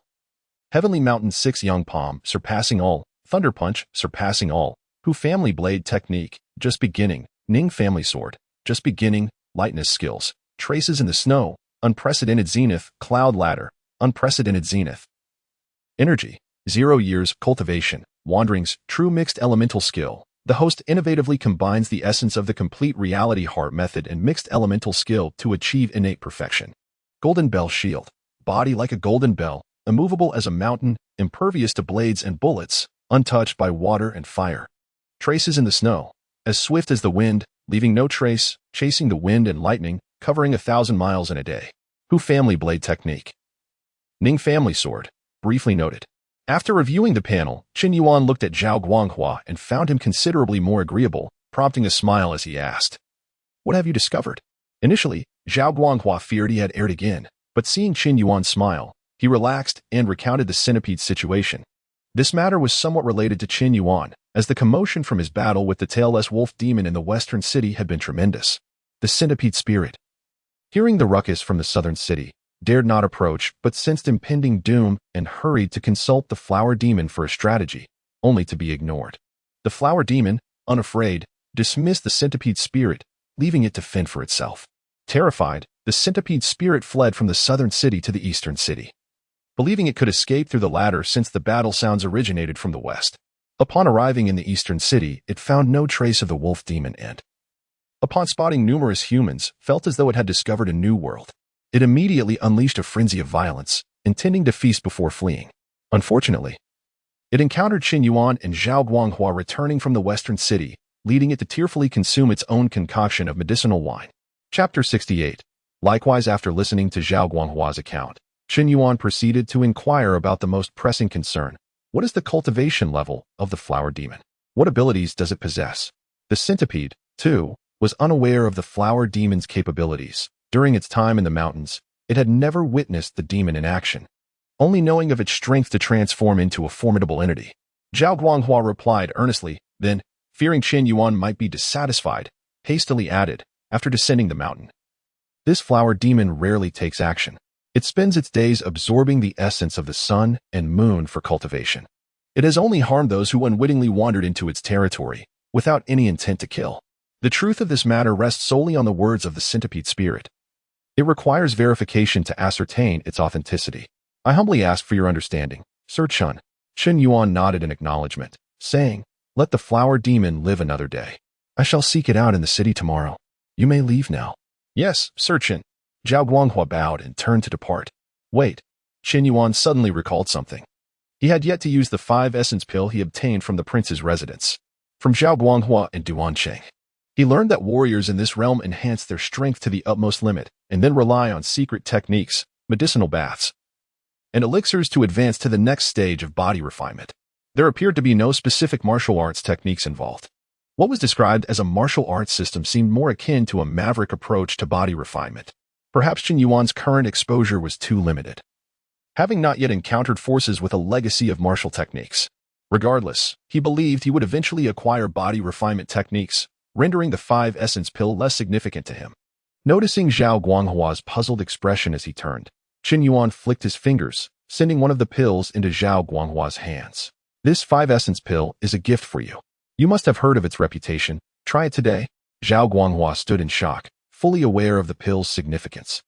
Trapped in the bone refinement realm for years without a breakthrough, he had longed for a 5 essence pill in his dreams. Yet, the pill was notoriously difficult to obtain, worth its weight in gold, and completely out of his reach. Having given up hope of ever acquiring one, he was now handed a pill as if it were a trivial matter. It felt surreal, as though he were in a dream. Warriors were already scarce, and masters of the internal organs realm were even rarer. In the entire Mingquan prefecture, there were only a few known, and now, following the governor's death, merely one remained. Including Chen Yuan, there were only 2. While the prince's residence certainly harbored many skilled individuals, they remained shrouded in secrecy. For even the prince dared not display those of the internal organs realm publicly. Why? Because at that level, an individual's strength could provoke trepidation from the court. Yet now, the path to the internal organs realm lay in Zhao Guanghua's grasp. He had never been so close to it. His hands trembled slightly. After years of accumulation in the bone refinement realm, he felt a glimmer of hope that the 5 essence pill could enable his breakthrough. Awakening to this realization, Zhao Guanghua grasped the pill tightly and lifted his garments, preparing to kneel. This was his hope. He could not decline and had no choice but to express his profound gratitude. However, just as he began to kneel, a sudden gust of wind lifted him back up, and he heard Chen Yuan say, "There is no need to thank me. It was you who sheathed the mad blade in the West City. Consider this pill a token of my gratitude. If you succeed in breaking through, that is well and good. If you do not, you may seek me again for more. I can grant you up to 3 5 essence pills. But each additional pill will require an equivalent value of bone refinement pills to be exchanged with Duan Sheng and Deng Fang. These 2 originally belonged to them. So if you desire them, you must trade with them." Upon hearing Chen Yuan's words, Zhao Guanghua's eyes glistened, and he resolutely declared, "Sir Chen, your grace is akin to a rebirth for me. In the future, I shall follow your lead without question. Should I harbor any ill intentions, may I perish by the blade of chaos." Although Chen Yuan stated that the pill was a gift for the sheathing of the mad blade, Zhao Guanghua did not perceive it that way. Chen Yuan's valiant prowess in battle left him feeling inadequate, as he could only follow behind, tidying up the aftermath and feeling unworthy of such recognition. particularly for a treasure like the 5-essence pill. Therefore, Zhao Guanghua concluded that Chen Yuan's words were merely meant to comfort him, preventing any instability in his mindset that could jeopardize his breakthrough. With this thought, Zhao Guanghua's heart swelled with gratitude. Sir Chen was indeed a benevolent person, detesting evil and caring for his subordinates, even bestowing upon him 3 of the precious 5-essence pills. Where in the world could one find such a commendable superior? Seeing Zhao Guanghua's overwhelming reaction, Chen Yuan realized he had underestimated the significance of the 5-essence pill, but he refrained from saying more and gently nodded. Very well, you may go. With tears in his eyes, Zhao Guanghua left, turning back multiple times. Chen Yuan then opened his panel, delighting in the description of the golden bell shield, impenetrable to blades and arrows, impervious to water and fire. It remained uncertain whether this was merely a description or an actual effect. With no immediate matters at hand and solitude surrounding him, Chen Yuan's youthful exuberance surged. Taking a deep breath, he slightly crouched, pressing his hands down from his chest, channeling energy into his dantian, and uttered, "Golden bell shield." With a resounding clang, a magnificent, semi-transparent golden bell materialized above him, inscribed with dense, mysterious characters, enveloping him entirely. Chen Yuan was astonished. The golden bell shield genuinely encapsulated him. What a remarkable phenomenon! Just as he raised his hand to touch the bell, it vanished in an instant. Suddenly enlightened, he understood. To embody the golden bell, one must remain unmoving as a mountain. Any movement would dispel it. This implied that he could only endure attacks without retaliating. It made sense. If one could both defend and attack simultaneously, it would indeed be rather overpowered. Yet, if he were to cultivate the golden bell shield for 1,000 years, would he then be able to move? Could he wield the bell as a weapon? Various thoughts flitted through his mind. Upon noticing the time, he contemplated testing his skill in the silent snow technique, but reconsidered due to his injuries and ultimately chose to lie down and rest. The next day, as Chen Yuan stepped out of his tent, he spotted Zhao Guanghua, who had been waiting at the entrance for an unknown duration. "My lord, I have broken through to the internal organs realm," Zhao Guanghua exclaimed with boundless excitement upon seeing Chen Yuan. "Oh, splendid." Chen Yuan responded nonchalantly. Zhao Guanghua suddenly appeared somewhat bashful, fidgeting as if he had something difficult to express. "Are you perhaps seeking the pills belonging to Duanshan and Dengfang?" Chen Yuan directly addressed his thoughts. "Ha! Indeed, I cannot hide anything from you, Sir Chen." Zhao Guanghua chuckled. Chen Yuan, wishing to avoid unnecessary chatter, stated, "As long as Duanshan and Dengfang agree, I am indifferent to how you conduct your transaction. Please summon them." "Of course, Sir Chen. I shall fetch them at once," Zhao Guanghua replied, visibly elated. In a short while, he returned with the 2 individuals, and Chen Yuan produced 2 5-essence pills, presenting one to each of them. "These are the 5-essence pills, suitable for those in the internal organs realm or those who have perfected the bone refinement stage. How you choose to use them is entirely up to you." Duanshan appeared to have anticipated this moment, showing no surprise, and excitedly declared, "Your generosity is unforgettable. My lord, I shall devote myself wholeheartedly to serving you henceforth." Dengfang echoed, "Likewise." Chapter 69, The Flower Demon. "All right. Gather your belongings and bring some men with me to the southern city," Chen Yuan commanded as he handed out elixirs. "Yes," the 3 responded in unison. An hour later, a troop arrived at the southern city. The streets were eerily silent. Although it was not as tragic as the western city, numerous corpses lay scattered about, most of which appeared to have fallen victim to the centipede spirit. Chen Yuan did not instruct them to attend to the bodies, but instead headed directly to a peach grove on the western edge of the southern city. According to the centipede's account, the flower demon frequently resided in this grove and rarely ventured out. Upon reaching the grove, they indeed discovered a woman clad in red, quietly meditating atop a stone. However, the sight of the several corpses hanging limply around her cast a disturbing shadow over the otherwise tranquil scene. Upon hearing their approach, the woman opened her eyes, revealing no hint of surprise at the gathering outside her grove. Instead, she furrowed her brows slightly and spoke, "Humans, I have never provoked you. Why do you seek me out?" "Huh, a mere flower demon, pretending to be a hermit." Zhao Guanghua, who had just broken through to the visceral realm, could barely contain himself and stepped forward, declaring boldly, "Are those bodies hanging in your grove the result of suicide?" The woman replied matter-of-factly, "These humans trespassed into my territory. They deserve their fate. I hung their bodies to warn others, thereby minimizing further bloodshed.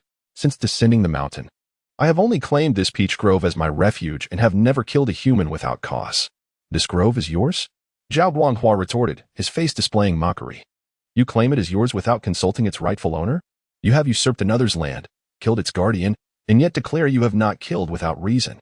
What a brazen thief, lamenting her plight. It's laughable. The woman's expression darkened at his words as she coldly admonished, impudent. I merely wish to avoid unnecessary conflict. Do not presume to think I fear you. If you withdraw immediately, we shall coexist peacefully. However, should you continue to meddle, do not blame me for unleashing my wrath.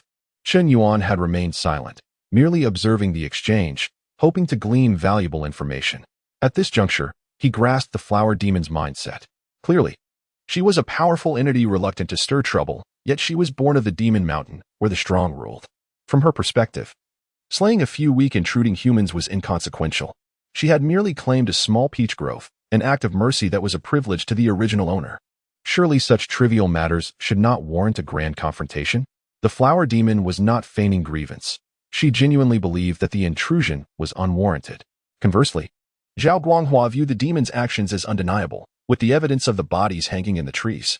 Given the centipede spirit's rampage across the southern city, turning it into a hell on earth, the flower demon could not escape accountability. Had she not sheltered the centipede, the silver-haired wolf demon's faction might have seized the city instead, potentially saving countless lives through Qingjing's efforts. Ultimately, both human and demon stood on opposing grounds. The flower demon's mere presence was already a calamity for ordinary folk. She was oblivious to the fact that the centipede's transgressions would be attributed to her. The centipede's killings were of no concern to her. Contemplating this, Chen Yuan raised his hand, halting Zhao Guanghua, who was about to retort, and said, You should test her first. Once you have captured her, we can inquire further. Chen Yuan, still recovering from his injuries, should refrain from strenuous activity. Zhao Guanghua, having just broken through, was more than capable of scouting ahead. Indeed, Lord Chen, Zhao Guanghua was eager to act. After witnessing the flower demon's pretense, he could no longer restrain himself from mocking her.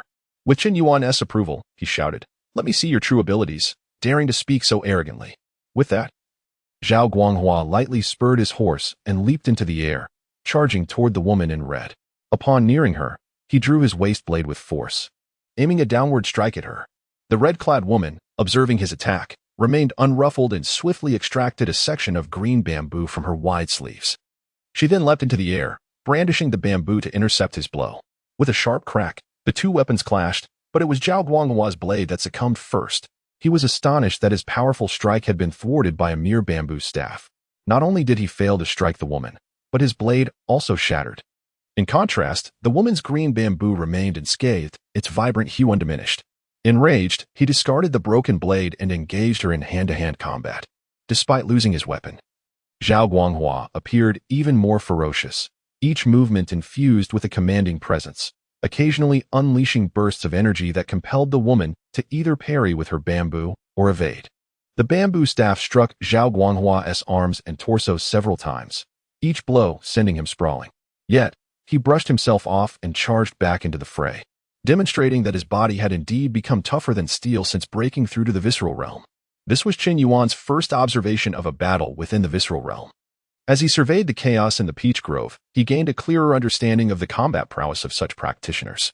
If one were to consider internal skills alone, he estimated that those in the body refinement realm were roughly equivalent to mid-stage postnatal fighters, while those in the bone refinement realm could be likened to late-stage postnatal practitioners. However, upon reaching the visceral realm, a warrior's strength experienced a significant enhancement. Zhao Guanghua, at this moment, appeared capable of contending with early-stage innate fighters. He had previously mentioned that a master who fully refined their viscera could unleash energy with mere gestures, beyond the capability of even the strongest crossbows and longbows. This bore a striking resemblance to Chen Yuan's current state. He could now emit innate true energy with a snap of his fingers. If he sought to kill an ordinary person, he could likely do so with nothing more than a breath. To say that even the petals and leaves could become lethal was no exaggeration. Thus, Chen Yuan found it fitting to regard the visceral realm and the innate realm as equivalent. Yet, without martial arts, the physical prowess of a visceral realm practitioner surpassed his own in the innate realm. Nevertheless, factoring in martial skills, Chen Yuan held a distinct advantage. He had honed his techniques in swordplay and hand-to-hand combat to profound levels, and coupled with his formidable inner power, transcending realms to defeat foes was not beyond the realm of possibility. The county magistrate, Xiao Fenghai, had perished beneath the might of his unparalleled thunder fist. At that time, Chen Yuan had only been at the early stage of the innate realm, while Qiu Fahai had clearly possessed a far superior cultivation level compared to Zhao Guanghua in his current state. Chapter 70. Encountering the Red Serpent again. Apart from the elderly Su in the Duke's residence, who had once employed a rather unique blood shield technique, Chen Yuan had yet to uncover any other martial artist utilizing special martial skills. This alone spoke volumes. If such skills existed, they would undoubtedly be difficult to acquire, indicating that martial techniques were monopolized by a select few factions. Conversely, if they did not exist, it suggested that martial artists, upon reaching a certain level, naturally mastered some unique abilities, akin to Su's blood shield. Chen Yuan had already resolved to seek guidance from Duke Chun Renning regarding martial artists when he next encountered him. His exposure to martial artists had been fleeting. Since departing from Suwei County, barely half a month had elapsed. He lacked a systematic understanding of this information, and this disparity in knowledge could very well lead to his downfall and confrontations with other martial artists. As he contemplated these matters, he observed Zhao Guanghua still wreaking havoc with the woman. Dismounting from his horse, Chen Yuan unsheathed his peachwood sword and declared, "Step back." Before his words had fully registered, the wooden sword had already been released, darting towards the woman's chest with the swiftness of lightning. Upon hearing this, Zhao Guanghua could only retreat a step, yet the wooden sword had already reached the woman. Hua Qingzhu's expression shifted dramatically when the white-haired man had spoken. Prompting the thick-browed man before her to test her, she realized that the true master was indeed the white-haired man, his status far eclipsing that of the thick-browed man. Consequently, she had been on high alert, directing 7 parts of her attention towards the white-haired man, fearing a sudden attack. However, when the white-haired man finally made his move, she understood that her vigilance had been utterly futile. No matter what, she could not evade this sword. A flash of determination crossed her eyes as Hua Qingzhu desperately turned her body to the side, her unarmed left hand rising slightly. A streak of blood shot forth from her pristine wrist, racing towards the white-haired man like a bolt of lightning.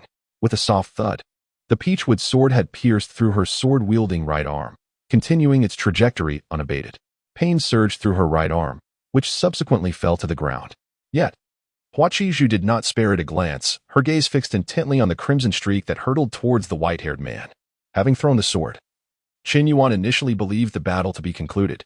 However, to his astonishment, the woman suddenly raised her hand, and a red light burst forth from her sleeve, shooting towards him with a speed that surpassed even that of his sword propelled by true qi. With no time to ponder, Chen Yuan sank his body low and exhaled sharply.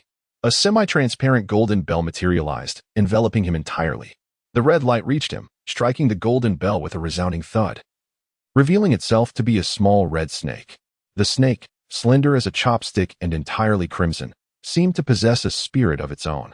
Unable to breach the golden translucent barrier, it turned to flee, only to be met head-on by the true qi that Chen Yuan had released. Disoriented and dazed, it was sent crashing to the ground, rendered unconscious. As Chen Yuan beheld the small snake, a sense of familiarity washed over him, though he could not immediately recall where he had encountered it before. Little Red. In the midst of his thoughts, he suddenly heard a shrill scream. The woman in red charged forward frantically, intent on seizing the small snake. Chen Yuan swiftly stepped forward, retrieving the red serpent and pinching its head between his fingers. Lifting it aloft, the woman halted abruptly, her voice trembling with hope as she implored, "Esteemed sir, would you spare it? You could release it to bite me. Yet I plead for its freedom." A smile graced Chen Yuan's lips, though he tightened his grip slightly. With a sharp crack, the snake came back to life. However, its fierceness had dissipated. Held by its vital point, it could only squirm helplessly in Chen Yuan's grasp. The woman, witnessing the snake's revival, was overwhelmed with joy, her earlier aloof demeanor vanishing. She rushed to her knees before Chen Yuan, exclaiming, "Esteemed sir, it was my fault for using Little Red against you. But Little Red is innocent. It has always remained by my side, never straying an inch before I foolishly sought to use it to ambush you. If not for my misguided intentions, it would never harm a soul. I am willing to pay with my life to atone, simply asking that you let it go." Her fervent defense placed all blame upon herself, and after bowing thrice, she gazed at Chen Yuan with hope. Chen Yuan's expression grew peculiar. What was this? A lingering affection for the serpent? His gaze then shifted to the woman's right arm, becoming even more enigmatic, for her arm was still intact, despite having witnessed its severance moments prior. Chen Yuan looked again. The red sleeve had vanished, revealing her fair arm, confirming that he had indeed severed her arm. Suddenly, a memory of a two-headed woman whose head he had struck surfaced in his mind, prompting speculation. Ignoring the woman, he approached the spot where her arm had fallen. Zhao Guanghua had retrieved the peachwood sword and hurried back to hand it to him. Chen Yuan accepted the sword and brushed aside the red sleeve on the ground, uncovering a petal. The petal was elongated and blood red, its nature indiscernible, yet it emitted a faint crimson glow, indicating it was anything but ordinary. Picking up the petal, Chen Yuan returned to the woman and inquired, "What flower spirit are you?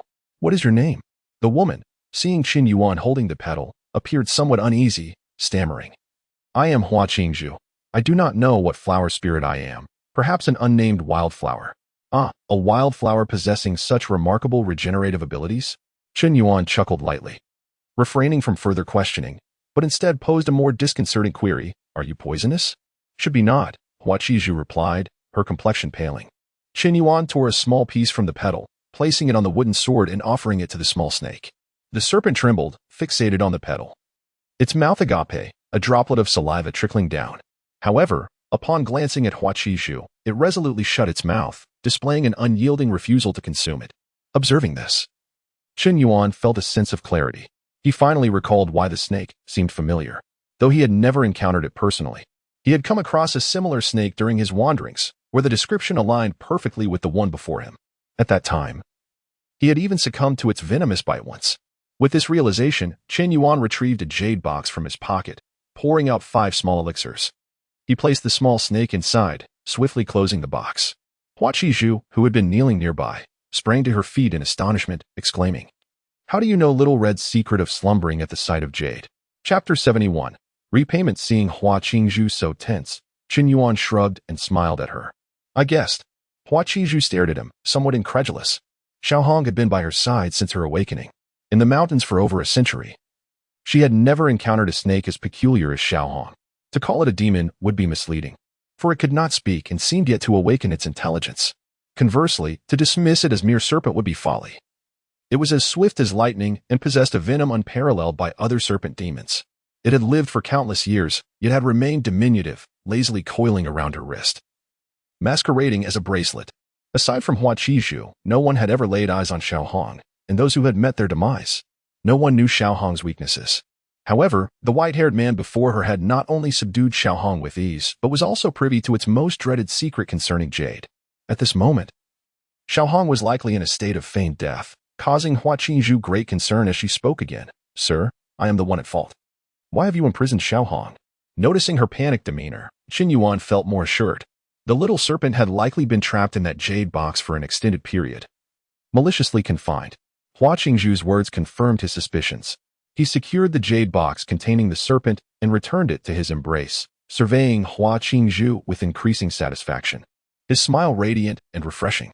Yet, Hua Qingzhu felt a chill as he regarded her, sensing that his gaze was not merely one of admiration. It felt as though he were eyeing a sumptuous feast. "Now, tell me about the demons in this city," Chen Yuan inquired, diverting the conversation from her fate to matters unrelated to her. Hua Qingzhu appeared momentarily stunned but lowered her head and began to divulge all that she knew. "There are 4 major demons here: Silver Hair, Bone Wolf, Fox Yun, and I," as Hua Qingzhu elaborated.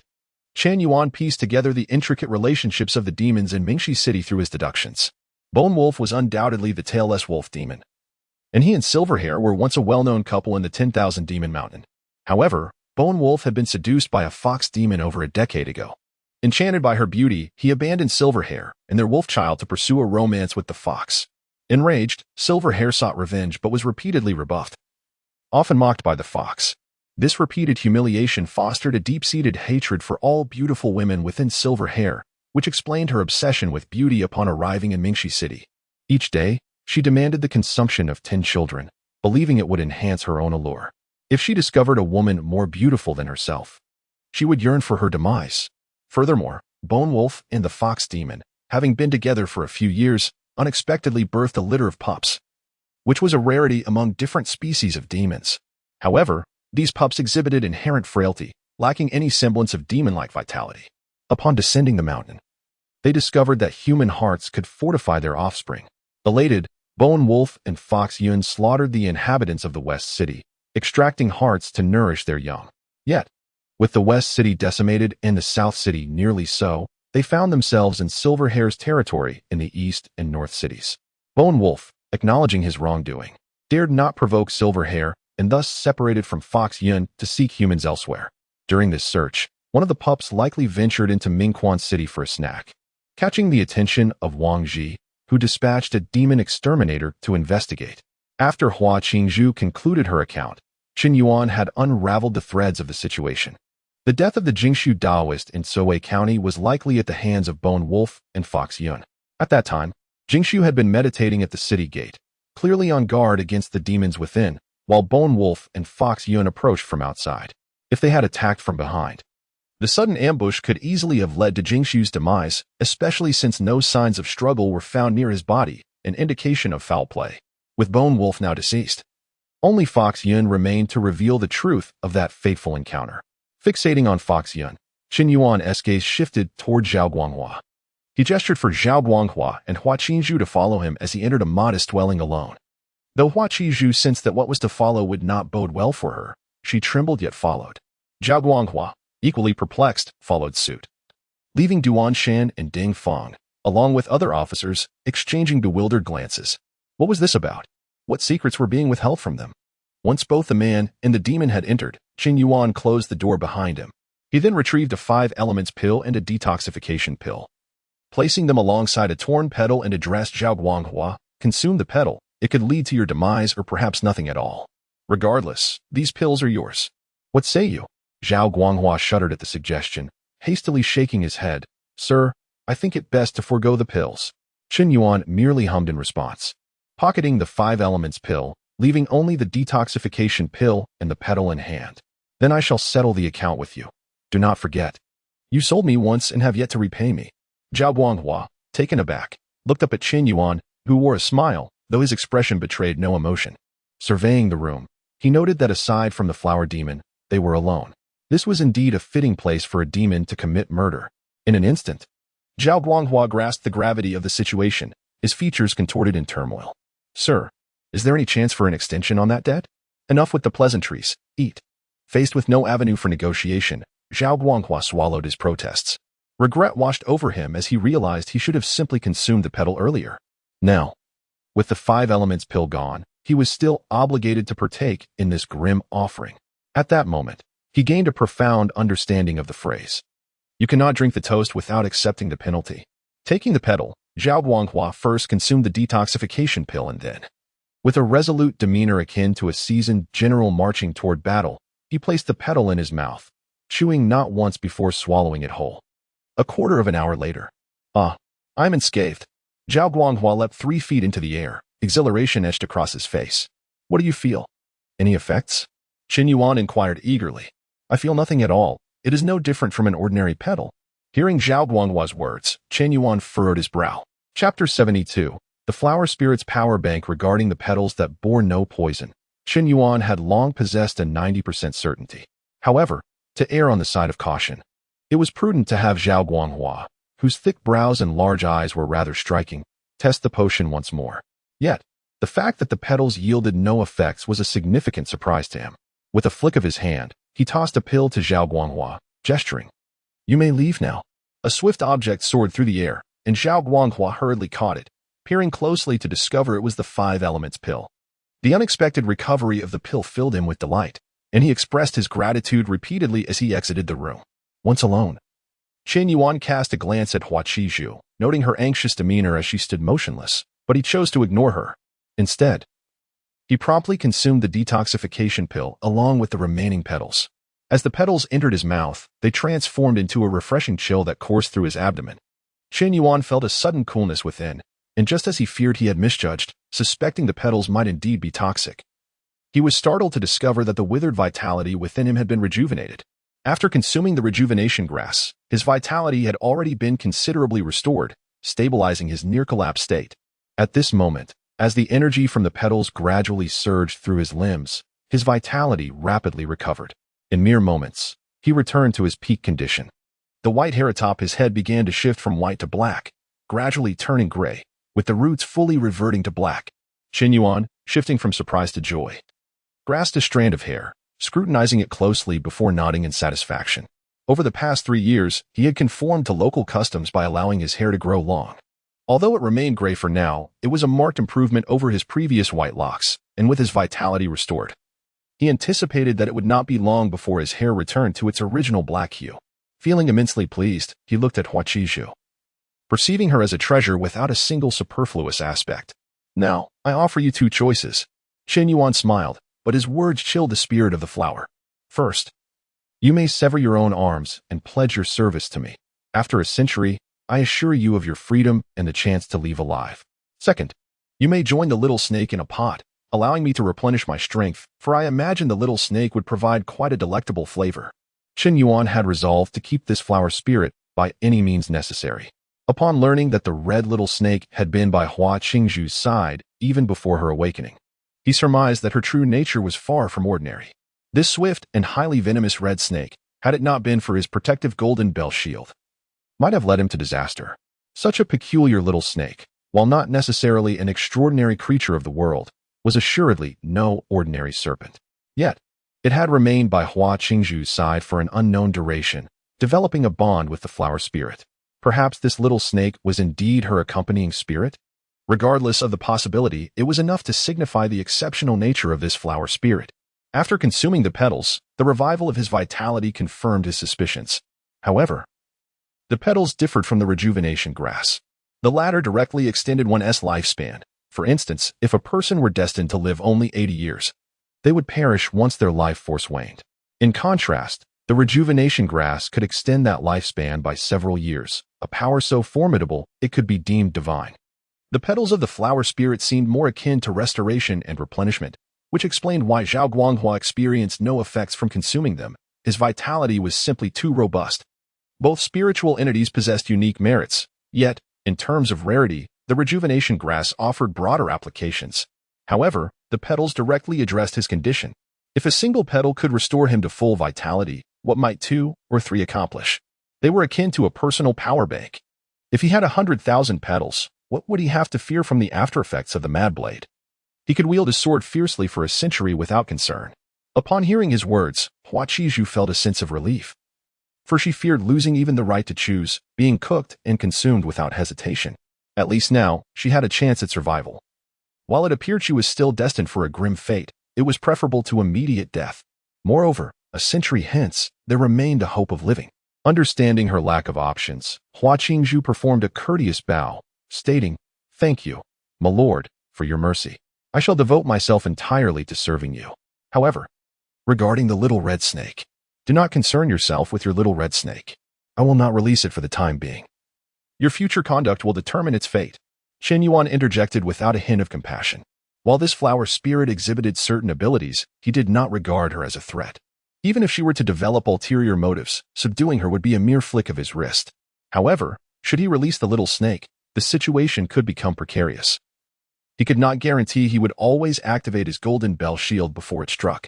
Huaqizhu, interrupted mid-sentence, chose not to press further, lowering her head with a sigh. Then, with her right hand, she pointed her fingers toward her left shoulder and decisively severed one arm. In mere breaths, the limb transformed into a vivid red petal.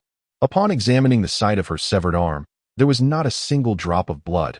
Instead, the wound emanated a soft white radiance, and shortly after, a new arm had regrown. She repeated the process, detaching her right arm as well. Chen Yuan watched in astonishment, noting that aside from her slightly pallid complexion, she exhibited no other adverse effects. Unable to restrain himself, he remarked, "Why not detach a few more?" At this, Huaqizhu's face paled further, a sheen of sweat forming on her brow as she struggled to respond. "My lord, I have already suffered considerable injury today. Another severance may jeopardize my very essence." "Oh," Chen Yuan expressed disappointment, realizing his hopes for a century of unbridled swordplay were dashed. He pressed on, "When might you be able to procure more petals?" "In a year." Huaqizhu's words prompted a frown from Chen Yuan, leading her to hastily amend, 3 to 5 months should suffice. Finally satisfied, Chen Yuan accepted the petal she offered, treating it as a precious treasure as he placed it in a jade box. With a hearty laugh, he declared, "I am not unreasonable. From now on, you shall present me with a petal every 6 months, and I assure you, your provisions and cultivation will be worry-free." Hua Qizhu felt a profound desire to see the man before her perish, yet under the eaves of another, she had no choice but to bow her head. She composed her expression and stated, "Thank you, my lord, for your kindness. I have yet to inquire your esteemed name. It would be only fitting for me to establish a shrine in your honor and offer daily veneration." Chen Yuan seemed to perceive her thoughts, maintaining his smile. "There is no need for worship. Simply refrain from cursing me. If I do not sleep well at night, I am prone to dismembering limbs. So it is in your best interest that I find restful slumber." Hua Qingzhu stiffened at his words. "If you do not sleep well, does that mean I am cursed?" Chapter 73. The performance. Without allowing her the opportunity to explain herself, Chen Yuan stepped out the door, leaving her with no choice but to lower her head and follow. Once outside, Zhao Guanghua hurriedly approached, saying, "My lord Chen, I have dispatched the brothers to search for survivors. Only a few of us remain here to await your instructions." Chen Yuan nodded and addressed Duan Xing, Deng Feng, and the others, "You may proceed. Divide the wealth within the city just as before." Duan Sheng and the others nodded in acknowledgement, their expressions tinged with excitement as they departed. "My lord, should we prepare to confront the fox demon?" Zhao Guanghua inquired. Having heard the circumstances described by Hua Qingzhu, he was aware that another fox demon had yet to be dealt with. Seeing Chen Yuan dismiss the crowd and remain alone, a sense of trepidation crept into his heart. "Indeed, this time, you shall take the lead," Chen Yuan replied with a smile. Previously, Chen Yuan had been the one to charge into battle due to a lack of capable subordinates, leaving the soldiers to merely handle the aftermath. Forcing them to engage in combat with demons would be tantamount to sending them to their doom. Outside the city, even a handful of semi-transformed demons had already caused considerable casualties among the soldiers. Facing a major demon was an entirely different matter. Now that Zhao Guanghua had reached the visceral realm, he possessed the strength to contend with ordinary major demons, allowing Chen Yuan a chance to breathe easier. But how could I possibly stand against a demon like the Bone Wolf? Zhao Guanghua expressed his fear. He had witnessed the clash between the Bone Wolf and Chen Yuan, a scene that would remain etched in his memory for a lifetime. He surmised that Hu Yun, as the Bone Wolf's companion, would not be any less formidable. Chen Yuan turned to Hua Qizhu, gesturing for her to speak. "In truth, Hu Yun's cultivation is not exceedingly high. She is on par with the silver-haired one and myself. But her methods are rather insidious," Hua Qizhu elaborated. "She can ensnare individuals in a phantasm without their knowledge. And those of weak strength may even succumb to self-destruction within the illusion without her needing to lift a finger." Upon hearing this, Zhao Guanghua's confidence surged. "A mere illusion. What is there to fear? As warriors, our vitality is like that of dragons. We are least afraid of such devious tricks. As long as I do not engage with demons like the Bone Wolf, I have no reason to fear ordinary ones." Chen Yuan nodded gently, recognizing that Zhao Guanghua was well suited to confront this fox demon. Yet, she pondered, when would she return? Zhao Guanghua was already filled with excitement. Upon hearing this question, Chen Yuan furrowed his brow. Not only was he uncertain of her return, but he also worried about how to ensure she wouldn't flee the moment she arrived back. With the West City reduced to ruins, even a fool could discern that something was amiss.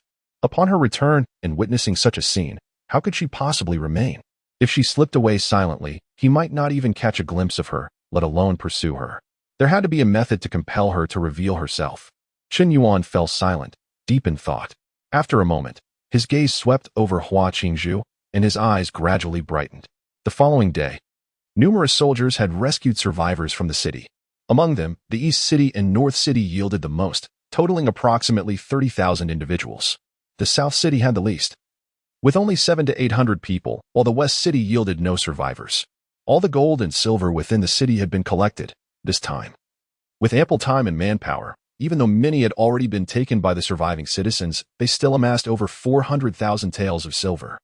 Once the silver was divided, Chen Yuan dismissed the soldiers.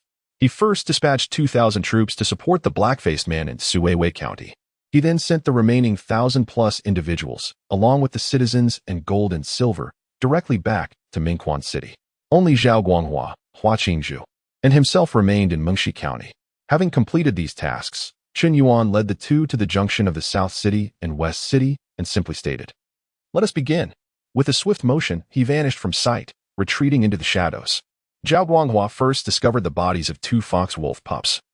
Tossing them aside before bellowing, "Monsters, come forth and meet your demise." He then drew his waist knife and lunged toward Hua Qizhu. Hua Qizhu, her expression fierce, retorted, "Human.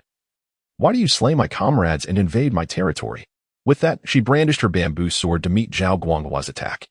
The two engaged in a cacophony of clashing strikes, appearing quite vigorous, yet neither inflicted harm upon the other. Chen Yuan settled himself in a nearby dwelling, producing a handful of nuts to snack on while observing the performance. He had prepared himself for a protracted battle. This was a deliberate act to draw out Yuan, as he feared the soldiers' presence might alert her, which is why he had sent them away. However, when Hu Shaoxin would return and whether she would fall for their ruse remained a mystery only time would reveal. Another day passed. Hua Qizhu and Zhao Guanghua had been battling for an entire day and night, and fatigue was beginning to show, their performances waning. Demon, why are you so enraged? This foxwolf cannot possibly be your offspring, can it? Zhao Guanghua said flatly, delivering a strike as if he were a soulless automaton. He had recited that line countless times, his emotions now dulled. As Hua Qizhu prepared to respond with her own line, she suddenly caught a whiff of a tantalizing fragrance. Instantly alert, she bellowed, despicable scoundrel, still attempting to use words as weapons? You shall soon find yourself without a grave. With that, she thrust her sword forward, striking Zhao Guanghua squarely in the chest, sending him flying a considerable distance. Zhao Guanghua, bewildered, could not comprehend why the flower demon had suddenly gone mad. Was it truly necessary to exert such effort for a mere performance?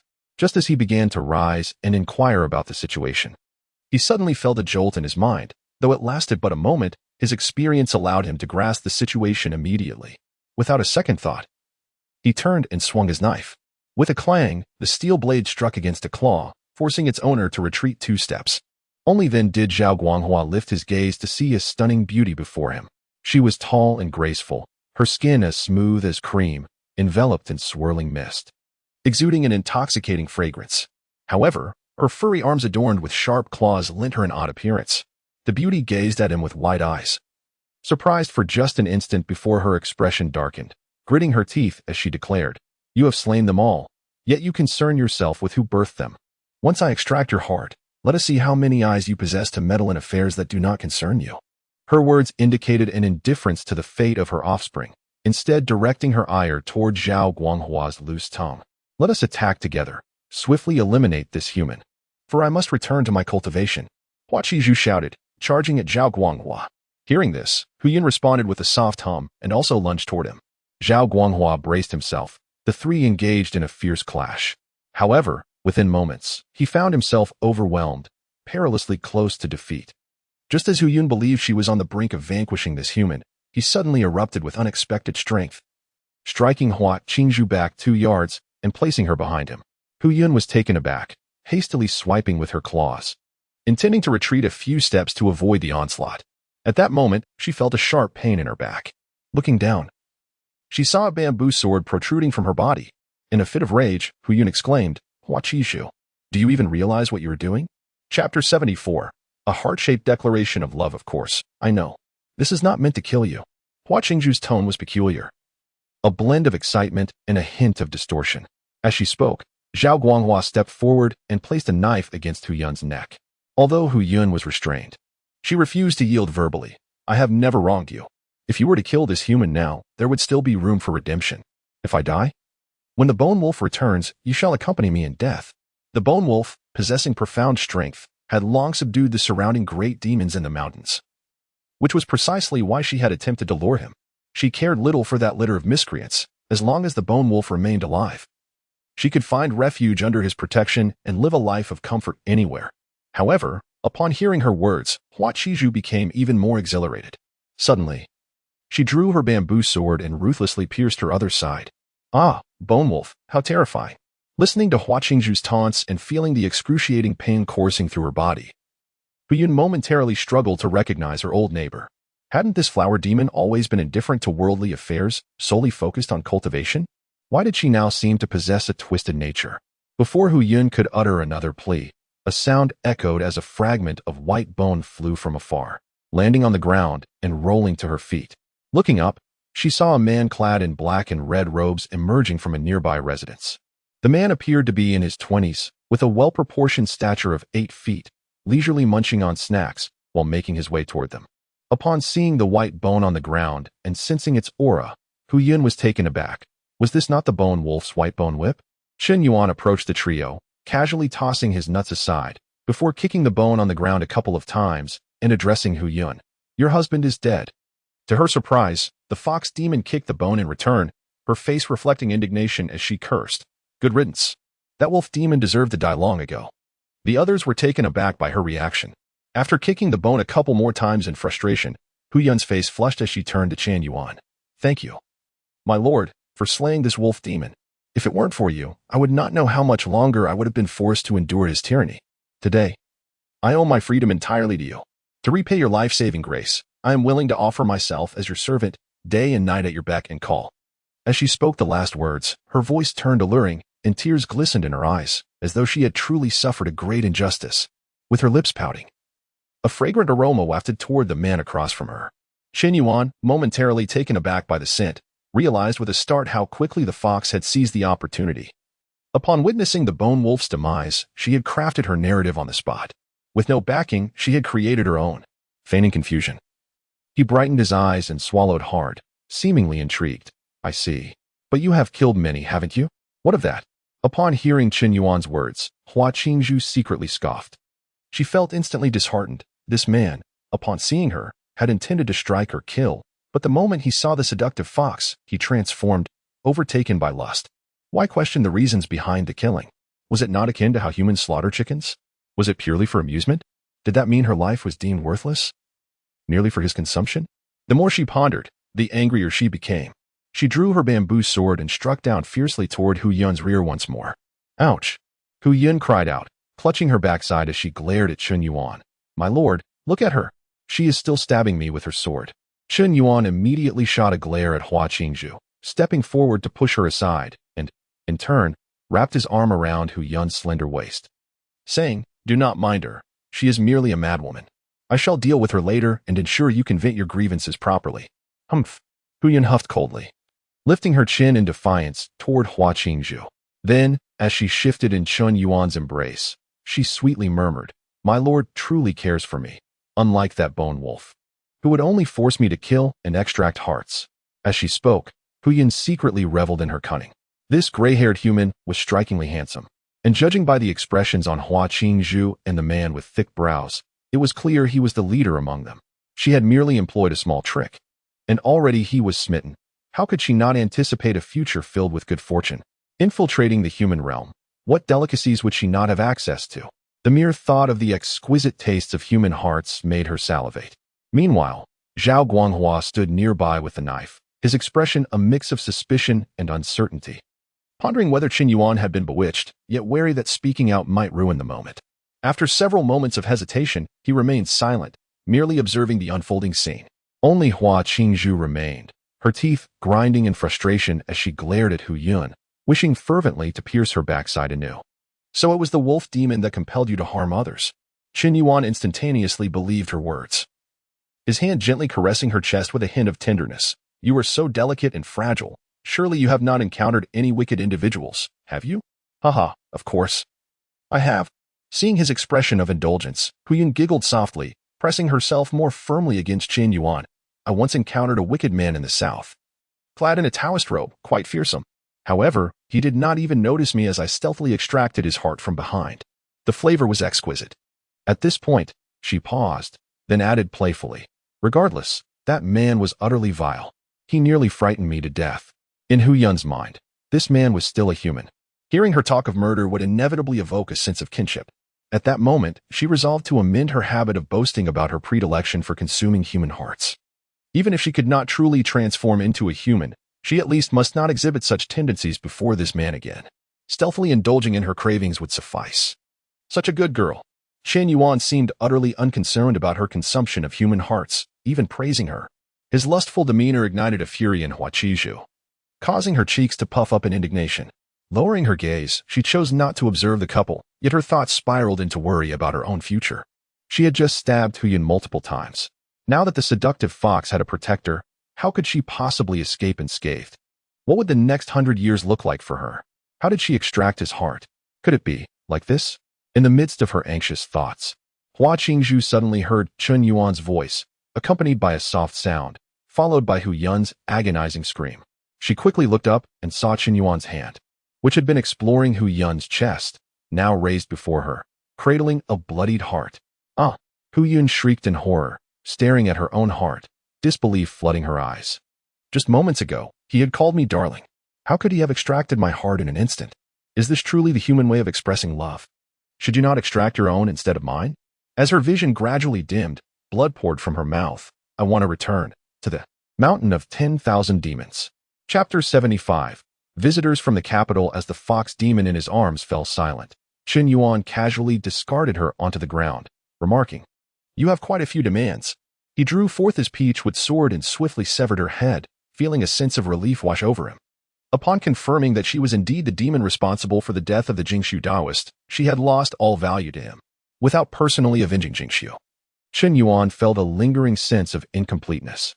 Allowing the fox demon to experience the sensation of having her heart extracted before her demise seemed a fitting tribute to the talismans of Jingshu. Zhao Guanghua, perceptive as ever, brought over a basin of water, having discerned Chen Yuan's character. Witnessing the execution of the fox demon did not astonish him. Instead, he marveled at the many skills possessed by Chen Yuan. Having taken full advantage of the situation and rid themselves of the demon, it was indeed a win-win scenario. Next time, I shall give it a try, he mused. Chen Yuan cast aside the heart he had removed and meticulously washed his hands. Although he could use internal energy to dispel the bloodstains, a sense of discomfort lingered, prompting him to wash his hands with water, a habit he preferred.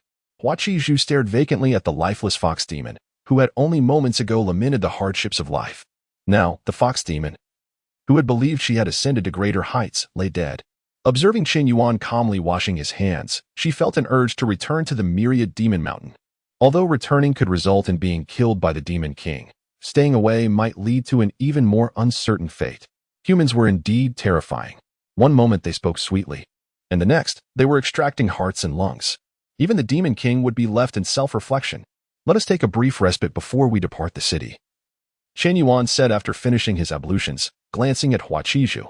After a long day of performative actions, allowing them a moment of rest was a gesture of humanity, especially considering that the flower demon received no pay.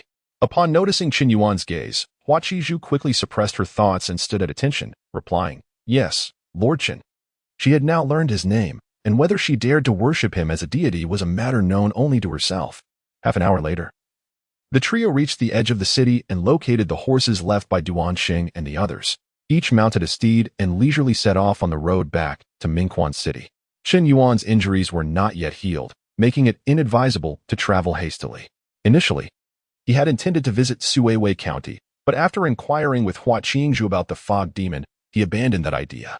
The fog demon was shrouded in mystery, with few demons having seen its true form while in the mountains. However, according to Hua Qingzhu's understanding, it possessed strength comparable to that of the bone wolf, if not greater. Otherwise, the demon king would not have personally ordered its expulsion. Ordinary demons of lesser strength lacked even the qualification to attract the demon king's attention. They could simply be dealt with in an instant. Of course, this was merely Hua Qingzhu's conjecture. The truth would have to wait until Chen Yuan's wounds had healed, allowing him to investigate firsthand. Even if he could not eliminate the fog demon, he was determined to bring back Jingshu's remains for burial, a promise he had made to the deceased Jingshu Taoist that he would not forsake. After a leisurely half-day's journey, a rider appeared in the distance, galloping towards them. The rider, a familiar-looking lieutenant, was overjoyed upon spotting Chen Yuan. He swiftly dismounted and bowed before Chen Yuan's horse, exclaiming, "Is it truly you, Lord Chen?" Chen Yuan reined in his horse, puzzled. "It is I. Who are you, and what brings you here?" It seemed unusual for an unfamiliar lieutenant to seek him out so soon after Duan Xing and the others had departed. "I am Kai, sent by Lord Wang to urgently request your return to the city," Kai declared, producing a letter from his bosom and extending it towards Chen Yuan. Accepting the letter, Chen Yuan's eyes flicked over the fiery seal, confirming it bore Wang Zhi's personal insignia. He tore open the envelope, revealing a brief message within: visitors from the capital and Liangzhou prefecture. Chen Yuan summoned a trace of true yang energy, causing the letter to ignite spontaneously in his hand, turning to ashes in an instant. Though the message was succinct, it conveyed a wealth of information. Firstly, the visitors were certainly not mere passers-by. Otherwise, Wang Zhi would not have specified their origin. Sending a letter at this juncture carried its own risks for Wang Zhi, and the more information he divulged, the greater the danger he faced. Thus, brevity was essential. He could have simply stated courtiers from the court, yet he chose to differentiate between two regions. suggesting a deeper significance. After destroying the letter, Chen Yuan dismounted and assisted Kai Yi to his feet. Did Lord Wang have any further instructions for you? None. As far as I recall, Kai Yi replied thoughtfully, recounting the situation. The inspector from the capital inquired about the state of demons in Mingguan County. Upon learning that the county governor had fallen victim to demons, he sought further details from Lord Wang. Subsequently, Lord Wang dispatched me to summon you, Duan Xing, and Deng Fong, instructing you to return at once to meet the inspector. He added, I inadvertently bumped into Lord Wang on my way out, and the letter ended up in my possession. Listening to Kai Yi's account, Chen Yuan found himself with even more questions. Wang Ji likely feared that upon returning, he might inadvertently reveal the circumstances surrounding Qiu Fanghai's death. Yet, they had already coordinated their narratives, so why send this letter? Was the inspector particularly formidable? Speculation swirled in his mind, but he maintained a smile, expressing gratitude. Thank you, Lieutenant Kai, for informing me. I am currently without resources, but upon my return to the city, I shall reward you handsomely. Kai was undoubtedly a trusted confidant of Wang Ji, or else he would not have been sent to deliver a message. He had likely sensed that something was amiss with the letter, hence providing a detailed account of the situation to aid Chen Yuan in forming a clearer perspective. This assistance was invaluable. Since it is my duty, I cannot accept any reward. Please do not mention it, Lord Chen. Kai declined, a hint of uncertainty in his tone. Shall I accompany you back, or? Ah, you may return first. I shall follow shortly, Chen Yuan replied with a smile, dismissing Kai. No sooner had Kai departed than another rider approached at a furious pace. This one was masked in black, wearing a wide-brimmed hat and armed with a prized sword, presenting a decidedly dubious appearance. However, upon reaching Chen Yuan's horse, he too hastily dismounted and bowed, saying, Young master, I have been sent to deliver a message. With that, he produced a letter without disclosing his identity. Chen Yuan, recognizing a semblance of familiarity in the man's demeanor, had a hunch about who he might be. Noting the lack of explanation, he refrained from inquiring further and simply accepted the letter. Upon opening it, he discovered it was indeed correspondence from the prince's residence. This letter contained far more detail than the previous one, beginning with inquiries about his well-being, his meals, and whether he had sustained any injuries. It then assured him that the visitors from Liangzhou posed no issues, as anticipated. However, the inspector from the capital was no ordinary individual. His cultivation was profound, and he operated directly under the emperor's orders, wielding significant authority, including the power to execute decisions independently. He was unlikely to be easily manipulated by others. The letter conveyed an unmistakable concern for Chen Yuan's safety, even suggesting he consider hiding for a time. Once the cabinet issued an edict appointing him as the county governor of Mingguan, he could return without delay. Chapter 76. Continuing the performance as Chen Yuan destroyed the letter. His brow furrowed. Chen Reniying's correspondence nearly spelled out the dire implications for him. It contained a wealth of other information as well. For instance, it appeared that the Derong court was not as united as it seemed. The internal strife and power struggles were rampant. The most glaring indication was that Chen Reniying was able to secure the position of the Mingguan prefect without the emperor's direct involvement, instead obtaining approval from the cabinet. If he truly succeeded in this endeavor, it would suggest that the current emperor might soon be replaced. Chen Yuan was astonished to discover that the Derong court had descended to such depths. Initially, he had believed that Chen Reniying was leveraging his royal connections to secure the prefectship through the emperor. However, it now seemed that he was, in fact, opposing the emperor. The letter's message was clear. He should bide his time, and within a month, he would assume the role of Mingguan prefect. At that point, no one would be able to touch him. Yet, the situation was precarious. The inspector possessed the authority to oversee the realm. And with the demons ravaging Mingguan and Qiu Fanghai perishing within the county office, the inspector could very well intervene in the administration of Mingguan.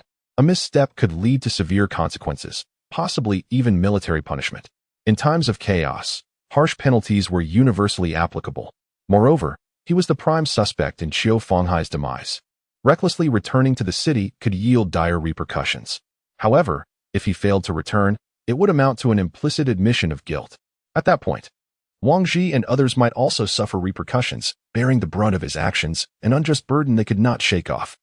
Chen Yuan took a deep breath and addressed the man in the straw hat. I am aware of the situation. Please convey my gratitude to your master. He recognized this man from his visit to the county prince's residence, and now with his face obscured, he likely belonged to a group of loyal retainers or warriors. Yes, replied the man in the straw hat, swiftly mounting his horse and departing without uttering another word. Continuing on their way, Chen Yuan disregarded the odd expressions of the two men and urged his horse ahead, maintaining a leisurely pace as he made his way back to the city. Wang Qi had taken considerable risks to protect him. It would be utterly unreasonable to sacrifice Wang Qi and the others simply because he decided to flee. Chen Yuan was not a lone wolf, incapable of orchestrating a tragic tale of deep-seated grievances. To sacrifice those he trusted for the sake of personal safety, only to seek revenge when invincible, was a form of evasion of responsibility, a lack of accountability he detested most. He abhorred such shameless individuals who would sacrifice their friends and family only to escape to an unfamiliar environment where they would flaunt their superiority, seemingly unperturbed by the fate of those they abandoned. The so-called notion of a gentleman avenging wrongs after a decade was nothing more than a romanticized excuse. Those sacrificed would hardly share that sentiment.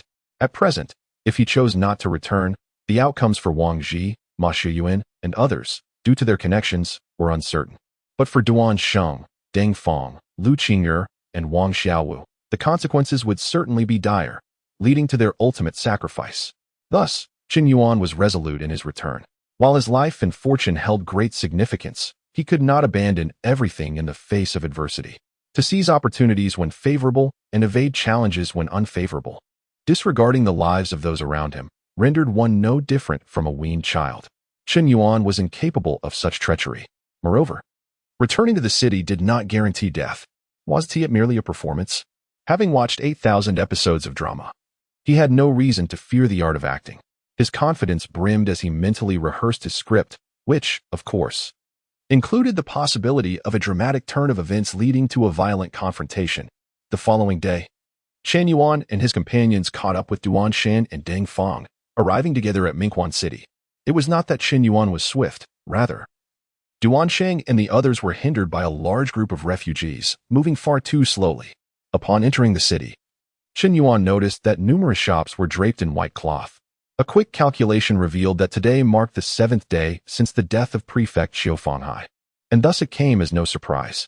After all, a prefect had passed away. It was only fitting for the merchants to pay their respects, adhering to the customs of superficial propriety. Otherwise, they might be perceived as disrespectful to the court and disregardful of the law. Ordinary citizens cared little about such matters. They were indifferent to death unless it directly affected them. The notion of mourning for an emperor's passing, with the world draped in white, was merely a decorative embellishment. Who had the time to don mourning attire daily? Just as he was about to head to the county office, a young officer abruptly approached him, stating that Wang Qi and the others were at the prefect's residence, paying tribute to the deceased prefect, and he should proceed there directly. Understanding the situation, Chen Yuan nodded and dismissed the officer, making his way to the prefect's residence. Upon arrival, he observed white banners fluttering and soldiers in mourning attire surrounding the entrance, with the sounds of wailing echoing from within.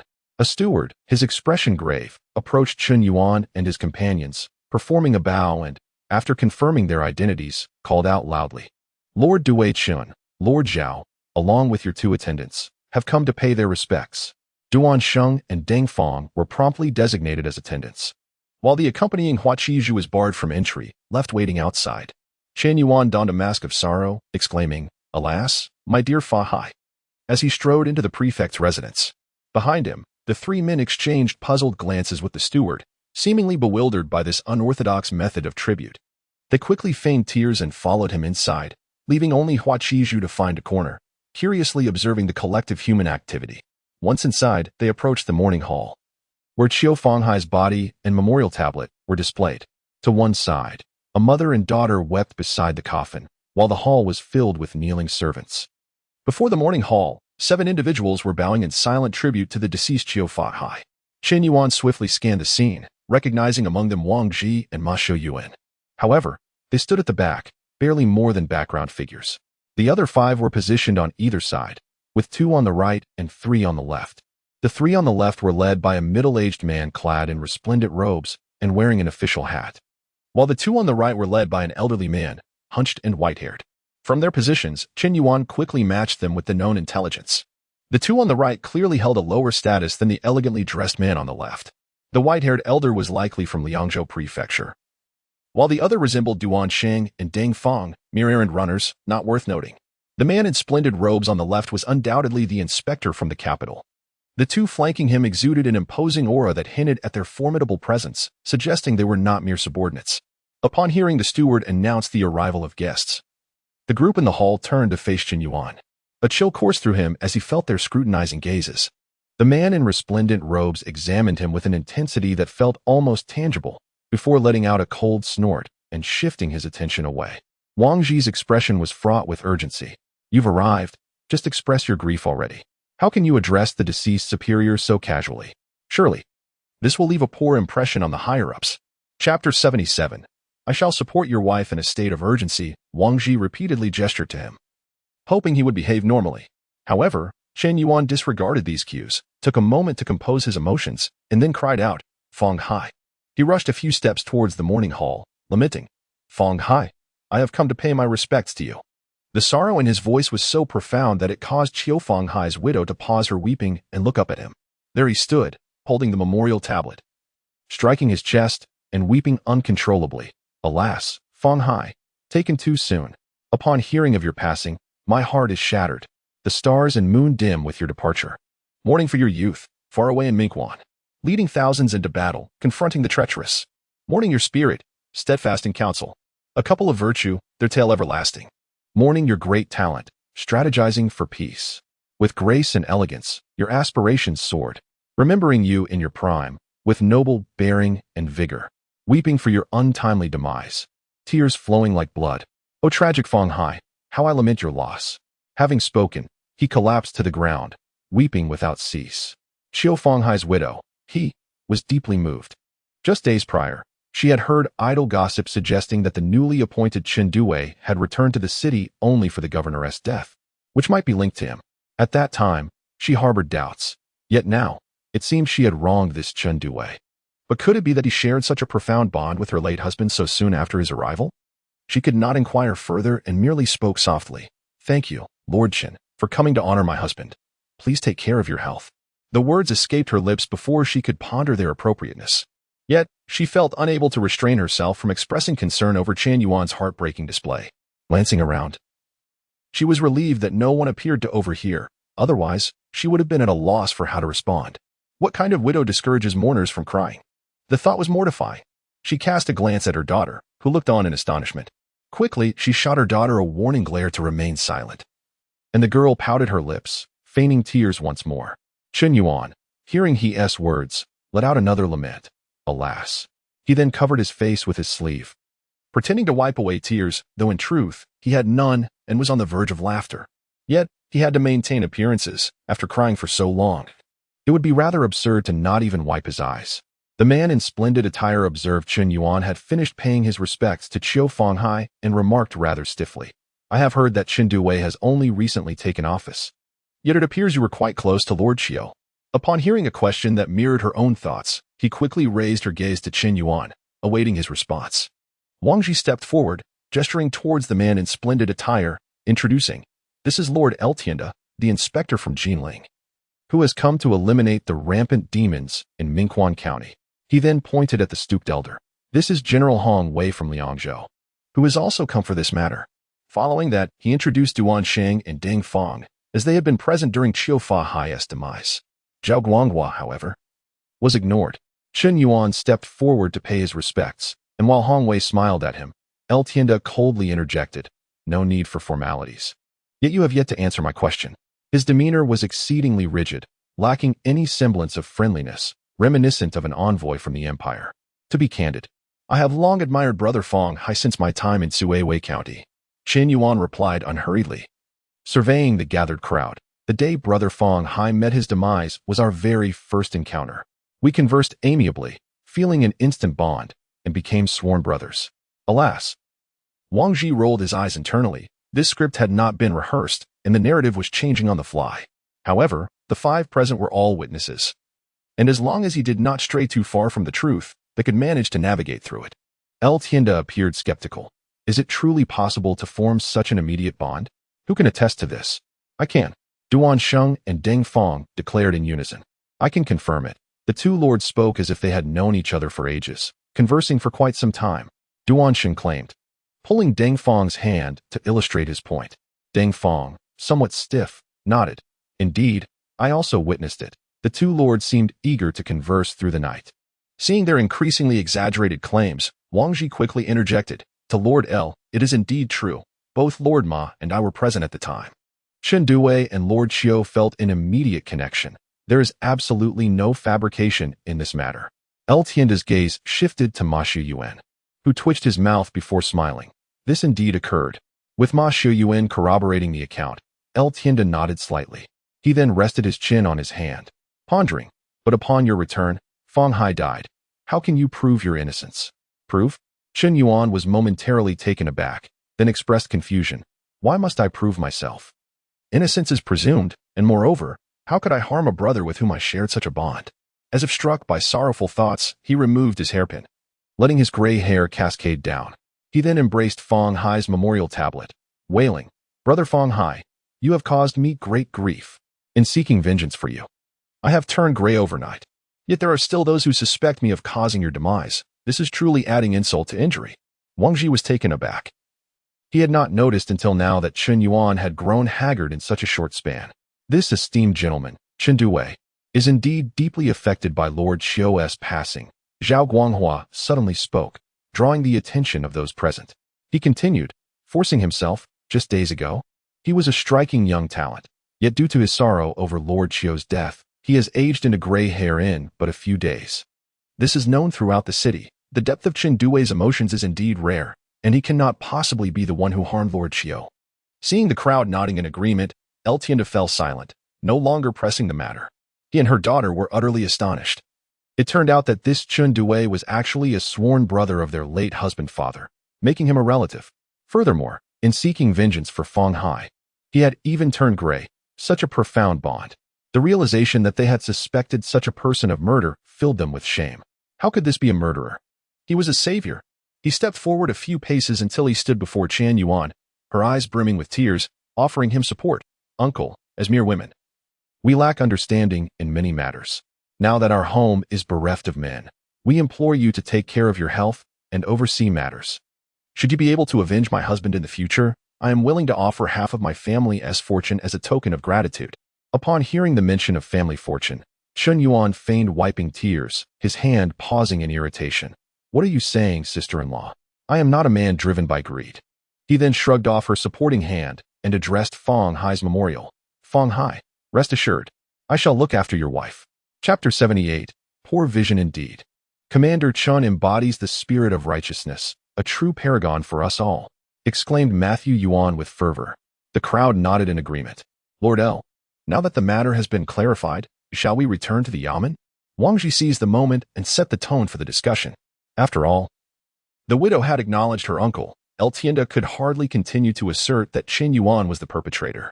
Let us return to the Yamen, El Tianda remarked indifferently. Turning to leave, Hong Wei followed closely behind, remaining silent throughout, seemingly uninterested in the circumstances surrounding the death of the county magistrate.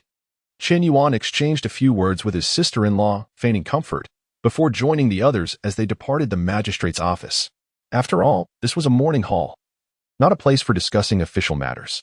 Upon arriving at the Yamen, El Tianda sat expressionless upon the dais, flanked by two attendants.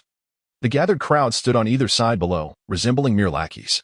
Seeing that everyone had arrived, El Tianda spoke with indifference. Currently, both Liang and Yong provinces report disturbances caused by demons. I have come at the Emperor's command to inspect the localities and oversee the officials. Should there be any false reports, I shall not show leniency. You claim that Xiu Fa was harmed by demons? Then present your evidence. Mere corpses will not suffice to convince me of such claims. As he concluded, he struck the wooden bench with palpable agitation. Chen Yuan felt somewhat speechless, lamenting the inefficiency of the Durong court. It had been over a month since demons began their rampage in Suiwei County. Yet only now had the court sent someone to investigate. Moreover, El Tianda appeared skeptical about the existence of any demons, or perhaps he simply refused to believe. Fortunately, preparations had been made, and Chen Yuan was undeterred by his disbelief. Matthew Yuan stepped forward, producing a scroll from his sleeve and unfurling it to reveal an image of a crow-like demon. Lord L, this is the demon that ambushed the county magistrate of Chiu. It has since fled towards Suiwei County. A visit to that place will reveal the truth. The illustration, based on Chen Yuan's description and drawn by Matthew Yuan, depicted the crow demon soaring majestically, imbued with an air of the supernatural. Upon seeing the vividly drawn figure, Tianda chuckled, nodding slightly.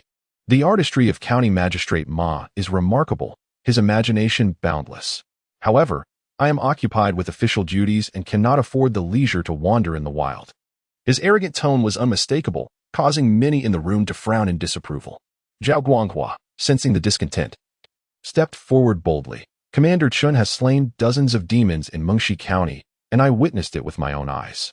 Over 1,000 soldiers can attest to the demon calamity in Mingyu.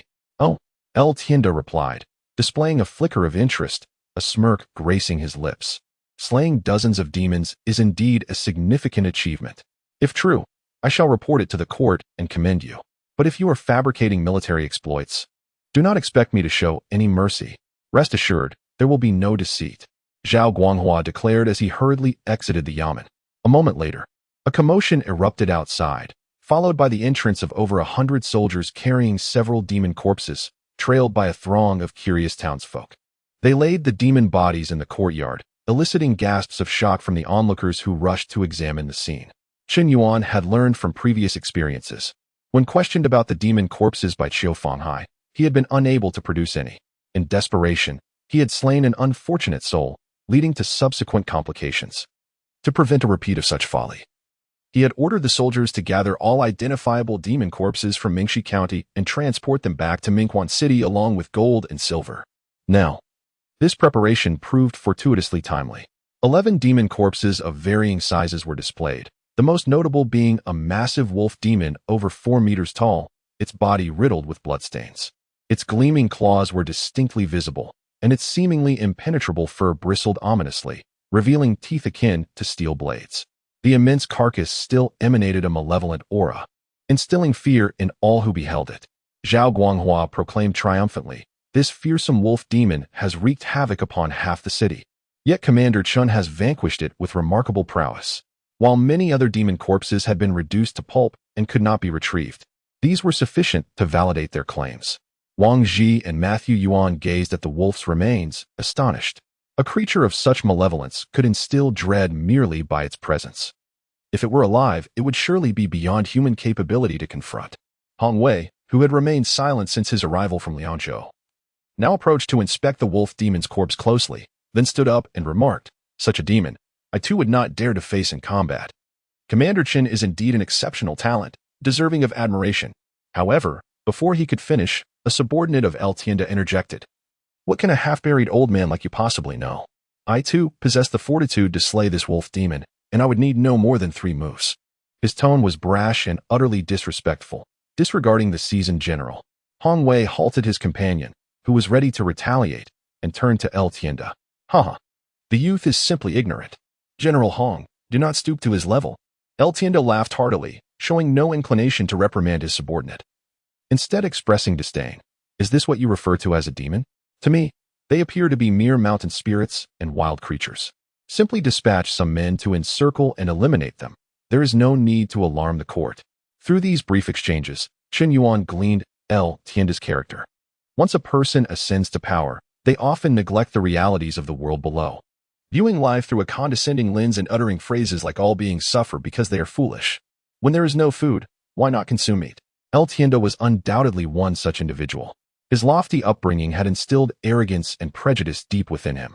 Without investigation or verification, he relied solely on his subjective perceptions to interpret the world. While the populace languished, he remained aloof, reveling in a false sense of peace. Even when faced with undeniable truths, he would dismiss them, claiming to be blind. From the microcosm of Tianda's demeanor, it was evident that officials of all ranks in Jinling City were likely no better. In times of peace, such societal structures might endure for decades or even centuries. Yet, with demons emerging and unrest looming in Yong Province, it was apparent that if the court maintained this attitude, the Dairong dynasty would face dire consequences. Silently critiquing in his heart, Chen Yuan maintained his composure, harboring no intention of stepping forward. Wang Ji, his countenance pale, suppressed his discomfort and offered a wry smile. "It is not that I am unwilling to dispatch troops. Rather, Mingquan County has limited forces and few commanders, leaving Liangzhou stretched thin. General Hong has only just arrived, which is why we have delayed your oversight. Chapter 79. The veteran's fury upon hearing this. El Tienda nodded with satisfaction. In that case, please elaborate on the current situation. Wang Ji, upon hearing this, silently directed his gaze toward Chen Yuan. He was equally unaware of the present state of Mingxi County. Understanding the unspoken cue, Chen Yuan promptly stated, the demons in Mingxi County have been eradicated, and over 30,000 refugees have been rescued. County Magistrate Qing Jinggong, Captain Xia Jiwu, and Assistant Chao Fong all sacrificed their lives for the nation, perishing in the protection of the people. He then recounted his experiences upon entering Mingxi City, omitting only the mention of the Mad Blade, without concealing anything else. To his dismay, Wang Ji lamented, what a pity that Magistrate Cheng was so loyal and valiant. Hong Wei added, such a selfless official, devoted to the welfare of the people, is indeed a rarity. He deserves a temple and a monument to commemorate his legacy. The assembly nodded in agreement. Yet, El Tienda appeared somewhat impatient, stating, a mere county magistrate, fulfilling his duty to protect the people, has no right to a temple. Enough of this trivial talk. Is there any other place like Suiwei County where such mountain spirits and wild creatures still exist? The group fell silent for a moment. Caught off guard, Chen Yuan, however, keenly noted that El Tienda seemed to have an ongoing contention with Hong Wei, hinting at some hidden animosity. Yet, as it didn't concern him directly, he chose to remain silent. With no one else speaking, Wang Ji, somewhat helplessly, remarked, indeed. The demons in Qingshi County have also been dealt with by Deputy Chen. El Tienda inquired, how many troops does Mingquan currently have? Approximately 15,000. With 3,000 stationed in Suiwei County, Wang Ji replied without lifting his head. What? El Tienda exclaimed, incredulous. Mingquan Prefecture has a population exceeding 1 million, yet only possesses such a meager force. Surely, you aren't consuming the blood of soldiers in such a manner. Wang Ji, startled, was about to clarify when El Tienda interjected. Never mind, you lot are all the same. I can't be bothered with these trifles. Did you not mention a considerable number of refugees? Let them serve as fodder. His words stunned everyone present, and Hong Wei, infuriated, retorted, if you wish to deploy troops, then do so. Why must the refugees be sacrificed? The seasoned veteran had restrained himself several times, but now he openly confronted El Tienda. Undeterred, El Tienda replied, these mountain spirits and wild creatures are most fearful of the aura of a military formation, yet we only have a mere 10,000 troops. What can we accomplish with that?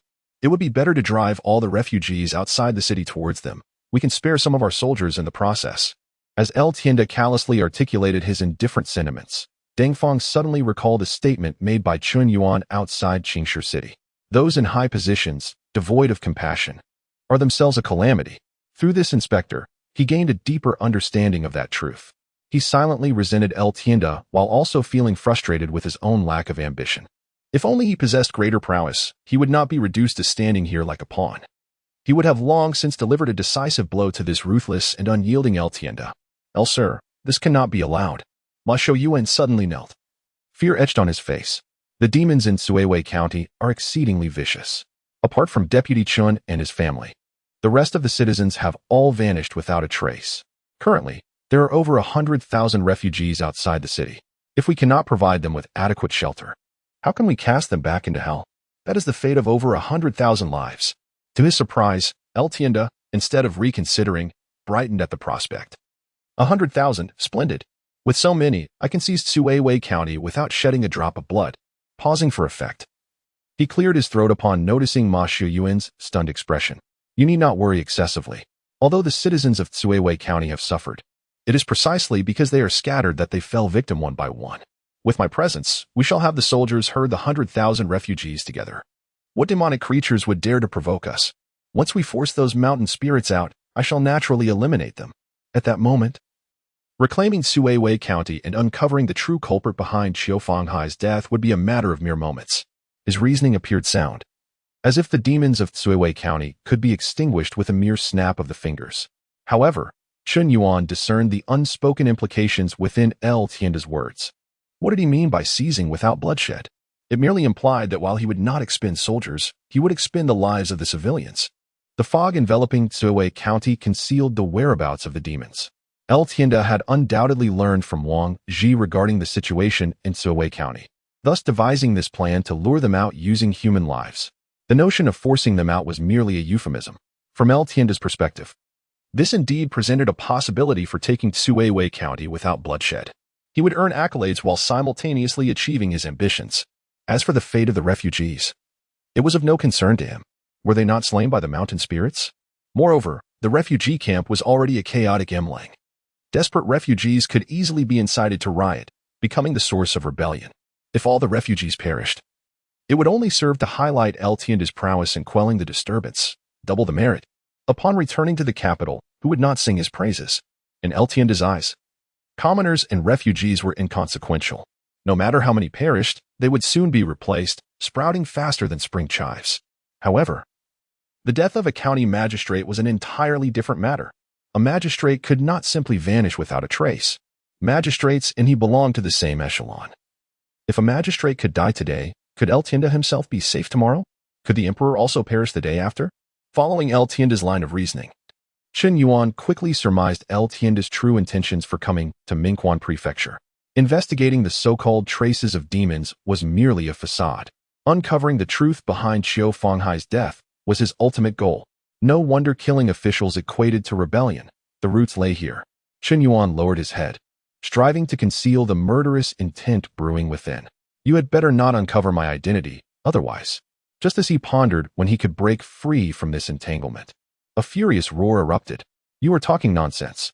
Hong Wei brandished his sword, pointing at El Tienda, to sacrifice the lives of the people. How could you conceive such a notion? If you wish to act against the refugees, you must first step over my dead body. Preposterous. El Tienda was momentarily taken aback.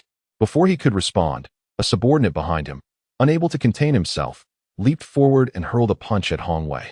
In an instant, a resounding crash echoed. The subordinate, having struck with tremendous speed, was flung back, crashing into the grand plaque hanging in the hall. With a loud crack, both the severed plaque and the subordinate fell onto the table before El Tienda. With a disdainful expression, Hong Wei slowly retracted his kicked foot and remarked, "Such a masterful display of martial arts is hardly impressive. I could take on 10 of you." Chapter 80. Resignation as he gazed upon the attendant before him. Lu Tienda's expression darkened momentarily, only to be swiftly restored to its usual demeanor. He raised his hand to stop another attendant, smiling as he spoke. "General Hong, please do not be angry. After all, they are merely refugees. Since you do not permit their use, we shall refrain from employing them." Hong Wei remained steadfast, his grip on his sword unwavering, seemingly aware that Lu had more to say. Lu Tienda seized the blushing attendant and set him aside casually, continuing, "While refugees may not be utilized, surely this task requires someone to undertake it. Since General Hong has rejected my decision, I presume you have a plan in mind." Upon hearing Lu's somewhat sarcastic remarks, Hong Wei calmed himself and sheathed his sword, responding, "As long as the common folk can survive, everything else can be discussed." "Excellent." Lu Tienda clapped his hands on the table, fixing his gaze on everyone present.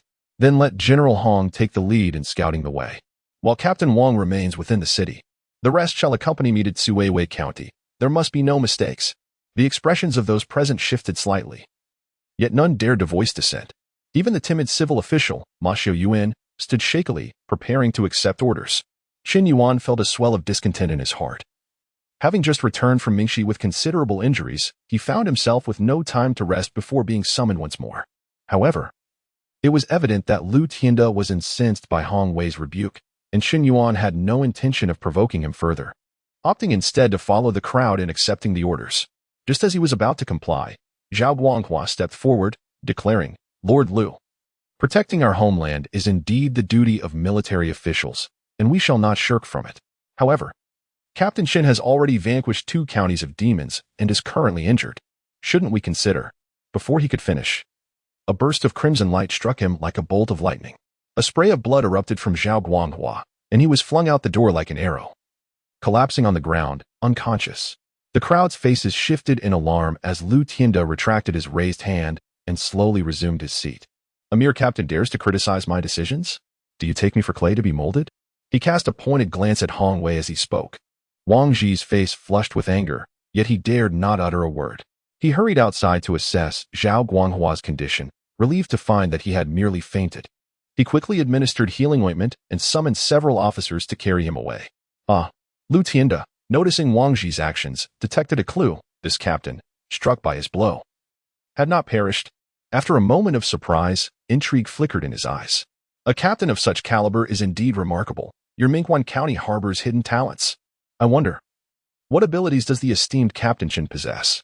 Chen Yuan felt Lu's gaze upon him and silently cursed Zhao Guanghua 1,000 times for his ignorance. Indeed, he was correct. When two powerful figures clashed, it was best to remain a spectator and focus on the task at hand. Now, he found his own brief respite eclipsed.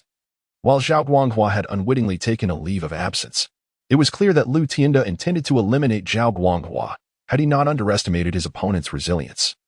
The captain might well have met a fatal end. Sensing Lu's lingering wrath directed at him, Chen Yuan's heart sank. He clasped his fist and stated, "My skills are but trifling, they cannot catch your discerning eye." "I heard you were injured," Lu Tianda remarked, seemingly unconcerned. "But you appear to be in fine condition. Merely some superficial wounds, not worth mentioning." "I am ready to serve your commands," Chen Yuan responded, lacking in fortitude. Yet Lu Tianda remained dissatisfied, his expression impassive. "Since you are wounded, you should rest. I would not want outsiders to think I am being harsh with you." With those words, he swung his right hand forcefully, unleashing a burst of crimson energy that hurtled towards Chen Yuan. "Stop!" Wang Qi and Ma Xiuyuan's faces turned pale as they shouted in unison, their concern for Chen Yuan's safety palpable. They twisted their faces in desperate attempts to intervene against Lu Tianda's sudden aggression, but it was too late.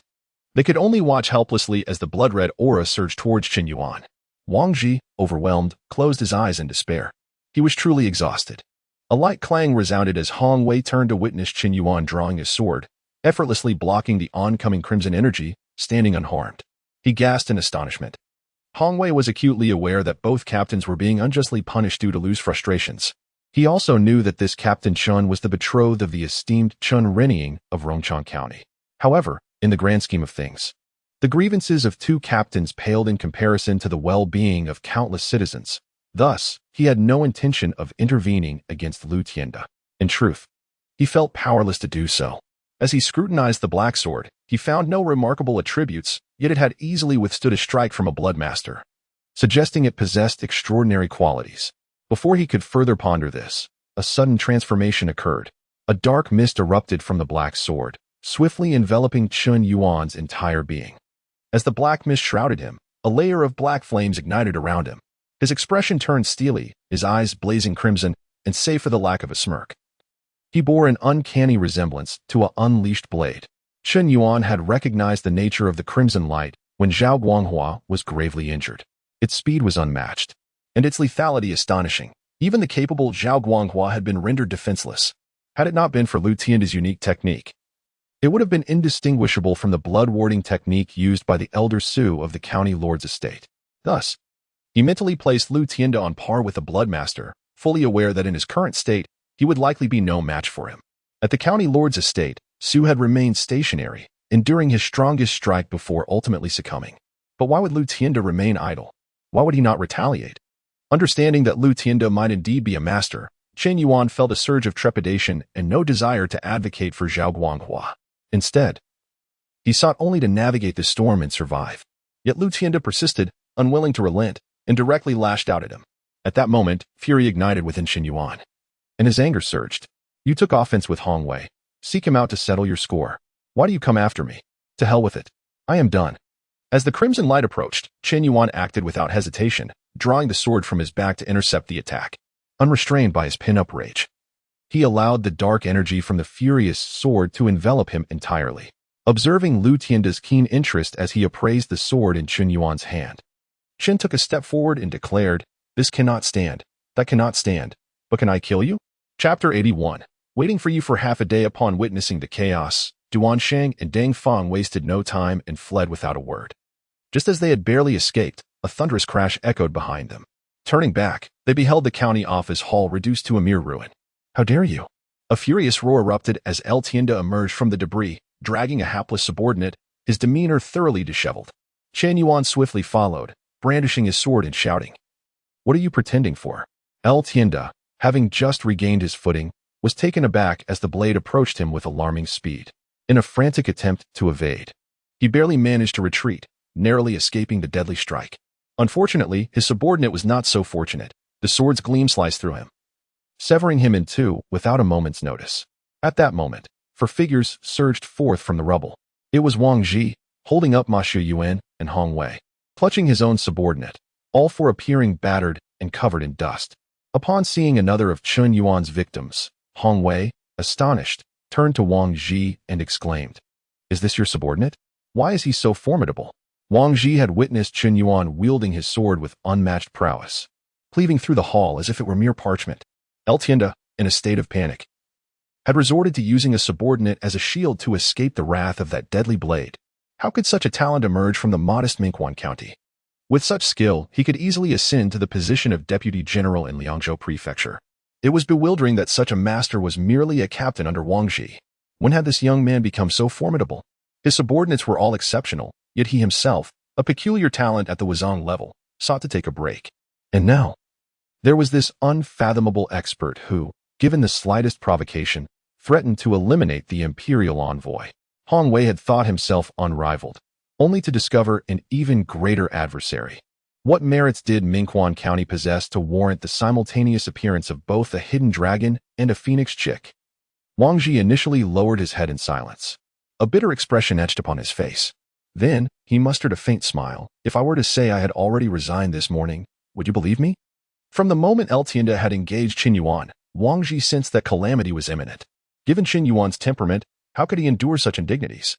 If he could tolerate grievances, would he have struck down the county magistrate? Having barely concealed the truth of the magistrate's demise, yet now facing another crisis, Yuan Qi felt as though he were on the brink of despair. With both sides now engaged in battle and lives lost, regardless of the outcome, he would certainly face dire consequences.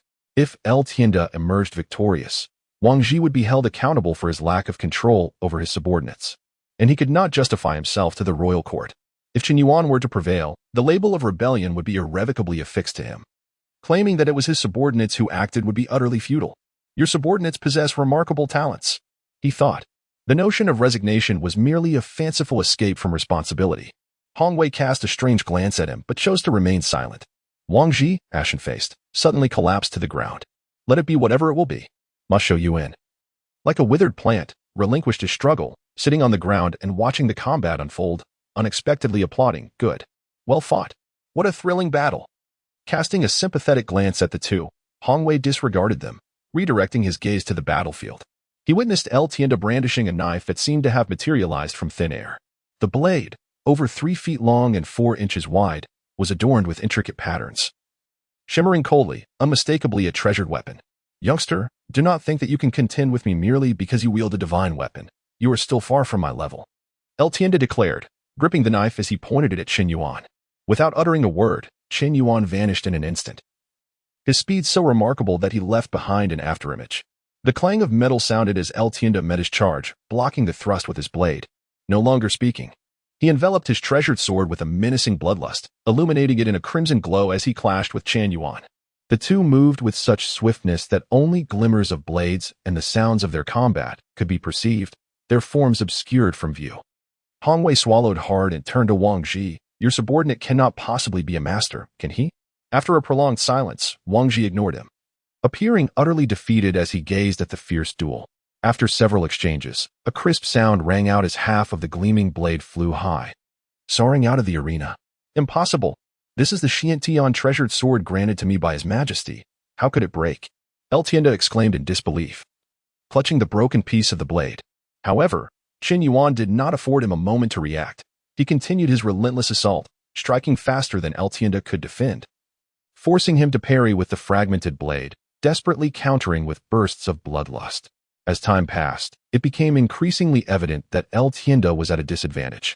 Reduced to a state of frantic evasion, he attempted to speak, but Chen Yuan's fierce onslaught silenced him.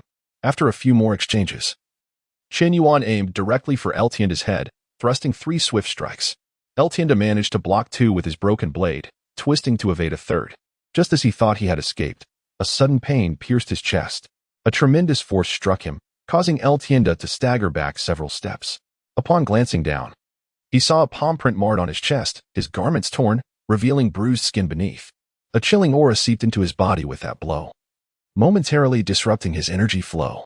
As Chen Yuan advanced with remarkable speed, Tianda, in alarm, sank slightly and uttered a low growl. summoning a blood-red barrier that barely deflected the incoming sword strike. Seeing that he had thwarted one attack, Tianda felt a flicker of relief.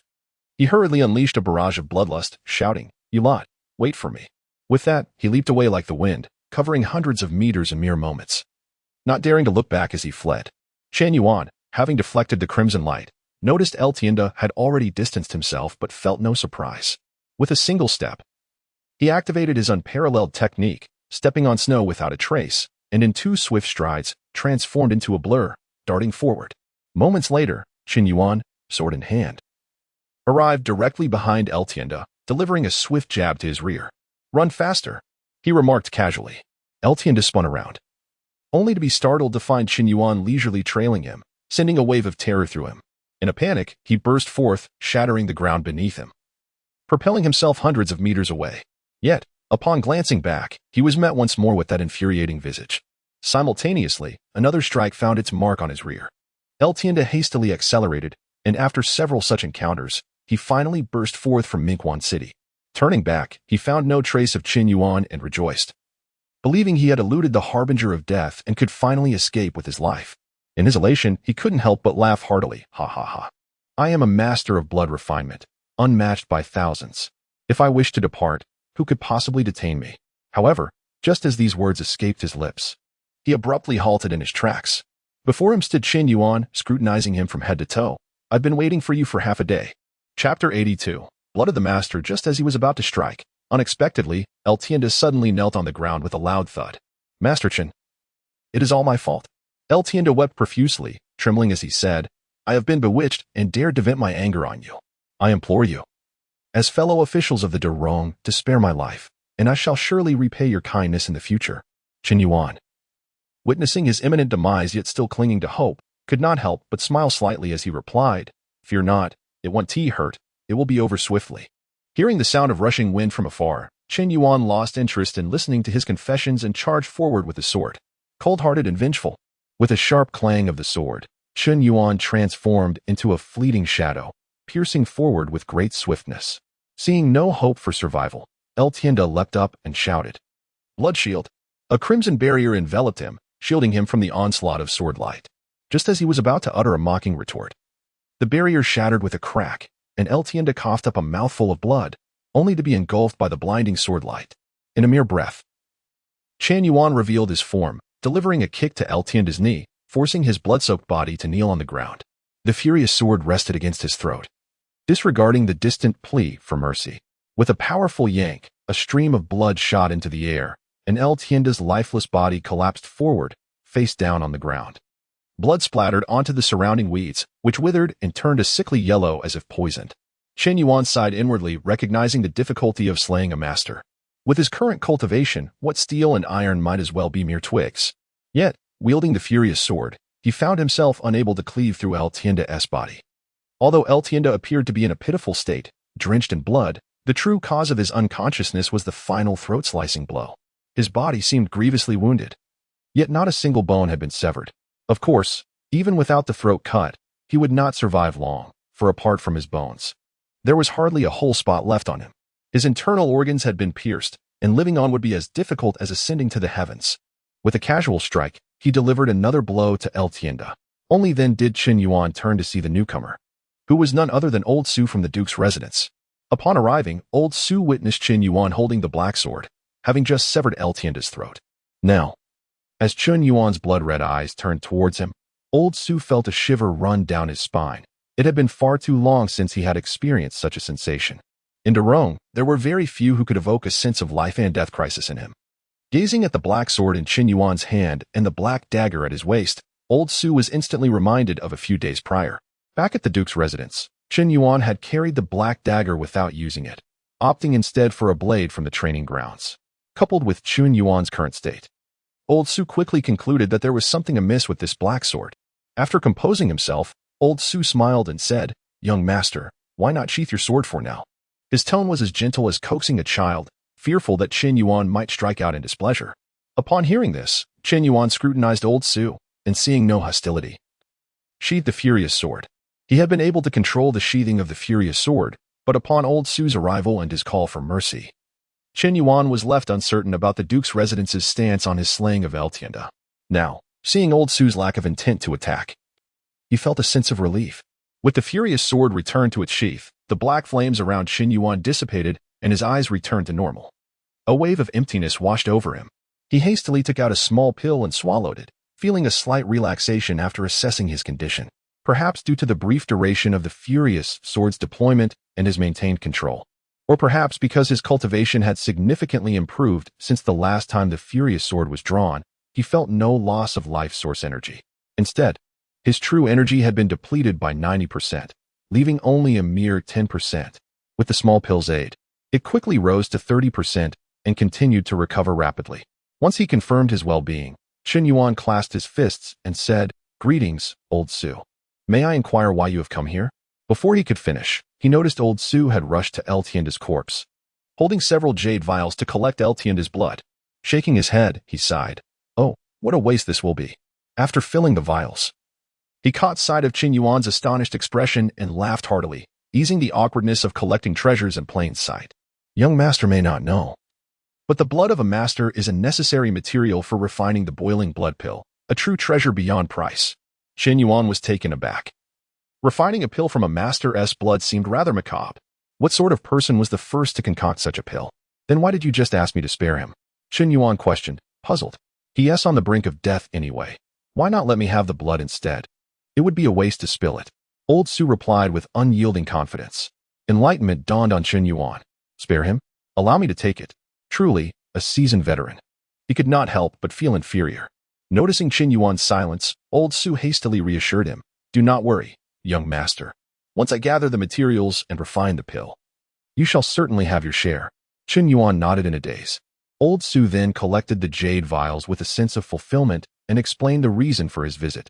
The Duke heard that a scuffle had broken out at the Yamen and instructed me to keep an eye on you, lest you suffer any losses. But it seems you have come out unscathed. Chen Yuan chose not to dwell on the matter of blood refining. Listening to Old Su's words, he understood that there must be spies. Ever since he entered the city, they had been following him. After his confrontation with Tianda, someone must have rushed to report to the Duke's residence. It was his concerned father-in-law who sent Old Su to provide support. But he wondered, after killing Tianda, would his father-in-law still be able to maintain composure?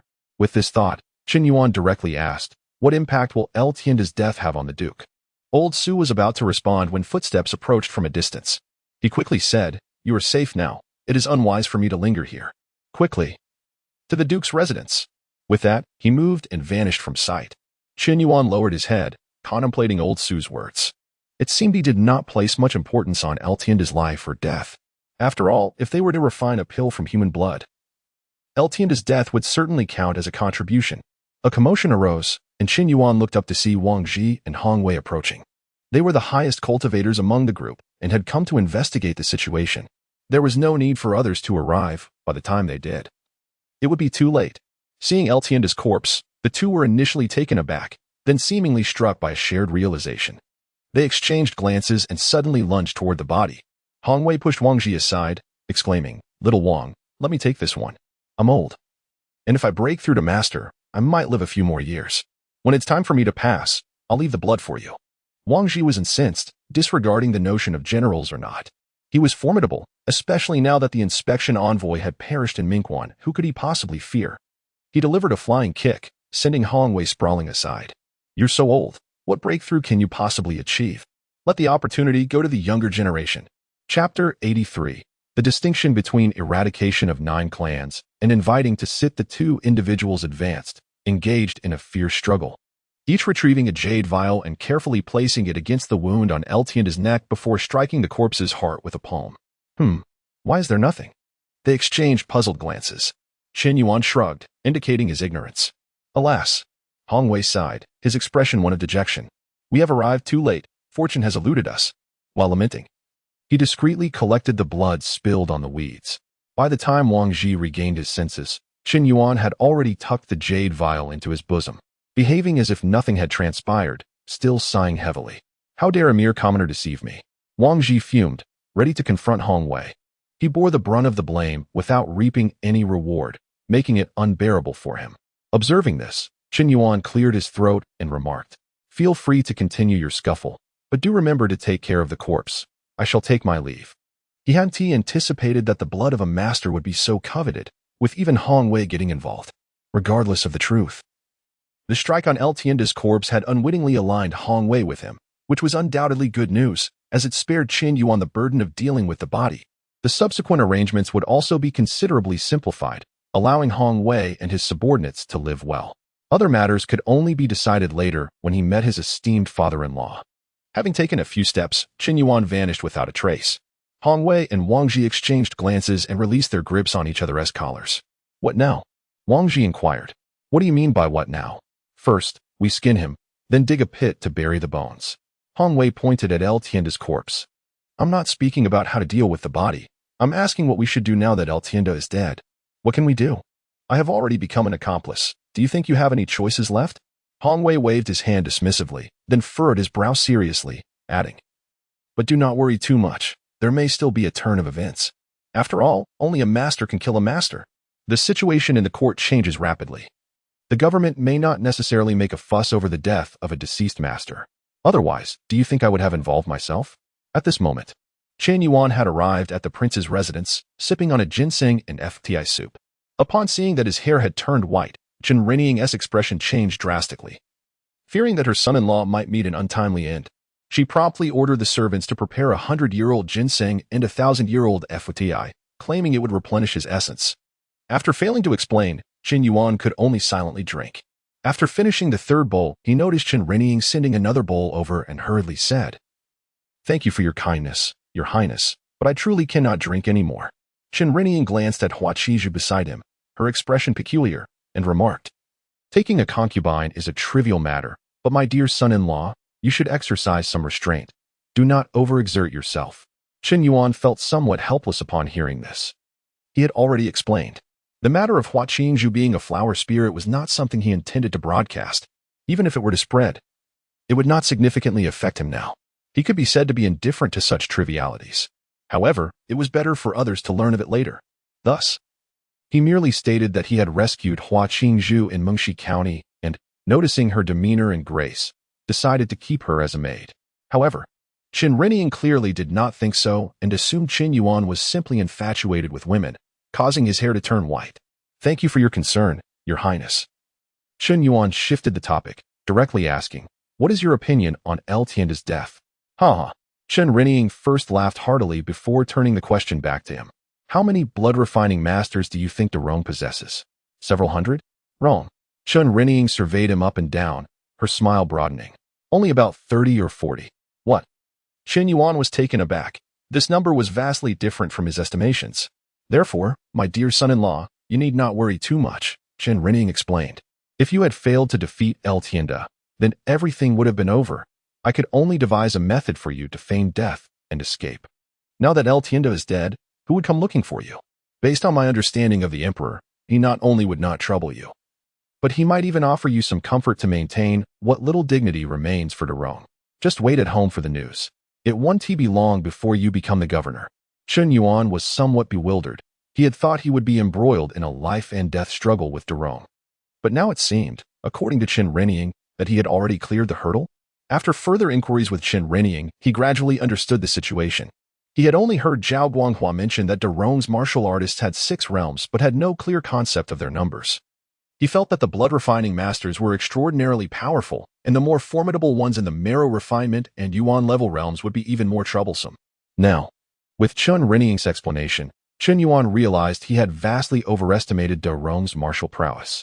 While de Rong certainly possessed masters beyond the level of ordinary practitioners, their numbers were pitifully small. Firstly, in all of de Rong, only the royal family had a single Yuan-level ancestor, who had not shown himself for 35 years. Whether he was alive or dead remained a mystery. Then, there were only 3 visible marrow-refining grandmasters who had long since withdrawn from worldly affairs and seldom acted. Under normal circumstances, blood-refining masters were already de Rong's highest combat power. Across de Rong's 9 provinces, each province had only 1 or 2 masters stationed, totaling perhaps a dozen. There were also 7 or 8 in the court, and accounting for those who remained hidden, there could be at most 30 or 40 in total. Given this reality, it was no wonder Chen Reniying was so confident. To rephrase Chen Reniying's meaning, it was approximately this. What? You killed my governor? Eradicate the 9 clans. What? You are a master? Please, have a seat. Let us all prosper together. Fighting and killing are so unseemly. As long as you still use my banner, we are on the same side. In truth, Chen Yuan should have realized this long ago. In Suiwei County, he had not even encountered any martial artists, having only seen a master of the body refining realm, Wu Gongfeng. Upon arriving in Minghuan County, however, he encountered many more martial artists. First meeting Qiu Fanhai of the visceral realm, and then the unfathomable Su Lao.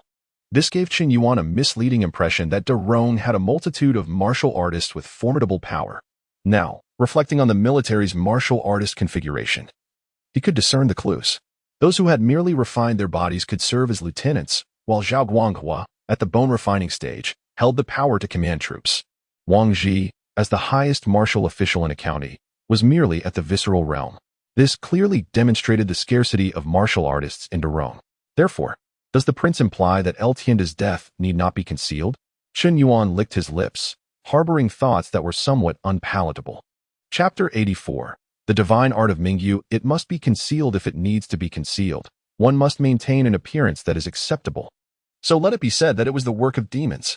Upon hearing this, Chen Yuan felt a tinge of disappointment, yet upon reflection, he realized that, as a mere innate practitioner, he was already struggling against the blood-refining realm. To confront the realm of Yi Sui would be ill-advised. Perhaps it would be best to wait until he has further developed before tackling the formidable challenges ahead. After conversing with Chen Renying for a while, Chen Yuan took his leave as dusk settled. Upon returning home and ensuring that Hua Qizhu was comfortable, he sought refuge in slumber with Lu Qing'er. The events of recent days had been overwhelming, and this moment of respite felt exceedingly precious. The following day, after bathing and changing, Chen Yuan sought to tap into Lu Qing'er's fortune before opening his status panel. You have slain an enemy, gaining 103 years of cultivation. You have slain an enemy, gaining 48 years of cultivation. You have slain an enemy, gaining 49 years of cultivation. You have slain an enemy, gaining 73 years of cultivation. Current cultivation, 273 years. Even with prior anticipation, the sight of a mere 200 years of cultivation still left Chen Yuan feeling a sense of discomfort. As for his 2 subordinates, they were inconsequential. With Qiu Fanghai's 42 years as a reference, it was clear that his internal organs were unlikely to yield much more. However, what truly irked him was El Tienda. By all accounts, his power surpassed that of the Bone Wolf, yet he had only amassed 73 years of cultivation. Such paltry returns were disheartening. Upon deeper contemplation, Chen Yuan pondered the similarities between El Tienda and the wolf demon. Aside from their differing races, what truly set them apart? Longevity? An idea sparked in his mind and quickly magnified. This possibility appeared the most plausible. While the bone wolf might lack the strength of El Tienda, it consumed the essence of the heavens and earth, allowing it to live far longer. Conversely, El Tienda, despite his formidable combat prowess, only cultivated his physical form without nurturing his life essence. At best, he could live a mere century. The sole ancestor of the Yuan gang realm had also only lived a little over 200 years before fading into obscurity. If this line of reasoning held true, it indicated that the panel's cultivation acquisition hinges upon internal cultivation. Combat prowess can be enhanced through various means. Yet neglecting the nurturing of life essence leads to an inability to undergo the fundamental transformation of existence. Without an extension of lifespan, one ultimately succumbs to dust. Only through self-reliance and a relentless pursuit of inner development can one continue to thrive and ultimately emerge victorious. Could it be that the path of the Darong warriors had strayed? This newfound doubt lingered in Chen Yuan's mind, prompting him to resolve to delve into ancient texts upon his return. Thus began his travels. Having attained mastery over your skills, you prepare for an extensive journey. You pack your belongings and bid farewell to your master, setting your sights toward the east, west, south, north. North. In the first year, you journey north from Xianwang Ridge. While crossing a small river, you discover a rusted sword at the riverbed, but find it of no use and discard it carelessly. In the second year, you come across a pink belly band and decide to keep it. This segment seems vaguely familiar. In the third year, a woman clad in red confronts you, accusing you of being a lecher and lunging at you with a sword. However, you swiftly subdue her and grip her throat, despite her relentless insults. You find amusement in her fury and, in a fit of irony, strip her of her garments, embracing the role of a true lecher. In the fourth year, She continues to berate you, yet you take pleasure in her words and act upon them. In the 5th year, she attempts to flee several times, only to be captured and returned each time, gradually growing accustomed to this peculiar existence. In the 6th year, the term lecher evolves into a peculiar form of signal between you, taking on a strange connotation. In the 7th year, you wed, and despite her protests, her countenance radiates joy. In the 8th year, you and your wife locate her sister, and the 3 of you retreat from the world, taking in many orphans who could not survive on their own. In the 10th year, you and your wife exchange martial arts, and you acquire the Mingyu technique. By the 13th year, the 3 of you establish a sect named Linghua Palace, appointing your wife as the leader. In the 14th year, your wife's sister, Lianxing, secretly shelters a gravely injured man named Jiangnan, developing feelings for him. However, she is unaware of her maid's treachery, who elopes with Jiangnan. In the 15th year, when Lianxing confronts the maid and Jiangnan, they have already birthed 2 children. In a fit of rage, she slays the maid but is grievously injured by Jiangnan, managing to bring back 1 child. Upon learning that Lianxing had fought over a man with a maid and failed, your wife is enraged, berating Lianxing for her na-vet and lack of experience with men, ultimately casting her onto your bed, and you obediently assume the role of a lecher once more. In the 16th year, Lianxing's daily curses become a routine, while you remain unfazed. By the 17th year, Lianxing has learned her lesson, becoming docile and giving birth to a daughter, whom you name Yi, wishing for her to be delicate and healthy. Although Lianxing has set aside her feelings for Jiangnan, she harbors deep resentment for the emotional stains he left behind. Thus, she conceals the existence of his 2 children from you, secretly raising the one she retrieved, hoping they will eventually turn on each other in vengeance. In the 18th year, you venture forth in search of Jiangnan, eliminating those who cross your path. Your reputation swells, and the people of the martial world begin to refer to you as the old monster of Ling Palace. In the 19th year, upon finding Jiangnan, you disregard his pleas for explanation and swiftly end his life, acquiring the secret tome bridal attire divine art. In the 20th year, your wife bears you a son, whom you name Bazho, aspiring for him to embody strength and valor. In the 30th year, your children's personalities diverge sharply. Chen Yi, as a girl, becomes engrossed in worldly affairs, disillusioned by the tragic fates of the orphans, often voicing startling insights. In contrast, your son Chen Bazho resembles a scholar, pondering peculiar questions, finding joy in observing ants at work, and displaying little concern for the human realm, which leaves you somewhat exasperated, yet you allow him his whims. By the 33rd year, your wife's Mingyu technique has reached consummate mastery. Drawing inspiration from your true Chen Yuan technique, she refines her martial art to a new level, renaming it the Mingyu Divine Art. The Mingyu Divine Art is indeed extraordinary. Upon achieving full mastery, its inner energy flows eternally, preserving youthful vitality and wielding immense power. With this divine art at her command, your wife experiences a surge of confidence, believing she can turn the tide and teach you a lesson. However, you swiftly subdue her within 30 moves, delivering a playful reprimand. Chapter 85, Journey through the narrative. This revelation has left you astounded. Only you truly comprehend the depth of your abilities. With the mastery of the Mingyu Divine Art, one might rival your prowess upon its completion.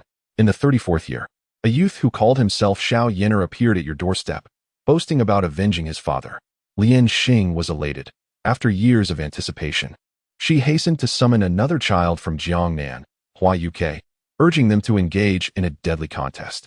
Unexpectedly, Hua Yuke and Xiao Yener found an instant rapport, and Hua Yuke, showing mercy, allowed his adversary to escape. 17-year-old Chen Yi, witnessing this, was appalled by her mother's petty demeanor. She burst forth from the palace, delivering a powerful strike that transformed Hua Yuke into a cascade of pear blossoms, and then pursued the boastful Xiao Yener, sending him to his demise. Upon her return, she confronted Lianxing, declaring, "You nurture another son. I shall inform father." This terrified Lianxing, who pleaded for mercy. Upon learning of these events, you did not explode with rage. Instead, you informed your wife, who was enraged, denouncing Lianxing as frivolous and shameless. She lamented that their daughter had reached adulthood yet still clung to the notion of Jiangnan, and she was about to strike her younger sister down when you intervened just in time. After clarifying the situation with Lianxing, you and your wife came to understand that Lianxing had not betrayed you. She merely harbored resentment toward her younger self, enchanted by Jiangnan, which left her embarrassed before her sister. Thus, she secretly raised Jiangnan's son, hoping to instigate a conflict between the two boys to satiate her desire for revenge.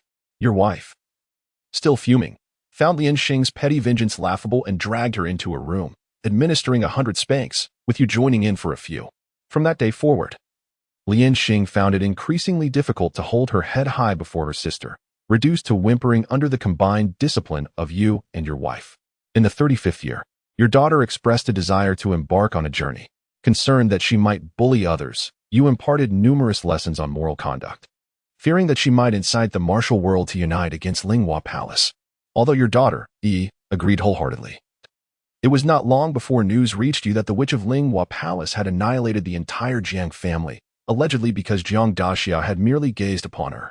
By the 36th year, Chen Yi's behavior had become increasingly reckless. Within a year, she had committed grievous acts, such as gouging eyes and severing hands, often without just cause. Her reasoning ranged from having received a mere glance to deeming others unattractive. After vanquishing the infamous Evil Valley, Chen Yi's reputation soared. Clad in white and adept with the sword, she earned the moniker of the Linghua Witch, while many common folk began to venerate her as the Linghua Saintess. In the 39th year, you found yourself still awaiting the day when the world would unite against Linghua Palace. However, Chen Yi had systematically eliminated all significant factions in the martial world, leaving only small, self-sufficient entities that remained untroubled by the chaos. In the 43rd year, the emperor unexpectedly passed away. Eunuchs falsely proclaimed a decree, elevating the third prince to the throne, while the first prince met an untimely demise.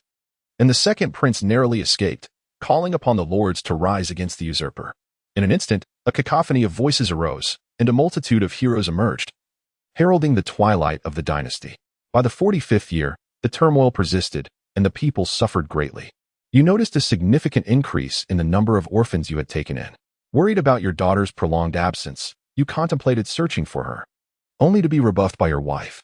She insisted that children grow and develop their own ideas, and it was best for parents to refrain from meddling too much. Lian Xing, overhearing this, privately rolled her eyes. Naturally, you were indifferent to children who were not your own.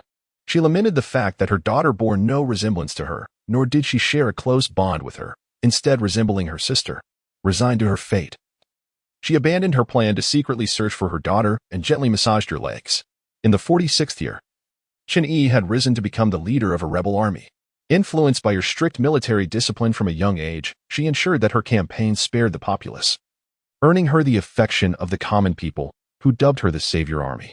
By the 47th year, the Savior Army had rapidly expanded, and Chen Yi emerged as one of the three great rebel leaders, securing her entry into the contest for dominion over the realm. In the 48th year, the second prince sent envoys to propose a marriage alliance, which Chen Yi vehemently rejected, exclaiming, "How can a phoenix consort with a mountain chicken? A dog without a home dares to insult me." Consequently, she executed the envoy and mobilized her forces against the second prince. Within a month, her campaign was unstoppable, capturing over 10 cities. The second prince, unable to surrender, abandoned the city and was ultimately slain by Chen Yi's hand. When news of this spread, the world was left in shock. With the second prince deceased, the new ruler became the sole legitimate sovereign, leading to a significant reduction in hostilities among the various lords, and a semblance of peace began to emerge. Days later, however, numerous lords redirected their animosity toward Chen Yi. She boldly laid out her forces and led the Savior Army into battle against over a dozen lords, instilling fear and causing them to flee. Thus, Chen Yi came to control nearly half the realm, earning the title of the One-Word King, becoming the most significant opposing force. In the 50th year, the Savior Army took a 2-year respite to regroup and strengthen. Chen Yi then launched a final assault on the declining dynasty, reaching the gates of the imperial capital within 2 months. Just as the city appeared on the verge of collapse, 3 powerful eunuchs emerged, each possessing formidable martial skills and ruthless in their actions. Together, they overwhelmed Chen Yi, forcing the Savior Army, along with their injured leader, to retreat. At this moment, Chen Yi finally remembered her father and hastily penned a blood letter, claiming she had been wronged, sending a messenger to Linghua Palace. Upon receiving the blood letter, you were incensed, exclaiming, "So many dare to bully the few, do they? With my centuries of power, let us see what they can use to shield themselves." Your wife, upon hearing this, insisted on accompanying you.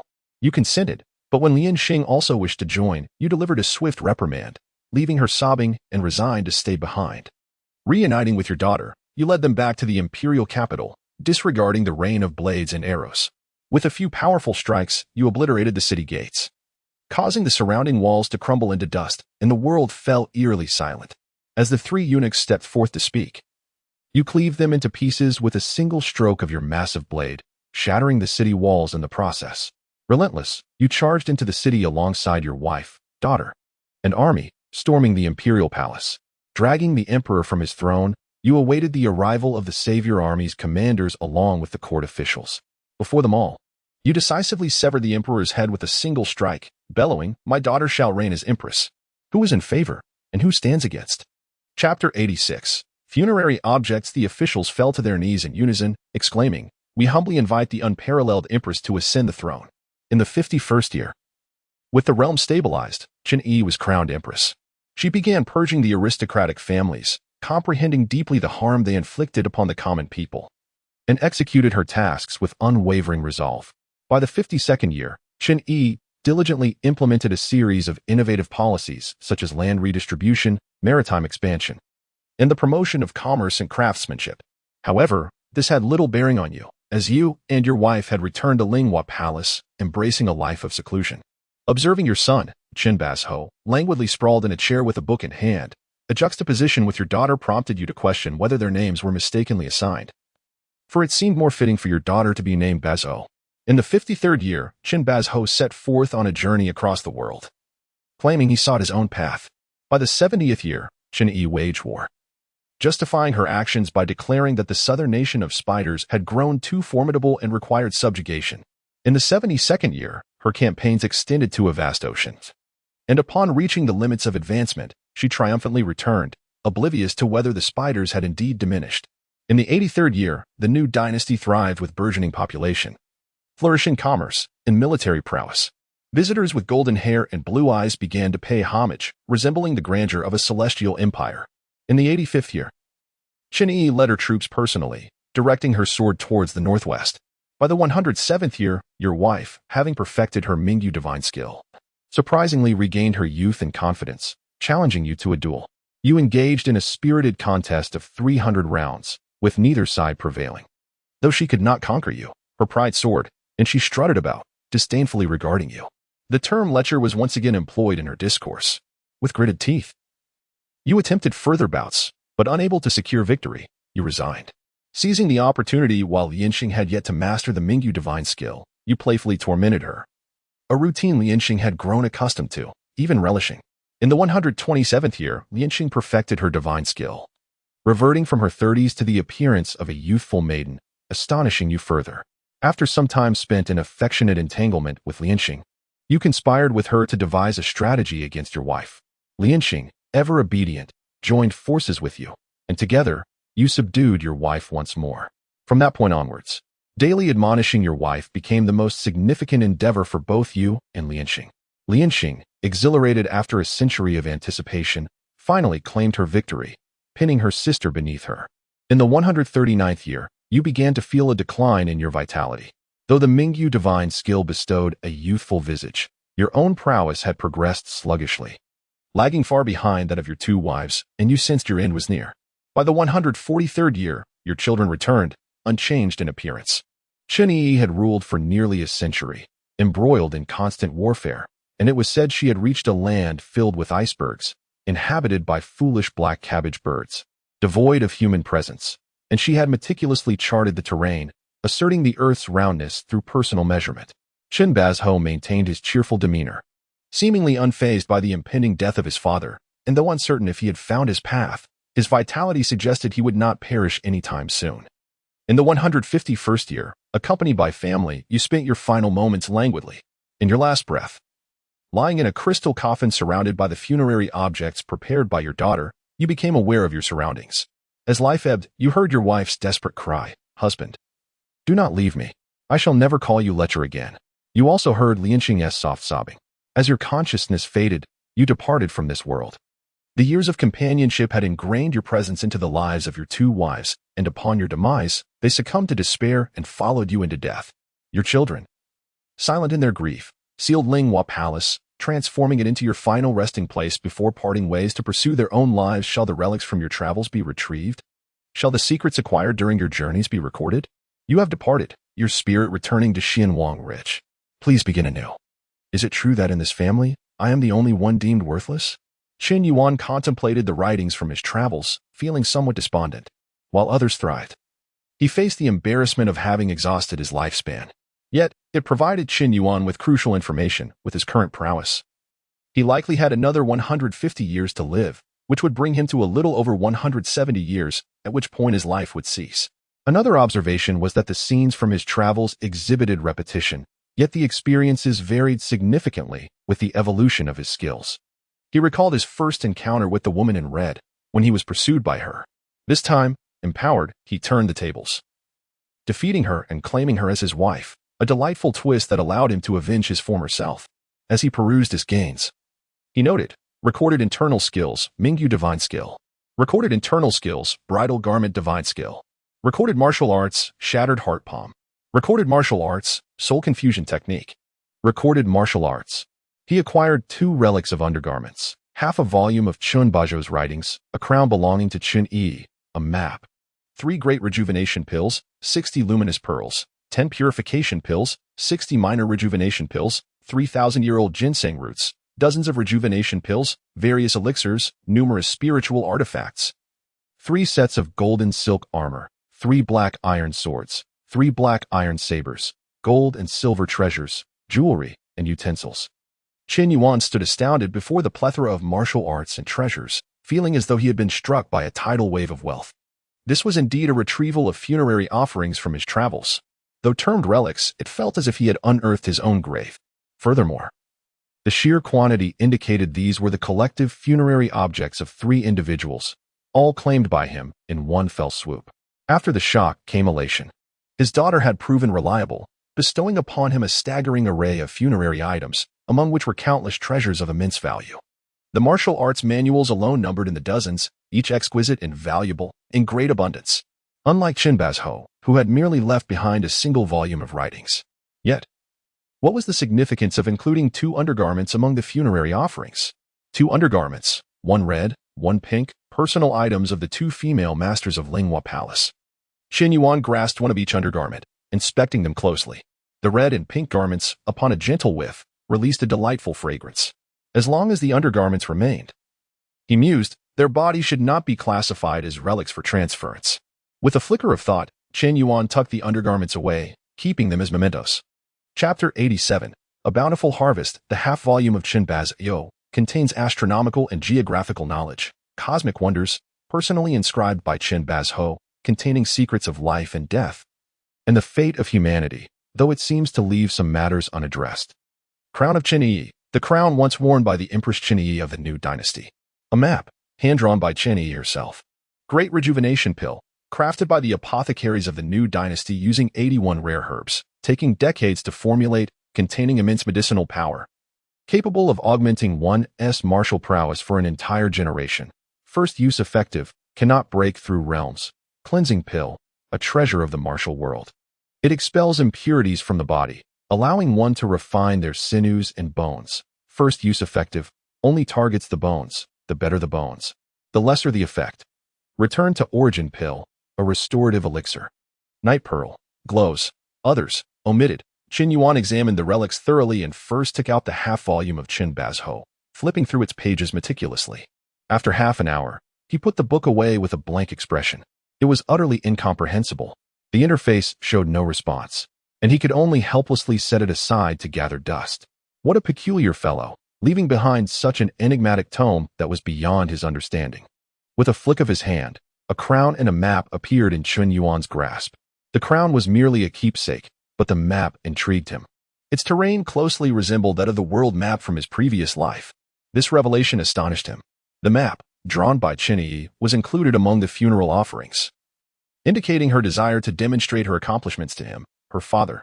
Yet, the map was laden with dragon flags, marking territories across the globe, even reaching Antarctica. Had the world been unified? His daughter was truly remarkable. Praising her in his heart, Chen Yuan carefully stored the map and several mementos together in a concealed compartment. Once the keepsakes were arranged, He turned his attention to the main prize of this acquisition, the cleansing pill. From the moment he received the interface, Chen Yuan was aware of his limited martial aptitude. Were it not for his fortuitous circumstances, he would have little hope of achieving any martial success in this lifetime. However, with the cleansing pill in his possession, could things change? Although it specifically targeted the bones, even a slight enhancement in his aptitude could translate to years of cultivation saved. As long as bone quality still influenced his current realm, he would be perpetually gaining. In comparison, the Great Rejuvenation Pill, which promised 60 years of enhanced power, seemed less significant. "Bring someone in," Chen Yuan called out. Shortly after, a maid entered, saying, "Master, how may I serve you?" "I wish to bathe. Please prepare accordingly." Yes.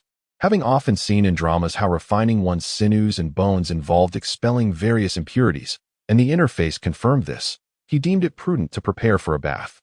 He was uncertain, however, about the cleansing pill's effectiveness concerning his innate realm. A moment later, Chen Yuan reclined in a bathing tub, retrieving a cleansing pill and swallowing it directly. A wave of subtle pain washed over him, and he felt a flicker of joy. There was indeed an effect. As long as it worked, what was there to fear from pain? The more intense, the better. After a short while, a thin layer of yellowish-black grime floated atop the water. Chen Yuan's eyes gleamed, prompting him to request a fresh tub of water, into which he submerged once more. He consumed another cleansing pill, though the interface indicated it was only effective on the first use. What if it yielded results again? An hour passed, and Chen Yuan rose with a hint of disappointment. There was nothing to be gained from the interface. Just as he was about to call for a water change, Wuxiang entered with 2 maids in tow. "Master, I have come to scrub your back," Wuxiang said, her cheeks slightly flushed. "Haha, after such a brief separation. You already miss me?" Chen Yuan said, pulling her close without regard for the blushing maids nearby. "Not at all. I merely thought something might have befallen you since you have been in there for so long." Wuxiang, caught off guard, quickly gestured for the maids holding hot water to leave. "Hold on." The maids, about to flee in haste, were called back by Chen Yuan, who looked at them with a hint of trepidation. "You too, change the water and stay to massage my back," Chen Yuan declared without hesitation. "It's only fair to unwind after work, is it not?" The maids' faces turned even redder. They stammered in acknowledgement and quickly changed the water, taking their places behind Chen Yuan to begin the massage. Noticing Wuxiang standing awkwardly, Chen Yuan grasped her slender waist and, with a firm tug, pulled her into the bathing tub. "Ah," she exclaimed, her clothes soaking and clinging to her form. "Come now, Qinger, be a good girl and turn around."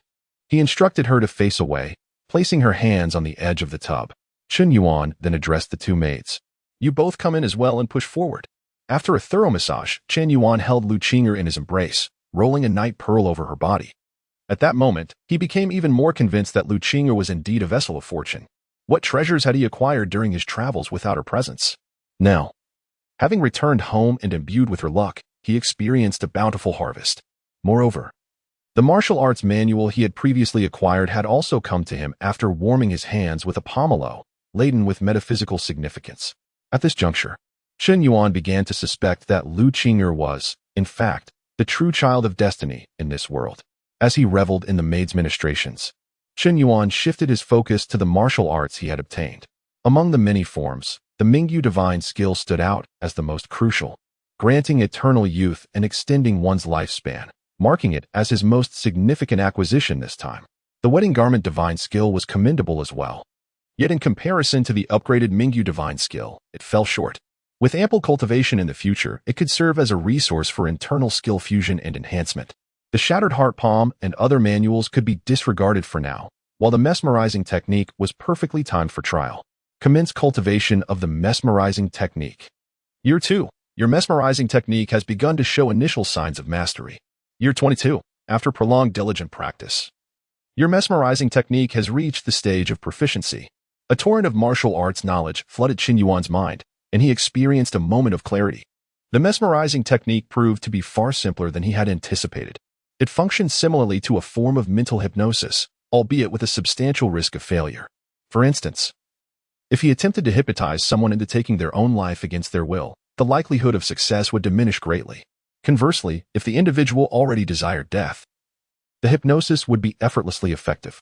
Should an individual under the influence of the mesmerizing technique encounter a significant event that ignited a strong will to survive, the technique would fail once more. It sounded rather unremarkable, and in practice, it often was. However, the intriguing aspect lay in the fact that even if the spellcaster were thousands of miles away, they would still feel a connection should the technique fail. This transformed what initially seemed like a lackluster skill into something of greater intrigue. Chapter 88. Wuxiang, comparable to the swiftest steed. Look at me. Chen Yuan turned to the two maidservants. Startled by his sudden movement, the maidservants stood frozen in place, their faces flushed. An invisible wave emanated from Chen Yuan as he employed his mesmerizing technique upon them. The two maidservants first exhibited a moment of confusion, then their gazes hardened, resembling devoted warriors. Observing this, Chen Yuan retracted his spell, calculating his next move. He had previously cast the spell on each maidservant twice. First, to compel them to leap to the rafters, and second, to instill unwavering loyalty towards him. The initial command predictably failed, but the latter proved remarkably easy to execute. The rationale was simple. The notion of leaping to the rafters was utterly implausible for the maidservants, as it contradicted their fundamental understanding, hence the failure. Having emerged from a refugee camp, they naturally bore gratitude towards Chen's household, making their loyalty seem entirely reasonable. In essence, the mesmerizing technique could amplify the loyalty of those already devoted, while also serving to identify those with ulterior motives, rendering it a highly practical auxiliary method. Go ahead. Chen Yuan concluded, satisfied. Yes. The two charming maidservants felt a pang of disappointment, but dared not voice their thoughts, departing while glancing back frequently. Commencing the cultivation of the Mingyu divine art. In the second year, you successfully entered the first layer of the Mingyu divine art. In the fifth year, you progressed steadily, breaking through to the second layer of the Mingyu divine art. In the 97th year, your power surged, and the Mingyu divine art reached the 7th layer. The marrow-cleansing fruit indeed proved to be a remarkable item. Chen Yuan was overjoyed. The speed of his cultivation post-ingestion of the marrow-cleansing pill far exceeded his expectations. The intricacies of the Mingyu divine art, significantly more profound, were being mastered at nearly double the pace compared to his previous practice of the Hunyuan art. Curiously, however, the two streams of true energy within him did not merge but remained distinctly separate, each operating independently. Upon careful examination, he discerned that the two energies did not conflict and were under his control, allowing him to relax.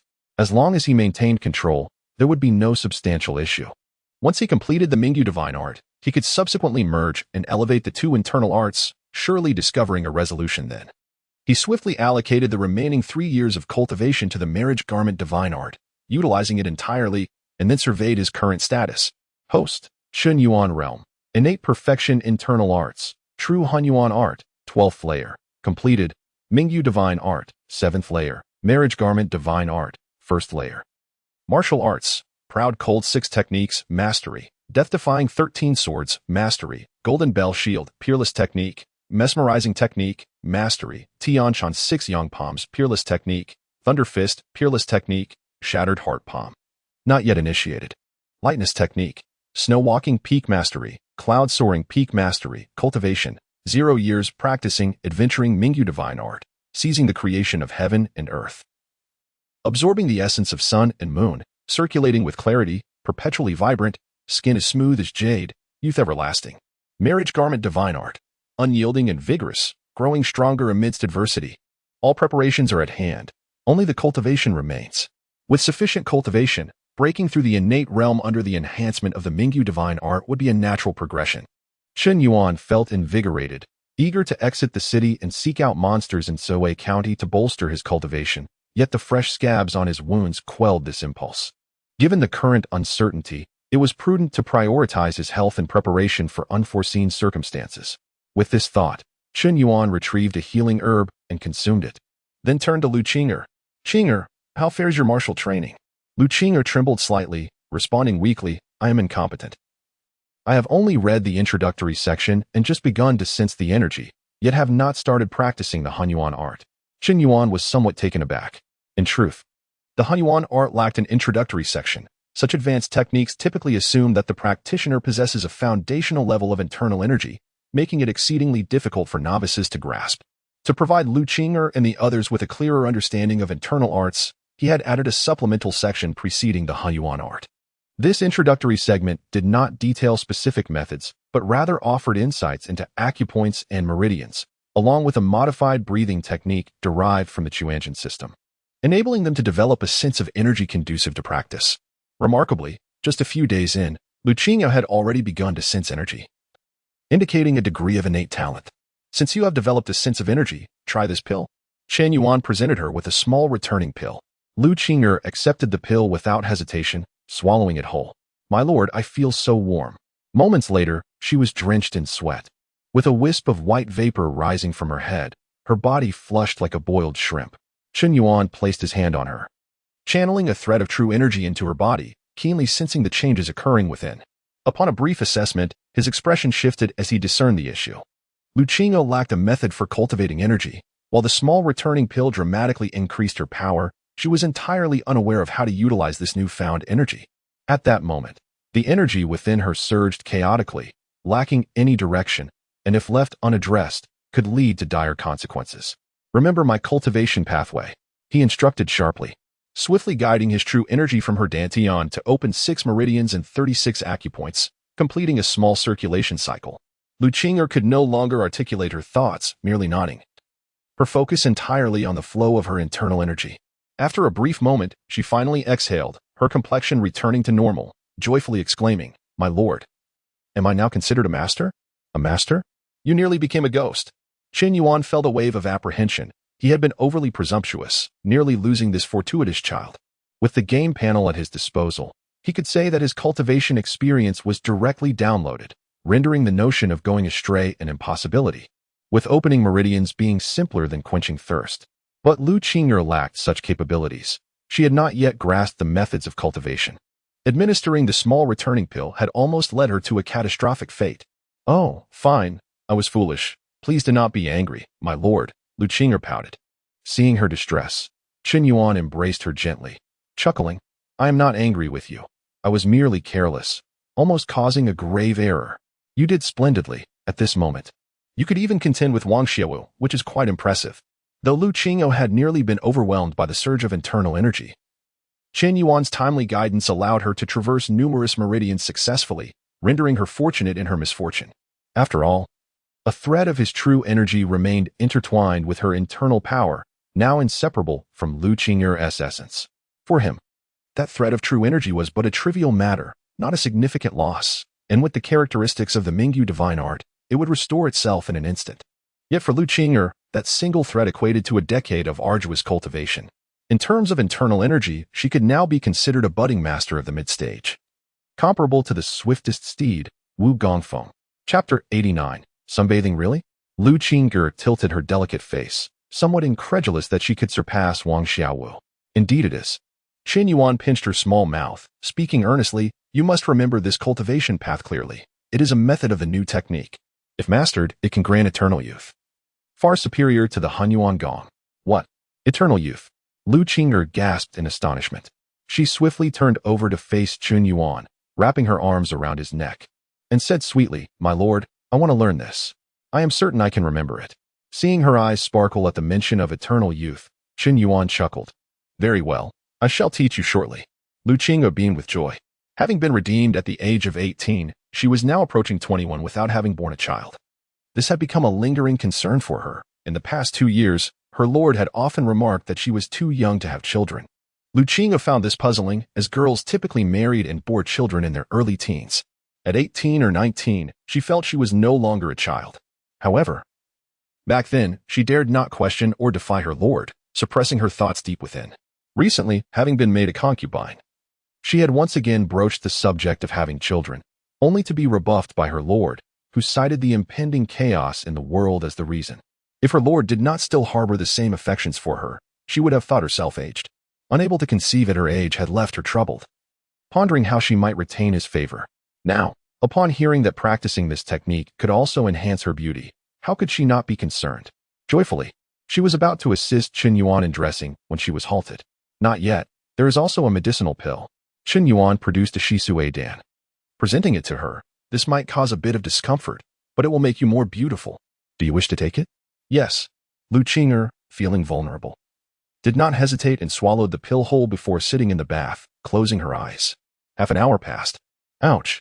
The moment Wuxiang opened her eyes, she noticed the murky water floating on the surface and shrieked, hastily leaping from the tub. She saw that Chen Yuan was already dressed, watching her with a smile. Instantly, she covered her face, feeling utterly embarrassed. "My lord, please don't look. How could it be so dirty? I didn't tea. All right, here is some clean water for you. Go rinse off." Upon hearing this, Wuxiang parted her hands slightly, peeking through her fingers. Noting that Chen Yuan showed no intent to mock her, she quickly climbed into another tub filled with clean water, vigorously scrubbing her skin as if attempting to shed a layer of skin. After changing water twice more, she finally felt thoroughly cleansed and dried herself off. Staring at her flawless, porcelain-like skin, she mused, "So my skin is this delicate?" Chen Yuan watched with amusement. Knowing that Wuxiang had already been clean, her repeated washing stemmed from her own psychological turmoil. "How do you feel?" At the question, Wuxiang moved her body, reveling in an unprecedented sense of lightness. She leaped into Chen Yuan's embrace, exclaiming, "My lord, you are too kind to me. This medicinal pill is truly miraculous. It could be deemed a divine elixir, yet you chose to bestow it upon me. What merit do I possess to deserve this?" Seeing her with glistening eyes, Chen Yuan playfully pinched her smooth skin, catching a faint fragrance, and chuckled. "A mere verbal expression of gratitude will suffice." Wuxiang's cheeks flushed, yet she playfully twisted her waist and began to express her gratitude with eloquence. Another half-hour passed, and the two finally completed their bathing and donned their attire. In the courtyard, Chen Yuan instructed someone to summon Wang Xiaowu and Xie Xiaorong. He then found a chair to lounge in, lazily basking in the sun, with Wuxiang massaging his shoulders, relishing the comfort of the moment. Before long, Wang Xiaowu hurriedly arrived, standing before Chen Yuan. "My lord, how may I serve you?" "How is your literacy progressing?" Chen Yuan asked without looking up. Wang Xiaowu's loyalty had been tested, however, due to his illiteracy. Chen Yuan had previously refrained from imparting martial skills, instructing him instead to seek someone to teach him letters, which would prove useful in the future. "Ah," Wang Xiaowu exclaimed.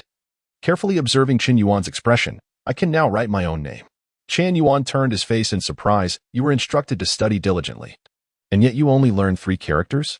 Wang Xiaowu bent slightly, a pained expression on his face as he replied, "My lord, it is not that I do not wish to learn. Those characters I recognize do not recognize me. I truly have been studying diligently. Yet I can only memorize a dozen characters a day, and by the next day, I forget them. I am truly not cut out for this." As they spoke, Xie Xiaorong arrived, clad in a flowing blue dress. She curtsied gracefully. "Ronger greets Lord Chen." Chen Yuan lazily glanced her way, but noticed a curious flower spirit accompanying her. He raised an eyebrow, slightly perplexed. "Why have you left the forest to come here?"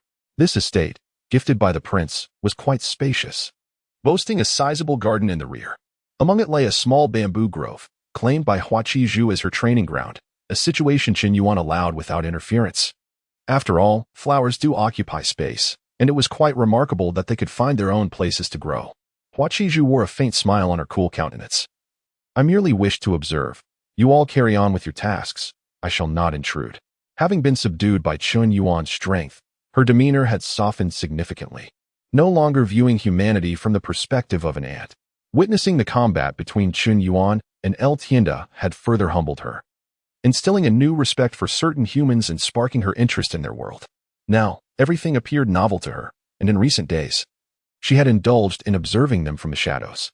The current maidservants dared not traverse the bamboo grove, as passing through during the day sent chills down their spines, as if being watched by some unseen force, leading to rumors of the grove being haunted. Suddenly, Wuxiang seemed to discover something, dashing to the wall to pluck a nameless flower, exclaiming, "Oh, I wondered where that scent was coming from.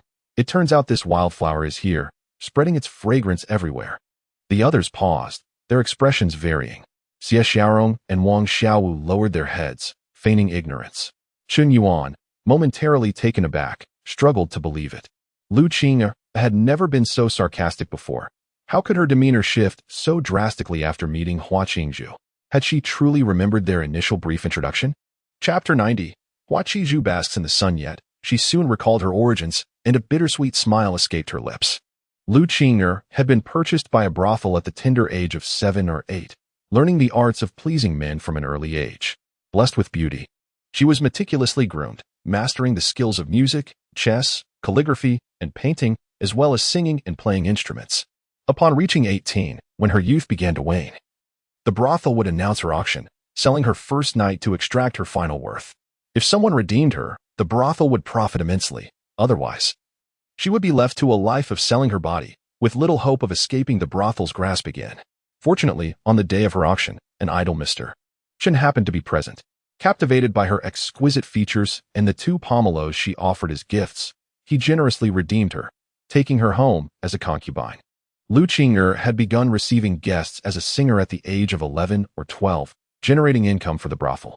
Though veiled and separated by curtains, she had encountered all manner of people. Through exposure, it was not surprising that she had absorbed some envy and jealousy.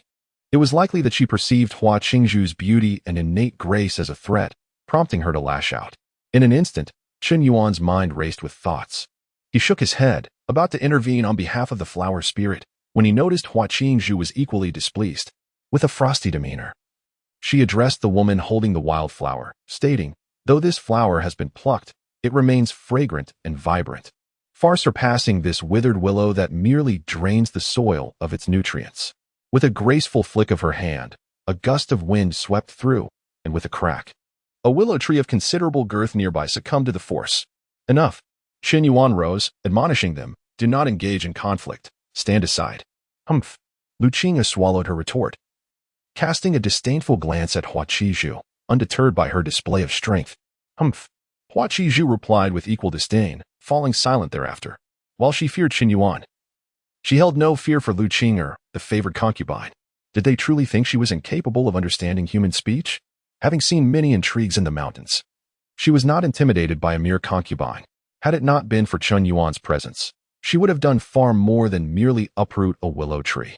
Chen Yuan surveyed the severed tree, pondering its unfortunate fate.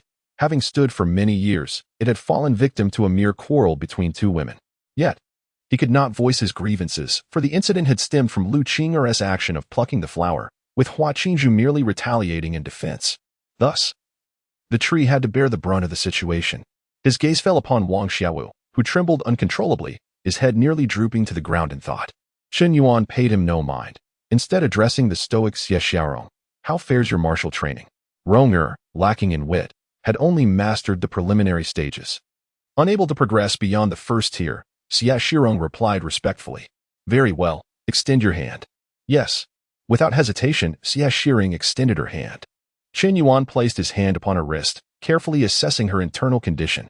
After a moment, he withdrew his hand, his expression unchanged, her condition aligned with his expectations. Her innate constitution was deficient, with her meridians narrow and congested. Even with remarkable talent, achieving mastery of the Hunyuan technique would be an arduous task. However, with the cleansing elixir now available, these challenges would soon dissolve. Surveying the group, Chen Yuan instructed, "Relax your minds, do not resist." The soul ensnaring technique unfolded, and both Wang Xiaowu and Xie Xiaorong effortlessly passed the loyalty test, prompting Chen Yuan to nod in satisfaction, affirming his judgment. However, when it came to Hua Qingzhu, he encountered resistance. Changing the loyalty requirement to one of unwavering intent still resulted in failure. "What occupies your thoughts?" Chen Yuan inquired, his demeanor stern. "Is there no set duration?" Hua Qingzhu asked timidly. Moments ago, she had sensed a mental shift, a sudden urge to pledge her unwavering loyalty to Chen Yuan. Alarmed, she had initially perceived it as a binding contract, fearing she would become a mere puppet. As she prepared to resist fiercely, the thought vanished as soon as it arose. "What a feeble contract," Chen Yuan mused. "Very well, let us set the term for a century."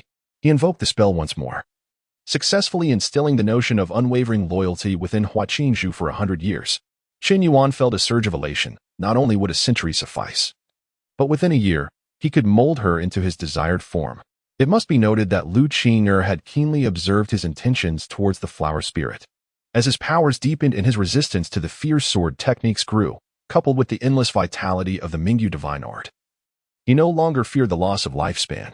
Even if he did, he could dismantle the flower spirit piece by piece, preserving her essence as special petals, all while gaining cultivation from vanquishing her. Why not indulge in such a prospect? After all, who could resist the allure of a fragrant flower spirit? Upon learning that the flower spirit had never consumed human flesh, the thought of nurturing her blossomed within him. Ultimately, who could refuse the companionship of a delightful, fragrant spirit? However, if the soul ensnaring technique were to falter, the situation would shift dramatically. To prevent the flower spirit from developing ulterior motives over time, once she became entirely useless, Chen Yuan would be left to mourn the loss of a century's worth of cultivation. Now, with the soul-ensnaring technique at his disposal, it was akin to monitoring the flower. Would she dare to escape? There was ample time to train her. Haha, I have 2 elixirs here. I wonder if they might benefit you. You sustained injuries from your severed arm a few days ago. Do give them a try. 2 recovery pills were flicked from Chen Yuan's fingers and landed in Hua Qingzhu's palm. Hua Qingzhu gazed at the white pills, puzzled, then glanced at Chen Yuan. Noting his serious demeanor, tentatively she swallowed one. In mere moments, her previously depleted vitality began to surge back, recovering 3/4 of her strength. The effectiveness of this small pill astounded her. Now, gazing at the remaining pill in her hand, it felt like a treasure. With these 2 elixirs, she no longer feared the upcoming tributes in half a year. Overwhelmed with joy, she also felt a sense of gratitude. Chen Yuan was not entirely unkind. He could have taken the pills for himself, but chose instead to offer them as a gift. If only Xiaohong could be released as well. If that were the case, living here might not be so unbearable after all. Thank you, Lord Chen. Hua Qingzhu's heart was in turmoil. Rest assured and make yourself at home. Do not overthink matters.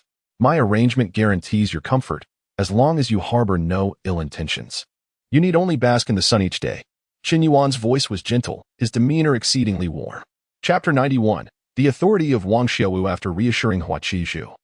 Chen Yuan turned to Xie Shirong and said, "Your intentions are far purer than I anticipated. To be transparent with you, the fluctuations in your hearts were merely a means to test your loyalty." Both Xie Shirong and Wang Xiaowu were taken aback and promptly knelt on the ground. In their flustered state, they attempted to speak, only to be interrupted by Chen Yuan. "I am aware that you harbor no treachery. There is no need for such alarm." Chen Yuan gestured for them to rise and continued, "I share this information solely to put your minds at ease. This method serves no other purpose. Nor do I intend to control you." Xie Xiaorong, with a serious demeanor, proclaimed, "Your kindness has granted me a second life. My existence is inherently under your dominion. Should there be a need, I would willingly become a mere puppet, forever by your side." As she spoke, she cast a glance at Hua Qingzhu. Feeling a pang of envy, Chen Yuan had never regarded her with such eyes, and if given the choice, she longed to embody the qualities of Hua Qingzhu. With her keen insight, she swiftly discerned Chen Yuan's feelings for Hua Qingzhu. Lowering her gaze at herself, she was overcome with embarrassment, silently wishing for the day when she could compete with Hua Qingzhu in maturity. Wang Xiaowu also lifted his head, exclaiming, "My lord, you are aware of my..." Before he could finish, Chen Yuan interrupted him with a wave of his hand. He had no desire to engage with this illiterate after all those days of study. Wang Xiaowu had only managed to learn 3 characters. How embarrassing. Producing a marrow-cleansing pill, Chen Yuan addressed Xie Shirong. "Although your comprehension is commendable, your body is inherently deficient. Even with 10 more years of practice, you would struggle to grasp the essence of the Hunyuan technique. This pill will allow you to be reborn, reshaping your meridians and setting you on the right path. Be sure to prepare for a cleansing ritual before consumption. You may leave now." Xie Shirong's face lit up with joy, and after expressing her gratitude, she eagerly went and made preparations. "As for you," Chen Yuan finally turned to Wang Xiaowu. Looking somewhat exasperated, "Go bring a few literate individuals. Select them from the household servants." Wang Xiaowu was puzzled but quickly set off to find someone. He had no desire to linger in the company of the 2 fierce women, who knew if they might clash again. He had never realized that Sister Qing'er possessed such audacity. The woman in red was exceptionally formidable, yet Sister Qing'er had dared to confront her. One could only say that the realm of women was beyond his understanding.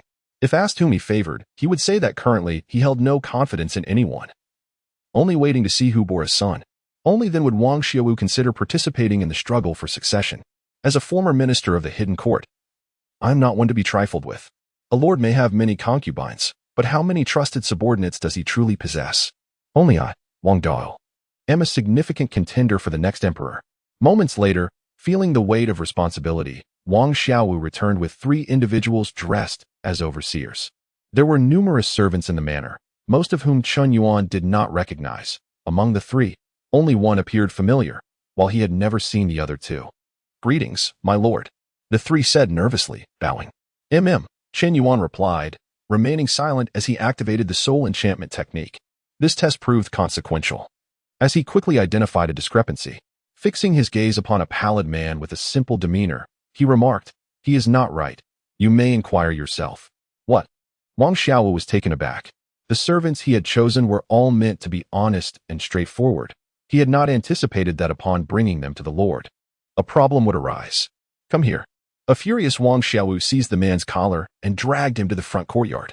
The other two fell to their knees, burying their heads in the ground, too frightened to make a sound. It took Wang Xiaowu nearly half an hour to return alone, kneeling on the ground in a state of embarrassment and anger. My lord, I have inquired thoroughly. That scoundrel Tianyan had the audacity to collude with two purchasing servants, taking advantage of their outings to sell off numerous treasures from the manor. They divided over 200 taels of silver among themselves, and now they await your judgment. And Chen Yuan prompted. But we have recovered less than 100 taels. The remainder was squandered by Tianyan at the gambling tables. Wang Xiaowu lamented, feeling both furious and ashamed. I have failed in my duties. Please punish me, my lord. Chen Yuan nodded, acknowledging his words. He stood and said, such matters are common. It is not entirely your fault. Go to the front courtyard and assess the situation. After taking a few steps, he turned back. Qing'er summoned the maidservants from the back courtyard as well. Lu Qing'er promptly nodded and waved over two personal maidservants to call for others. Upon reaching the front courtyard, Chen Yuan seated himself at the entrance of the hall. After a brief wait, he was astonished to find that, unbeknownst to him, over 100 servants had gathered in his home. Servants in various attires stood apprehensively, awaiting their lord's reprimand. Many were in the midst of work when they were inexplicably summoned, and though unsure of the situations, they could deduce from the sight of the three beaten individuals that it was surely not a positive development. Once most of the servants had arrived, Chen Yuan remained silent. Unbeknownst to them, the soul enchantment technique was already in effect. He had questions, and so did he, as well as she. Chen Yuan pointed out 4 individuals in succession. Wang Xiaowu, accompanied by several others, rushed forward to seize the accused. Without hesitation, they began to administer a severe beating, needing no further inquiry. Those indicated by Chen Yuan collapsed to the ground. In a desperate bid for survival, they confessed their misdeeds amidst their cries of agony. Among them were a father and son. One was responsible for the horses, while the other managed the servants' meals. They had sold horse manure and leftover food, netting a total of 1.5 taels of silver. Another maidservant, with the aid of a young servant, had packaged and sold various plants from the manor, earning a total of 8 taels and 7. Chen Yuan found the entire situation utterly absurd. He could not be bothered with such trivial matters and instructed Wang Xiaowu to administer 10 strikes to each of them before expelling them from the manor. Once Wang Xiaowu had completed the arrangements and returned, Chen Yuan regarded the 3 individuals on the ground and inquired, who among you is the mastermind? While petty theft may be forgiven, this small gang that has profited over 200 taels within a few days must be dealt with. It is indeed that scoundrel Tianyan. I regret having trusted him and allowing him to take charge. Wang Xiaowu seethed. Very well, execute him. Chen Yuan replied indifferently. As for the other 2 accomplices, administer 30 strikes and then send them to the authorities. Understood, my lord. Wang Xiaowu responded without batting an eye. He dragged Tianyan before the gathered servants, proclaiming loudly, this scoundrel has stolen property from the manor and has been caught red-handed. He shall now be executed by clubbing. Ensure you all witness this. Some matters must be carefully considered before action is taken. With that, Wang Xiaowu waved his hand with an air of authority. 4 guards, armed with clubs, advanced upon Tianyan and began to strike relentlessly. Chapter 92, the translation of Wang Dafu. A flurry of commotion swept through the crowd, with many displaying palpable fear. One steward proclaimed, if they must die, then let it be. The 2 accomplices were not only to receive 30 strikes but would also be sent to the authorities. 30 strikes would nearly cost them their lives. How could they possibly survive the authorities' judgment? Even if they were fortunate enough to escape, having offended Lord Chen, where would they find refuge in the city? Chen Yuan, seated at the entrance, observed as a few individuals lowered their heads in guilt, yet he had no intention of exposing them further. Clarity in water breeds no fish. Such occurrences were commonplace in the manor. Provided no egregious offenses were committed, the master would generally overlook minor transgressions. Had he not encountered a particularly audacious individual, he would not have interfered in such trivial matters. The remaining servants had passed a secondary loyalty test, which merely indicated a lack of treachery. Unlike Wang Xiaowu and Xie Shirong, who had undergone the most rigorous loyalty evaluation, these servants were compliant and obedient, a rarity indeed. As long as their hearts were devoid of malice and they harbored no intentions to undermine the Chen household, their minor indiscretions were inconsequential. Selling a bit of horse manure would hardly warrant a death sentence. Although it was not entirely out of the question, it simply lacked necessity. Should these individuals ever be swayed by others and harbor thoughts detrimental to the Chen household, Chen Yuan would receive immediate feedback, allowing him to pinpoint the traitor with precision. This exemplified the proper use of the art of mind manipulation. Once he had dealt with the matter at hand, Chen Yuan noticed the remaining individuals appeared visibly anxious, prompting him to reassure them. Simply focus on your designated tasks, and calamity shall not seek you out. You have all performed commendably today. You may later collect your rewards from Wang Xiaowu. Now disperse. Upon hearing of the rewards, the crowd brightened, joyfully proclaiming the Lord's benevolence and wishing him longevity before dispersing. Benevolent? Chen Yuan chuckled softly. Lord, I have already sent the 2 accomplices to the authorities. Wang Xiaowu bowed respectfully. Ah, well done. Chen Yuan's gaze swept over the 2 remaining stewards. What are their specific duties? Wuxiang manages the storeroom. He has received some education and is quite literate. Ma San leads the guards on night patrols and is also proficient with words. Wang Xiaowu quickly replied, being well acquainted with their circumstances, his knowledge nearly comprehensive. Chen Yuan scrutinized the 2 men, feeling a sense of satisfaction. Wang Xiaowu indeed possessed some skill and discerning character. Both men held significant positions, facing greater temptations. Yet neither had entertained thoughts of disloyalty. Wuxiang had reached a level of unwavering loyalty, exhibiting a profound allegiance to the Chen household. Although Ma San fell slightly short, having only passed the test of not harboring ill intentions, this was the norm. Who, after a few days of work and enjoying a better life, would entrust their very existence to another? Individuals like Wuxiang were, after all, the exception rather than the rule. Yet at this moment, Chen Yuan required just such a rarity. You have performed well. Since you are literate, take this martial skill and practice. Chen Yuan produced a thin manuscript and casually tossed it to Ma San. Ma San, overwhelmed with excitement, caught the manual and was astonished to find the words Complete Truth Heart Method inscribed upon it. Trembling with joy, he prostrated himself several times, exclaiming, Thank you, my lord, for your regard. Rise, Chen Yuan instructed. Ma San, hearing this, bowed twice more before standing, his heart brimming with elation.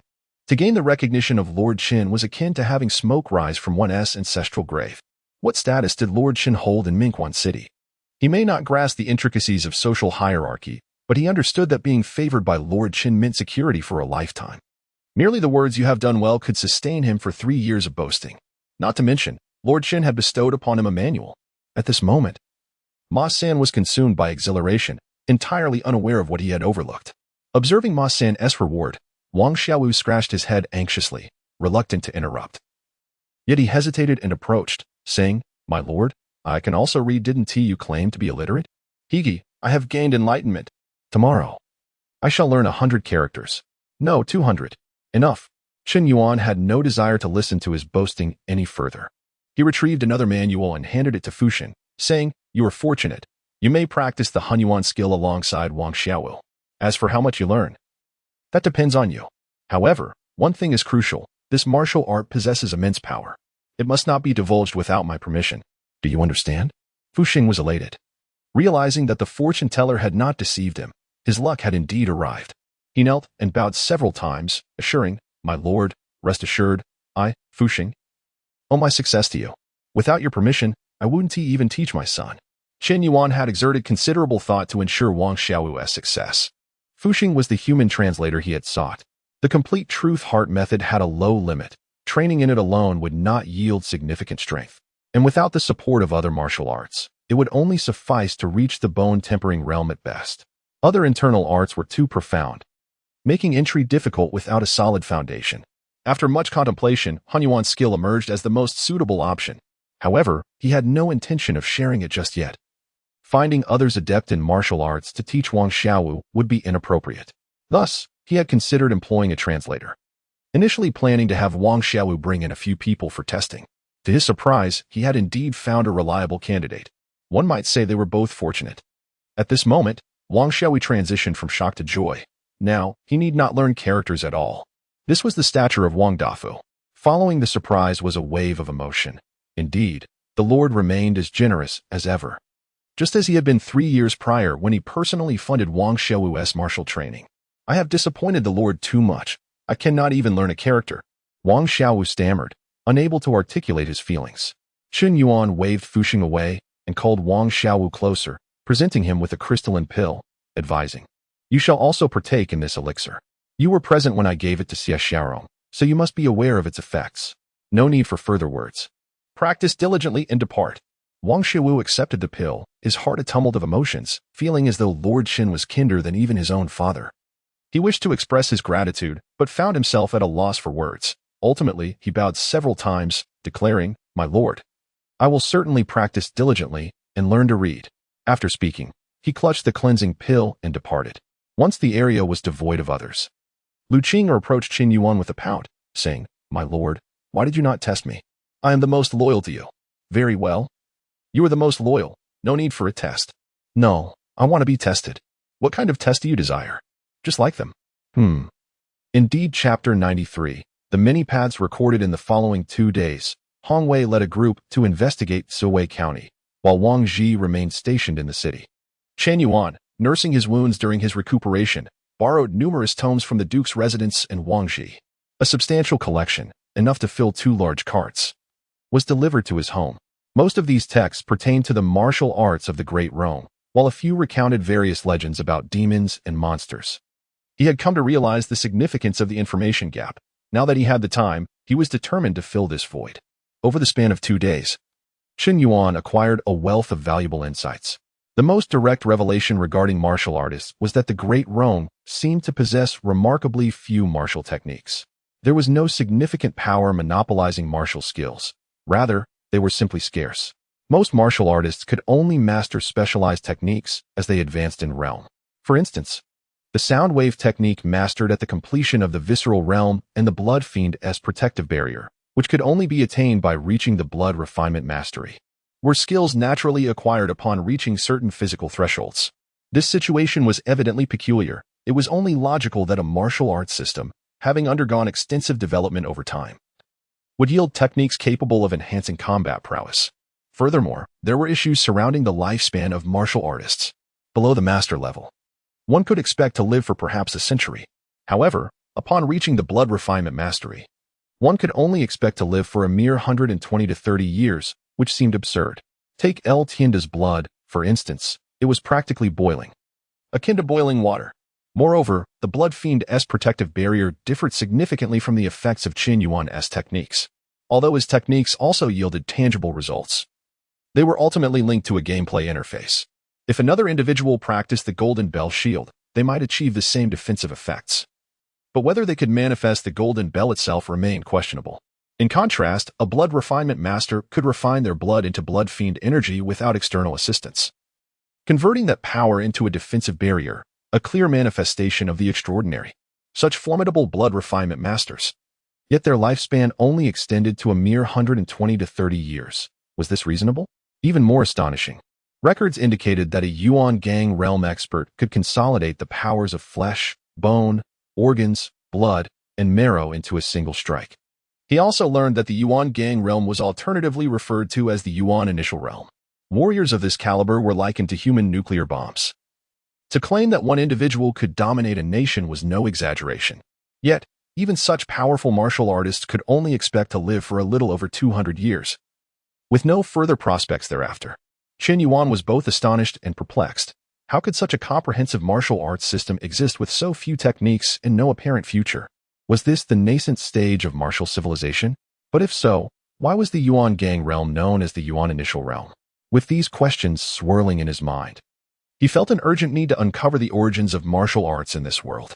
However, after scouring every ancient text, he found no historical records preceding the Great Rome.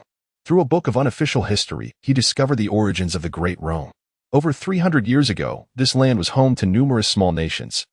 A man named Chen Yuan, unable to make a living, became a mountain bandit and eventually rose to leadership. During a year of drought, as the populace revolted, Chen Yuan seized the opportunity to recruit soldiers, eventually conquering a small nation and renaming it Great Rome. Thus began a lengthy period of warfare, culminating over a century ago when the Great Rome defeated the last stronghold and achieved unification. Beyond this point, historical records grew disjointed, filled with fragmented accounts. For instance, there were tales of individuals breaking through to the martial saint realm at the age of 300, causing a stir across the land. Other legends spoke of demons appearing in certain locales, only to be subdued by a passerby who single-handedly lifted a mountain to suppress the fiends. While such stories were plentiful, They lacked specific dates and locations, rendering them akin to mythological tales. Suddenly, an idea struck Chen Yuan. What if there had been a powerful martial civilization here before the establishment of the Great Rome? Perhaps, due to some unforeseen circumstances, this civilization had collapsed, leaving behind a few remnants that, over time, had splintered into dozens of nations, ultimately leading to the reunification by the Great Rome? This might explain the current state of martial arts in the Great Rome, characterized by a lack of techniques and stagnation. Embarking on this bold hypothesis, he resolved to dig deeper into the accounts of demons. After considerable effort, he found himself immersed in a pile of ancient texts, contemplating his findings. Instead of discovering significant records of a martial civilization, he stumbled upon a new power.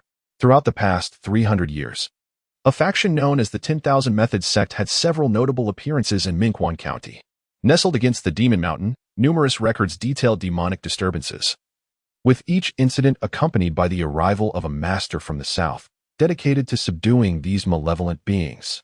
The text referred to these masters by various titles across different eras. Some called them immortal masters, others enlightened ones, but they all shared one commonality. They claimed to hail from the 10,000 Methods sect on Mount Yinluo. Rather than alleviating his confusion, this only deepened it. What perplexed Chen Yuan most was that during previous demonic upheavals, the 10,000 Methods sect had always sent someone. Why had they not done so this time? Had they not received word, or were they simply delayed? Who exactly was the Jingshu Taoist? Lu County's expression at the time did not seem feigned. It suggested that Jingshu's identity was indeed extraordinary. Yet when he inquired about this matter with Chen Renying and Yuan Qi, both admitted they had never heard of the Jingshu Taoist. With questions multiplying, Chen Yuan meticulously noted down every clue, yet he found himself at a loss for answers. If Jingshu was indeed affiliated with the 10,000 Methods sect and had perished, why had they not sent anyone? A month had passed. It was becoming increasingly unreasonable to remain unresponsive. If traveling took such an inordinate amount of time, what good would it serve for them to slay demons? They could simply come to collect the body instead. Frustrated, he pushed aside the stack of books and rose from his study. In the courtyard, Chen Yuan reclined in a chair, exhaling a soft sigh. Nonetheless, this endeavor was not entirely fruitless. He had at least confirmed one thing. Other cultivation systems existed in this world. The 10,000 Methods sect, by its very name, clearly bore no connection to the martial artists of the Great Rome. Ancient texts even described their practitioners riding flying swords, resembling a group of cultivators. The cultivation system of the Great Rome martial artists was equally intricate. The term Yuan Initial Realm sparked a myriad of thoughts within him. Surely, it could not conclude at the Yuan Initial stage? Sir Chen, what are you up to? A voice interrupted his reverie. Chen Yuan turned to see Hua Qingzu gazing at him with curious eyes. Why are you out here again? Chen Yuan countered with a question. I'm bored. No one has passed through the bamboo grove. Hua Qingzu complained. She had never felt boredom before, but now, the absence of company made it difficult for her to sit still. Chen Yuan regarded her with a bemused expression, then remarked, Shall I accompany you to the bamboo grove to count ants? Chapter 94, New Arrivals in the Capital. Hua Qingzu readily consented. Few within the residence could converse with her, aside from Chen Yuan. Only Lu Qing'er and Xie Xiaorong were somewhat unafraid of her. Lu Qing'er was at odds with her, and Xie Xiaorong was perpetually engrossed in her training. Thus, only Chen Yuan, the idler, could engage her in conversation. One was a person with intentions of flattery, hoping to rescue Xiaohong, while the other harbored ulterior motives, merely wishing to be a gardener. They found common ground, laughing heartily over trivial matters, indulging in delightful discourse. Consequently, Chen Yuan spent his days in leisure, occasionally imparting lessons on cultivation to Lu Qing'er and others, relishing a period of relaxation. This continued until half a month later. Sir, Lord Wang and a group of officials seek an audience. They are now at the gate, claiming an envoy has arrived, requesting your presence. Wang Shiwu hurriedly interrupted Chen Yuan's leisurely life. Oh? Chen Yuan replied, somewhat surprised. Why has the court reacted so swiftly this time? Have they finally awakened? He rose from his reclining chair, his body emitting a series of crisp cracks. By now, Chen Yuan's injuries had mostly healed, and he felt confident enough to face adversaries like El Tiendo once more. However, to be cautious, he donned his fierce sword and then remarked, Let us go. I wish to hear what this envoy has to say. Outside the Qin residence, Wang Ji, Ma Shouyuan, and others anxiously awaited alongside several eunuchs. One elderly eunuch expressed concern to Wang Ji, Lord Wang, does the esteemed Qin Darin have any taboos? Wang Ji pondered for a moment, furrowing his brow. I hadn't noticed anything, but he is generally amiable. You need not worry, Lord Li. Indeed, he was quite affable. Yet El Tienda's inexplicable disappearance had nearly driven the emperor to the brink of fury. Lord Li silently scoffed, but refrained from further questioning. Just then, the gates of the Qin residence swung open, and a young man in casual attire emerged, followed by several attendants. Without needing an introduction, Lord Li stepped forward and inquired, "Is it the esteemed Chen Yuan before us?" Chen Yuan did not rush to respond. Instead, he first glanced at Yuan Qi and Ma Yuan. Noting their smiling nods before he replied, "I am indeed Chen Yuan. May I ask how to address you, esteemed eunuch? What brings you to my residence?" "Haha." Lord Li laughed heartily before beaming. "There is no need for such modesty, esteemed Chen Darren. My surname is Li, and you may call me Eunuch Li. I come today not for any trivial matter, but to extend my congratulations to you." Chen Yuan met his enthusiasm with a smile. "Pray tell, what is the cause for such joy?" Lord Li retrieved a scroll wrapped in yellow cloth from his robe, unfurling it as he proclaimed loudly, "Officials of Mingguan, heed the decree." Upon hearing this, Yuan Qi, Ma Yuan, and the other officials fell to their knees in a flurry, leaving only Lord Li standing. Glancing at Chen Yuan, Lord Li noted that he remained standing with a smile, seemingly unperturbed by the solemnity of the moment. With a resigned cough, he began to read the contents of the decree. The Emperor of the Darong proclaimed, "I have heard of the rampant demons in Mingguan County, and the former county magistrate, Jiu Fa did nothing, leading to the suffering of the people. He ought to be punished. However, he has already fallen victim to the demons, and thus his death is just, and his sins are absolved. His estate shall be sealed for future use. Furthermore, I have heard of Chen Yuan, the young and capable officer of Mingguan, who cares deeply for the populace and has continuously eradicated demons in 2 counties, achieving remarkable merit. Therefore, I appoint him as the county magistrate of Mingguan, bestow upon him a black cloak, and grant him the authority of command, allowing him to oversee all affairs of Mingguan." The decree concluded, and the room fell into stunned silence. Yuan Qi and others had been informed in advance of Chen Yuan's appointment as the county magistrate, so they were not surprised. What astonished them was the grant of command authority. In the past, governance of counties under Darong was divided among 3 officials. The county lieutenant managed military affairs, the county inspector handled internal matters, and while the magistrate held a nominally higher rank, they served more as overseers and conciliators. For instance, Yuan Qi could disregard Qiu Fanhai entirely if he chose, for the ultimate authority lay with the higher administrative offices, such as Liangzhou. In essence, only the 9 prefectures held command authority in the realm of Darong. The will of Liangzhou represented the will of Darong. Now, the first command authority at the county level had emerged. Chen Yuan was not only appointed as the county magistrate of Mingguan, but had also obtained command authority. What did this signify? It indicated that Yuan Qi would now have to operate under Chen Yuan's jurisdiction. With command authority, Mingguan County had effectively become a recognized entity within Darong, and Chen Yuan had directly ascended to the status of a regional lord. This was no trivial matter. It was as if he had usurped Yuan Qi's ancestral legacy. While Yuan Qi and the others were in shock, Lord Li, having read the decree, extended it toward Chen Yuan with both hands, smiling. "Chen Darren, please accept the decree." Although the proclamation was intended for all officials, it was evident to everyone to whom it was truly addressed. Thus, he only invited Chen Yuan to accept the decree, not sparing a glance for the other officials.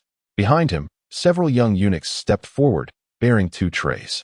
2 others lifted the yellow cloth, revealing a grand black cloak and a jade rui. These 2 items symbolized the authority of command. The cloak was meant for public display, adorned with various fierce beasts, signifying the wearer's status as a regional lord.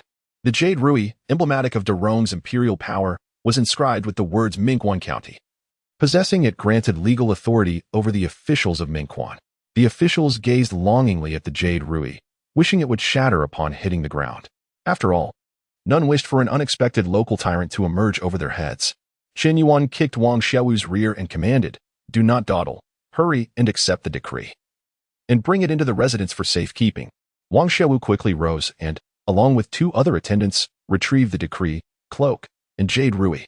Lord Li's expression soured slightly, yet he still handed the decree to him. In most households, upon receiving a decree, families would bathe, change clothes, and come forth to kneel and welcome.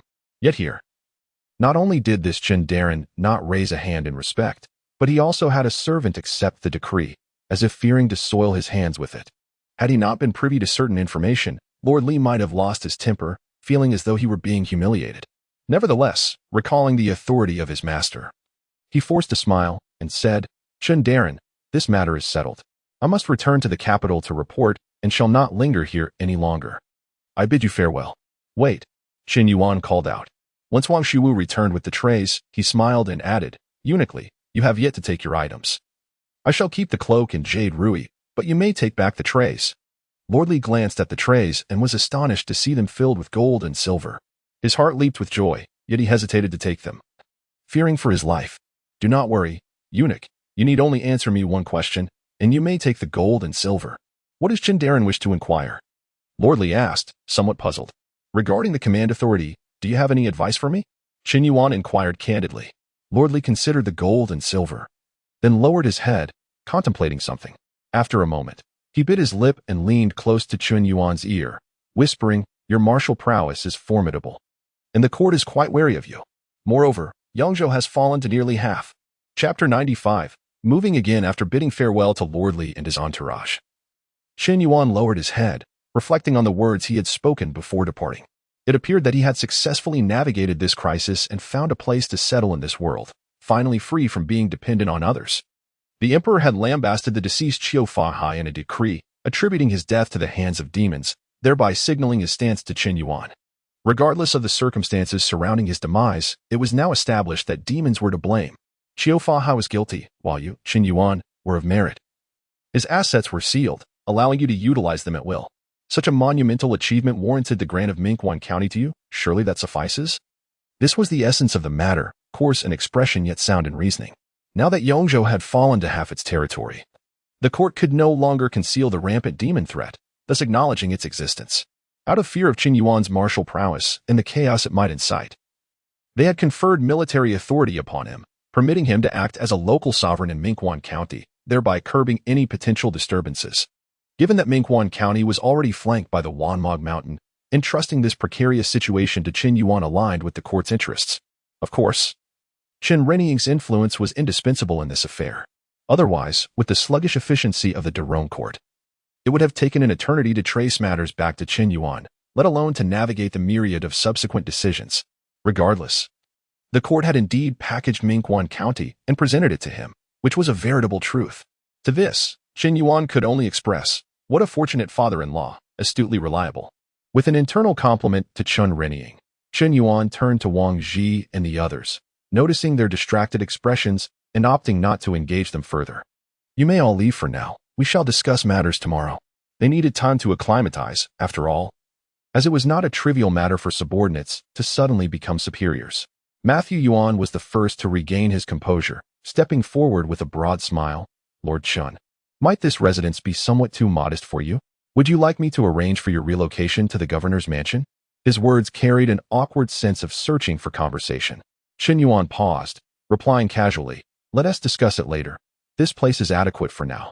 Although the residence was a tad small and he hadn't resided there long, he had already settled in and felt no desire to upheave his circumstances. Upon returning to the estate and closing the doors, Wang Xiao was elated, jumping 3 feet in the air, exclaiming, Master, you've become the governor already. Is your trial period nearly over? Chen Yuan found himself perplexed, inquiring, What trial period? Seeing his genuine confusion, Wang Xiao quickly covered his mouth and shook his head insistently. Nothing. Once Chen Yuan had left, Wang Xiao lowered his hand, mentally chastising himself for his lack of restraint. Such matters were not to be discussed openly.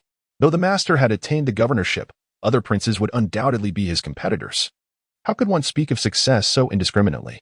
Was that not handing over leverage to his rivals? I must learn to control my tongue. I cannot speak so freely. Just as he had scarcely walked a few steps, Chen Yuan spotted Lu Qing'er approaching with 2 maidservants, accompanied by Hua Qingzhu. Upon seeing Chen Yuan, Lu Qing'er brightened and rushed to embrace his arm.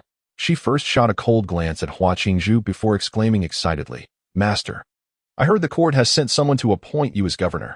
Hua Qingzhu, intent on provoking Lu Qing'er, sidled up to Chen Yuan's other side, entwining her arm around his as well. My lord, surely these mundane matters must be quite taxing for you.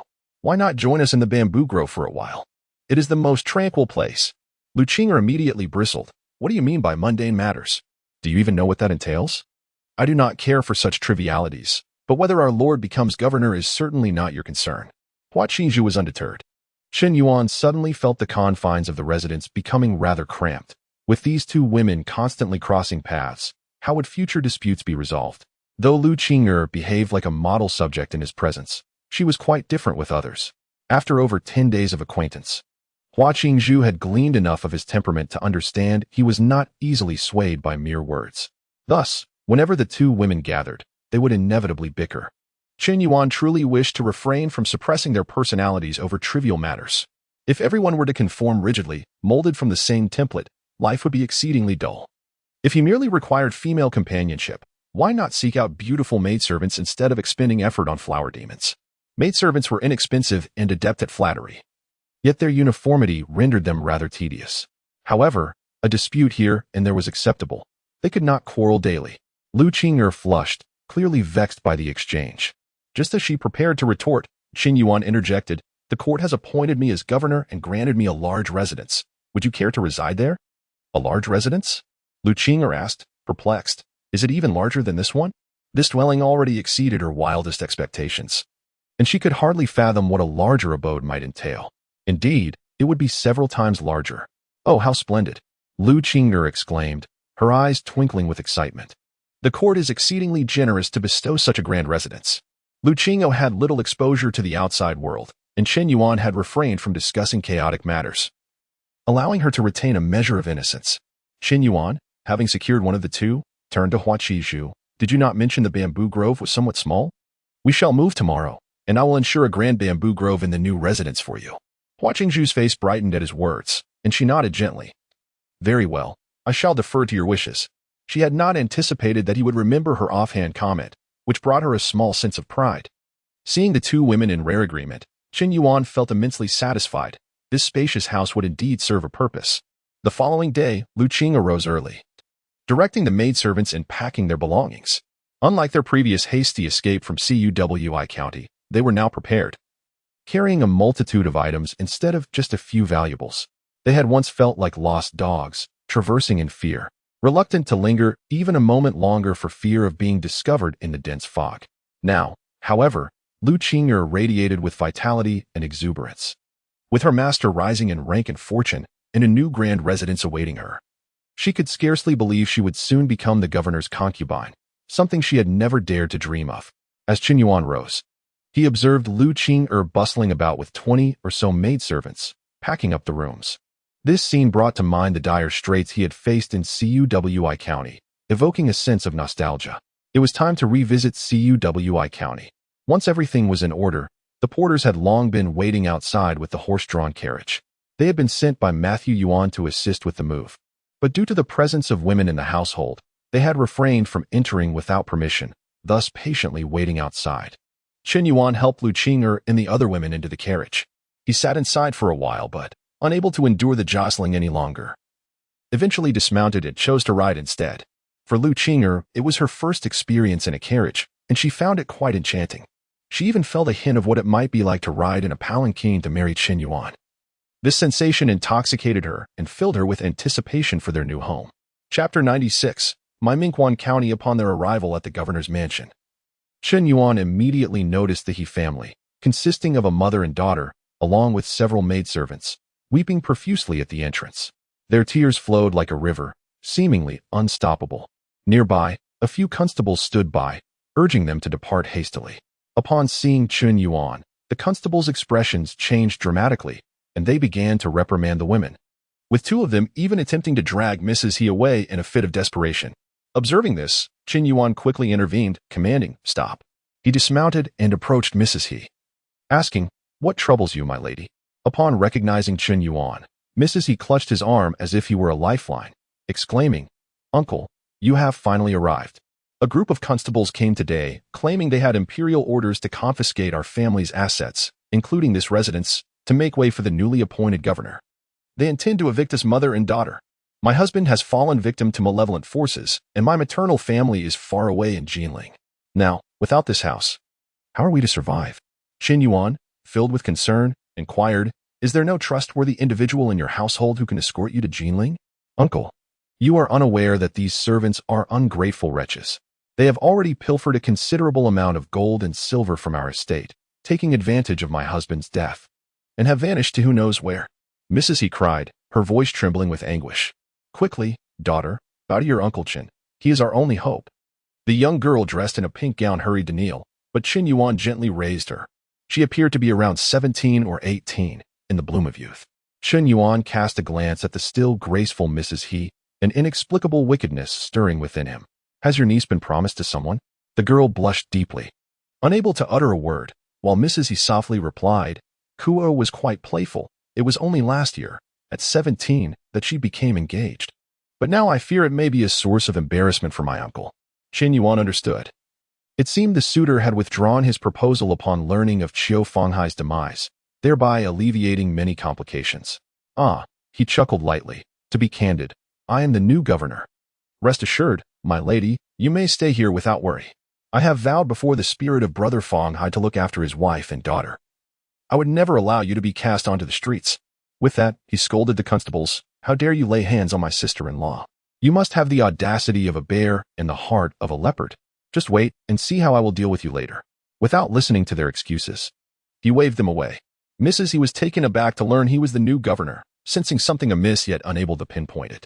However, contemplating the dire fate of being destitute, she could only bow her head and express her gratitude. Thank you, uncle. Brother Fenghai, come listen. Your wife has much to thank me for. A mischievous spirit danced in Chen Yuan's mind. Once everything was settled, Chen Yuan leisurely enjoyed lunch at the governor's mansion before making his way to the yamen. Wang Ji and the others had been anxiously awaiting his arrival, pacing restlessly. Upon seeing him, they quickly composed themselves, adopting a calm demeanor. Draped in a red-black cloak, Chen Yuan strode to the main seat, dramatically swirling his cloak before slowly sitting upon the throne. I greet you, esteemed officials. Please rise, he said, his expression unchanged, addressing them with a resonant voice.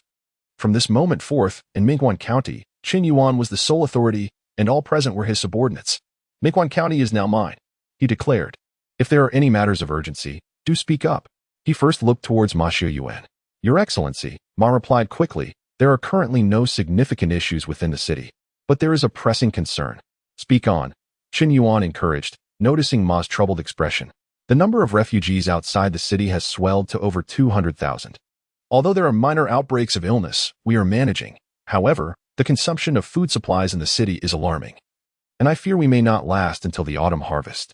If this continues, it won't be long before we face a major crisis, even before the food runs out. Chen Yuan nodded, comprehending the gravity of the situation. Food is paramount. Without it, nothing else matters. Moreover, human nature is unpredictable. If rumors of food shortages spread, unscrupulous merchants will hoard supplies to inflate prices. When true scarcity strikes, they will release the grain at exorbitant rates, profiting immensely, indifferent to the lives lost in the process. Such merchants thrive in times of disaster. They may perish, but others will take their place. Do you have any strategies, Master Ma? Chen Yuan asked courteously. Ma Yuan's face flushed with embarrassment. He had often assisted Chen Yuan in concealing the truth and fabricating falsehoods, and now he finally received acknowledgement. The title Master Ma indicated his esteemed standing in Chen Yuan's regard. My subordinates have already dispatched the remaining grain from Qingshi and Mengxi counties, Ma reported, somewhat excited yet resigned. Additionally, I have sent people to Linjun to procure supplies, but the atmosphere is fraught with fear, and the quantities acquired are woefully insufficient. Upon hearing this, Chen Yuan ceased to press him further and lowered his head, racking his brain to devise a solution with his limited knowledge. After a moment, he abandoned the effort, thinking, I have mastered great skills. Why bother overthinking? Let the wealthy donate grain. Those who refuse shall face confiscation. Chen Yuan declared decisively. No grain? There must be some to squeeze out. Furthermore, the refugees outside should not remain idle. Do they not seek food? Let them construct a new city outside the walls. If they wish to eat, they must work. With an increase in the refugee population, idleness breeds unrest. Although Chen Yuan was no expert in governance, he understood this basic principle. Employing labor in exchange for aid would greatly alleviate tensions. The chaos wrought by the demonic forces could persist indefinitely, leading to an ever-growing refugee crisis. Given the proximity of Qingshi County to the Wanmog Mountain, it was impractical to relocate them. Thus, allowing the refugees to build a city on-site was a feasible solution. Next, he proposed several public health measures. urging Ma Xiuyuan to construct more public latrines to prevent the refugees from drinking contaminated water, instead providing them with boiled water for drinking. With 200,000 people congregated, the absence of sanitation would create a horrific scene. No public health measure could rival the effectiveness of simply increasing the number of latrines. Under Chen Yuan's vigorous encouragement, Ma Xiuyuan swallowed his objections regarding confiscations and instead listened intently to Chen Yuan's suggestions. The more he listened, the brighter his eyes became. By the end, he slapped his thigh, exclaiming, "Brilliant! Your Excellency, your plan to employ labor in exchange for aid is truly ingenious. This way, the refugees will be occupied and cease their idle thoughts. By rebuilding a new city, they will have hope. Once the new city is established, they can settle there, becoming part of Mingwan City, no longer mere refugees. Meanwhile, Mingwan City will gain an additional fortified city at minimal cost. Such a multifaceted strategy could only be conceived by you." "My lord." Chen Yuan rolled his eyes, uninterested in further flattery. "Go and get to work. Start with the grain donations." After dismissing Ma Xiuyuan, Chen Yuan turned to Wang Ji and asked, "What news from General Hong?" Chapter 97. Military Expansion. Upon hearing this, Wang Ji clasped his hands and replied, "My lord, General Hong sent word yesterday that he has dug 3 feet into the ground in Suiwei County, but has found no source of the dense fog. However, the fog shows no signs of dissipating. If no new discoveries are made in the next few days, General Hong intends to abandon the search there." "Found nothing?" Chen Yuan expressed some surprise. During his time in Suiwei County, the shadowy figures within the fog had been quite active. Was it not possible to trace them back to the fog demon? Chen Yuan had learned from Hua Qizhu that those shadowy figures were merely manifestations of the fog demon's essence, akin to the existence of tiger demons and wraiths. The fog demon had lingered in the mountains for many years, and wherever it roamed, thick fog would accompany it. Over the years, countless beings had perished in the fog, their souls nurtured by the eerie mist, transforming into fog wraiths. From this perspective, fog wraiths and fog demons should be considered intertwined. If one could locate the fog wraiths, how could the fog demon remain elusive? Suppressing his doubts, Chen Yuan knew that he would need to see the situation for himself to gain clarity. To assume otherwise would render him no different from Elquid. Setting aside that matter for the time being, Chen Yuan continued, "I wish to expand the military. Are there any difficulties in this endeavor?" He was uncertain what the world would become, but strengthening their power was undoubtedly prudent. Though these soldiers were of little strength and may prove ineffective against demons, they could still serve a purpose against other human threats. For military expansion, there were no immediate concerns regarding resources. Wang Ji gathered his thoughts, hesitating as he remarked, "However, Mingxuan's military readiness has languished for years. Much of the armor in the armory has rusted and deteriorated. It will be challenging to forge a significant amount in the short term." Noticing Chen Yuan's impassive expression, he quickly added, "This situation has persisted for a long time, even before my tenure began." His words reflected a fear that Chen Yuan might hold him accountable for the inadequacies. "There is no need for such caution, Lord Wang. Speak your mind freely." Chen Yuan replied nonchalantly, "Since there are no other issues, let us expand the military to 50,000. As for the armor, we shall forge it gradually." Indeed, soldiers clad in armor possessed far greater combat capabilities than those without. Yet Chen Yuan did not place his primary focus on armor. As they spoke, Chen Yuan produced 3 tomes: the Complete Truth Heart Method, the Hu Family Blade Technique, and the Blazing Spear. During his travels in the new dynasty, he had acquired numerous martial arts, and the Blazing Spear was among them. Observing its suitability for battlefield combat, he decided to transcribe it for military use. He tossed the 3 tomes toward Wang Ji and instructed, "Here are a martial art and 2 techniques. Select some young soldiers for them to practice. They will prove invaluable in the future." Strengthening the soldiers' combat prowess through martial arts was the true aim of his military expansion, with the enhancement of the Bewitching Heart technique. If all went smoothly, in a decade or 2, he could possess tens of thousands, even hundreds of thousands of postnatal realm soldiers. It would be akin to having 100,000 Hu Fei wielding the Hu Family Blade technique and 100,000 Yang Tianshan brandishing the Blazing Spear. One would be compelled to fear such a force. With these troops nurtured, Mingguan County would possess the means for self-defense, whether against humans or demons. At that time, there would be no need for Chen Yuan to intervene personally. The Emperor of the Great Rome would have to proclaim his praises. Wang Ji caught the tomes and examined them closely. After a moment, he closed the books, astonished, and said, "My lord, these techniques are intricate and challenging to comprehend. Their operational methods differ entirely from the blood and chi techniques of our great Rome warriors. Did you perhaps bring them from the south? Chen Yuan glanced at Wang Qi. Unwilling to engage in riddles, and stated plainly, I am not a disciple of the 10,000 Methods sect. You may use these techniques with confidence. With that, he ignored Wang Xi's excitement and turned his attention to Zhao Guanghua, who was shrinking in the corner. Has your injury healed, Captain Zhao? Startled, Zhao Guanghua quickly responded. Thank you for your concern, my lord. I am completely well now. That is good to hear. Since you're well, accompany me to Tsuweiwei County, Chen Yuan said casually. Yes, I shall gather some men and set off with you at once. Zhao Guanghua turned to leave. There is no need.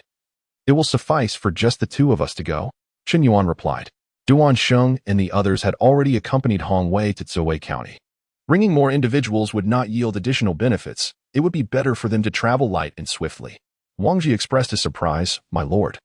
You are now the stabilizing force in Mingquan County. How can you venture out so easily? Allow me to investigate, for no matter how formidable the demons may be, they cannot withstand the combined efforts of General Hong and me. Chen Yuan stood and said, that will not be necessary. You should remain in the city. Let Zhao Guanghua accompany me. With that, he stepped out of the grand hall, with Zhao Guanghua hastily following behind. The remaining attendees exchanged glances, silently admiring Chen Yuan's dedication to the safety of the people. Even though there were no living souls left in Tsuwei County, and as long as they avoided that area, it would not affect Mingquan County at all. Chen Yuan still insisted on personally confronting the demons. Truly, he was a commendable official. Upon exiting the government office, Chen Yuan strolled through the bustling streets, where the populace was engaged in festivities, drumming and celebrating, with lion dances and magic shows creating a festive atmosphere. Puzzled, Chen Yuan inquired, what festival is being celebrated today? Zhao Guanghua replied, his expression peculiar, it is not a festival. The people have spontaneously organized this event in celebration of the news that the demon-subduing immortal has become the governor of Mingquan. The demon-subduing immortal? Chen Yuan's expression mirrored Zhao Guanghua's strangeness. Was this title not only shared in a limited circle of people? How had it become so publicly celebrated?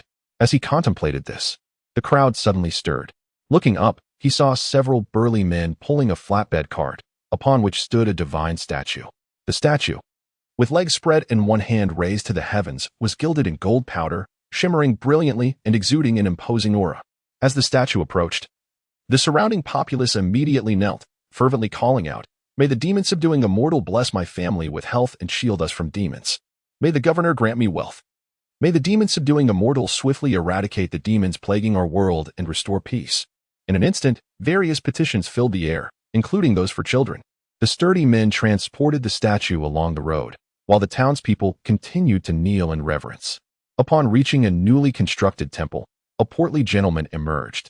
He respectfully lit 3 incense sticks before the statue, muttering prayers, and then proclaimed loudly, Please return to your rightful place, demon-subduing immortal.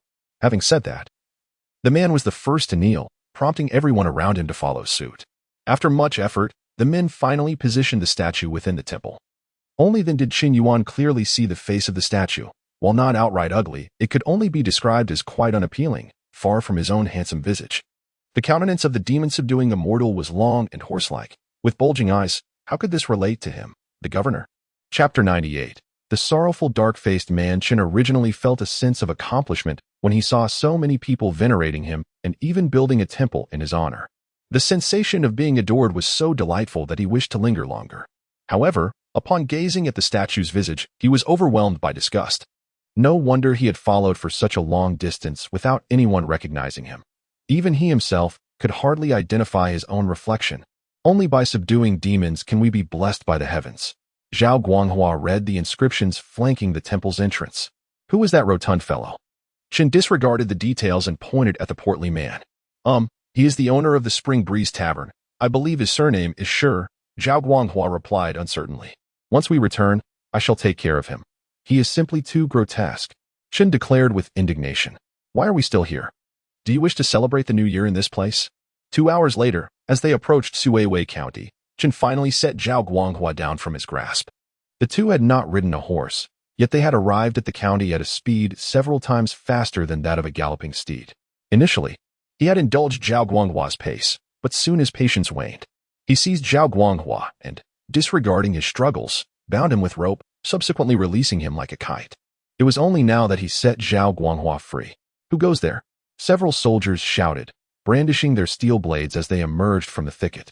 Upon spotting Zhao Guanghua, tightly bound like a rice dumpling, they were momentarily taken aback. Isn't that Captain Zhao? How did he end up tied up? They had been ordered to scout the area and had just witnessed the sudden appearance of two individuals, startling them into believing there were demons lurking about. However, upon closer inspection, they realized it was indeed Captain Zhao. Before the soldiers could react further, Zhao Guanghua exerted force and broke free from his bindings. His complexion was ashen. It was his first experience of flight, and he was evidently unaccustomed to it. Nevertheless, he steadied himself and commanded, "Where is Captain Xiao? Take us to see him." The soldiers, astonished by his sudden liberation, dared not question further and bowed their heads in compliance. "Yes, please follow me."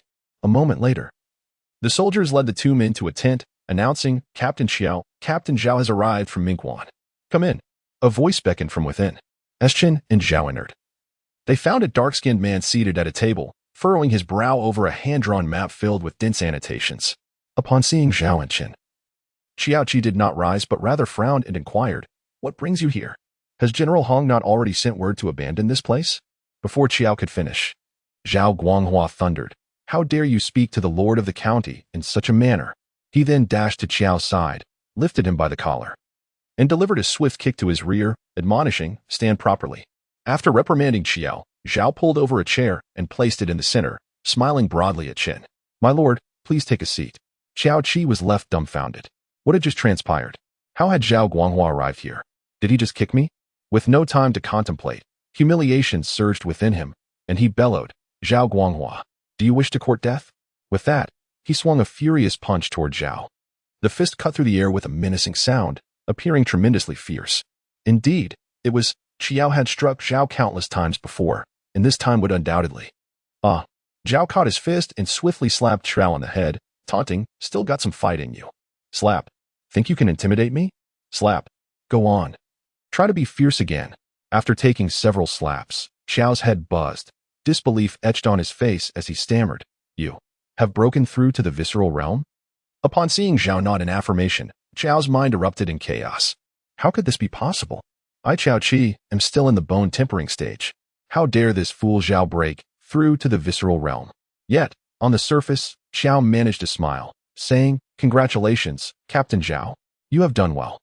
It was my folly to dare lay a hand on you." However, Zhao paid him no heed, turning instead to Chen, who had just taken a seat. "My lord, this foolish fellow is lacking in intellect. I have already taken it upon myself to teach him a lesson." Indeed, Chao's inner turmoil intensified. He was aware of the news regarding County Magistrate Qiu Fanghai's demise. After all, 20 days had passed since the incident. But why was Captain Chen now appointed to succeed him? The new county magistrate should have come from Jinling or Liangzhou. A captain as a county magistrate. Was my mind deranged? Or had Zhao Guanghua lost his senses? Xiao cast a suspicious glance at Zhao Guanghua, who appeared normal, before hesitantly asking, "This esteemed Captain Chen, might I inquire if you possess any credentials to prove your appointment as the new county magistrate?" "You fool." Zhao Guanghua was incensed as he seized Qiao and delivered 2 more slaps. "Is my word not enough proof?" Slap. "Are you truly that dim-witted?" "Enough." Chen intervened, halting Zhao's bullying. "What is the current situation? Where's General Hong?" After enduring another 2 slaps, Qiao finally grasped the reality of his circumstances. He was bewildered. It was hard to comprehend how, in just under a month, the world had so drastically changed. Just 20 days prior, Captain Chen had been a newly appointed officer, and Zhao Guanghua had still been in the bone tempering stage. At that time, Qiao had looked down upon Captain Chen, and Zhao had been his subordinate. In this brief span, what had transpired? How had the 3 individuals, once of equal standing, come to be in such disparate positions? Now, Zhao Guanghua treated him like a plaything, and Captain Chen had ascended to the role of county magistrate, while Qiao found himself utterly diminished. He was filled with bitterness, longing to weep yet forced to maintain a facade of composure. With a strained smile, he replied, "My lord, General Hong has gone to Tsuweiwei City. When I first arrived, I hesitated to act recklessly due to my limited strength. It was only after your reinforcements of 2,000 men arrived from Mengshi County that I dared to lead a reconnaissance into the city. Although we captured a snake demon with a human head, we suffered considerable losses, prompting a hasty retreat. Upon hearing of the snake demon, Chen's interest was piqued. What became of that demon? It has long been consumed by my brothers," Qiao admitted awkwardly. Chen felt a pang of disappointment. It was only natural. Who would keep a creature alive when there was flesh to be feasted upon? Had the casualties been due to the snake demon? The injuries sustained were merely a fraction. The majority of his men had been captured by the shadowy figures in the mist, leaving no remains behind. Xiao's expression darkened as he recounted. Those shadows are exceedingly cunning, preying upon the weak. When we are numerous, they keep their distance, but in the fog, visibility is perilously low. A moment's distraction can lead to separation, and once separated, there is no return. Chapter 99, A Sound of Cicadas Yet. As I plunged alone into the mist, I could not find even a shadow of the demons. They did not seek me out, but rather preyed upon my solitary brethren. To avert unnecessary casualties, I ordered a retreat, only to unexpectedly encounter a serpent demon with a human head. At that moment, its head was detached and seemed to be spying on our movements, which I swiftly pursued and captured, head and tail alike. Wait. Chen Yuan interrupted Xiao Qi's narration, perplexed. Did you say that the serpent demon's head could detach and fly? Indeed. When General Hong arrived, he was bold and skilled, often residing alone within the city. He too encountered two similar demons and witnessed their flying head technique. Chen Yuan's confusion deepened. Could this flying-headed serpent be different from the beautiful serpent he had slain? Or perhaps the beautiful serpent had not had the chance to perform its flying head technique before he struck it down. Alas, the flying-headed serpents had been devoured. Otherwise, it would have been a delight to observe such a unique skill. Chen Yuan's curiosity piqued. He pressed on. After General Hong's arrival, did he discover any other peculiar demons?